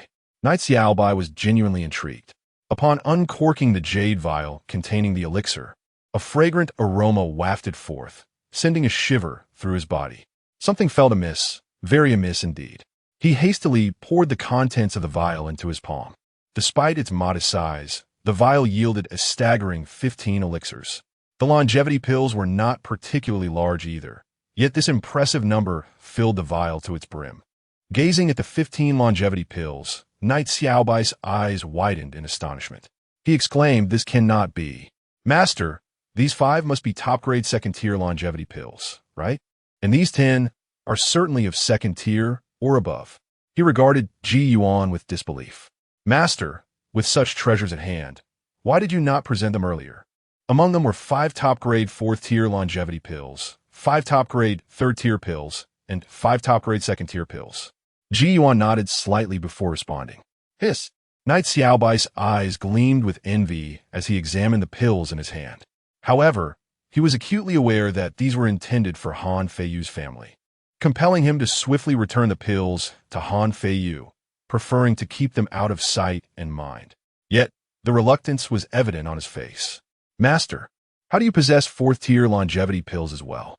Is there any chance you could spare one for me? Knight Xiaobai looked at Ji Yuan with hopeful eyes. All you do is play around with turtles. It's a wonder you even move to live in the spiritual field. Feiyu noticed your daily presence there long ago. Did you not pay attention? Ji Yuan shook his head. What should I have noticed? Knight Xiaobai replied, bewildered. Brother, did you not realize? That tree in the spiritual field is a longevity fruit tree. Moreover, it is a 4th-tier longevity fruit tree. Han Feiyu interjected, explaining further. The jade slips Ji Yuan had provided them contained illustrations of 1st-tier longevity fruit trees. While there were significant differences compared to Ji Yuan's 4th-tier tree, careful observation revealed some similarities. After inquiring with Ji Yuan, Han Feiyu confirmed it was indeed a longevity fruit tree. He had even utilized his small green vial to accelerate the maturation of a longevity fruit tree and other materials for refining longevity pills. For this, Ji Yuan had expended a considerable amount of spiritual stones, and the presence of the longevity spirit turtle had positively influenced the spiritual field, enhancing its quality significantly. Otherwise, Ji Yuan would have found it challenging to produce more than a dozen longevity pills, especially those of 2nd, 3rd, and 4th tiers. Notably, from the 4th tier onward, each batch of pills could only yield a single pill. Producing 5 4th-tier longevity pills necessitated 5 4th-tier longevity spirit fruits, alongside other 4th-tier spiritual plants. Without Han Feiyu's small green vial, Ji Yuan would not have been able to gather materials for even a single batch of longevity pills. Upon hearing Han Feiyu's explanation, Knight Xiaobai was taken aback. That tree is a longevity fruit tree. Since his initial encounter, he had not paid it any further attention. After all, although he had moved to Ling Tian, his true intention was to seek out the old turtle. He hardly cast a glance at Ling Tian itself. Unlike Han Feiyu, who frequently visited Ling Tian, at this moment, Yi Xiaobai felt a profound sense of having missed a significant opportunity. Master, junior brother, why didn't you tell me sooner? Yi Xiaobai lamented, gazing sorrowfully at Ji Yuan. It's not too late to know now. The fruit tree cultivated by the master will continue to bear the life-extending spiritual fruits even after harvesting, Han Feiyu remarked, looking at Yi Xiaobai. Indeed, we must safeguard that tree, lest someone pilfer it, Yi Xiaobai replied, regaining his focus and nodding vigorously. Otherwise, do you think the old turtle stays in Ling Tian for no reason? Ji Yuan interjected. I see. Even old turtle never informed me. Yi Xiaobai felt a pang of sorrow, believing that his bond with the old turtle was quite strong. The old turtle retorted, I certainly did not. It was you who were overly enthusiastic, making a fuss every day. I would prefer you to keep your distance. Chapter 56, Peach Blossom Town Master. These elixirs are rather precious, Han Feiyu remarked, casting a glance at Ji Yuan.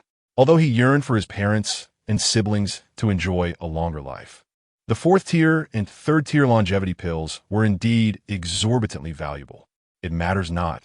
The materials were cultivated thanks to your efforts. Without your nurturing, these elixirs would not exist. Take them. We, as master and disciples, have no need for longevity pills. They are better bestowed upon your family, Ji Yuan replied, gently patting Han Feiyu's shoulder. Yes, master, Han Feiyu said, reassured as he accepted the longevity pills. Shall we take our leave?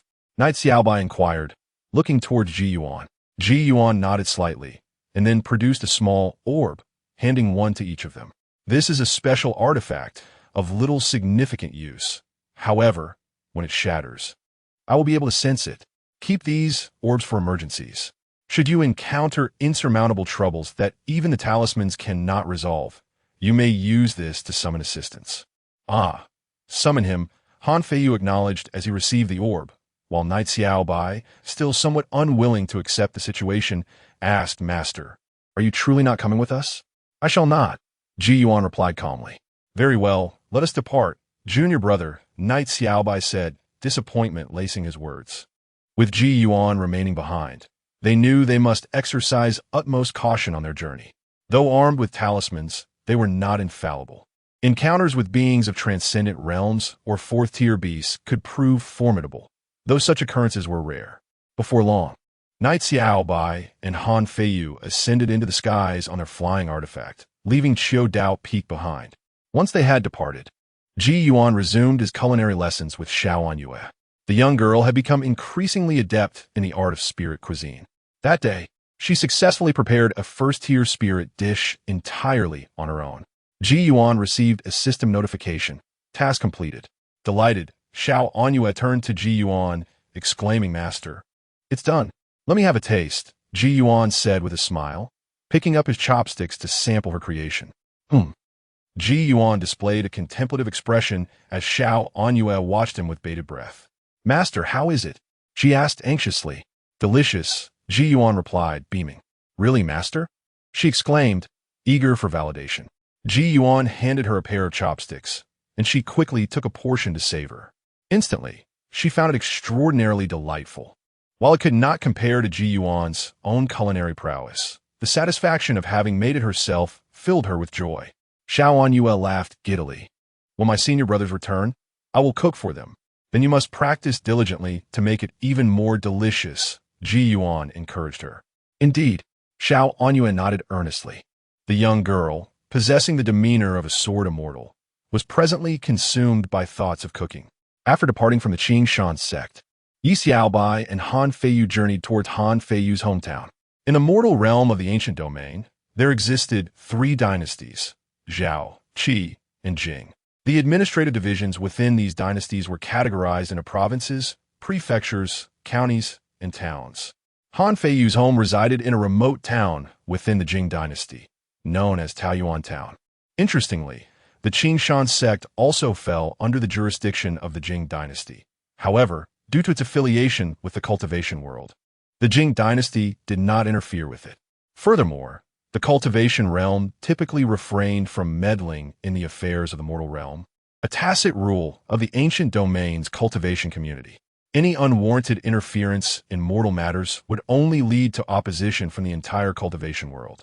Taoyuan Town was not far from the Qingshan sect. For mortals, the journey would take considerable time. Yet for Yi Xiaobai and Han Feiyu, both practitioners at the Spirit Sea realm, they could reach Taoyuan Town within 2 days. The two did not take many breaks along the way. After 2 days, they arrived at Taoyuan Town. Upon landing outside the town, they stowed away their flying apparatus and walked on foot into the settlement. After being away for so long, Han Feiyu felt a surge of excitement as he drew nearer to his home. As they entered the town, the pair attracted the attention of many locals. Their attire was not particularly extravagant. However, in this remote town, it stood out. Some townspeople gazed at Han Feiyu's visage, sensing a hint of familiarity. Soon, a voice rang out from the street, recognizing him. "Feiyu? Is that you, Han Feiyu?" An elderly vegetable vendor squinted closely at Han Feiyu and inquired eagerly. "It's me, Uncle Lu." Han Feiyu responded with a smile, recognizing his former neighbor. "You've changed so much that I almost didn't recognize you," the elderly man remarked, somewhat shyly. As an old neighbor, Uncle Lu was already aware of Han Feiyu's entry into the cultivation world. After Han Feiyu successfully joined the sect, he had sent word home through an acquaintance. Thus, many in his hometown were likely aware of his status as a cultivator. Uncle Lu certainly knew. To ordinary mortals, cultivators were akin to deities. The once familiar neighbor had now ascended to the lofty heights of an immortal, leaving Uncle Lu unsure of how to converse with him. Noticing Uncle Lu's awkwardness, Han Feiyu cheerfully said, "Uncle Lu, you carry on with your work. I shall head home." Yes, do hurry back. Your parents must have missed you dearly." Uncle Lu nodded vigorously. "Indeed," Han Feiyu replied, and alongside Yi Xiaobai, they hastened toward his home. In a certain alley of Taoyuan Town, Han Feiyu and Yi Xiaobai arrived at the entrance of a small courtyard. Inside the courtyard, A young and beautiful woman was learning embroidery with a girl of about 13 or 14 years of age. Upon spotting the girl in the courtyard, Han Feiyu joyfully called out, "Little sister." Hearing Han Feiyu's voice, the girl in the yard immediately turned her gaze toward the entrance and spotted Han Feiyu. With joy, she set aside what she was holding and hurried over, exclaiming, "Second brother, you're back." As she reached him, Han Feiyu affectionately ruffled her hair, replying, "Yes, I have returned. I missed you so much." The girl said, embracing Han Feiyu, "I missed you too. Allow me to introduce you. This is my senior brother. Senior brother, this is my younger sister, whom we shall call little sister." Han Feiyu addressed the two. Yi Xiaobai grinned widely at Han Xiaomei and said, "Little sister, my name is Yi Xiaobai. You may call me Brother Xiaobai." "Brother Xiaobai," Han Xiaomei greeted him, feeling somewhat shy yet polite. "Second brother, Brother Xiaobai, please come in. Oh, by the way, second brother, this is sister-in-law." Han Xiaomei welcomed them into the courtyard and then introduced them to another strikingly beautiful woman present. Chapter 57. Bai Shuang, is it true that my elder brother has already wed? Have I arrived too late? Han Feiyu inquired, momentarily taken aback. "Not yet, but my sister-in-law is currently residing with us. I will explain everything to you shortly," Han Xiaomei replied, shaking her head. Han Feiyu nodded, refraining from further questions. He simply approached his future sister-in-law to offer a greeting. The woman was indeed strikingly beautiful. As practitioners, both Han Feiyu and Yi Xiaobai had encountered many enchanting female cultivators. Yet they could not help but acknowledge that this woman was exceptionally alluring. However, it was precisely this beauty that instilled a sense of unease in Han Feiyu. Having lived in Taoyuan town for over a decade, he had never heard of such a captivating woman in the vicinity. Moreover, since she had not yet married his elder brother, it was peculiar for her to be in their home. After exchanging pleasantries with Han Feiyu and Yi Xiaobai, the future sister-in-law retreated into the house, likely to afford Han Xiaomei and Han Feiyu some privacy to reminisce. Watching her depart, Han Feiyu donned a contemplative expression. "Xiaomei, what on earth is happening? Please elucidate the situation for me and my elder brother," he urged. "All right," Han Xiaomei responded, proceeding to recount the origins of their sister-in-law. This woman was neither from Taoyuan town nor any neighboring locality. 2 months prior, Han Feiyu's elder brother had stumbled upon her unconscious on the mountain while gathering firewood. Moved by compassion, he carried her back to their home. After seeking medical attention, it was revealed that she had lost her memory, unable to recall her origins or many details, save for her name, Bai Shuang. The Han family, feeling pity for the young woman, decided to take her in. In the past, their financial constraints would have prohibited such a gesture.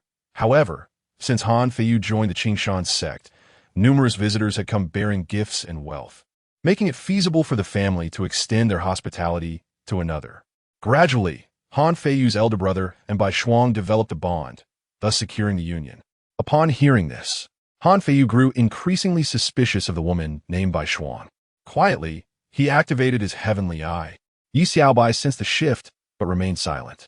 Han Feiyu cast a glance towards the location of Bai Shuang's room and noticed an aura emanating from within that was certainly not characteristic of an ordinary person. Yet, the nature of this aura was perplexing, something he had never encountered before. Nevertheless, one thing was certain. His future sister-in-law was indeed no ordinary individual.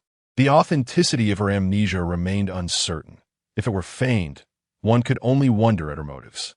"Xiaomei, I shall go fetch our elder brother and parents," Han Xiaomei declared after explaining Bai Shuang's backstory, turning to Han Feiyu. Han Feiyu smiled and nodded, "Very well, but do be careful not to rush and trip." "Understood," Han Xiaomei replied with a smile before hastily exiting the door. Preparing to call back his elder brother and parents, Han Feiyu noticed Han Xiaomei stepping out. He turned toward Bai Shuang's room and spoke. "Miss Bai, may we have a word?" As he spoke, he had already retrieved the talisman and the bead given to him by Ji Yuan. Should the woman exhibit any unusual behavior, he would promptly activate the talisman. If the talisman proved ineffective, he would shatter the bead to summon assistance. Upon hearing his words, Bai Shuang opened her door and stepped outside. "Did you need something, uncle?" she inquired with a seemingly delicate demeanor. Hearing from Xiaomei that Miss Bai had lost her memory, Han Feiyu tentatively asked, "Is it true that you have amnesia?" Bai Shuang's eyes revealed a hint of sorrow as she nodded.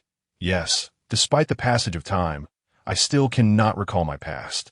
Thankfully, I have Ah Feng and Xiaomei, as well as the care of my esteemed uncle and aunt." The Ah Feng she referred to as Han Feiyu's elder brother, Han Feng. Listening to Bai Shuang's words, Han Feiyu remained skeptical. His spiritual sense was continuously attuned to her presence, and he had not detected anything amiss. Yi Xiaobai glanced at Han Feiyu and communicated telepathically, "Disciple, do you suspect her intentions?" "I am uncertain. However, her aura appears peculiar, unlike that of an ordinary person."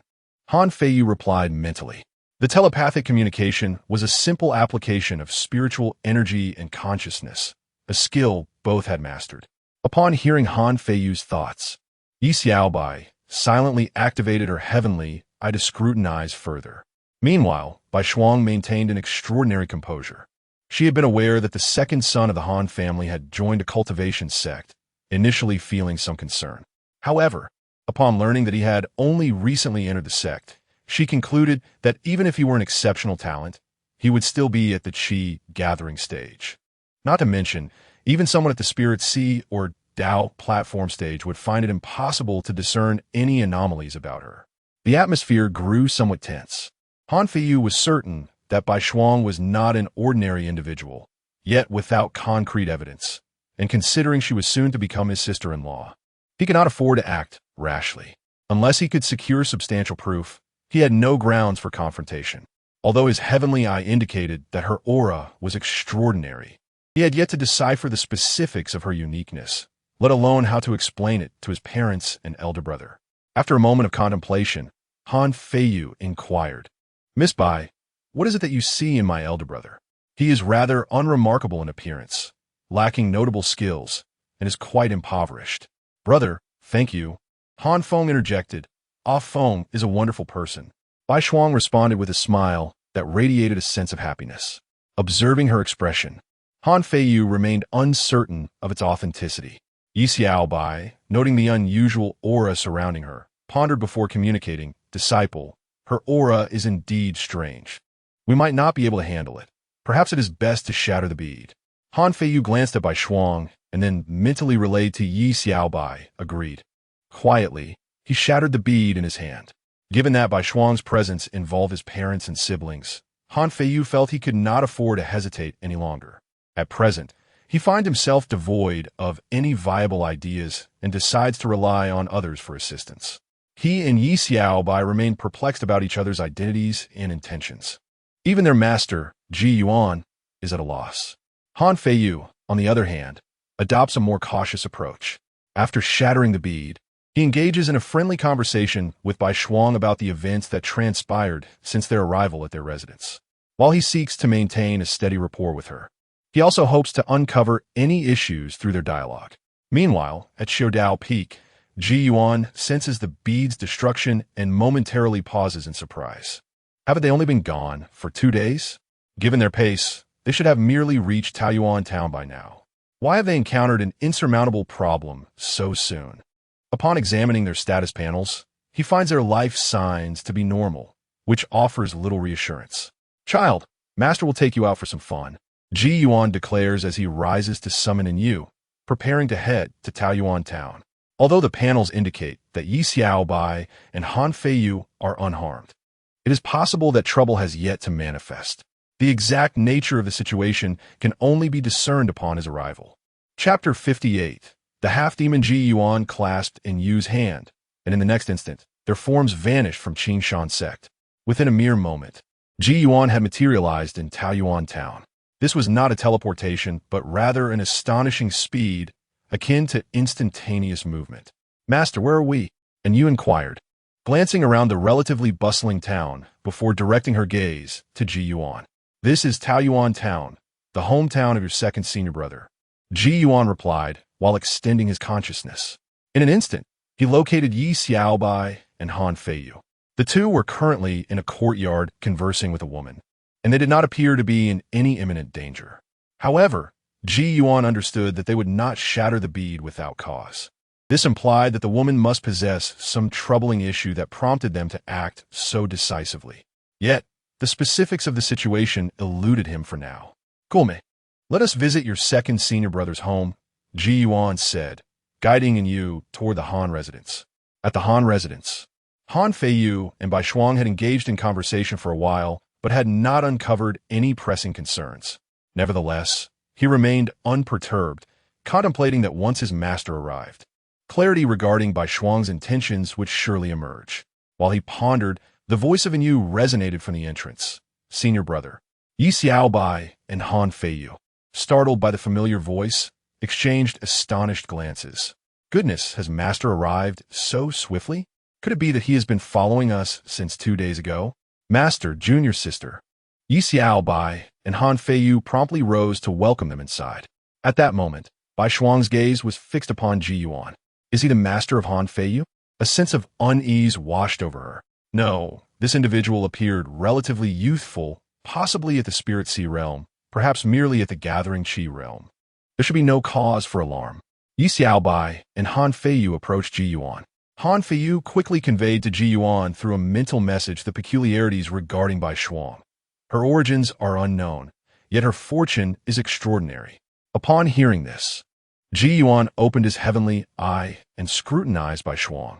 He too discerned the strangeness of her fortune. His cultivation level allowed him to perceive far more than Yi Xiaobai and Han Feiyu could. Indeed, her fortune was unusual.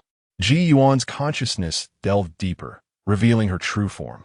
In Ji Yuan's vision, Bai Shuang appeared as a being that was half human, half fox, with a grand foxtail unfurling behind her and distinct fox-like features adorning her face. Demon? No, if she were a demon, her original form should be that of a beast. Thus, is she a hybrid? Half-demon. The term surfaced in Ji Yuan's mind.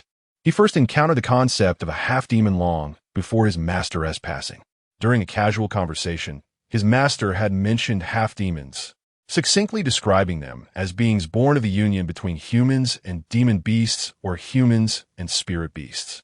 Once demon beasts or spirit beasts reach the 4th tier, they can assume human form.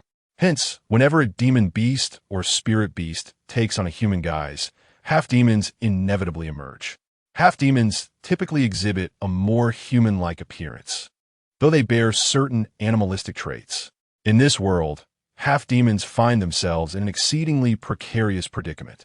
The majority of humanity regards half-demons as mere monsters, while most demon beasts and spirit beasts perceive them as humans. Thus, despite their origins stemming from the union of human and demon or human and spirit beast, they are simultaneously ostracized and discriminated against by humans, demon beasts, and spirit beasts alike. Ji Yuan's knowledge on the matter is rather limited. However, he recalls that in the ancient domain, half-demons seemingly do not exist. Of course, it is also possible that the disciples of the Seeking Tao Peak have simply never encountered one. After all, half-demons are rejected by both humans and demon beasts. Moreover, the 4th-tier demon beasts and spirit beasts in the ancient domain are few and far between. Each stays within their territories and rarely takes human form, let alone engages in romantic relationships with humans. Ji Yuan gazed at Bai Shuang, meticulously sensing her cultivation level. The 3rd layer of the Spirit Sea, her prowess, is commendable. Master, have you discerned anything? Han Feiyu inquired telepathically. Ji Yuan nodded slightly. In the next moment, he extended his hand and activated the forbidden word divine art, immobilizing Bai Shuang in place to prevent her from fleeing. As she felt an overwhelmingly formidable force, her complexion paled instantly. This is bad. I've encountered a powerful human. She thought, how could a mere Qing Shan sect from the ancient domain possess such a formidable being? Speak, what is your connection to the Han family? Ji Yuan questioned Bai Shuang. Han Feiyu and Yi Xiaobai exchanged glances. A somewhat bewildered Xiao Anyue quietly asked Yi Xiaobai, Senior brother, what is happening? Junior sister, let us refrain from speaking for now. We shall observe, Yi Xiaobai replied softly as he lifted Xiao Anyue into his arms. Xiao Anyue nodded in confusion. Upon hearing Ji Yuan's words, Bai Shuang hastily responded, Senior, I harbor no ill intentions. I sincerely wish to be with Han Feng, son of the Han family. I find it exceedingly difficult to believe your words. You are a half-demon, a being consistently rejected by both humans and beast kind. How could you possibly develop feelings for a mere human? Ji Yuan stated, seeing that you are quite young, yet have already attained the spirit sea realm. Though half-demons cultivate in alignment with human practices, their talents are largely determined by their bloodlines. You are likely a half-demon of the third generation or earlier, he continued. The inception of half-demons lacked any established cultivation techniques. It was the prodigious half-demons who, through modifications of human methods, developed unique practices for their kind. The cultivation of half-demons revolves around the development of their own bloodlines, meaning their innate abilities and cultivation levels are often tied to their lineage. Consequently, half-demons are categorized into several generations. The first generation of half-demons arises when one parent is a demon beast or spirit beast. The second generation occurs when one parent is a first-generation half-demon, and so forth. As generations progress, the bloodline thins, and innate abilities generally diminish. However, this is not absolute. Some half-demons may exhibit ancestral traits akin to demon beasts or spirit beasts, resulting in exceptionally gifted individuals even if they are not from the earlier generations. Ji Yuan activated the system's exploration function, examining Bai Shuang's innate talent and potential. Talent, 5 stars. Potential, 5 stars. The potential talent of 5 stars is indeed remarkable. Therefore, the individual in question is either a half-demon within 3 generations or a half-demon exhibiting ancestral traits. Ji Yuan surmised that the former was more likely. Upon hearing Ji Yuan's words, Bai Shuang reiterated, I am indeed a half-demon within 3 generations, and in fact, I am a first-generation half-demon. However, this does not impede my affection for a phone. Ji Yuan was somewhat astonished, realizing she was a first-generation half-demon. This implied that at least one of her parents was a 4th-tier demon beast or spirit beast. Ji Yuan pondered, uncertain whether her professed love for Han Feiyu's elder brother was genuine. Furthermore, she currently held the position of Han Feiyu's future sister-in-law, making it impossible to employ any coercive interrogation methods. Miss Bai, Han Feiyu inquired with a furrowed brow. Could you explain why you were unconscious near the mountains of Taoyuan Town, and why you feigned amnesia while staying at my home? Chapter 59. Listening amnesia may be feigned, yet unconsciousness is not. 2 months prior, I fled from my home, and just as I arrived in the ancient domain, I was pursued. Although I managed to escape, I sustained grave injuries and lost consciousness upon the mountain. It was merely by coincidence that I was brought here by a phone. Upon returning to his abode, I pretended to have lost my memory, as I was at a loss for how to elucidate my origins. Being a half-demon, I am acutely aware of the disdain with which humans regard my kind. Should I reveal my true background, I would undoubtedly be cast out, or worse, hunted down by cultivators seeking to take my life. Thus, I fabricated the tale of amnesia, hoping to conceal myself. I fled my home to escape the life of the demon clan. However, human cultivators shun half-demons, prompting me to seek refuge in the ancient domain, where the spiritual energy is sparse, and 4th-tier beasts and spirit creatures are rare, with half-demons being virtually non-existent. The awareness of half-demons is likely minimal, perhaps even non-existent.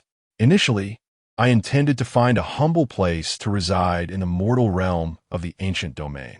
Yet, certain unforeseen events transpired, leading me to remain with the Han family, which in the end yielded the outcome I desired. During my time spent with A Feng, I have indeed developed feelings for him. You may find this hard to believe, that a cultivator of the spirit sea realm could fall for a mere mortal. However, for many half-demons, including myself, we often feel that we are inferior to ordinary humans. Bai Shuang turned to the others and spoke. After hearing her explanation, Yi Xiaobai scratched his head and looked to Ji Yuan and Han Feiyu. Master, junior brother, do you think what she said is true? Ji Yuan pondered for a moment and replied, her talent is exceptional, so she may indeed be a first-generation half-demon, regardless of her origins. Her cultivation in the spirit sea realm is genuine. Therefore, if she approaches the Feiyu family with ulterior motives, it would be effortless for her to achieve her goals within the mortal realm, without the need to orchestrate such a grand spectacle. Upon hearing Ji Yuan's words, Han Feiyu contemplated the possibility that Bai Shuang might be speaking the truth. Could it be that his rather ordinary and inept elder brother has truly caught the eye of a stunning cultivator in the spirit sea realm? Although she possesses a half-demon lineage, Han Feiyu harbors no prejudice or disdain towards half-demons, as this is the first time he has ever heard of their existence. He simply finds it difficult to accept. Regardless of her heritage, she is a cultivator of considerable prowess. How could she possibly be enamored with his elder brother? At that moment, A Feng, who was on his way home, suddenly felt a chill in his heart, a sensation that came in waves. Ji Yuan was currently examining the system panel. He could not ascertain the veracity of Bai Shuang's claims. So he decided to explore the system to see if he could find a method to discern the truthfulness of her words. Ji Yuan searched for keywords, and the screen presented several ways to determine if someone was lying. The system offered numerous techniques for discerning the truth of another's speech, such as the ability to compel one to speak the truth through divine abilities or secret arts, as well as magical artifacts or spirit beasts designed for such purposes. Ji Yuan glanced over the options and focused on a particular spirit beast. Advanced reward, 5-stage TNT Ing, bloodline level, 6 stars. Advanced task, assist disciple in you in elevating her cultivation to the 4th layer of Qi gathering. TNT Ing from Journey to the West. This is rather impressive. Although Ji Yuan knows that the TNT Ing provided by the system cannot compare to that of the K Itagarbha Bodhisattva, it may merely possess a bloodline of TNT Ing, which is still rare. Otherwise, it would not only hold a 6-star bloodline level. Nevertheless, upon seeing TNT Ing, Ji Yuan felt a strong desire to possess it, possibly due to having read Journey to the West and understanding the formidable nature of TNT Ing. Moreover, despite its current potential being limited to 6 stars, the system offers ways to enhance its potential, so he is not concerned about TNT Ing's future. The TNT Ing granted by the system might, in due course, rival that of the K Itagarbha Bodhisattva. In fact, Ji Yuan could have opted for a TNT Ing egg, which would have a potential of 8 stars. However, hatching it would require time, along with nurturing and resources. Thus, it is far more efficient to directly acquire a TNT Ing that has already reached the 5-stage level, even though he would still need to enhance its bloodline to procure treasures later. Compared to advancing a spirit beast egg, this approach saves considerable time. Please wait a moment. I shall return shortly, Ji Yuan said to Yi Xiaobai and the others before vanishing from sight. He did not venture far, arriving instead at a desolate wilderness where he summoned TNT Ing. In the next moment, a small yellow dog materialized in Ji Yuan's hands. The dog appeared exceedingly adorable. Its canine form could seamlessly represent the starry TNT Ing. Woof woof, Master TNT Ing exclaimed upon seeing Ji Yuan, barking joyfully. The sound of TNT Ing's voice resembled that of a little girl, sweet and endearing, much like in you. Ji Yuan gazed at the little creature. Why are you a dog? Woof, Master. I am not a dog. I merely resemble one when I am small, TNT Ing replied after barking. Ji Yuan paused for 2 seconds. If you hadn't barked before speaking, I might have believed you. However, in the next instant, TNT Ing transformed, revealing its true form to Ji Yuan. Upon enlarging, TNT Ing's appearance indeed changed. The once adorable little yellow dog morphed into a majestic beast, complete with a single horn, canine ears, a dragoness body, a tigeress head, a lioness tail, and the feet of a qilin. You should revert to your previous form, Ji Yuan suggested upon witnessing the transformation. Woof, all right, Master. TNT Ing obediently shrank back into a small yellow dog. Ji Yuan cradled TNT Ing in his arms and affectionately rubbed its head. You are much cuter this way, and it feels nice too. Woof, TNT Ing responded with a contented bark, happily panting. Ji Yuan observed, remaining silent for a moment, with a singular thought in his mind. You little rascal. Are you truly not a dog? Subsequently, Ji Yuan returned to the Han family's courtyard with TNT Ing. Master, you have returned. What is this little dog? Yi Xiaobai inquired curiously upon seeing Ji Yuan with the dog in his arms. This is my spirit pet, TNT Ing. It possesses the ability to discern all things in the world and to understand the hearts of men, Ji Yuan briefly explained. He then gently patted the dog's head and turned to Bai Shuang, inquiring, "Bai Shuang, can you assure me that every word you just spoke is the absolute truth?" "Esteemed senior, I guarantee that every word I uttered was indeed truthful," Bai Shuang affirmed directly. She even reiterated her previous statements. In truth, there was no need for her to repeat herself, as Di Ting could discern whether she was lying. However, she chose to restate her words to demonstrate her clear conscience. Upon finishing, Bai Shuang looked towards Ji Yuan, who questioned Di Ting, "Is her statement true or false?" Wolf Di Ting nodded in agreement. Upon witnessing this, Ji Yuan felt a wave of relief and nodded in response. With Di Ting as confirmation, he finally placed his complete trust in Bai Shuang. It was inconceivable that Bai Shuang could deceive Di Ting as perception. If she possessed such an ability, she would not have orchestrated such a performance to achieve her aims. Chapter 60. The mysterious token Han Feiyu was unaware of the formidable nature of the listening spirit, yet he placed his trust in Ji Yuan.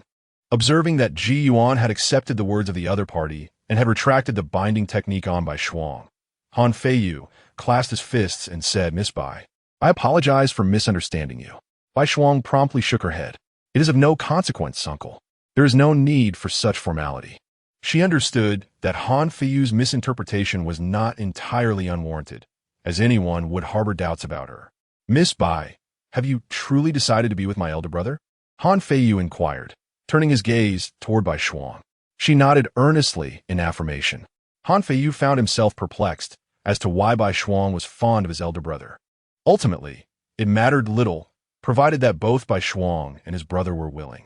His primary concern lay elsewhere. The fact that Bai Shuang was a half-demon was insignificant. What truly mattered was that she was a cultivator, while his elder brother, Han Feng, was merely immortal. Even if Han Feng could consume longevity pills, such substances could not be taken indefinitely. He recalled reading that longevity pills could extend a mortal's life by a maximum of 180 years. Given his brother's natural lifespan, it implied that without becoming a cultivator, his brother might only live a little over 200 years. Ji Yuan had previously mentioned that Bai Shuang possessed considerable talent, already reaching the Spirit Sea realm. It was conceivable that she could ascend to the Tao platform realm or even higher in the future. Moreover, Bai Shuang could also partake of longevity pills. This meant that by the time his brother aged and passed away, Bai Shuang would likely have a considerable amount of life remaining. With this thought, Han Feiyu couldn't help but sigh softly. He found it hard to envision the scenario 200 years hence. Second brother, we are back." At that moment, the voice of Han Xiaomei rang out from outside the door. Shortly after, she entered accompanied by an elderly couple and a rather ordinary-looking man with somewhat dark skin. Ji Yuan glanced at Han Feiyu and his elder brother, Han Feng.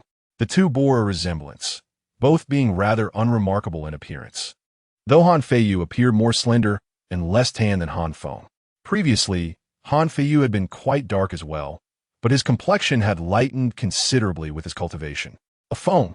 Bai Shuang exclaimed upon seeing Han Feng rushing toward him. "Xiao Shuang!" Han Feng's face broke into a radiant smile upon seeing her. Han Feiyu felt a surge of joy for his elder brother upon witnessing this scene. As for matters 200 years from now, they could be addressed at that time. At least for the next 200 years, his elder brother would undoubtedly be very happy. Second boy. As Han Feiyu's parents entered, they approached him with palpable excitement. "Father, mother," Han Feiyu embraced his parents before introducing them to his elder brother. "Father, mother, this is my master, and these are my senior brother and sister." Upon hearing this, Han Feiyu's parents and Han Feng were momentarily taken aback. The mention of Han Feiyu's master implied the presence of a true immortal, leaving them feeling somewhat constrained and unsure of how to interact with Ji Yuan.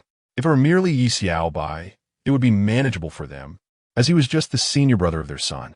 However, the presence of Ji Yuan brought an overwhelming pressure.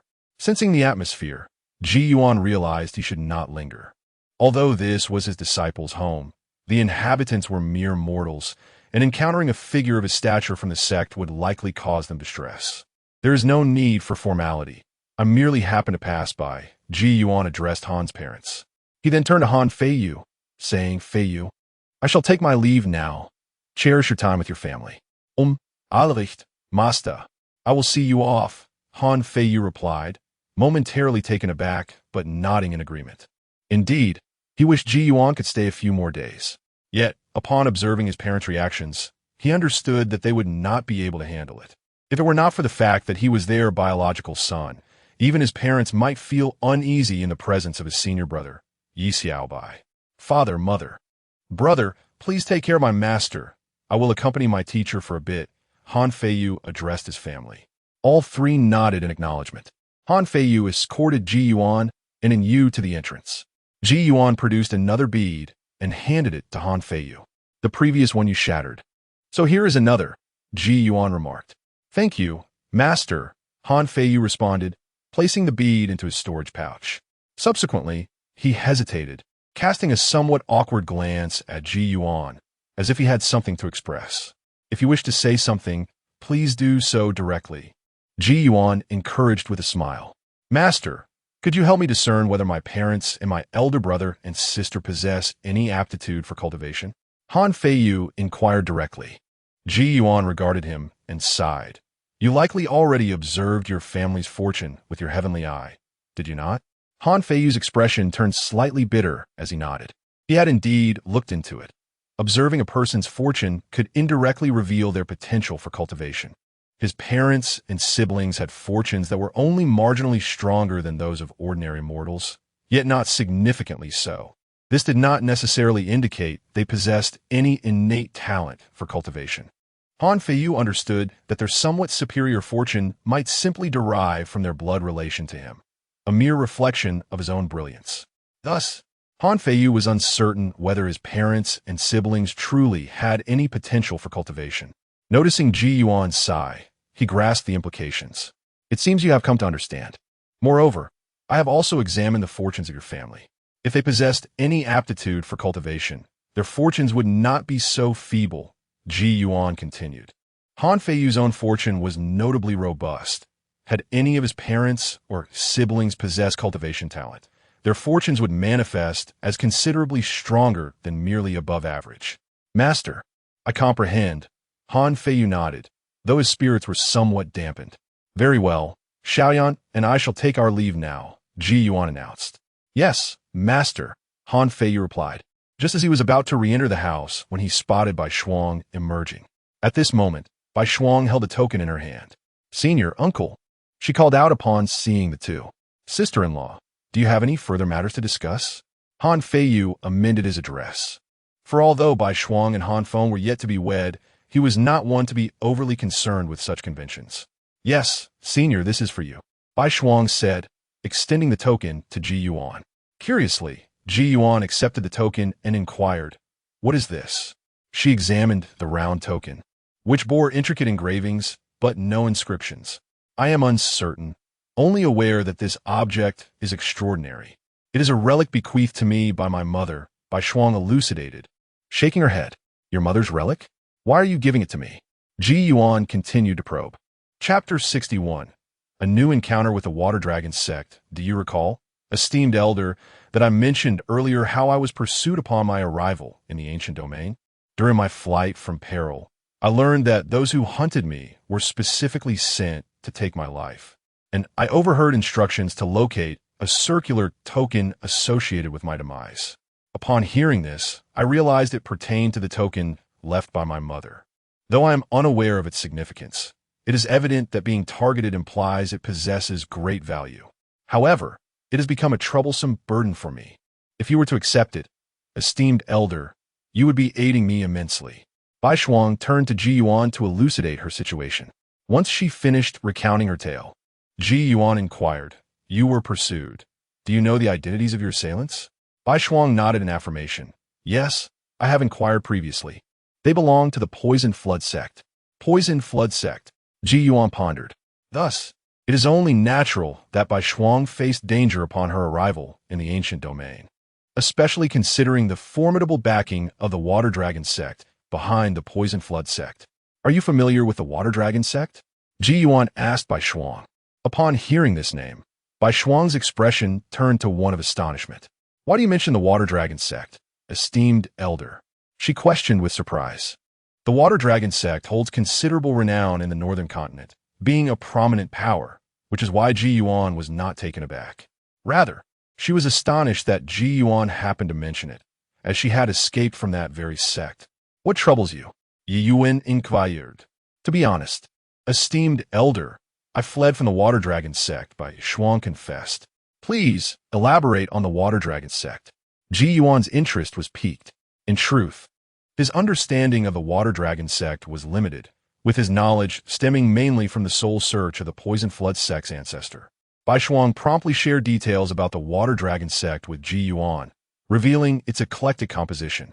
It is indeed a hodgepodge sect, comprising not only human cultivators but also demonic beasts, spirit beasts, and numerous half-demons. Bai Shuang's father serves as an elder within the sect, a fifth-tier demonic beast. The Water Dragon sect possesses considerable strength, boasting several beings at the law manifestation realm and fifth-tier demonic and spirit beasts in elder positions, alongside two ancestors, one a human celestial being and the other a sixth-tier spirit beast of the Beast clan. This sect is quite expansive, publicly divided into two factions, the human faction and the beast faction. Behind the scenes, these factions are further subdivided into numerous smaller groups. Ji Yuan learned that Bai Shuang's father was neither particularly kind nor harsh toward her, suggesting that the order to pursue her likely did not originate from him, but rather from others within the sect. However, the specifics of who those individuals might be remain unknown to both Ji Yuan and Bai Shuang. Yet, Ji Yuan speculated that Bai Shuang, a being of the Spirit Sea realm, had managed to escape the Water Dragon sect with such ease to the ancient domain, perhaps indicating that someone was covertly aiding her escape, waiting for the opportune moment to strike once she had distanced herself. This suggests that the token could indeed be a valuable item. Ji Yuan glanced at the token in his hand, pondering for a moment before producing a bead and handing it to Bai Shuang. This is a first-tier magical artifact. Shatter the bead, and I shall sense it. The Poisonous Flood sect is being supported by individuals from the Water Dragon sect, which likely means you have caught their attention. Your ability to escape from the Water Dragon sect and arrive in the ancient domain suggests that someone has been aiding you. The ones who have their sights set on you may very well track you down. Should you encounter any trouble, break the bead. Thank you, Senior, Bai Shuang replied as she accepted the bead with gratitude. It is of no consequence. You have already compensated me. Ji Yuan smiled as he spoke. Although the token's purpose remained a mystery, it would be improper for him to disregard it, considering the recipient would eventually become Han Feiyu's sister-in-law. Very well, Feiyu. I shall take my leave now, Ji Yuan announced, cradling Di Ting in one arm while holding Xiao Anyue's hand with the other. Safe travels, Master, Han Feiyu respectfully bowed. Subsequently, he and Bai Shuang entered the house. Ji Yuan did not immediately return to the sect with Xiao Anyue using the travel technique. Since they had ventured out, they might as well explore a bit. Master, can I hold the puppy? Xiao Anyue looked up at Ji Yuan and asked. Here you go, Ji Yuan said as he handed Di Ting to her. Woof, I am not a dog. Di Ting barked indignantly. Xiao Anyue's eyes sparkled at hearing the puppy speak. She quickly wrapped her arms around Di Ting, who, despite her small stature, needed both hands to hold him. Little puppy, is your name Di Ting? You can talk just like Grandfather Turtle, she exclaimed. Why can you and Grandfather Turtle speak? Woof, don't call me little puppy. I am not a dog, Di Ting protested, a hint of annoyance in his voice. But you're a little puppy, Xiao Anyue replied quizzically. Woof, I'm not. Little puppy, do you like to eat candy hawthorn? It's delicious, sweet, and sour. Xiao Anyue continued, ignoring Di Ting's objections. Di Ting was momentarily taken aback, surprised by the sudden shift to a discussion about food. Has she become gluttonous again? Ji Yuan chuckled, glancing at Anyue. Xiao Anyue giggled. Come, Master, let's go buy some. Ji Yuan responded, his consciousness sweeping across Taoyuan town. Although it was a remote little town, he found no vendors selling candied hawthorn. No matter, if they do not have it here, surely the capital city will. With that, Ji Yuan, Xiao Anyue, and Di Ting vanished from the deserted street. Jiang City, the capital of Jiang Province, to which Taoyuan town belonged. Ji Yuan, along with Xiao Anyue and Di Ting, silently appeared in an empty alleyway of Jiang City. Woof, put me down, Di Ting exclaimed, feeling uncomfortable as Xiao Anyue held him tightly. Be good, Little puppy, Xiao Anyue said sweetly. Woof. Put me down. I will carry you. Di Ting retorted angrily. She would rather carry Xiao Anyue now than be continuously constrained by her. Listening to her, Ji Yuan smiled as she gently patted Xiao Anyue's head. Oh, I understand, master. The little girl promptly placed Di Ting down on the ground. In the next moment, Di Ting grew considerably larger, though not overwhelmingly so, just enough for Xiao Anyue to comfortably climb onto its back. Xiao Anyue gazed in astonishment as Di Ting expanded, her expression reflecting pure wonder.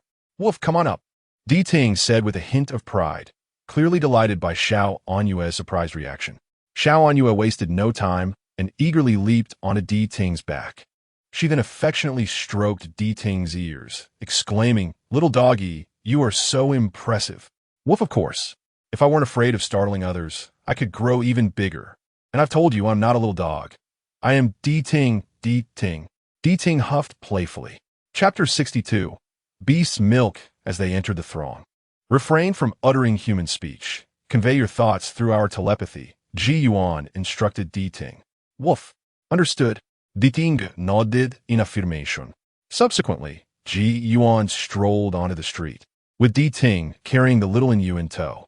The trio of one person and one dog garnered considerable attention as they traversed the bustling thoroughfare, particularly due to the unusual sight of a child riding a dog. Many children gazed at Yu atop Di Ting with envy, nearly drooling at the sight. Ji Yuan soon procured 2 skewers of candied hawthorn and handed one to Yu. Child, take this. 1 skewer is for Di Ting. You may feed it to her. All right, the little girl exclaimed, eagerly grasping the skewers. Although she had indulged in numerous spiritual delicacies, she discerned that they surpassed candied hawthorn in quality. Yet what of it? Can one not embrace a little more love, a little more variety and taste?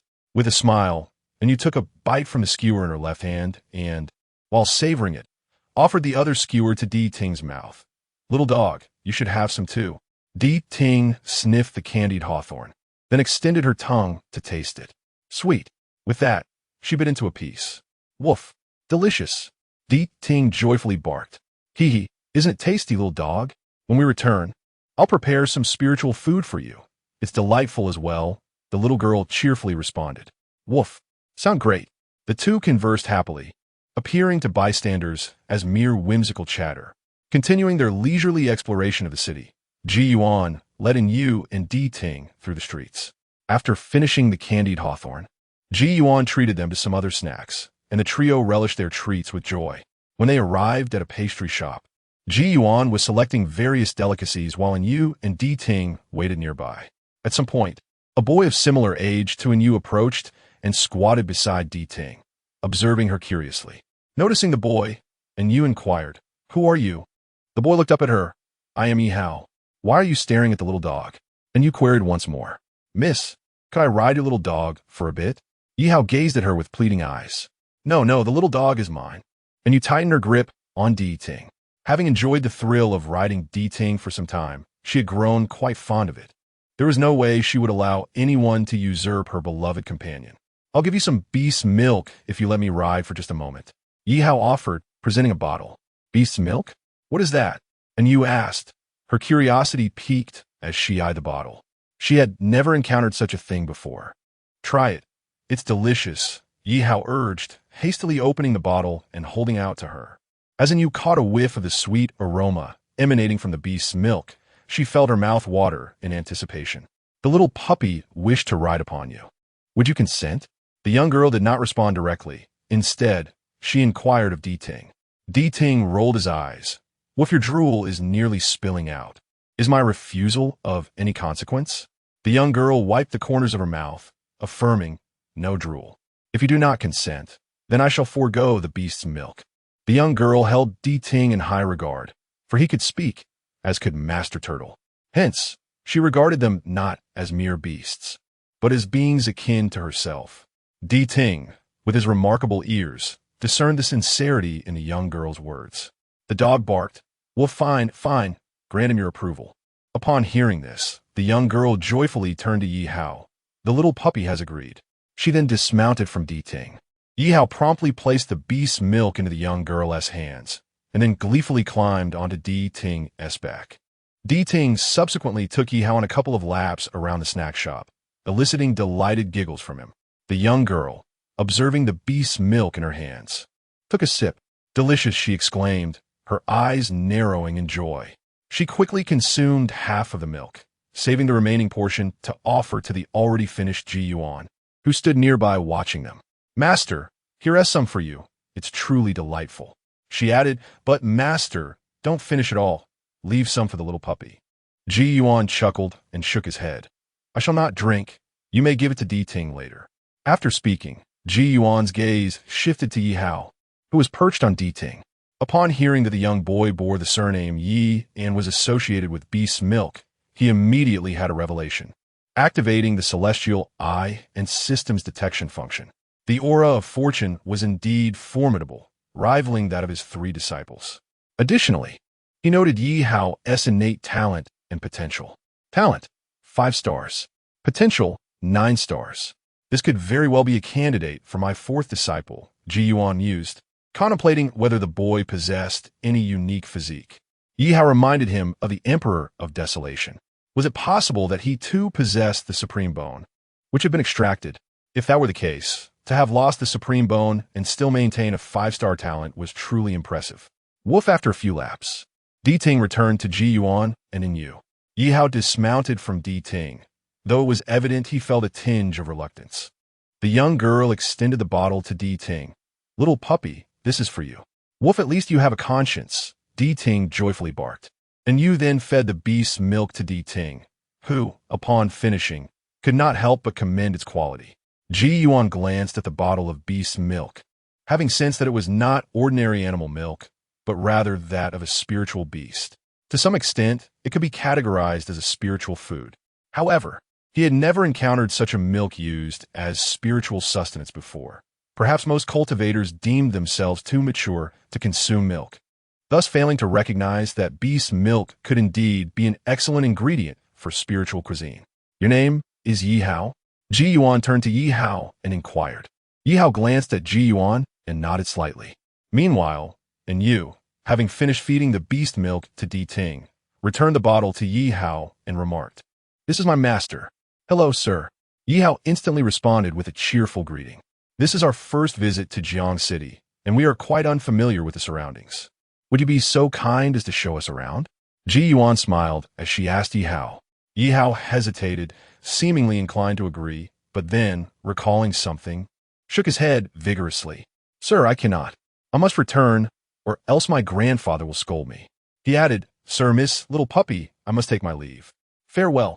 With that, Yi Hao hurriedly grabbed a bag of snacks and dashed out the door, moving swiftly and leaving no opportunity for Ji Yuan to speak further. Chapter 63. Bearing 2 sacred bodies simultaneously, Ji Yuan remained unhurried, for he was certain that he had secured this disciple. It was indeed a rarity to encounter someone who met his discerning eye. Let us depart, he remarked, clutching the delicacies he had purchased as he exited the pastry shop. Xiao Anyue swiftly climbed onto the back of Di Ting, who trailed closely behind Ji Yuan. Once outside the shop, Ji Yuan's consciousness had already locked onto Yi Hao, and he proceeded in the direction the latter had taken. Di Ting, your keen ears can perceive all things in this world. Did you overhear anything noteworthy from that child? Ji Yuan inquired while walking, casting a glance at Di Ting. Di Ting nodded, responding, Woof. That child is truly extraordinary, originally possessing 2 sacred bodies simultaneously. It is unfortunate that one was seized from him. 2 sacred bodies? Ji Yuan exclaimed, genuinely astonished this time. He was not surprised by the theft of a sacred body, but the notion of having 2 was indeed unexpected. Di Ting confirmed, Woof. That child initially bore the ancient sacred body and the Supreme Bone. The Supreme Bone was extracted from him, yet fortunately, he still possesses the ancient sacred body. Otherwise, he might have perished long ago. Ji Yuan's mouth fell agape. He had initially assumed the child to be the reincarnation of the ancient emperor, but it turned out he was a fusion of the ancient emperor and the Leaf Emperor. Di Ting then elucidated the concepts of the Supreme Bone and the ancient sacred body, which aligned closely with Ji Yuan's prior knowledge. Both were classified as sacred bodies.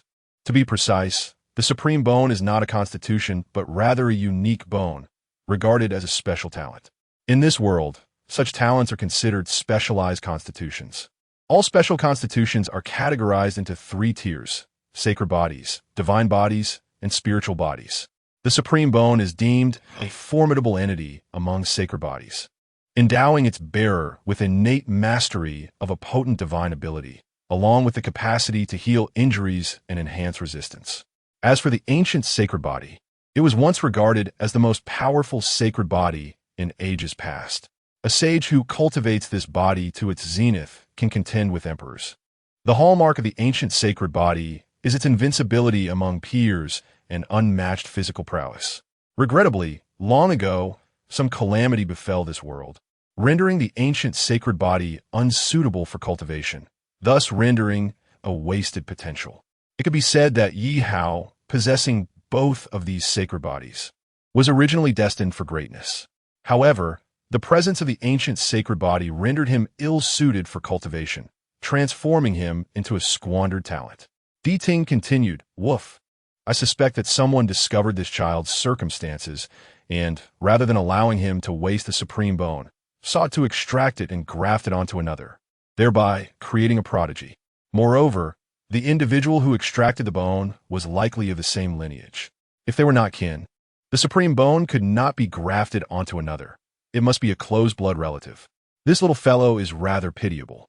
Di Ting articulated his conjecture with certainty, aware that his insights were not mere speculation. Although he could not discern the identity of the one who extracted Yi Hao's supreme bone directly from the child, he could sense the sorrow emanating from him. This sense of sorrow, perhaps even unbeknownst to Yi Hao himself, seemed to envelop him like a dark cloud, as if he had been struck by a great calamity and lost the memory of his bones being extracted. Upon hearing the words of Di Ting, Xiao Anyue quickly inquired, "Master, has that little brother's bones been taken away? Who could be so wicked as to do such a thing?" Xiao Anyue felt a pang of pain for Yi Hao. She was still somewhat oblivious to the concepts of the sacred body or the supreme bones, yet she understood that a piece of Yi Hao's bone had been removed. Surely, having a bone extracted from one's body would be excruciating. She remembered how much it hurt when she had fallen before.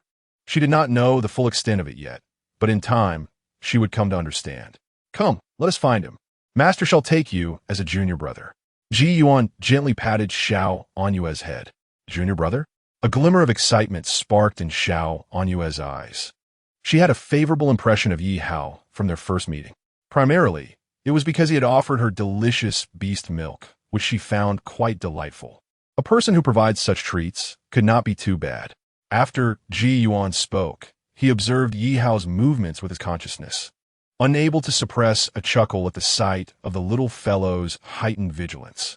Under Ji Yuan's watchful gaze, Yi Hao had been running after leaving, seemingly in haste to return home. However, he had actually circled around the city several times before finally arriving at a small courtyard. It was evident that he was wary of being followed by Ji Yuan. Ji Yuan recalled that it was likely his earlier remark, "This is our first visit to Jiang City. Being unfamiliar with the surroundings, could you show us around?" That had triggered Yi Hao's caution. Indeed, Ji Yuan had intended to draw closer to him when he made that statement. Within the courtyard, Yi Hao arrived home, panting heavily. Grandpa, I'm back with some snacks." His voice echoed within the yard. "Why are you so out of breath?" Yi Hao's grandfather, a frail old man with white hair, appeared. "I ran into a big uncle at the snack shop." Yi Hao recounted his encounter with Ji Yuan to the elder. Upon hearing this, the old man's expression grew serious. "Something is amiss. The little girl among the 2 men and a dog has been conversing with the dog, which is capable of carrying people. This is no ordinary dog. It is likely a domesticated monster or spirit beast. If it were just ordinary people approaching Yi Hao, I would not be overly concerned. But if they are cultivators..." The old man abruptly lifted his head, his gaze sharp as he focused on the door. Outside, Ji Yuan, accompanied by Anyue and Di Ting, stood at the entrance. Hold on tight to Grandpa," the elder whispered. Sensing the tension in the air, Yi Hao quickly grasped the elder's hand. Just then, a knock sounded at the door, followed by Ji Yuan's voice. "There is no need to worry, my friend. I mean no harm." The elder pondered for a moment. If they truly intended to confront them, they would have barged in without hesitation. With a wave of his hand, the elder opened the door, revealing Ji Yuan, On Yue, and Di Ting. Who are you? The elder, with one hand shielding Yi Hao behind him, spoke up. I am Ji Yuan, the master of the Seeking Dao Peak of the Qingshan sect. Ji Yuan introduced himself. Upon hearing this, the elder pondered for a moment about the Qingshan sect, which seemed to be a minor sect within the ancient domain. If one were reluctant to speak, why deceive an old man like me? Your cultivation is beyond my perception. How could you possibly be from the ancient domain? The elder's eyes narrowed slightly, exuding a formidable aura. Ji Yuan had already sensed the elder's cultivation level. This old man was at the divine power realm, and indeed at its pinnacle. However, it mattered little to Ji Yuan, as he could easily suppress him with a mere hand. I'm not deceiving you. You must understand that if I had any ulterior motives, I would have acted already, and you would be powerless to stop me. I need not engage in such tedious discourse, Ji Yuan declared, releasing a trace of his own aura.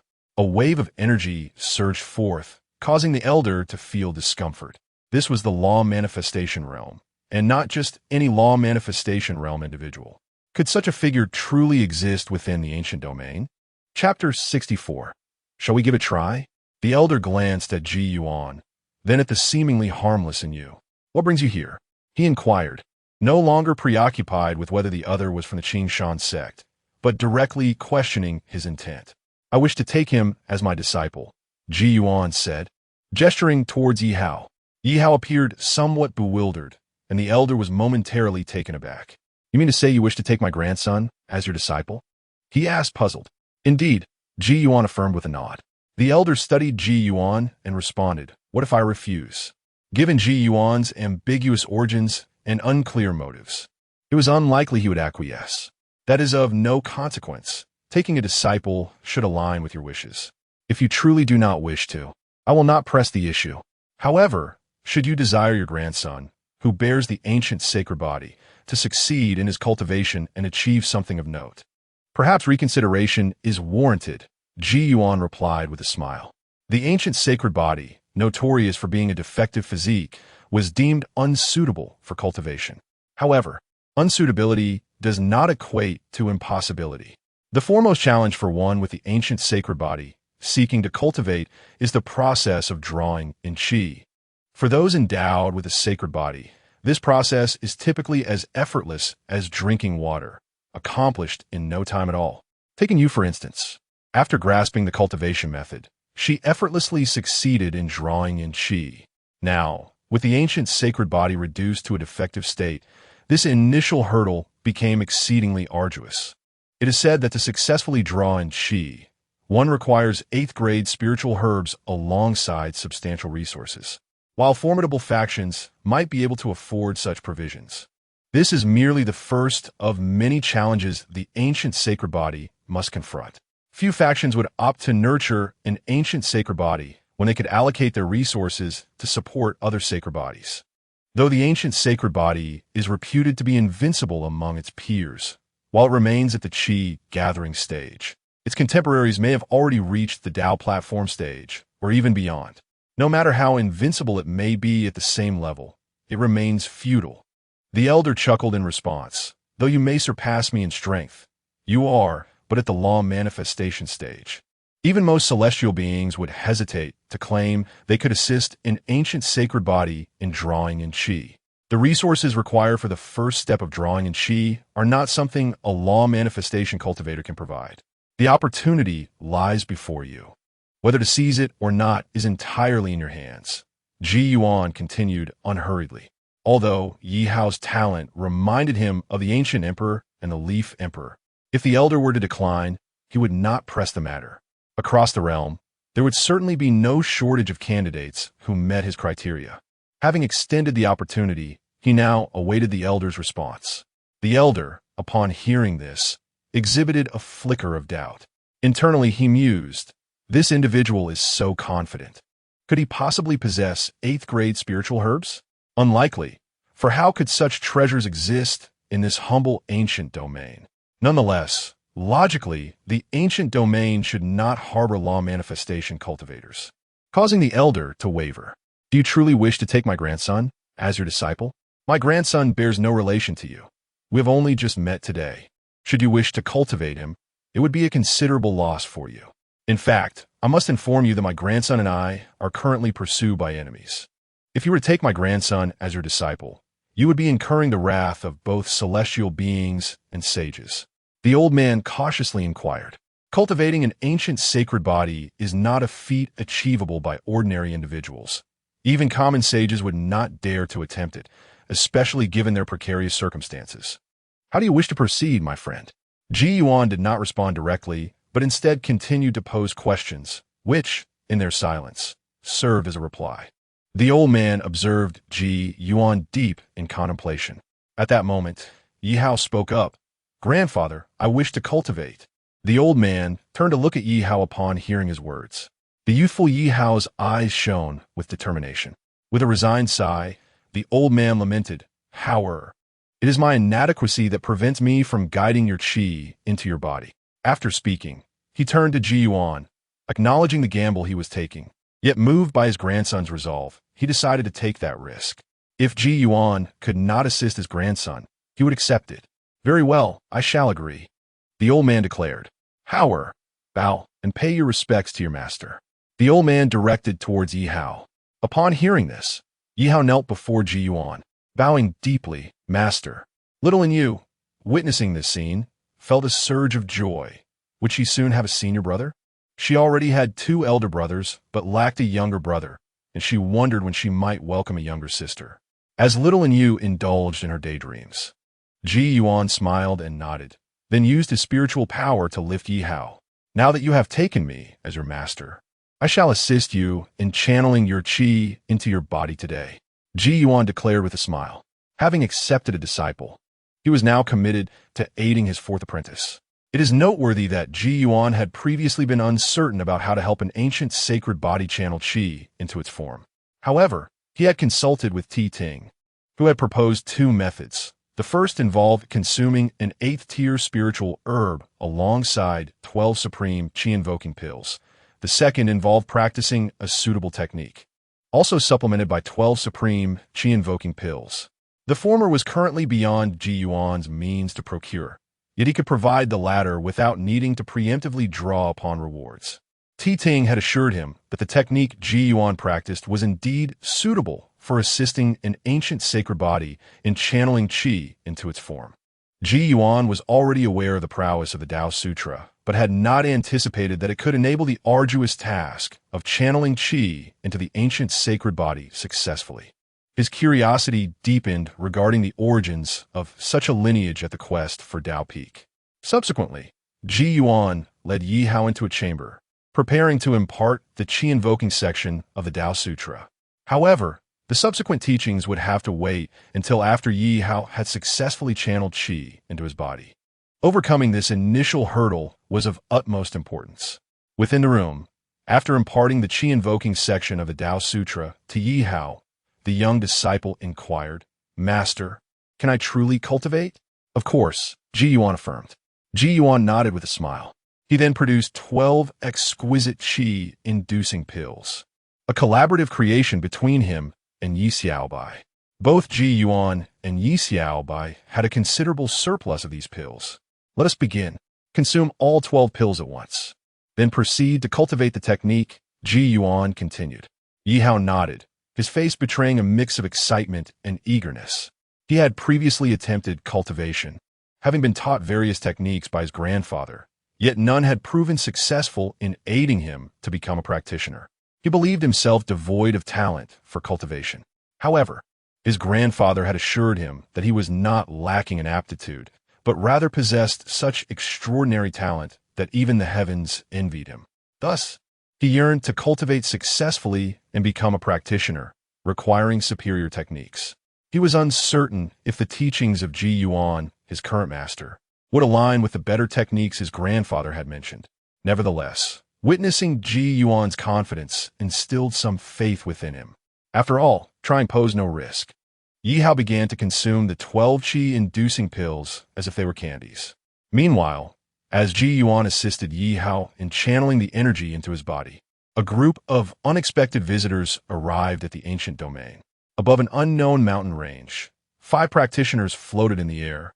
The leader, a practitioner at the early stage of the Dharma aspect, was accompanied by 4 others, each at the divine ability stage. My lord, the spiritual energy in this realm is rather sparse. Are we certain the person we seek is truly here? One of the divine ability practitioners inquired. Chapter 65. The Leaf Clan of the Eastern Continent. As this individual spoke, his face was etched with disdain, clearly revealing his contempt for the ancient domain. Having spent considerable time in the Eastern Continent, the mere thought of relocating to the Northern Continent already unsettled him.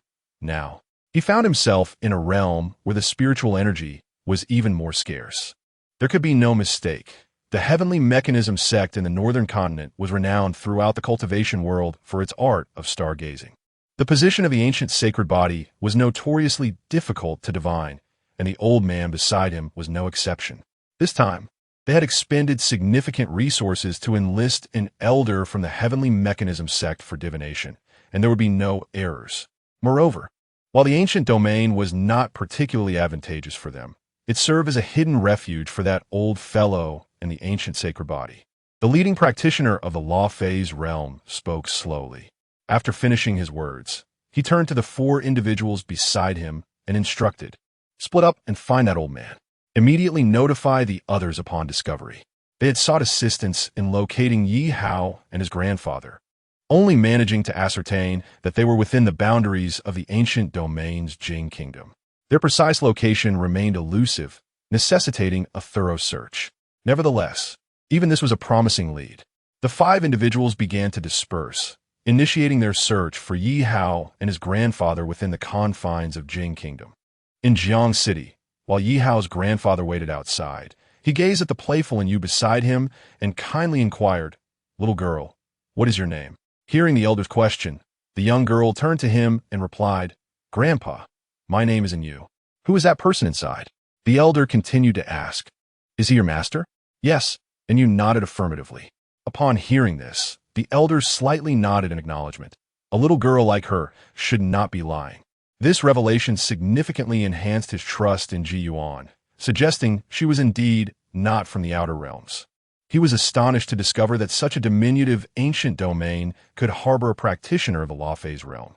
In the northern continent, practitioners of the law phase realm were considered formidable, let alone in the ancient domain, where they could be deemed invincible. While lost in thought, the elder suddenly sensed a probing consciousness.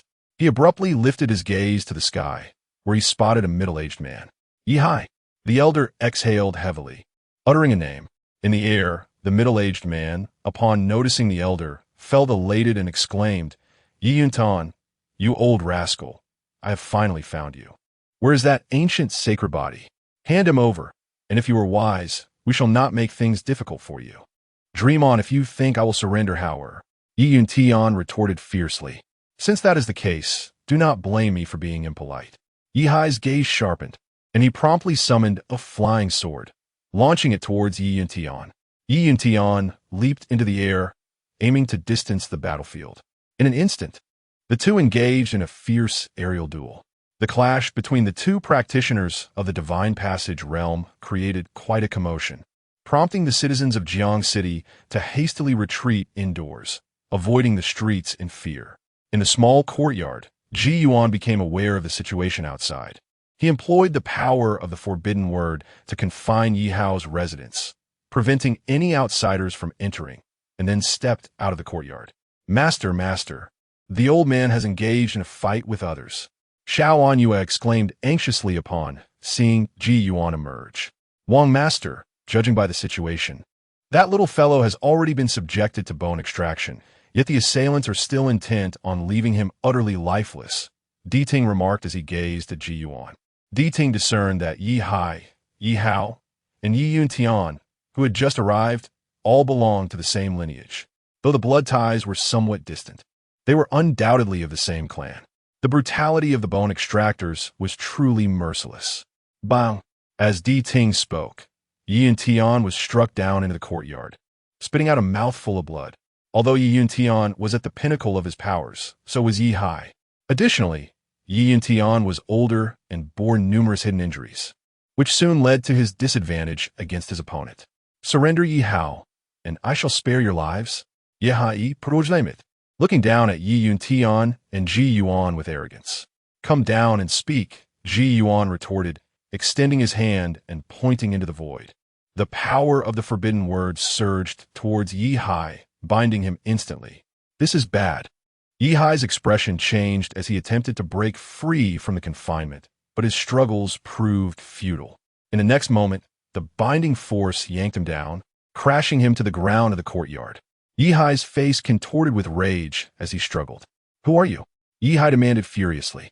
Now that you are captured, I advise you to behave, Ji Yuan replied calmly, observing Yi Hai. Let me go. I am a member of the Yi clan of the Shirwa. Yi Hai, seemingly oblivious to his predicament, continued to act defiantly.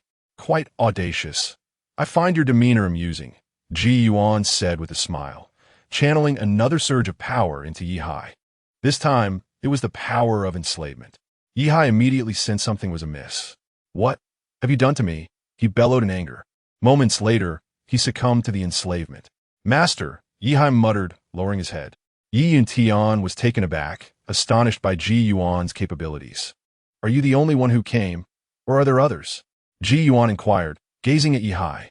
Master, I did not come alone to the ancient realm. Along with me, there is a cultivator at the initial stage of the Dharma aspect and 3 peak cultivators, Yi Hai replied. When I arrived here, I had already notified them. Very well, that could be resolved. Tell me more about the Yi clan of Shirwa, Ji Yuan said with a slight nod, intrigued. Having overheard snippets of conversation between Yi Hai and Yi Yun Tian, he had surmised that they, along with Yi Hao, hailed from the Shirwa Yi clan. Indeed, Yi Hai promptly provided Ji Yuan with a brief overview of the Shirwa and the Yi clan. It was indeed a formidable force. The Kingdom of Stone is not situated in the northern continent, but rather in the eastern continent, which is considerably more prosperous than its northern counterpart. In the north, the number of formidable celestial beings is scarce. However, the east boasts a plethora of sages. The Kingdom of Stone is not a realm of mere mortals, but a domain of the cultivation world. The circumstances in the eastern continent differ significantly from those in the north. In the northern cultivation realm, the true power resides within various sects, while nations exist solely among mere mortals. Conversely, in the east, the mightiest forces are the nations themselves, particularly their royal families. The Yi clan serves as the royal lineage of the Kingdom of Stone, and it is also an imperial clan, having once produced a great emperor within its ranks. Although the cultivation world no longer sees the emergence of such emperors, the Yi clan retains several sages. Thus, the strength of the Kingdom of Stone is evident. The name of the kingdom originates from its first monarch, the Stone Emperor, who hailed from a village known as Stone Village. This inaugural ruler was the architect of the Yi clan's rise to prominence, holding a distinguished position. Therefore, the kingdom was aptly named after this remarkable Stone Emperor. Chapter 66. The most poisonous heart of a woman. Yi Hao, Yi Yun Tian, and the individual before him, Yi Hai, all belong to the Yi clan. Notably, Yi Hao is the scion of the main lineage. After inquiring about the Yi clan of Shirwa, Ji Yuan sought further clarification regarding Yi Hao's predicament. Why was he pursued despite being born of the main bloodline? Upon hearing Ji Yuan's questions, Yi Hai began to elucidate, while Yi Yun Tian provided supplementary details. Before long, Ji Yuan grasped the crux of the matter. First and foremost, it was not the Yi clan that sought Yi Hao's demise, but rather those who coveted his supreme bone. The perpetrator of the bone extraction was none other than the mother of Yi Hao's cousin, Yi. Yi Hao's grandfather and that cousin's grandfather were full brothers. Yi Hao's grandfather had passed away long ago, and his parents vanished shortly after his birth, leading to Yi Hao being sent to live with his cousin's family. Subsequently, Yi Hao fell victim to the bone extraction executed by his aunt, who then had the supreme bone implanted in Yi. The Yi clan had long been aware that Yi Hao possessed both the ancient sacred body and the supreme bone. Although it was regrettable, the clan boasted considerable strength and numerous exceptionally gifted descendants. Furthermore, since Yi Hao hailed from the main lineage, even amidst the current multitude of main lineage members, the clan never contemplated extracting Yi Hao's supreme bone for the benefit of others within the clan. At least, the majority of them did not harbor such thoughts. The overarching sentiment was that the Yi clan was powerful. Possessing the supreme bone was advantageous, yet its absence was not a matter of great concern. Alas, the most venomous hearts reside in women. With Yi Hao's parents missing and him placed under his aunt's care, she gazed upon Yi Hao, who bore 2 sacred bodies, and then upon her own son, who lacked talent. Ultimately, her malicious intent was ignited. After the extraction of Yi Hao's bone, as she contemplated finishing him off entirely, members of the Yi clan discovered the unfolding events. The clan intervened, preventing her from killing Yi Hao outright. However, she faced only a mild reprimand from the clan and retained her life. From their perspective, given the circumstances, the supreme bone had already been excised and grafted onto Yi, another member of the main lineage. The Yi clan gained an additional sacred body, which was deemed a positive outcome. After all, Yi Hao, due to his ancient sacred body, would not be able to fully harness the power of the supreme bone. Furthermore, with his ancient sacred body, he would not perish from the bone extraction. Thus, the matter seemed to conclude there. Everyone believed that this was sufficient. However, Yi Tian felt otherwise. Though not Yi Hao's direct grandfather, he was a younger brother of Yi Hao's grandfather, thus serving as Yi Hao's great-uncle. Yi's grandfather was Yi Hao's granduncle, and among his 3 granduncles, Yi Hao's grandfather held the second position. Yi Tian sought to seek justice for Yi Hao, believing that the heinous act of bone extraction should not simply be overlooked, especially since the perpetrator faced no significant repercussions. Yet, his own lack of strength rendered him incapable of avenging Yi Hao. He had approached his elder brother with Yi Hao in tow, but his brother did not support him. Although he recognized the wrongs done to his younger brother's family, his allegiance lay with Yi, his biological grandson. Disheartened, Yi Tian resolved to take Yi Hao and depart from the Yi clan. Throughout the entirety of the Yi clan, there existed an undeniable consensus that Yi Hao held little significance. It was Yi, possessing Yi Hao's bones, who garnered greater importance. Yi harbored concerns that remaining within the Yi clan could lead to Yi Hao falling victim to his mother's sinister intentions. Such a fate was not beyond the realm of possibility, as Yi Hao had already been subjected to bone extraction within the clan, making the threat to his life all the more plausible.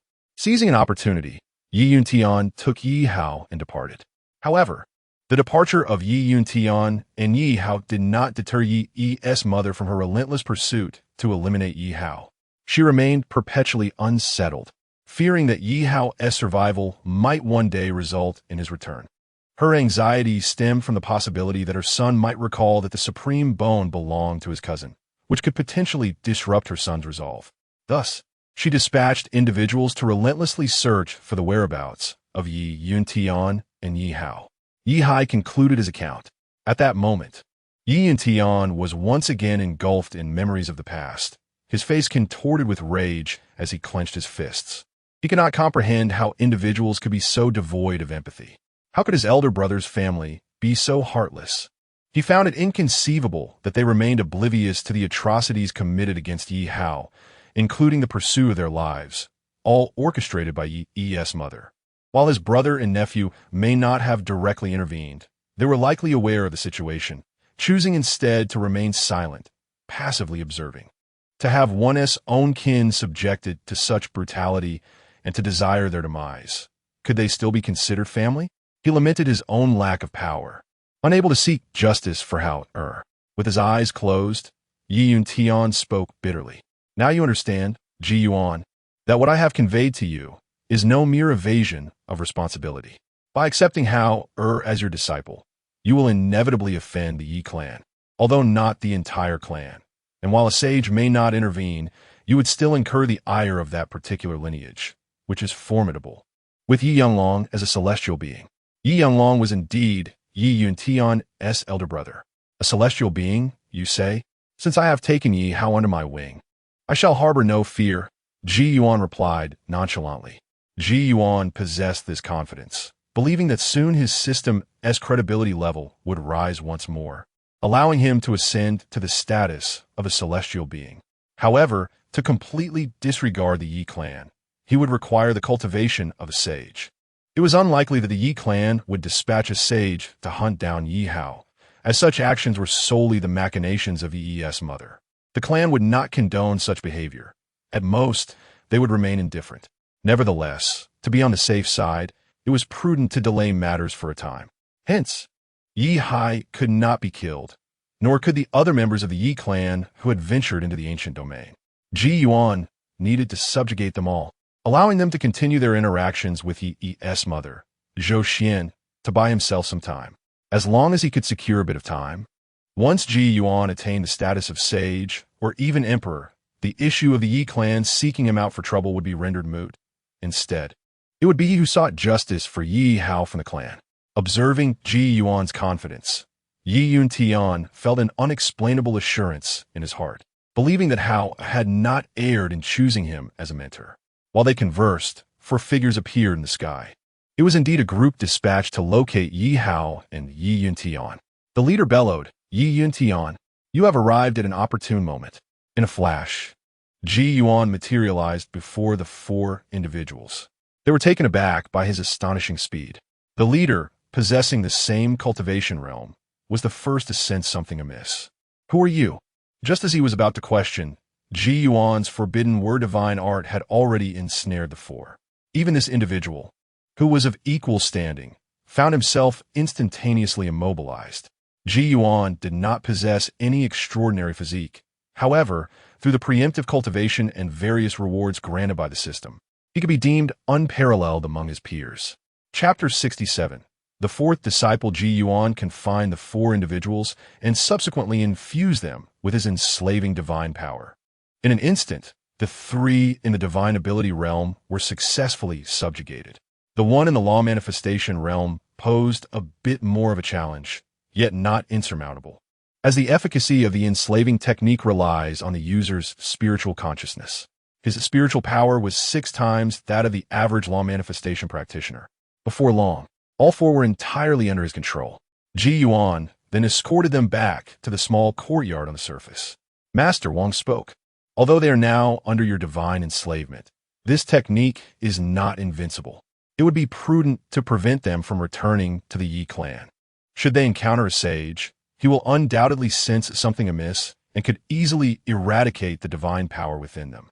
Upon hearing this, Ji Yuan nodded slightly.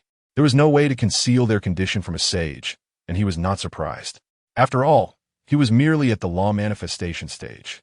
Managing to deceive a celestial after enslavement was already commendable. Since it was impossible to fool a sage, it was best to keep them from returning to the eastern continent. Although it was highly unlikely they would meet the sages of the Yi clan upon their return, it was wise to err on the side of caution and avoid the journey altogether. At that moment, the 5 individuals stood before Ji Yuan. He addressed them. "If the other party attempts to contact you again regarding your progress, simply inform them that you have yet to find anything." "Yes, Master," they replied in unison. Yi Yuntian observed this scene with incredulity. What sort of divine technique could transform a practitioner of the law manifestation realm in such a manner? Meanwhile, within the room, the spiritual energy of heaven and earth began to surge into Yi Hao's body. Moments later, Yi Hao successfully drew energy into himself. For the ancient sacred body, the first hurdle was indeed the absorption of energy. This did not imply that he was slow, but rather that it was inherently difficult. Once he overcame this challenge, his rate of energy absorption would not be lacking, albeit slightly slower than that of an ordinary sacred body. Typically, an ordinary sacred body could absorb energy in mere moments, while Yi Hao took approximately the duration of a stick of incense. With the successful absorption of energy, Yi Yuntian sensed the developments within the room, overwhelmed with emotion. It worked. It truly worked. He was filled with exhilaration, as he had previously thought that due to the ancient sacred body, Yi Hao would never again have the opportunity to cultivate. To his astonishment, today Yi Hao had successfully drawn energy into his body. In truth, the Yi clan possessed the means to procure sacred medicine to assist Yi Hao, but such medicine was exceedingly precious. Given that Yi Hao had little potential for cultivation, the clan had not provided it. Without the clan's support, Yi Hao's parents had to toil on behalf of the family, hoping to earn enough for a dose of sacred medicine to help Yi Hao overcome his initial hurdle. Tragically, during one of these endeavors, Yi Hao's parents disappeared, along with several other clan members, lost without a trace. Grandfather, master. After successfully absorbing energy, Yi Hao burst from the room, exhilarated. Upon emerging, he was momentarily taken aback by the disarray in the small courtyard. Then, upon noticing Yi Yuntian in a somewhat disheveled state, he hurried over. Grandfather, what happened? Yi Yuntian smiled as he ruffled Yi Hao's hair. I'm fine, my dear. Come, bow to your master. Yi Yuntian gently nudged Yi Hao to stand before Ji Yuan. Without hesitation, Yi Hao prepared to bow in gratitude, but Ji Yuan chuckled and stopped him. You have already paid your respects upon becoming my disciple. There is no need to do so again. It is my duty to assist you in your cultivation. Master, thank you, Yi Hao said, gazing at Ji Yuan, refraining from bowing again, but expressing his sincere gratitude. Ji Yuan smiled back. It is only natural to be happy, but do not let pride take hold. Your constitution is unique, and the path ahead is long. It may be fraught with hardship and fatigue, yet if you persevere, I believe you may indeed achieve the status of a great emperor and ascend to the celestial realm. I am not afraid, as long as I can cultivate. I fear nothing, Yi Hao declared, his eyes shimmering with both innocence and determination. Master, I will protect my junior brother in the future, Little and Yu interjected. Ji Yuan nodded with a smile. Yi Yuntian also beamed with joy, not taking Ji Yuan's mention of becoming a great emperor and ascending to the celestial realm too seriously. He assumed Ji Yuan was speaking lightly, unaware that Ji Yuan was earnest in his words. Yi Lao, you should accompany Howard to Qing Shan's sect with me. Ji Yuan then turned to Yi Yuntian. As long as you do not mind this old man, Yi Yuntian replied with a smile. By the way, please do not call me Yi Lao. I do not deserve it. Just call me by my name, Yi Yuntian added. Ji Yuan shook his head with a smile. There is no need for such formality, Yi Lao. It is merely a title. While the realm of fantasy often holds that the strong are revered, Ji Yuan acknowledged this perspective. However, he believed it varied with circumstances and individuals. Although Yi Yuntian was weaker in power, he was Yi Hao's grandfather and older than Ji Yuan, making it perfectly acceptable for Ji Yuan to address him as Yi Lao. It would be inappropriate for Ji Yuan to leverage his greater cultivation to demand Yi Yuntian call him senior. Ji Yuan had always maintained that the reverence for strength could easily devolve into arrogance. As a side note, after years of writing and reading, I have observed that many readers adopt a similar mindset. The notion that the strong are revered leads them to regard those weaker than the protagonist as insignificant. If the protagonist displays courtesy, they label it as sycophancy. I cannot fathom why some are unable to accept humility. A true master always retains the heart of a disciple. The protagonist's character may reflect this, yet they will remain polite. If the other party is perceptive, it is fine. If not, and they take advantage of the protagonist's courtesy, the protagonist will no longer extend them grace and will respond decisively. Yi Yuntian agreed to depart with Yi Hao. Subsequently, the two began to pack their belongings. They had few possessions, and after a brief tidying, they prepared to leave. Ji Yuan directly took the two of them, along with several enslaved members of the Yi clan, out of Jiang City. The 5 enslaved individuals were indeed born into the Yi clan, but belonged to a collateral branch. The Yi clan had expanded so much that even the main lineage had lost count of its members, and the branches were even more numerous. Thus, the majority of those from the branch families have become subordinates to the main family members. For many individuals from the branch families, this arrangement presents a commendable avenue for advancement. At the quest for enlightenment peak, Ji Yuan swiftly returned with a few companions. Upon their arrival, Ji Yuan and Yu took Yi Yuntian and Yi Hao for a leisurely stroll at the mountain summit, after which Ji Yuan arranged accommodations for the two. Shortly thereafter, Ji Yuan escorted Yi Yuntian to Ziyun Peak. As for Yi Hai and his companions, Ji Yuan intended for them to remain concealed. However, Ji Yuan had no intention of allowing Yi Yuntian to hide.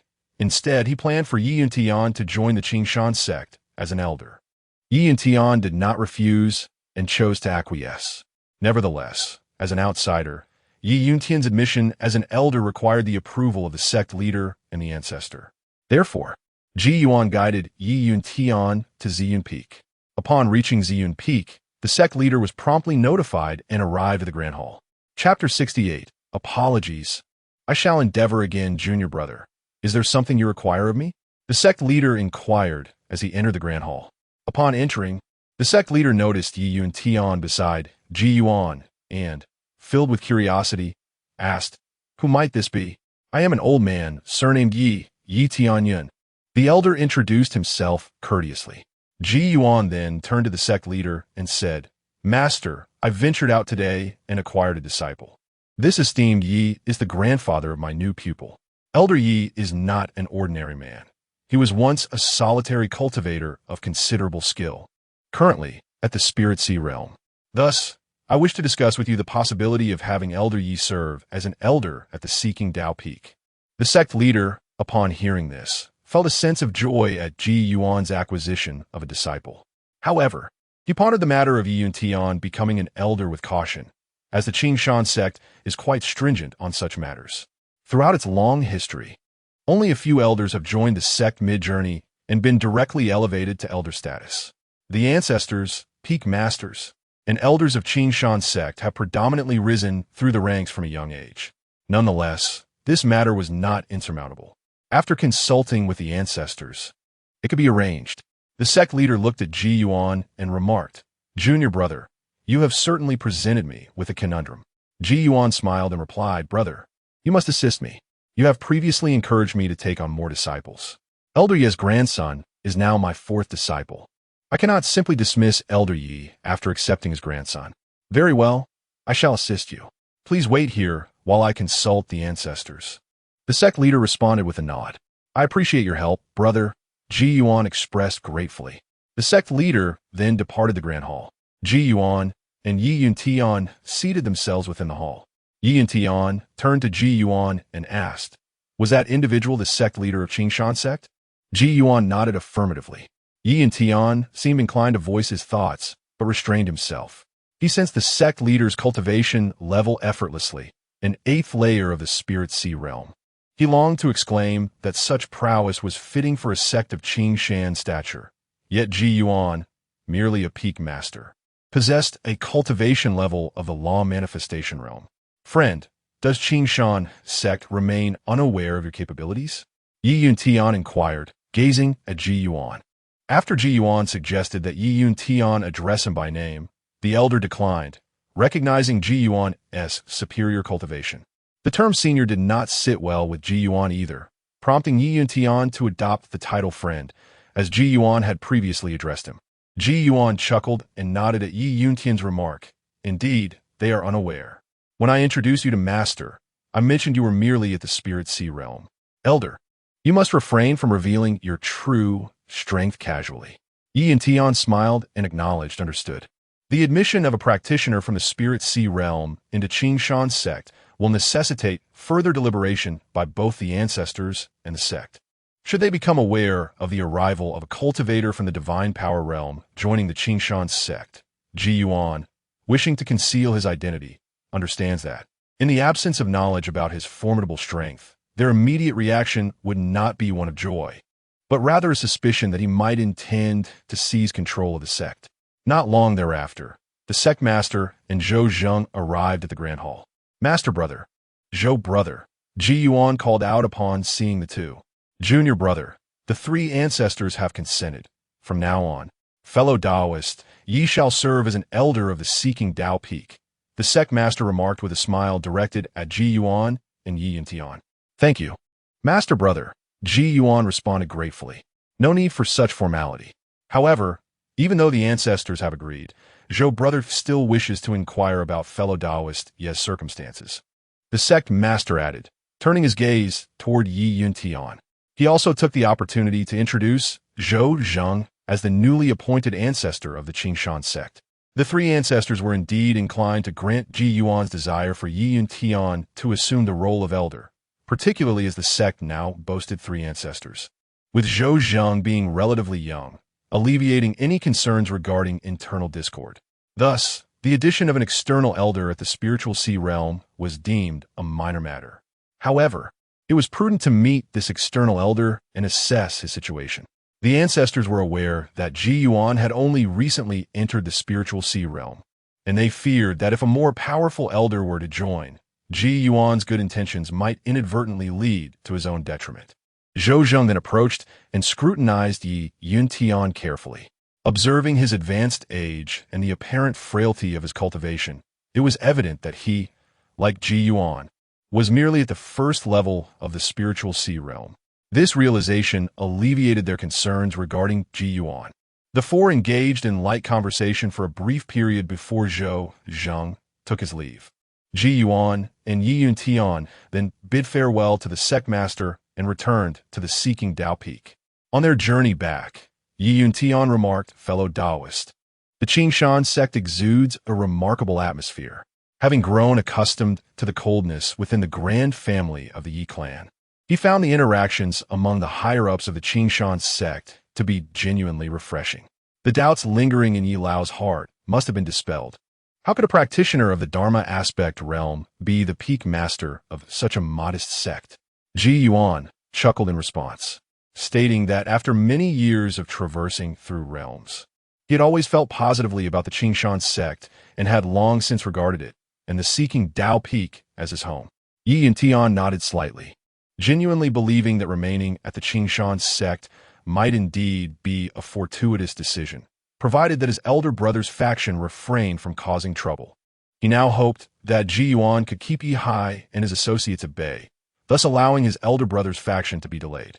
After Ji Yuan and Yi and Tian departed from the Seeking Tao Peak, and you brought Yi Hao to the kitchen, intending to prepare spiritual cuisine for him, showcasing her culinary skills, especially since she had recently tasted Yi Hao's beast milk. As the fragrant aroma of the spiritual food wafted through the air, Yi Hao could hardly contain his salivation.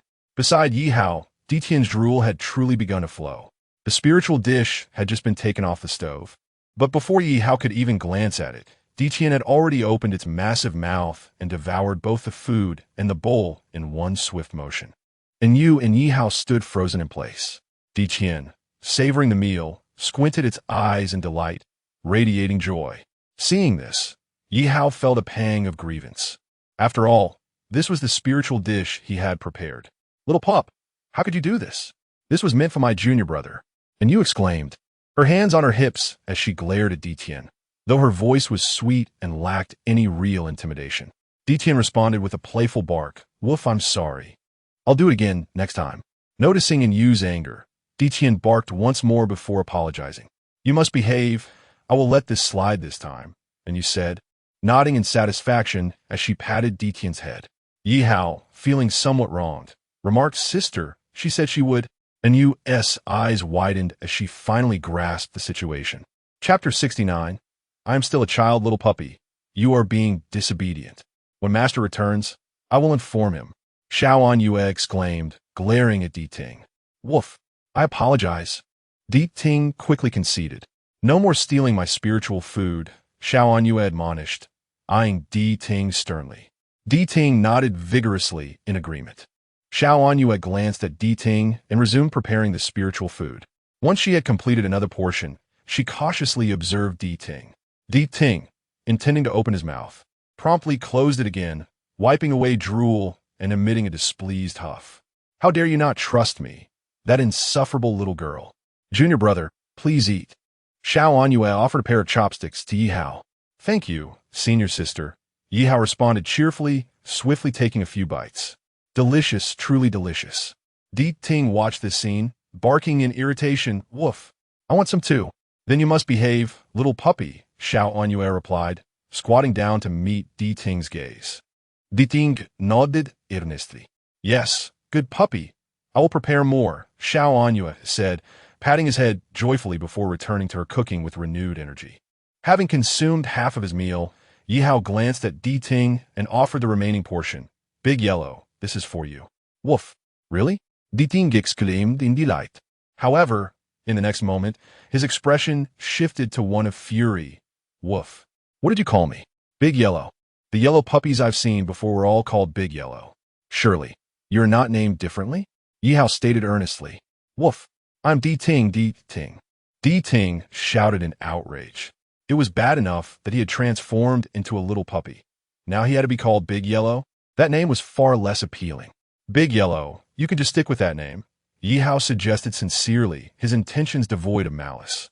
Woof, I shall bite you, Di Ting declared, playfully nipping at Yi Hao's calf, though not with any real force. He would never truly harm Yi Hao. After all, he was a disciple of Ji Yuan. Xiao Anyue paid no mind to the playful scuffle between Yi Hao and Di Ting, focusing entirely on stir-frying the vegetables. She found great joy in preparing spiritual food, for as they say, true passion is the finest teacher. Her skills were rapidly improving. Once more, Xiao Anyue completed a dish, and the trio, 2 humans and 1 dog, gathered at the stone table in the courtyard to share their meal. Upon the return of Ji Yuan and Yi Yuntian, they found the 3 of them already enjoying their feast. Master, you have returned, Xiao Anyue exclaimed joyfully upon noticing Ji Yuan. Grandfather, master, Yi Hao echoed, equally delighted. Di Ting continued to eat with gusto. Do continue your meal, Ji Yuan said with a smile, observing the 2. He then turned his gaze to Di Ting, who was engrossed in his food, not sparing him a glance. Di Ting, come over here, he commanded. Di Ting turned, puzzled. Are you targeting me? Come here. I have something to discuss, Ji Yuan said, reaching out to scoop Di Ting into his arms. Listening intently to the frantic struggles, the creature exclaimed, Woof, put me down, put me down. Is there anything that cannot wait until after I've eaten? I am but a child, I need to eat. With a gentle smile, Ji Yuan replied, How can you, a majestic 5th-tier spirit beast of the Di Ting bloodline, claim to be a child? Woof, what being a 5th tier? What being Di Ting? Does that mean I no longer require sustenance? The creature protested. Indeed, as a 5th tier, you need not worry about hunger. You cannot starve, Ji Yuan remarked. Carrying Di Ting back into the house, Xiao Anyue and Yi Hao exchanged amused glances, while Yi Yuntian looked on in astonishment. The yellow dog was, in fact, a 5th-tier spirit beast, implying that it was even more formidable than he was. Grandfather, would you like to eat? I made all of this, Xiao Anyue offered, turning to Yi Yuntian. Yes, grandfather, sister's cooking is delightful, Yi Hao chimed in, nodding in agreement. Is it truly that remarkable? Then let me give it a try, Yi Yuntian said, smiling as he coaxed Xiao Anyue. With a grin, Xiao Anyue handed him a pair of chopsticks. Inside the room, upon returning with Di Ting, Ji Yuan was met with a mournful gaze from the creature. Woof, I have barely been born a day, and I'm still a child. How can you deny a child their meal? Di Ting began to scold Ji Yuan. Enough, enough. Though you're newly born, you're still Di Ting, a 5th-tier spirit beast. You must see yourself as the elder sister to Xiao Anyue and Hao. How can you, as their sister, compete for food with your younger siblings? Woof, why should I feel ashamed? Why do I have to feel embarrassed? They are human, and I am too. Regardless, why should I not eat? Di Ting replied, feeling rather disgruntled. Let us set aside this debate. I truly have matters to discuss with you. Once resolved, I shall prepare a spiritual dish for you. I taught Xiao Anyue the art of spiritual cuisine. You relish her creations, but I assure you, mine are even better, Ji Yuan said with a smile.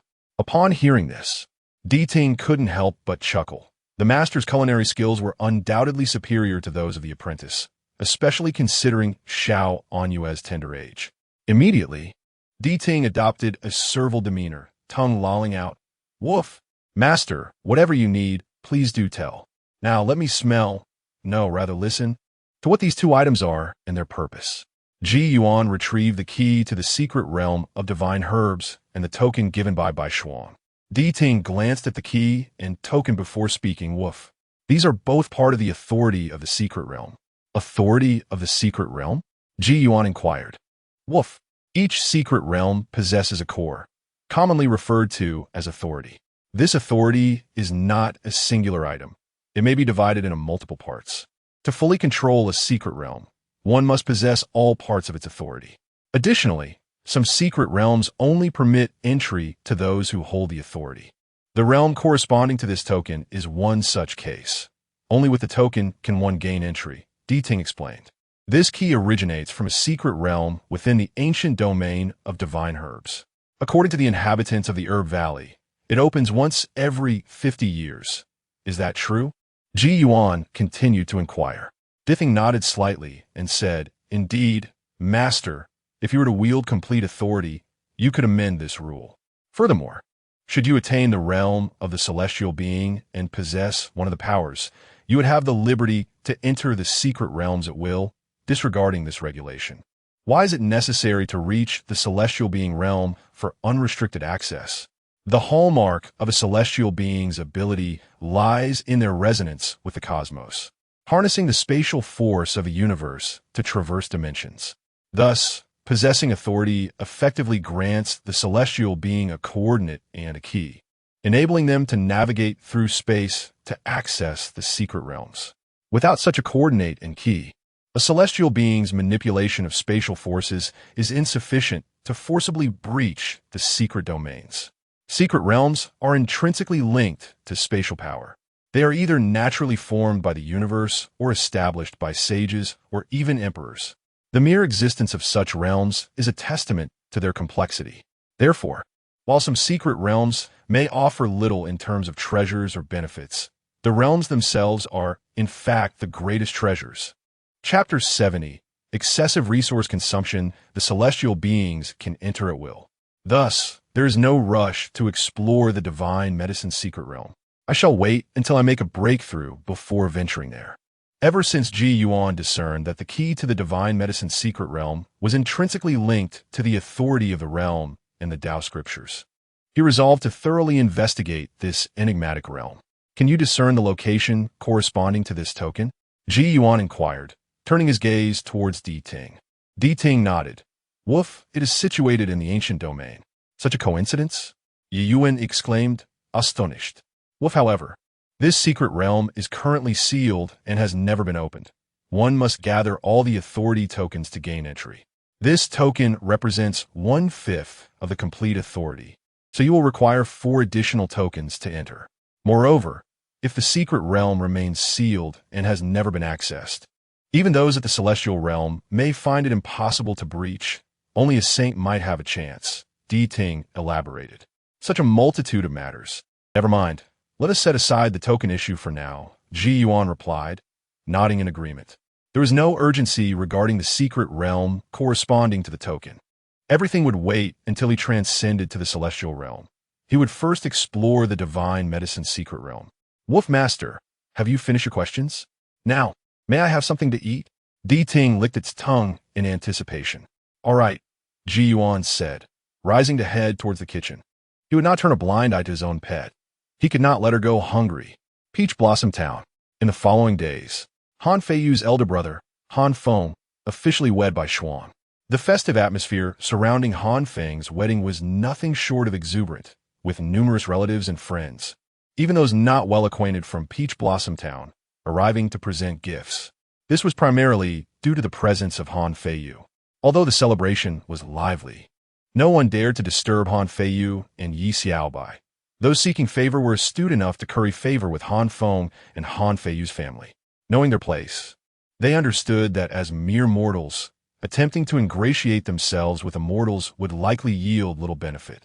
Instead of indulging in futile fantasies, it was wiser to cultivate goodwill with Han Feiyu's relatives. After Han Feng and Bai Shuang's nuptials, Han Feiyu and Yi Xiaobai planned to return to their sect after a brief 2-day stay. Prior to their departure, Han Feiyu seized the opportunity, with the family gathered, to present the longevity pills bestowed by Ji Yuan. Father, mother, brother, and little sister, here are some longevity pills. Please share them and consume them, Han Feiyu offered, handing them out. Second son, these are celestial pills. It would be a waste for us to consume them. You should take them yourself. You are now an immortal. We cannot be of any assistance to you, and we certainly do not wish to hold you back. His mother promptly refused. His father echoed, Second son, listen to your mother. We cannot possibly eat such celestial pills. Father, mother, these pills are plentiful. My master can provide as many as needed. Please do not refuse. If you consume them, you may live for an additional 100 years. I simply wish for you to enjoy a longer life, Han Feiyu implored, grasping his parents' hands. In that poignant moment, Han Feiyu felt a wave of emotion wash over him. Yi Xiaobai observed this scene, her gaze somewhat wistful as she thought of her own parents. Over a century, hearing these words, Han father and Han mother trembled. Han Feng and Han Xiaomei were also somewhat shaken. How could mere mortals dare to wish for an existence exceeding 100 years? The majority of mortals hardly live past 60. Urwa, you eat it yourself. Han Mother's voice quivered slightly.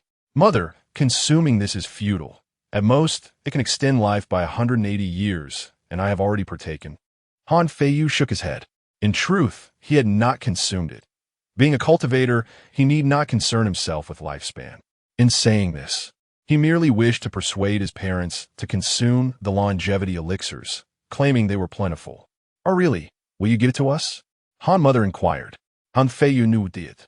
Han Father gazed at the longevity elixirs presented by Han Feiyu and remarked, all right, let us heed Urwa's counsel. Now that Urwa has become an immortal, we may bask in his glory and extend our years, allowing him to rest assured. Father speaks true, Han Feiyu quickly concurred. Very well, Urwa, I shall partake. Han Mother agreed. Han Feiyu promptly retrieved 4 longevity elixirs, 1 from each tier, and placed them into Han Mother's hands, watching as she consumed them. The first tier elixir grants an extension of 10 years, the second tier offers 20 years, the third tier provides 50 years, and the fourth tier bestows a century of life. Together, these 4 elixirs totaled a lifespan extension of 180 years, the utmost limit for mortals. The second, third, and fourth tier elixirs were given to him by Ji Yuan prior to his arrival, while the first tier elixir had been kept by Han Feiyu from earlier provisions. After distributing the elixirs to Han Mother, he swiftly provided them to Han Father, Han Feng, and Han Xiaomei. Finally, he glanced at Bai Shuang, hesitating for 2 seconds before bestowing the last elixir upon her. Bai Shuang perceived something but chose not to comment. After accepting the elixir, she feigned consumption, ultimately saving it for later. The others remained oblivious, though Han Feiyu and Yi Xiaobai noticed her act. Yet they said nothing, knowing Bai Shuang was a cultivator and not in urgent need of longevity. While unaware of her reasons for abstaining, they were disinclined to interfere. Han Feiyu was content to distribute the elixirs, satisfied that his family had received their extensions of life. Having resolved matters at home, on one fateful night, after his parents, elder brother, and younger sister had fallen asleep, Han Feiyu departed with Yi Xiaobai. As they exited the courtyard, Han Feiyu gently closed the door behind them. Shitty, will you not bid them farewell? No, it would only cause them sorrow, and I would feel the same, he replied. Very well, let us proceed. As they spoke, they took flight on their swords, vanishing into the clouds. Unbeknownst to them, the Han family had not yet retired for the night. They watched from the window, bidding Han Feiyu farewell in silence. This parting left them uncertain of when they might reunite. At the Tao-seeking peak, Ji Yuan had recently come to realize the immense resources consumed by the ancestral sacred body.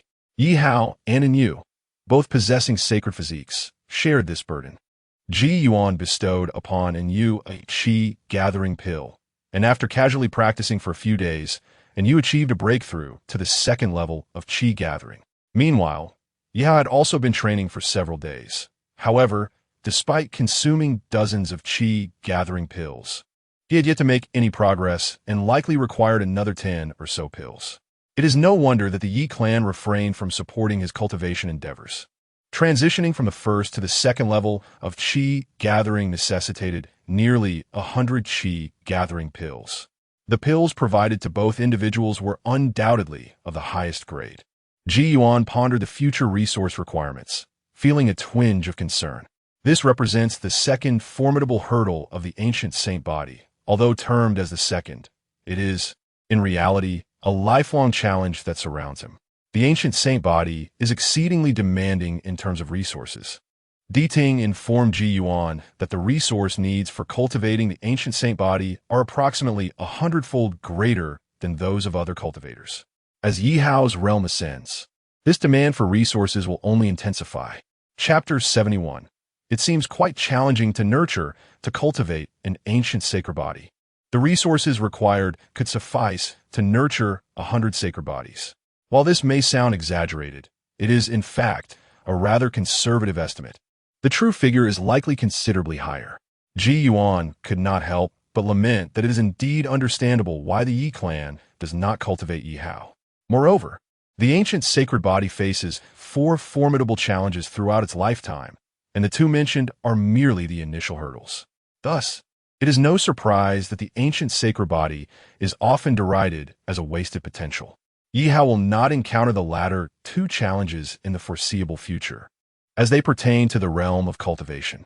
The ancient sacred body struggles to resonate with the heavens and earth, which presents immense obstacles during the ascension to the celestial realm, potentially even invoking the heavenly tribulation. The heavenly tribulation is an ordeal typically faced by ordinary cultivators upon their ascension to immortality. The final challenge involves the difficulty of attaining the status of a great emperor, a consideration that need not be addressed at this moment. It seems that something has transpired in this world, as it has been ages since a great emperor was born. Thus, not only the ancient sacred body faces this challenge, but others do as well. The pressing issue now is how to resolve Yi Hao's resource requirements for cultivation. Initially, Ji Yuan believed that with a system at his disposal, acquiring resources would be a trivial matter.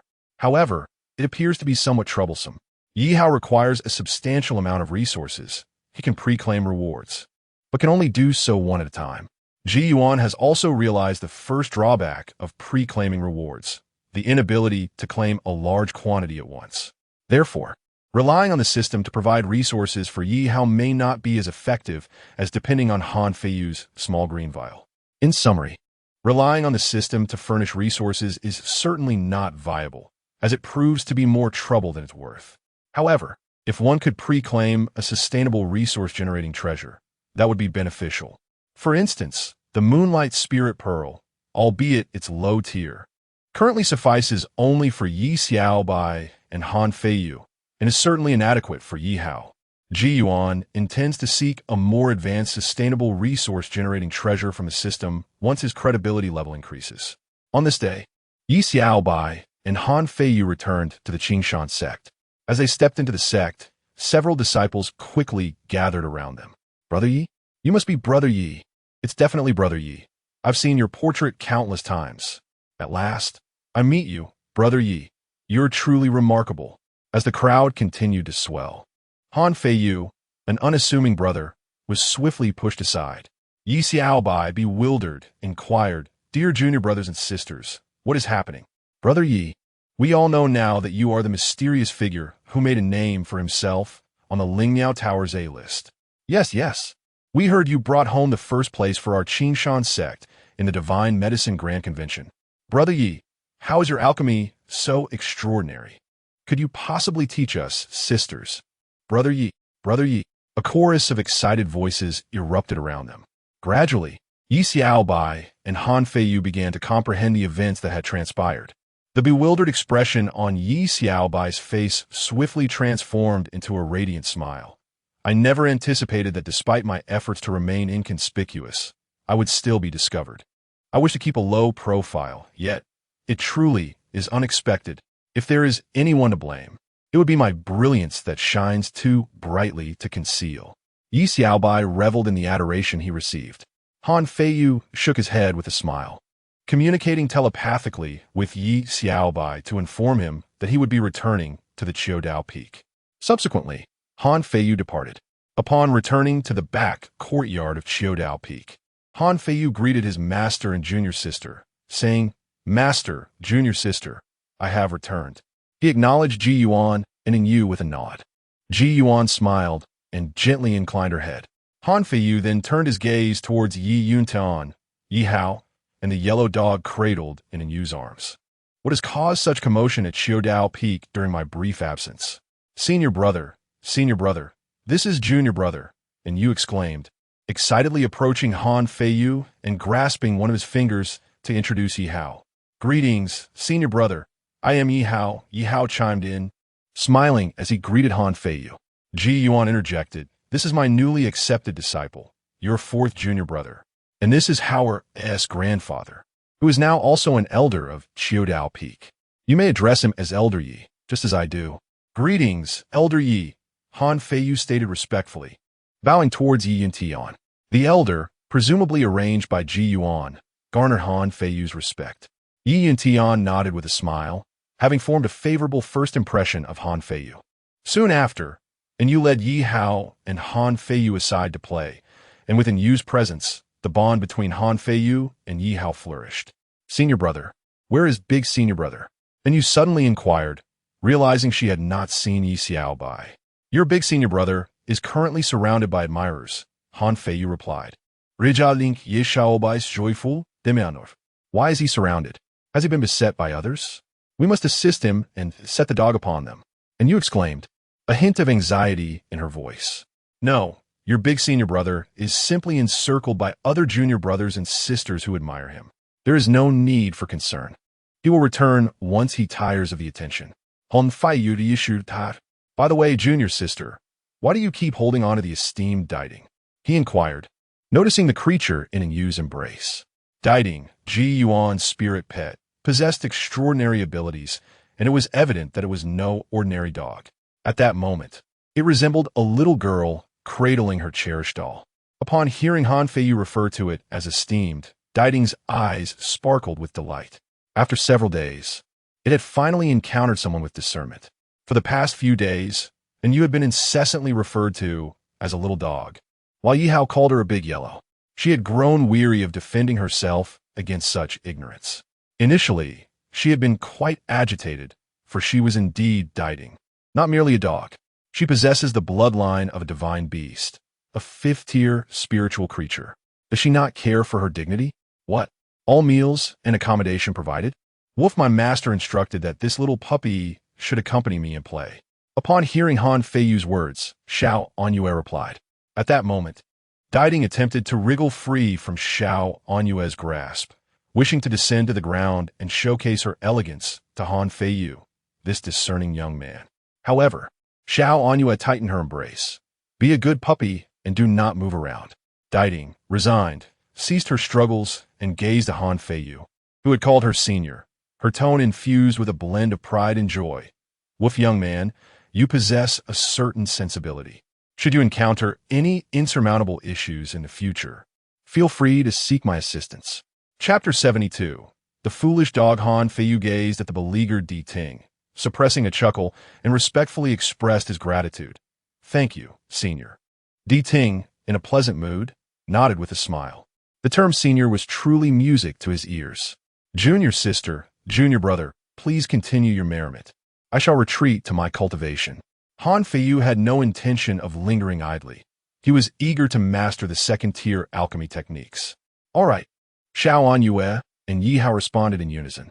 Subsequently, Han Feiyu bid farewell to Ji Yuan and Yi Yuntian before returning to his quarters to delve deeper into the art of alchemy. Ji Yuan observed this with considerable satisfaction. Having taken on 4 disciples, he found Han Feiyu to be the most reassuring in terms of cultivation. He knew precisely what he desired, never requiring external motivation. In contrast, Yi Xiaobai was presently regaling a gathering of junior disciples with tales of his arduous journey to the Qingshan sect, recounting the struggles he faced to etch his name on the merit list and to secure first place in the Divine Her competition. A multitude of disciples surrounded him, thoroughly captivated by his narrative. One might have mistaken him for someone on the brink of stardom. As evening descended, Yi Xiaobai reluctantly departed from the outer sect and returned to Qiudao Peak. Master, I have returned, he announced loudly upon entering the courtyard. Inside, Ji Yuan and the others were partaking in their meal, paying him no heed. Unfazed by the apparent neglect, Yi Xiaobai boldly approached and seated himself beside Xiao Anyue. Master, why did you not call for me to join the meal? Call you? Would that not disrupt brother Ye's moment of glory? Ji Yuan chuckled, his tone warm. Yet, Yi Xiaobai detected an undertone of sarcasm. Ahem, master, it is merely that the junior disciples were overly enthusiastic, he replied, feigning a troubled expression. Ji Yuan cast him a sidelong glance. Yi Xiaobai, unabashed, smiled sheepishly before turning his attention to Yi Yuntian and Yi Hao. And who might these two be? Han Feiyu proceeded to introduce the pair to Yi Xiaobai. Our Qiudao Peak is becoming increasingly populated, Yi Xiaobai remarked with evident delight, for he was one who relished a lively atmosphere. He preferred a bustling Qiudao Peak over a sparse and desolate one. Brother, if you do not eat soon, we shall finish without you, Han Feiyu reminded him as he noticed Yi Xiaobai chattering away. Take your time. Yi Xiaobai quickly grabbed a pair of chopsticks and joined the feast. After dinner, Ji Yuan turned to Han Feiyu and Yi Xiaobai. You both must swiftly master the second-tier alchemy techniques. Additionally, may I borrow one of your Moonlight Spirit Pearls? Master here. Han Feiyu produced his Moonlight Spirit Pearl and handed it to Ji Yuan. After receiving it, Ji Yuan presented it to Di Ting. Di Ting looked momentarily puzzled before opening his mouth. Ji Yuan swiftly retracted his hand. Foolish dog, this is not for you to consume. Listen closely. This Moonlight Spirit Pearl contains Moonlight Spirit Liquid. If administered to Howard, what would be the effects? A single drop of the Moonlight Spirit Liquid could elevate a Qi-gathering realm cultivator by an entire level. This phenomenon appears to transcend innate talent. Previously, Han Feiyu possessed merely a one-star talent, yet even a single drop of Moonlight Essence enabled him to break through a layer of cultivation. Thus, he found himself quite curious about whether a single drop of this essence would benefit Yi Hao. If it did, then at least for the first 3 realms, Yi Hao need not overly concern himself with resource limitations. When Di Ting heard Ji Yuan call her a foolish dog, she huffed in displeasure and responded with a bark. Woof! The ancient sacred body, to be precise, faces 4 formidable barriers that can be likened to a curse bestowed by the heavens. The efficacy of Moonlight Essence is indeed remarkable, irrespective of one's innate talent. A single drop can enhance one's cultivation by a layer in the Gathering Qi realm. Unfortunately, the resource barrier for the ancient sacred body belongs to the curse imposed by the heavens. Thus, a solitary drop of Moonlight Essence cannot directly elevate its cultivation by a layer. Nevertheless, the Moonlight Essence is not without its merits to enhance the ancient sacred body. One does not require 100 times the essence, but merely 10 times would suffice. Upon hearing this, Ji Yuan pondered for a moment. This implies that while it is beneficial, the effects are suboptimal. Yi Xiaobai and Han Feiyu, utilizing the Moonlight Spirit Pearl, managed to break through to the spiritual sea realm in less than a year. If Yi Hao were to rely solely on a single Moonlight Spirit Pearl, he would require 7 to 8 years. However, if he were to possess several pearls, this duration would undoubtedly diminish. Ji Yuan contemplated this and devised a plan. Once her credibility level reached 4, she intended to ascertain whether she could acquire items from the system that yield similar effects but surpass the Moonlight Spirit Pearl in quality. If feasible, that would be ideal. If not, she would first opt to pre-advance several Moonlight Spirit Pearls. Subsequently, Ji Yuan returned the Moonlight Spirit Pearl to Han Feiyu. Curiously, he inquired, Master, what is the ancient sacred body? Yi Xiaobai also looked curiously at Ji Yuan. Ji Yuan turned to the two and replied, You should know that the innate talent of every cultivator varies. The two nodded in acknowledgement. Ji Yuan continued, Thus some exceptionally gifted individuals are born with unique physiques. And those possessing such special physiques generally exhibit far superior talents compared to those without. Do you remember the stone tablet we used to test talent at Qingshan sect? It can measure talent up to 5 zhang. However, individuals with special physiques can achieve even greater heights, reaching 6, 7, or 8 zhang.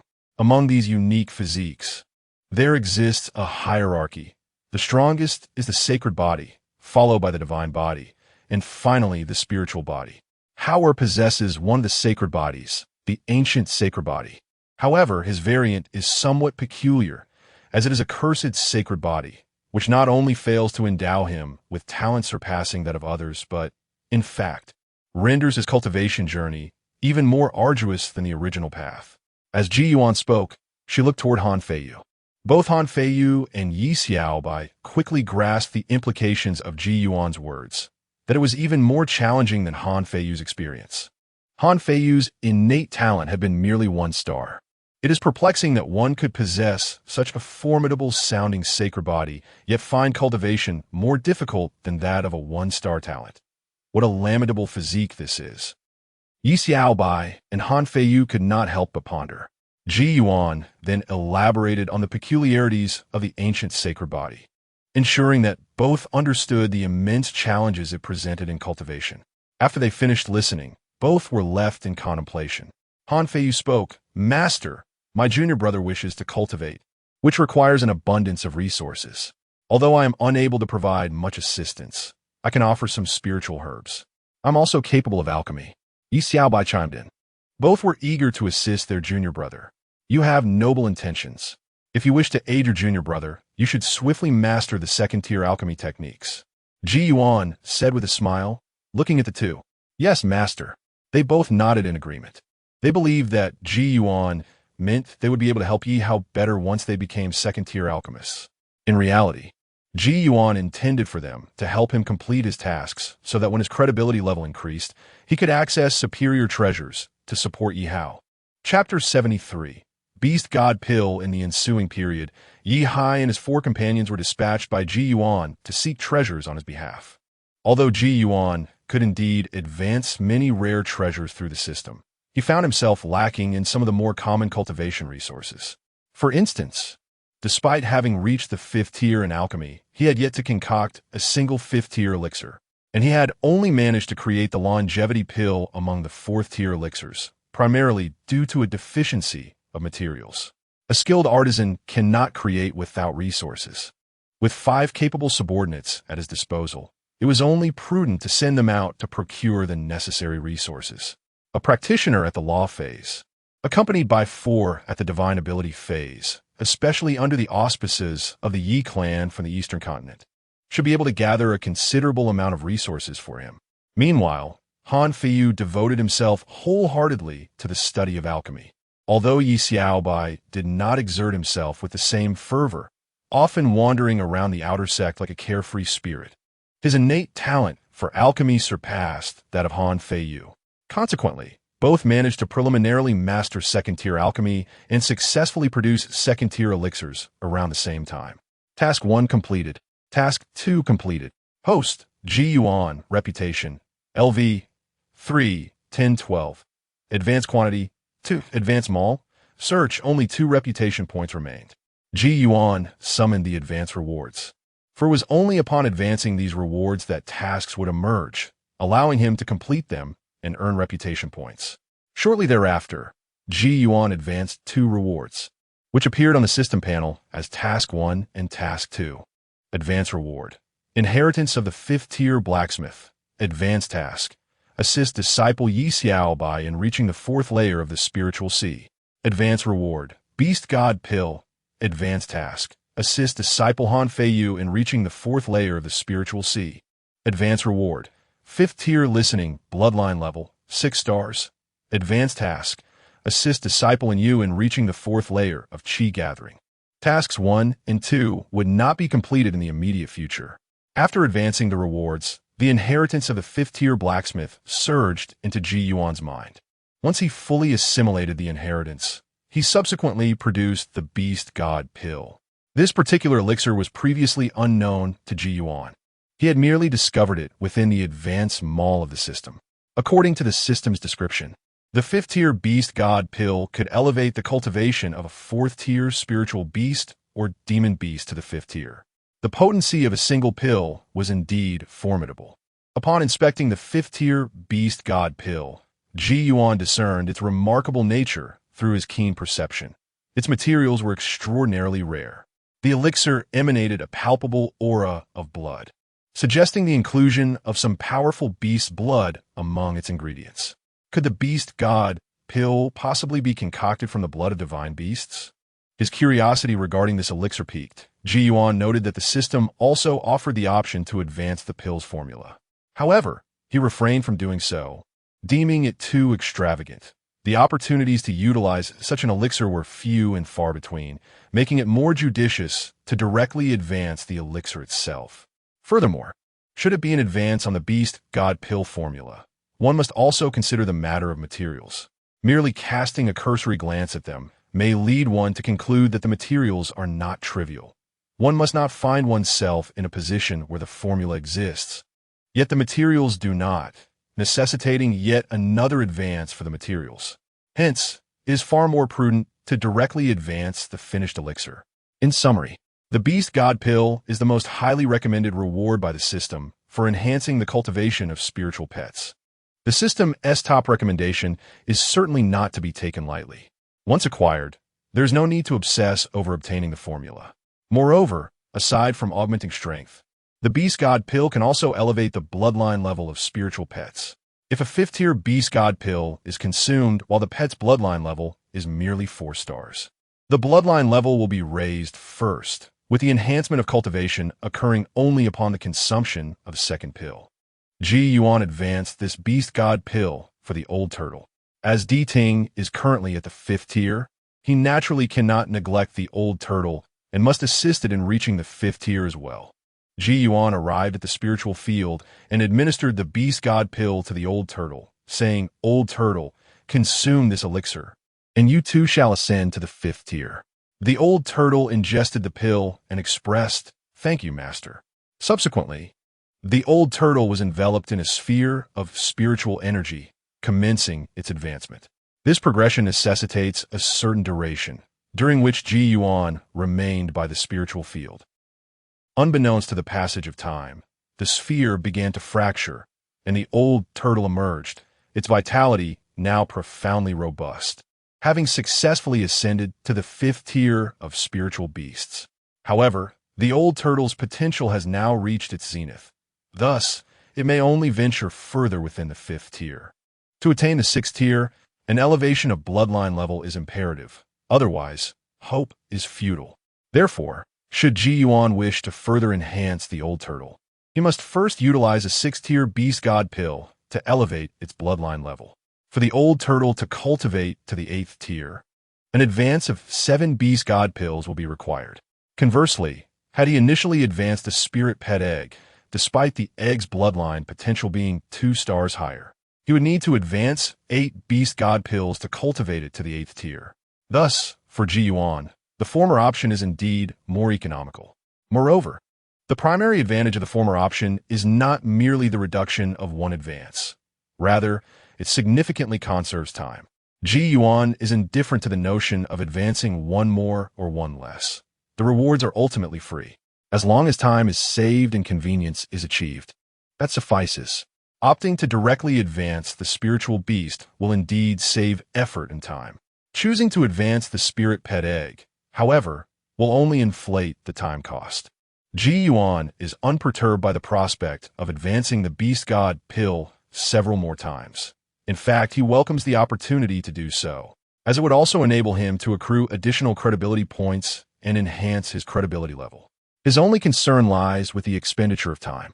"Thank you, master," the old turtle expressed upon completing its breakthrough, gazing at Ji Yuan in gratitude. Ji Yuan waved his hand dismissively, saying, "No need for thanks, it is my duty." Initially, he intended for the old turtle to guard the spiritual field. However, given its current strength, it need not remain at the spiritual field constantly. It may occasionally venture to the courtyard to play with the little ones or enjoy tea and chess with Elder Yi. The old turtle nodded in agreement. Nonetheless, being of a tranquil disposition, it preferred to remain by the spiritual field. It would be even better if Knight Xiaobai were not nearby. Di Ting, on the other hand, possesses a completely different temperament. She revels in activity. It is quite reminiscent of Knight Xiaobai. Knight Xiaobai enjoys accompanying Yu and Yi Hao on their adventures. Di Ting, too, may often appear to be overwhelmed by Yu's affection, yet deep down, she harbors genuine delight. 2 months later, Ji Yuan successfully completed her 3rd task. Yu's innate talent is indeed exceptional. Despite her limited practice time, mostly spent in playful activities, she has remarkably reached the 4th level of Qi gathering in just over 2 months. With a thought, Ji Yuan decided to reserve another spirit pet, this time for Yi Hao. The intention was to arrange a spirit pet for him, influenced by Di Ting's presence. Although Di Ting is technically his spirit pet, she seems to have a stronger bond with Yu. Knight Xiaobai and Han Feiyu would never vie for Di Ting against their junior sister. As for Yi Hao, despite his frequent companionship with Yu and Di Ting, the latter evidently shares a closer connection with Yu, possibly due to Yu's culinary skills. Since both children are still young, it would be wise to allocate a spirit pet for Yi Hao as well. After all, it is neither impossible nor financially burdensome. Additionally, Yi Hao's cultivation progression is likely to be slower than that of the other three. Thus, he would greatly benefit from a powerful spirit pet to accompany and protect him. "Heyer," Ji Yuan called out to Yi Hao. Upon hearing Ji Yuan's voice, Yi Hao promptly approached her, inquiring, "Master, what is it?" Chapter 74. The Divine Monkey. Would you like to have a spirit pet? Ji Yuan inquired with a smile, gazing at Yi Hao. Upon hearing this, Yi Hao's eyes lit up as he fervently nodded his head. He indeed felt a twinge of envy towards Xiao Anyue, who could always hold onto the spirit beast. Ti Ting, even while sleeping. Ti Ting, on the other hand, would not allow him to embrace it. Ti Ting declared, "Why would I let you hold me? What kind of spirit pet do you fancy?" Ji Yuan asked again. "Master, I would be content with any kind," Yi Hao replied with a grin. He was not particularly picky. Having a spirit pet was sufficient for him. "What animal do you prefer?" Ji Yuan pressed on. Yi Hao pondered deeply, feeling somewhat conflicted. He realized he wasn't quite sure what animal he favored. To be precise, he did not have a specific preference nor a particular aversion towards any animal. Thus, he concluded that anything would do. The conundrum was now in Ji Yuan's hands. "You go and play for a while. I shall contemplate this," Ji Yuan suggested, directing his gaze at Yi Hao, who nodded and joined Xiao Anyue in her playful activities. Ji Yuan, deep in thought, reasoned that since he could not select based on Yi Hao's preferences, he would choose according to what Yi Hao needed. He contemplated the possibility of a spirit pet that could assist Yi Hao. With this in mind, Ji Yuan summoned the system panel and began searching for spirit pets. The system promptly displayed a selection of recommended spirit pets. Upon a cursory glance, Ji Yuan found the recommendations quite commendable. For instance, there was the rich rat, proficient in resource discovery, and the medicine spirit, a spirit beast capable of self-producing resources. It seemed the system was aware that Yi Hao's primary dilemma lay in a lack of resources. However, Ji Yuan did not favor these options. After all, with the aid of his acquired Tao Sutras and the presence of Ti Ting, resource location was already manageable. As for self-producing resources, while it was indeed advantageous, these types of spirit pets were comparatively weaker than the others recommended by the system. His attention was drawn to a monkey named the Golden Silken Divine Monkey. Although it may not excel in resource-related matters compared to other spirit pets, its strength was formidable. According to the system's description, the Golden Silken Divine Monkey possessed great physical prowess and formidable divine abilities. A spirit pet sometimes needed to act as a protector, and insufficient strength simply would not suffice. Moreover, the Golden Silken Divine Monkey had a unique ability related to resources, which set it apart from the previously mentioned categories. This ability could be described as a craft. It possessed the skill to brew wine and various beverages. The drinks crafted by the Golden Silken Divine Monkey were not merely for satisfying one's palate. They came with special effects. Since Yi Hao enjoyed drinking beast milk, it was possible he would also appreciate the beverages made by the Golden Silken Divine Monkey. Additionally, the Golden Silken Divine Monkey could procure beast milk, not by producing it itself, but by gathering materials and concocting superior beast milk. This choice felt right to Ji Yuan, and he did not dwell on it further. Although he was tempted by the other spirit pets recommended by the system, he found himself leaning towards the Golden Silken Divine Monkey. To speak candidly, there is indeed a hint of Sun Wukong's influence. As a traveler from another realm, how could he possibly resist an affinity for monkeys, particularly the illustrious Monkey King? Advance reward: 5th Order Golden Silk Divine Monkey, Bloodline level, 6 stars. Advanced task: assist Disciple and you in reaching the 7th layer of Qi gathering. After completing the advance, a golden silk monkey materialized in Ji Yuan's embrace. No one paid attention to this occurrence. Upon appearing, the monkey looked up at Ji Yuan and exclaimed, "Master." In the courtyard, and Yu and Yi Hao, hearing the commotion, turned to gaze in that direction. What a delightful little monkey! And Yu praised upon seeing the divine monkey. Yi Hao, brimming with excitement, rushed back to Ji Yuan, his eyes fixed on the monkey. Observing this, Ji Yuan smiled and addressed the divine monkey, saying, "From now on, you shall accompany Hauer. He is my disciple."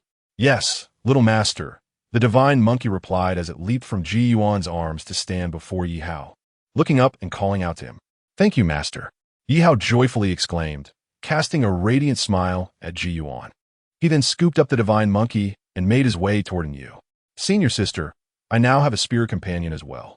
During a period of tranquility at the quest for Dao Peak, the ancient realm of cultivation had not seen peace over the past 2 months.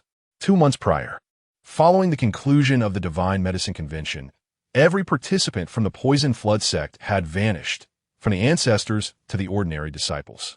The members of the Poison Flood sect were soon in an uproar. Another ancestor promptly took the initiative to investigate, determined to uncover the whereabouts of their missing kin, whether alive or deceased. Even in death, they sought to locate the bodies. However, their inquiries yielded no results. They did discover that the sect's members had departed the Divine Medicine Valley alongside the ancestor of the Blood Fiend sect.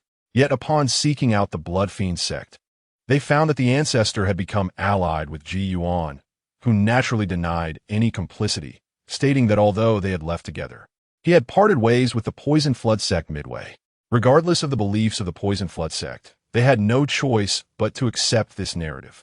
After all, with one ancestor gone missing, the Blood Fiend sect still boasted 2 remaining ancestors.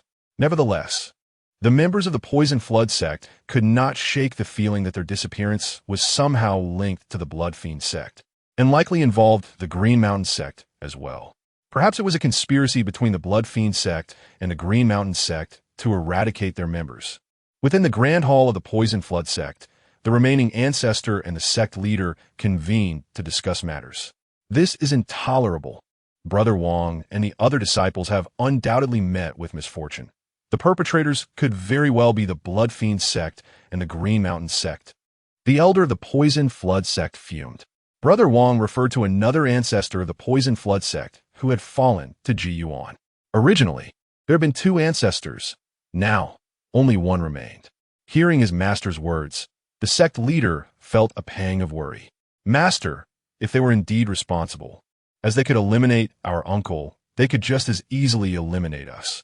The elder's eyes flashed with a glimmer of murderous intent. He understood this truth all too well. Ultimately, it mattered little who had struck down his brother. It is crucial to consider that since they have already eliminated his junior disciple, would they truly allow him to remain unscathed? I shall contact them immediately.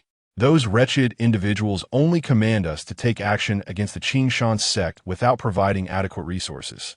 If we could cultivate a few more Taoist platform realm cultivators for our sect, those from the Qingshan sect and the Blood Slaughter sect would not be able to extinguish us at will. The tone of the Poison Serpent sect's ancestor was far from amiable.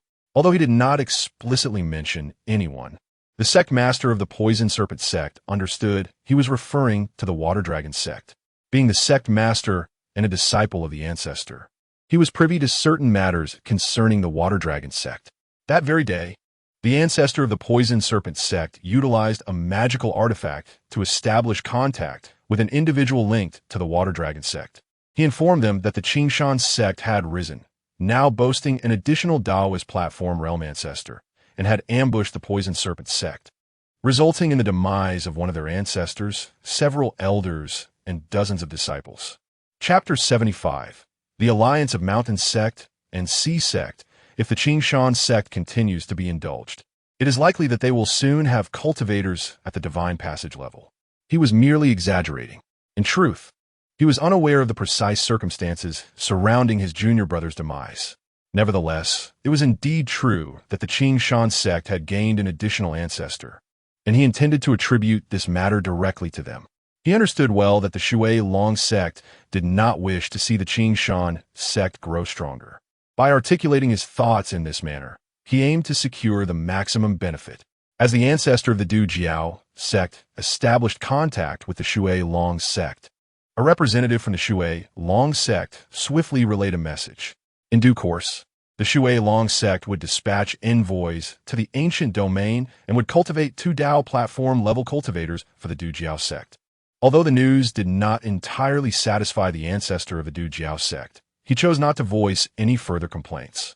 He had long suspected that the Shui Long sect was somewhat deranged, demanding that they target the Qingshan sect while simultaneously refusing to allow the Du Jiao sect to grow in strength.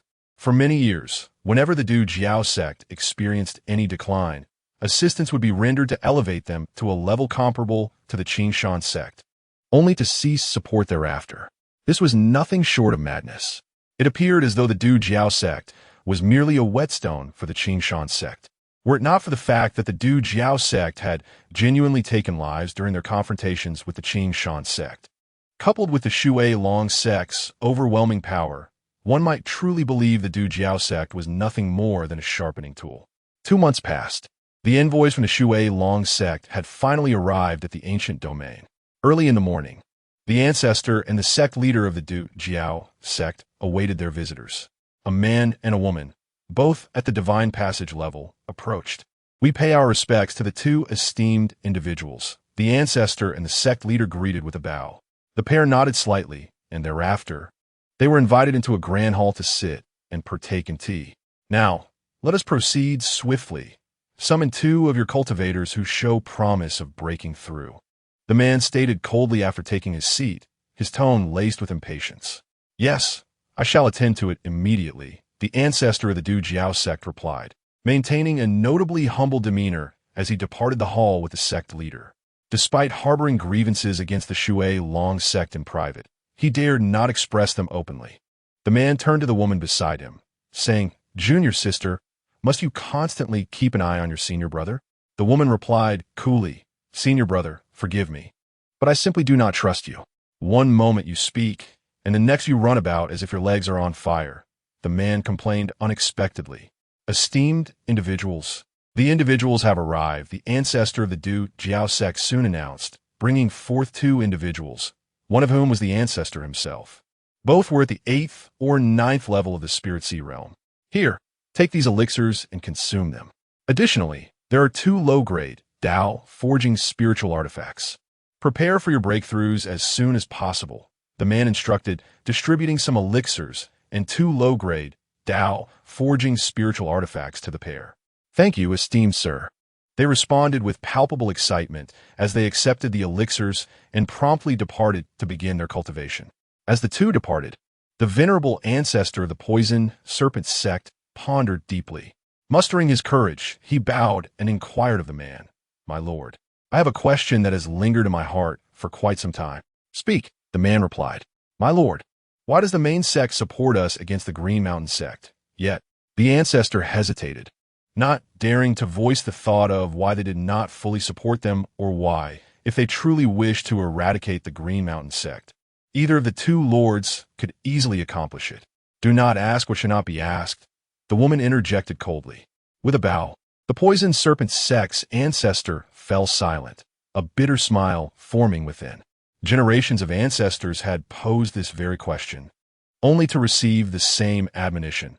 Do not inquire into matters best left unspoken. At this moment, the man chuckled and said, "Do you wish to know?" The ancestor was taken aback, wondering if this time there might be an unexpected revelation. He nodded slightly. The man, unconcerned, continued, "If you wish to know, I shall share. Those who previously withheld this information did so merely out of pride.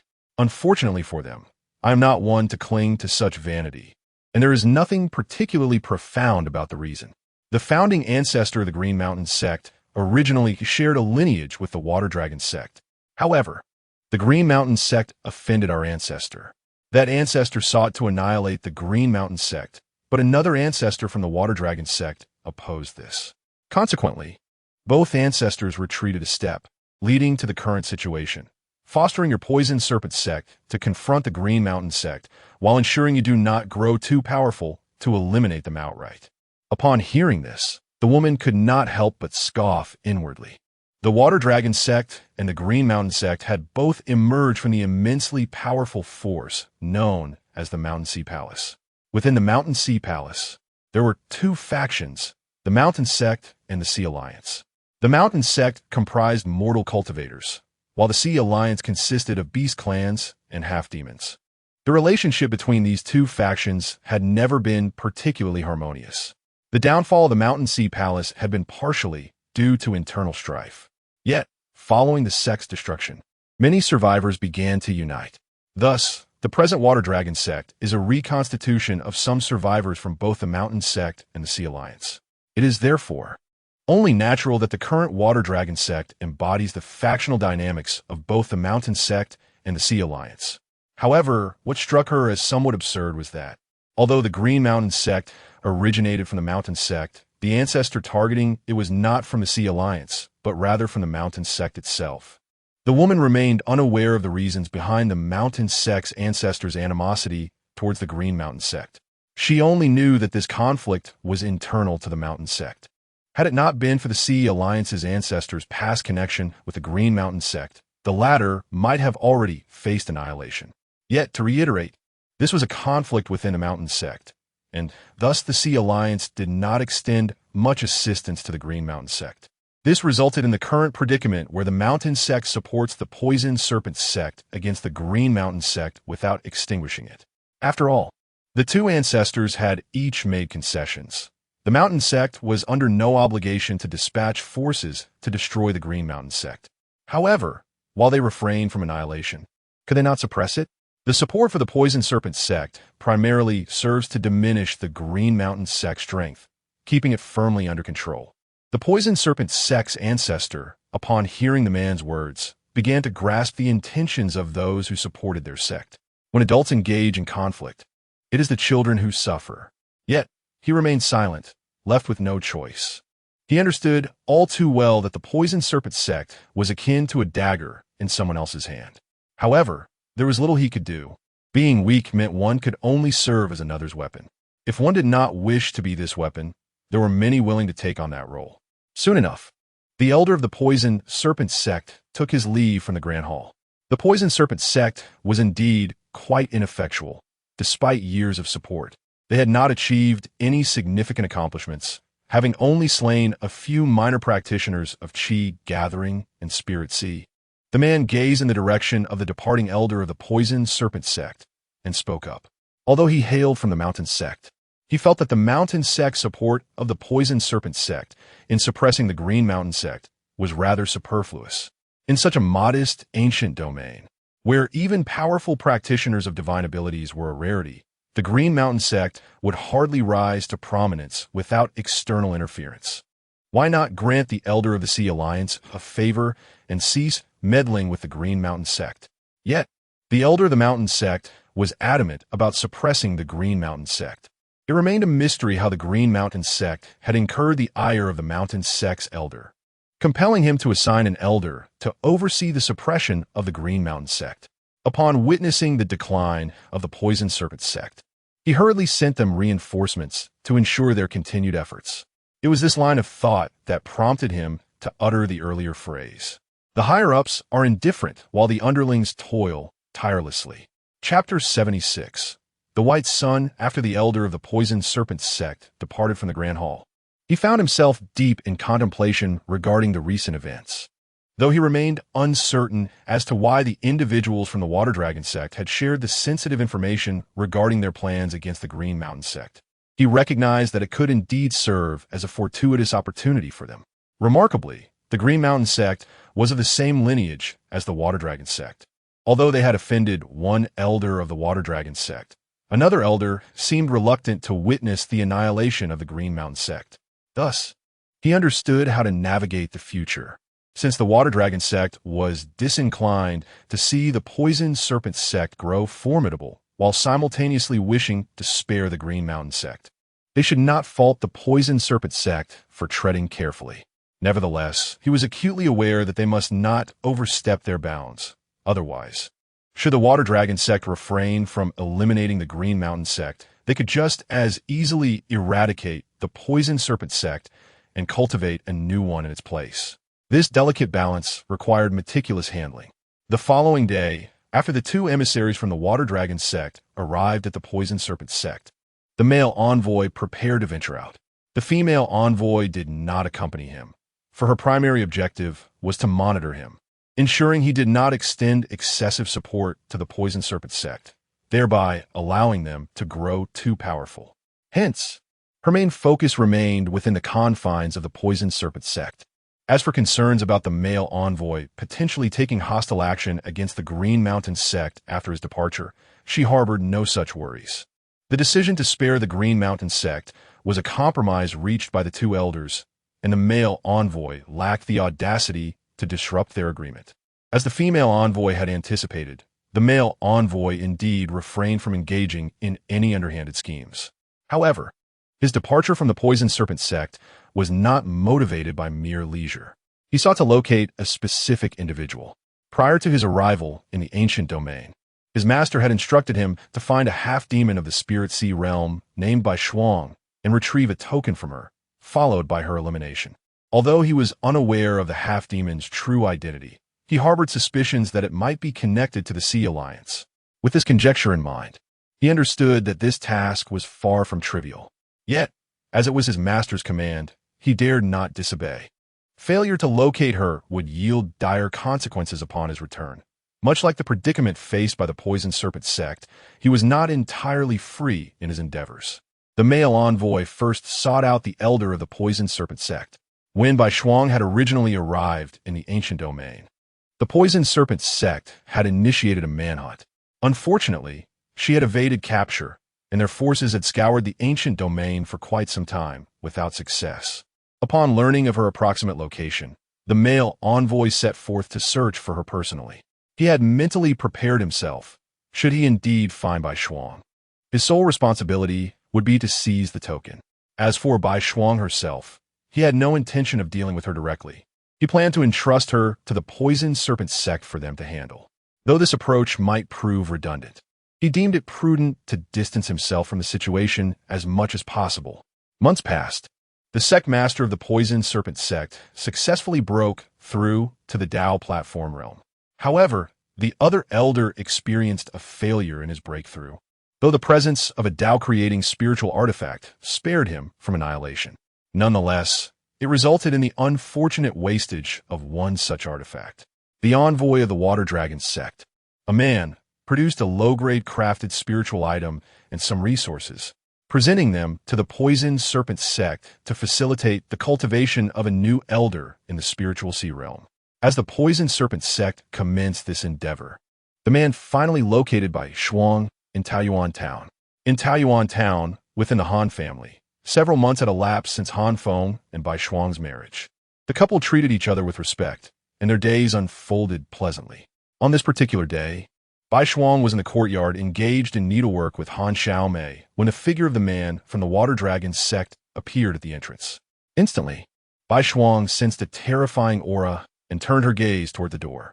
Recognizing the attire he wore, she realized he was from the Water Dragon sect.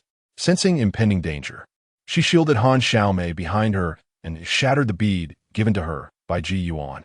At last, I have found you, the man declared. You are from the Water Dragon sect. What is your intention? I managed to escape to the ancient domain, and you were the ones orchestrating this from behind the scenes, weren't you? Bai Shuang inquired, her mind racing with the single thought of stalling for time. Less chatter. Do you possess a token?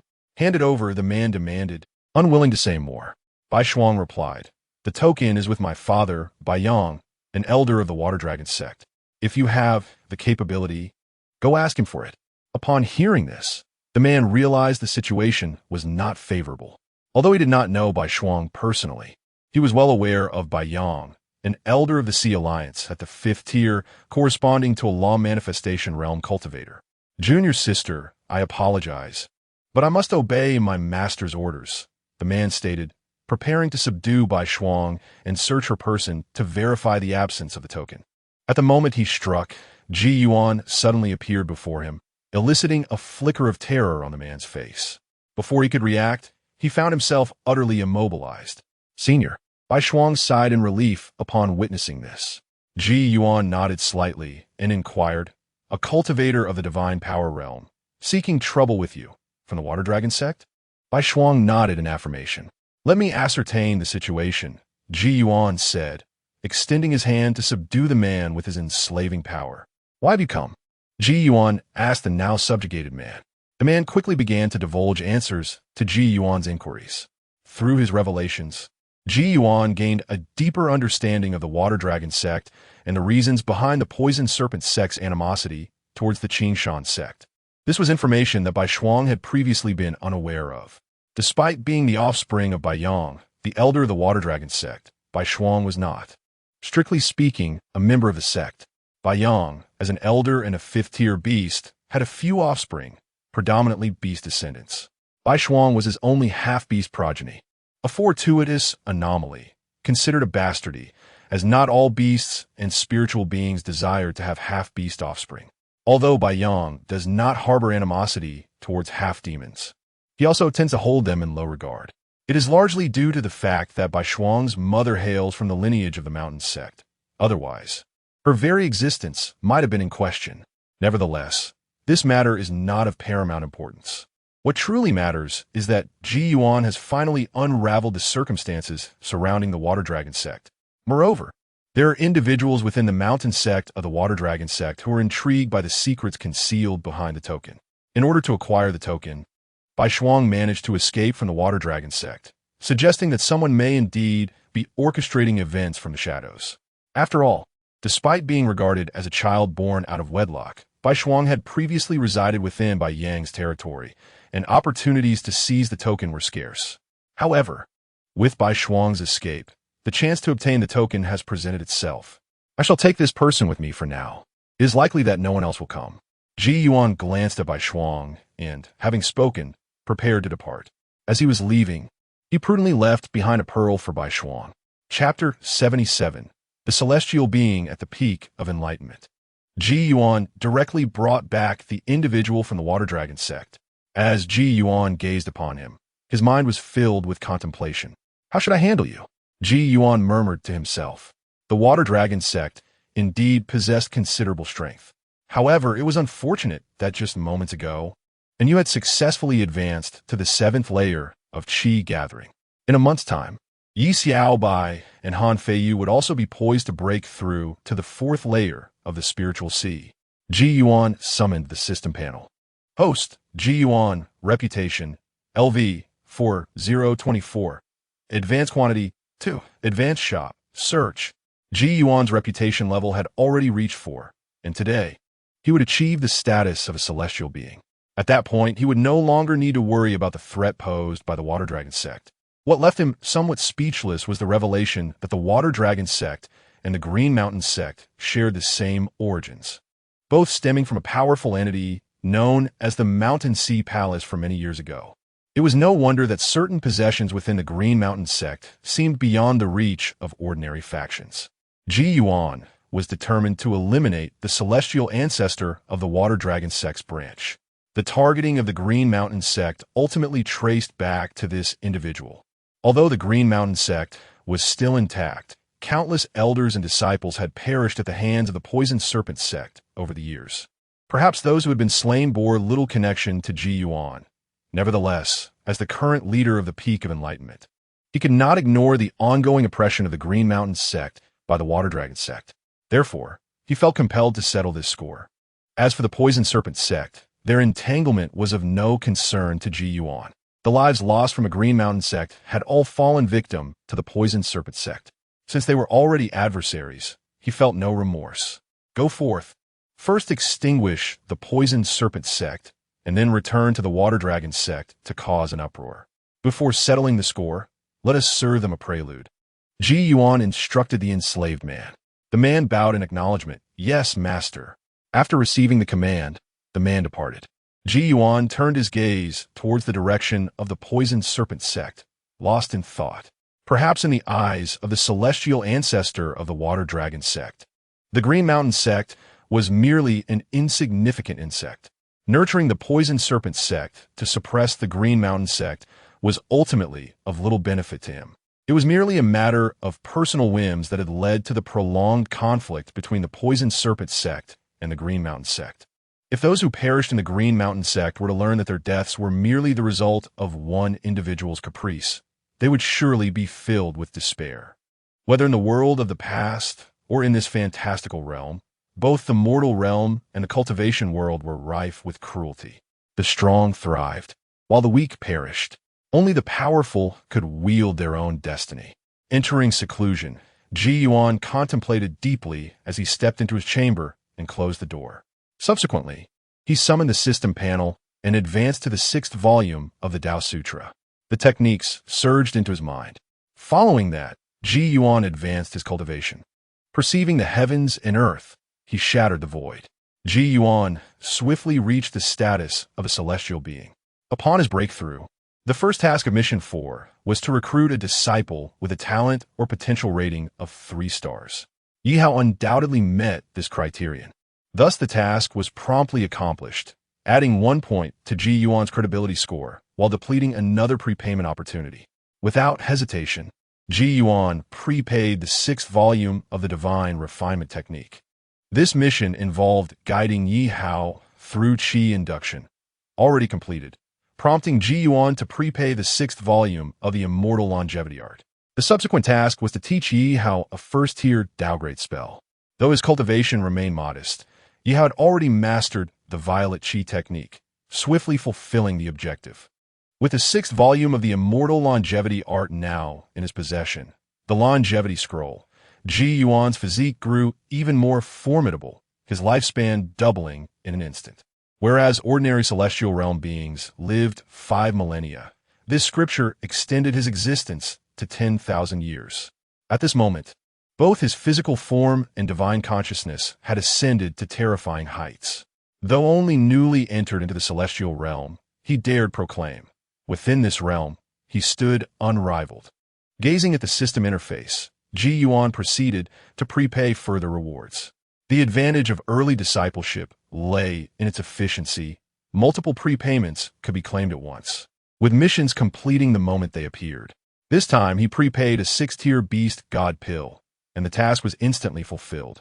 The next objective, instruct Yi Hao in a secondary profession, elevating it to 1st tier. Unlike Yi Xiaobai and Han Feiyu, who pursued alchemy, or in Yu, who specialized in spirit cuisine, Yi Hao studied both, necessity dictated by the resource demands of his primordial sacred body. Alchemy would allow him to refine his own elixirs from gathered spiritual herbs, while spirit cuisine, well, he simply had a gourmand's heart. Now, only 1 prepayment remained. The final mission, assist Yi Hao in breaking through to the 4th layer of Qi gathering. Months had passed, and despite consuming numerous Qi gathering pills, his cultivation lingered at the 3rd layer. A breakthrough would require more time. For this last opportunity, Ji Yuan sought a treasure suited to Yi Hao. Soon, he discovered a 6th-tier artifact reminiscent of the 4th-tier Moonlight Spirit Pearl, its superior counterpart. Prepaid reward, 6th-tier Sun Moon Divine Pearl. Prepaid mission, guide disciple Yi Hao to the 4th layer of Qi gathering. While the Moonlight Spirit Pearl condensed lunar essence into spiritual droplets, the Sun Moon Divine Pearl absorbed the essence of heaven, earth, and the celestial bodies, coalescing divine nectar. Both produced 1 drop per month. Typically, divine nectar aided breakthroughs for those in the divine ability, dharma idol, and celestial realms. Cultivators below divine ability risked fatal overload, except for the primordial sacred body. Cursed by heaven and earth, it could ingest divine nectar without adverse effects. Were an ordinary Qi gathering cultivator to consume a drop, their body would explode. The primordial sacred body? A mere shrug, the effect is mediocre. Without delay, Ji Yuan prepaid the Sun Moon Divine Pearl. Listen, Ji Yuan glanced outside and called out. Outside, Tiding, who was playing with the newly empowered Xiao Anyue, heard Ji Yuan's voice. Wolf, put me down. Little dog, be quick and return soon. Xiao Anyue released Tiding, who then sprinted into Ji Yuan's room. Wolf Master, what do you need? Tiding barked upon entering. Take a look at this divine elixir condensed from the Sun and Moon Divine Pearl. How effective would it be if Hao were to use it? Ji Yuan presented the Sun and Moon Divine Pearl, which appeared far more exquisite than the Moonlight Spirit Pearl. Tiding glanced over and remarked, if Yi Hao consumes it, its effect would be tenfold that of the Moonlight Spirit Elixir. Hearing this, Ji Yuan was quite pleased. In other words, at the Qi gathering stage, a single drop could elevate Yi Hao's cultivation by 1 level. This is for you, Ji Yuan said, retrieving a 6th-rank Beast God Pill and tossing it to Tiding. Upon seeing the pill, Tiding's ears twitched slightly, instantly understanding its purpose. His eyes gleamed with excitement as he leapt up and swallowed the pill in 1 gulp. Chapter 78. The Annihilation of the Poisonous Serpent Gate. After consuming the Beast Deity Pill, Di Ting began her metamorphosis. It is uncertain whether it was the efficacy of the Beast Deity Pill, But during her advancement, she was enveloped in a luminous sphere. Under this spherical cocoon, her transition from the 5th to the 6th tier was remarkably subdued. Ji Yuan emerged from her chamber. In the courtyard, she encountered Yu, who was engaged in play. And Yu turned to Ji Yuan and inquired, "Master, where is the little puppy?" "Ah, she has some matters to attend to and will return shortly," Ji Yuan replied. "Oh," and Yu nodded in understanding. Ji Yuan then retrieved the Sun and Moon Divine Pearl and handed it to Yi Hao. "Howard, take this." Curious, Yi Hao approached Ji Yuan. "Master, what is this?" he asked as he accepted the Sun and Moon Divine Pearl. "This is the Sun and Moon Divine Pearl, which possesses the ability to absorb the spiritual essence of heaven and earth, condensing the quintessence of the sun, moon, and stars. Each month, it can condense a drop of divine liquid. Consuming a drop of this divine liquid will allow you to elevate your realm within the gathering chi stage by 1 level. Fortuitously, there is currently a drop of divine liquid within the pearl. You should consume it," Ji Yuan explained. With gratitude, Yi Hao looked at Ji Yuan. "Thank you, master." Ji Yuan affectionately ruffled Yi Hao's hair. Yi Hao quickly ingested the drop of divine liquid from the Sun and Moon Divine Pearl. Upon consumption, his cultivation began to flourish, and in the blink of an eye, he ascended from the 3rd to the 4th level of the gathering chi stage. Task completed. With the completion of Task 4, Ji Yuan proceeded to advance a 6th-tier beast deity pill. This pill was administered to the Golden Silk Divine Monkey. With this, the quest for the Tao Peak now boasted 3 beings of celestial caliber. After their breakthroughs, the Golden Silk Divine Monkey and Di Ting exhibited no apparent changes in appearance. Yet their true power had indeed reached the 6th tier. Furthermore, due to their extraordinary lineage, their prowess could rival that of Ji Yuan, making them formidable guardians for the quest for the Tao Peak. With these 2 formidable beings safeguarding the peak, Ji Yuan felt a sense of reassurance. However, he still needed to make a visit to the Water Dragon sect. But before that, he chose to bide his time and observe Li Xian's actions. Li Xian was the man he had subjugated from the Water Dragon sect, the poisonous Serpent Gate. Upon departing from the quest for the Tao Peak, Li Xian swiftly returned to the poisonous Serpent Gate. Once back, he unleashed his formidable powers, commencing a ruthless slaughter of the sect's members. Waves of supernatural energy were unleashed, leading to the demise of numerous disciples, while the structures and landscape of the poisonous Serpent Gate were reduced to rubble. In mere moments, under the assault of a practitioner of supernatural abilities, the sect was left in utter disarray.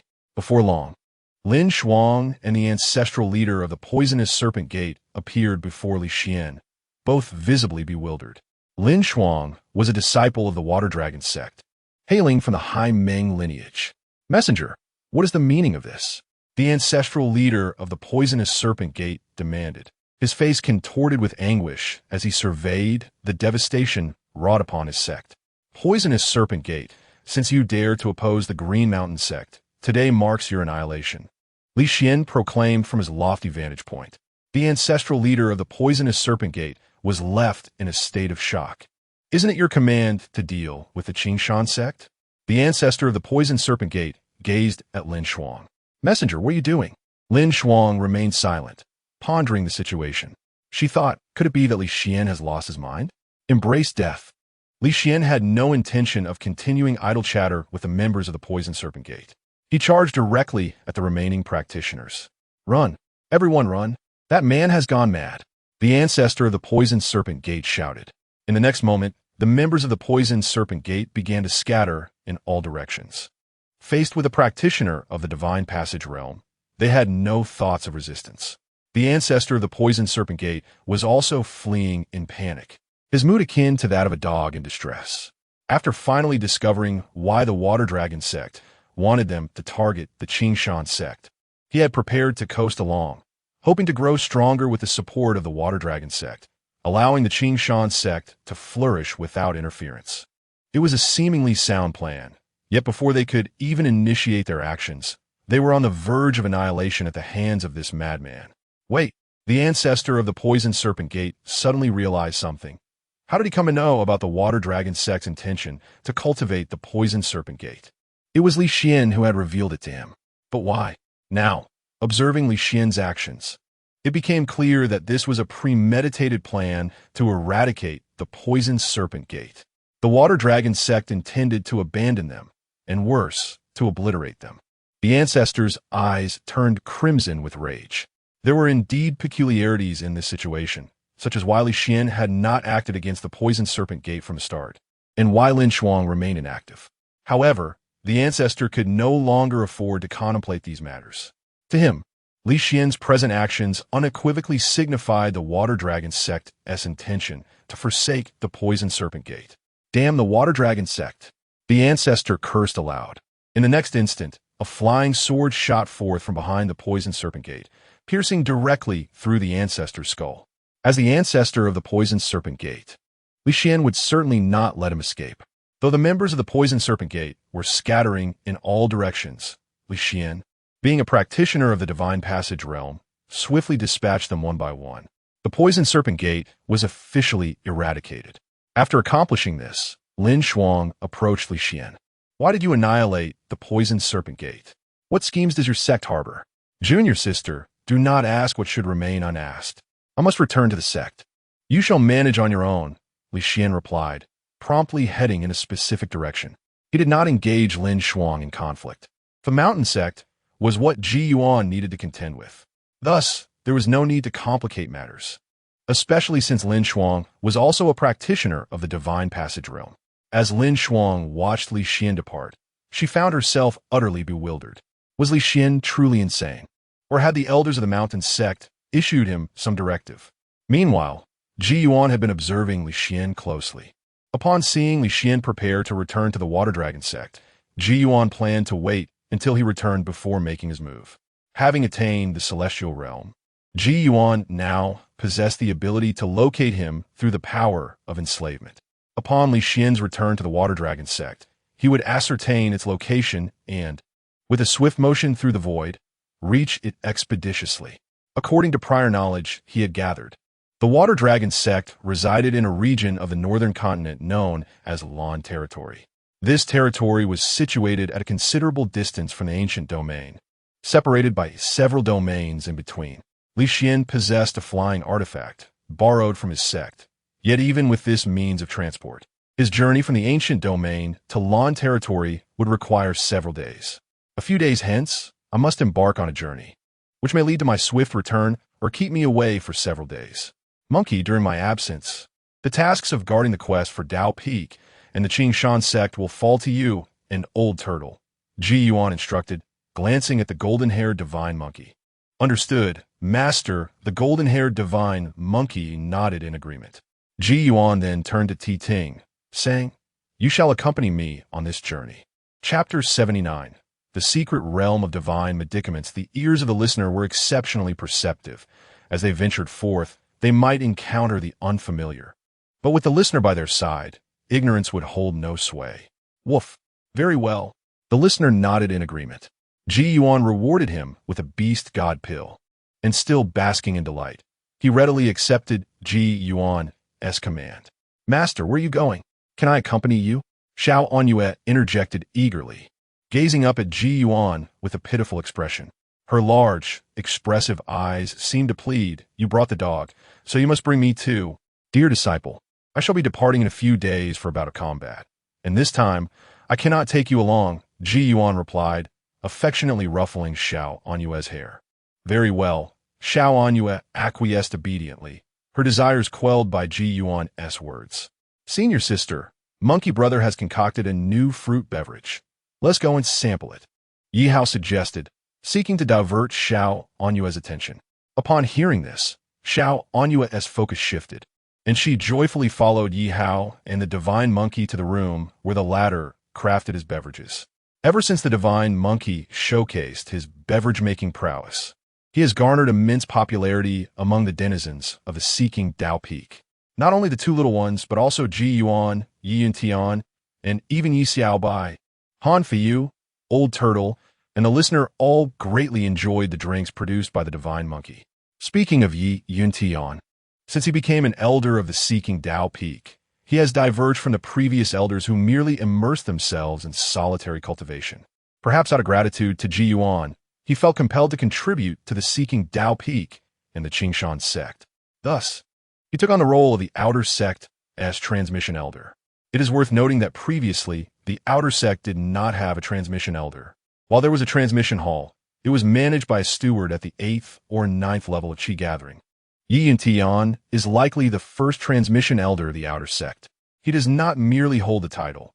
He genuinely engages in teaching at the transmission hall, guiding the outer sect disciples in their cultivation. As for why he chose to be the transmission elder of the outer sect, it is simply because the seeking Tao peak lacks inner sect disciples altogether. Unlike other peaks, which have their own transmission halls and elders, the seeking Tao peak is sparse in numbers. There is neither a transmission hall nor any inner sect disciples. It would be quite inappropriate for him to go to another peak and usurp their transmission elders' responsibilities. Those who know Yi Yuntian well understand his good intentions, while those unaware might misconstrue his actions as an attempt to poach talent. In any case, since Yi Yuntian took on the role of transmission elder for the outer sect, the seeking Tao peak's renown within the Qingshan sect has soared. Many outer sect disciples, after attending his lectures, frequently inquire whether they could come to the seeking Tao peak if they pass the inner sect assessments. As Yi Yuntian's reputation within the sect flourished, Yi Xiaobai gradually began to experience a decline in popularity. Initially, Yi Xiaobai was highly sought after by the sect disciples, but his penchant for seeking the limelight led to a gradual diminishment of his circle. Especially at night, Xiaobai has been extolled numerous times, demonstrating alchemy for the junior disciples. And then, there was nothing more. He had forgotten that his alchemy was afflicted by a negative buff, after causing several mishaps among the sect's other disciples. So now avoid Xiaobai at all costs. Hair loss, torn garments, catastrophic mishaps, and digestive troubles. An array of afflictions has instilled considerable psychological trauma in many disciples. Truly, it has become a case of a dog being shunned. Meanwhile, when Dieting was preparing to indulge in some food and drink, he was abruptly lifted by Jiyuan. "Let us go. I have now reached the celestial realm and must explore the sacred medicine secret realm," Jiyuan declared, producing a key from within. With his ascension to the celestial realm, the bond with the key had deepened significantly. In the next moment, Jiyuan, holding Dieting, vanished from Qiudao Peak, only to reappear near the sacred medicine valley. Jiyuan glanced in the direction of the sacred medicine valley. Then, using the key to lock onto the secret realm, he shattered the void. With a single step, he entered the inner sanctum of the sacred medicine secret realm. This secret realm is rather lackluster. There is nothing of value in the periphery, Dieting remarked, barking. According to Xiaobai and Feiyu, the authority within this realm should manifest as animals. "Let's first gather the authority," Jiyuan stated, extending his consciousness outward.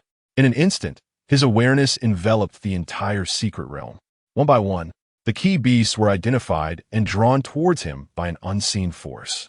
Jiyuan reached out, catching the keys as they flew into his grasp. 5 keys, adding the 2 I possess, and considering the 2 taken by the people of the Sacred Medicine Valley. It seems I must pay them a visit. Acquiring the keys will not be easy. Let's first explore the core of the secret realm, Jiyuan articulated. Subsequently, Jiyuan and Dieting vanished from their location, arriving at the small courtyard at the heart of the secret realm. Jiyuan beheld the room and locks mentioned by Xiaobai and Han Feiyu. Dieting, what is the nature of these locks? Jiyuan inquired. Dieting examined one of the locks and replied, "Wolf, these 9 locks form a formation that will automatically unlock when the time arrives. Alternatively, gathering all 9 keys will also break the formation. There's also the option of brute force to shatter the formation, but such force would utterly ruin the true formation. This formation is quite remarkable." After contemplation, Jiyuan resolved against using brute strength. 9 keys are not impossible to gather. Furthermore, he had come for the secret realm and must possess complete authority. The keys must be acquired by any means necessary. However, he was somewhat troubled by the prospect of obtaining the 2 keys from the Sacred Medicine Valley. His strength was formidable, and he could seize them without consequence. Yet he was disinclined to act in such a manner. Although he possessed little in the way of moral fiber, he still held onto some principles. Most importantly, he did not wish to become a person changed by the world. He did not seek to alter the world, nor did he wish to be altered by it. He did not desire to be a strong individual wielding a blade against the weak, or for the weak to turn their blades upon those even weaker. Though such occurrences transpire perpetually in this world, the divine herb's secret realm was, after all, first discovered by the divine herb valley. It seemed that Diding perceived the thoughts swirling in Ji Yuan's mind and spoke, "Wolf Master, this world operates on the principle that it is not the one who discovers something first who claims it, but rather the one who secures it first that truly possesses it. Moreover, one must also be able to keep it to call it their own. Additionally, this secret realm was bequeathed by the formidable beings of the mountain and sea palace. In truth, the divine herb valley was established by the survivors of the mountain and sea palace. Within these 9 chambers, aside from various celestial materials and earthly treasures, there should also be inheritances of techniques and spells. If you feel any remorse, Master, you may imprint some of these legacies as compensation to present to the divine herb valley as a form of exchange for 2 keys." Upon hearing this, Ji Yuan was not particularly taken aback to learn that the divine herb valley was also founded by survivors of the mountain and sea palace. After all, he had long suspected a connection between this secret realm and the Qing Shan sect. The divine herb valley's extensive information regarding the secret realm was evidently intertwined with it as well. Thus, it seemed quite natural for the Qing Shan sect and the divine herb valley to share a rapport. He now harbored doubts that the founding ancestors of both sects might have been acquainted with one another.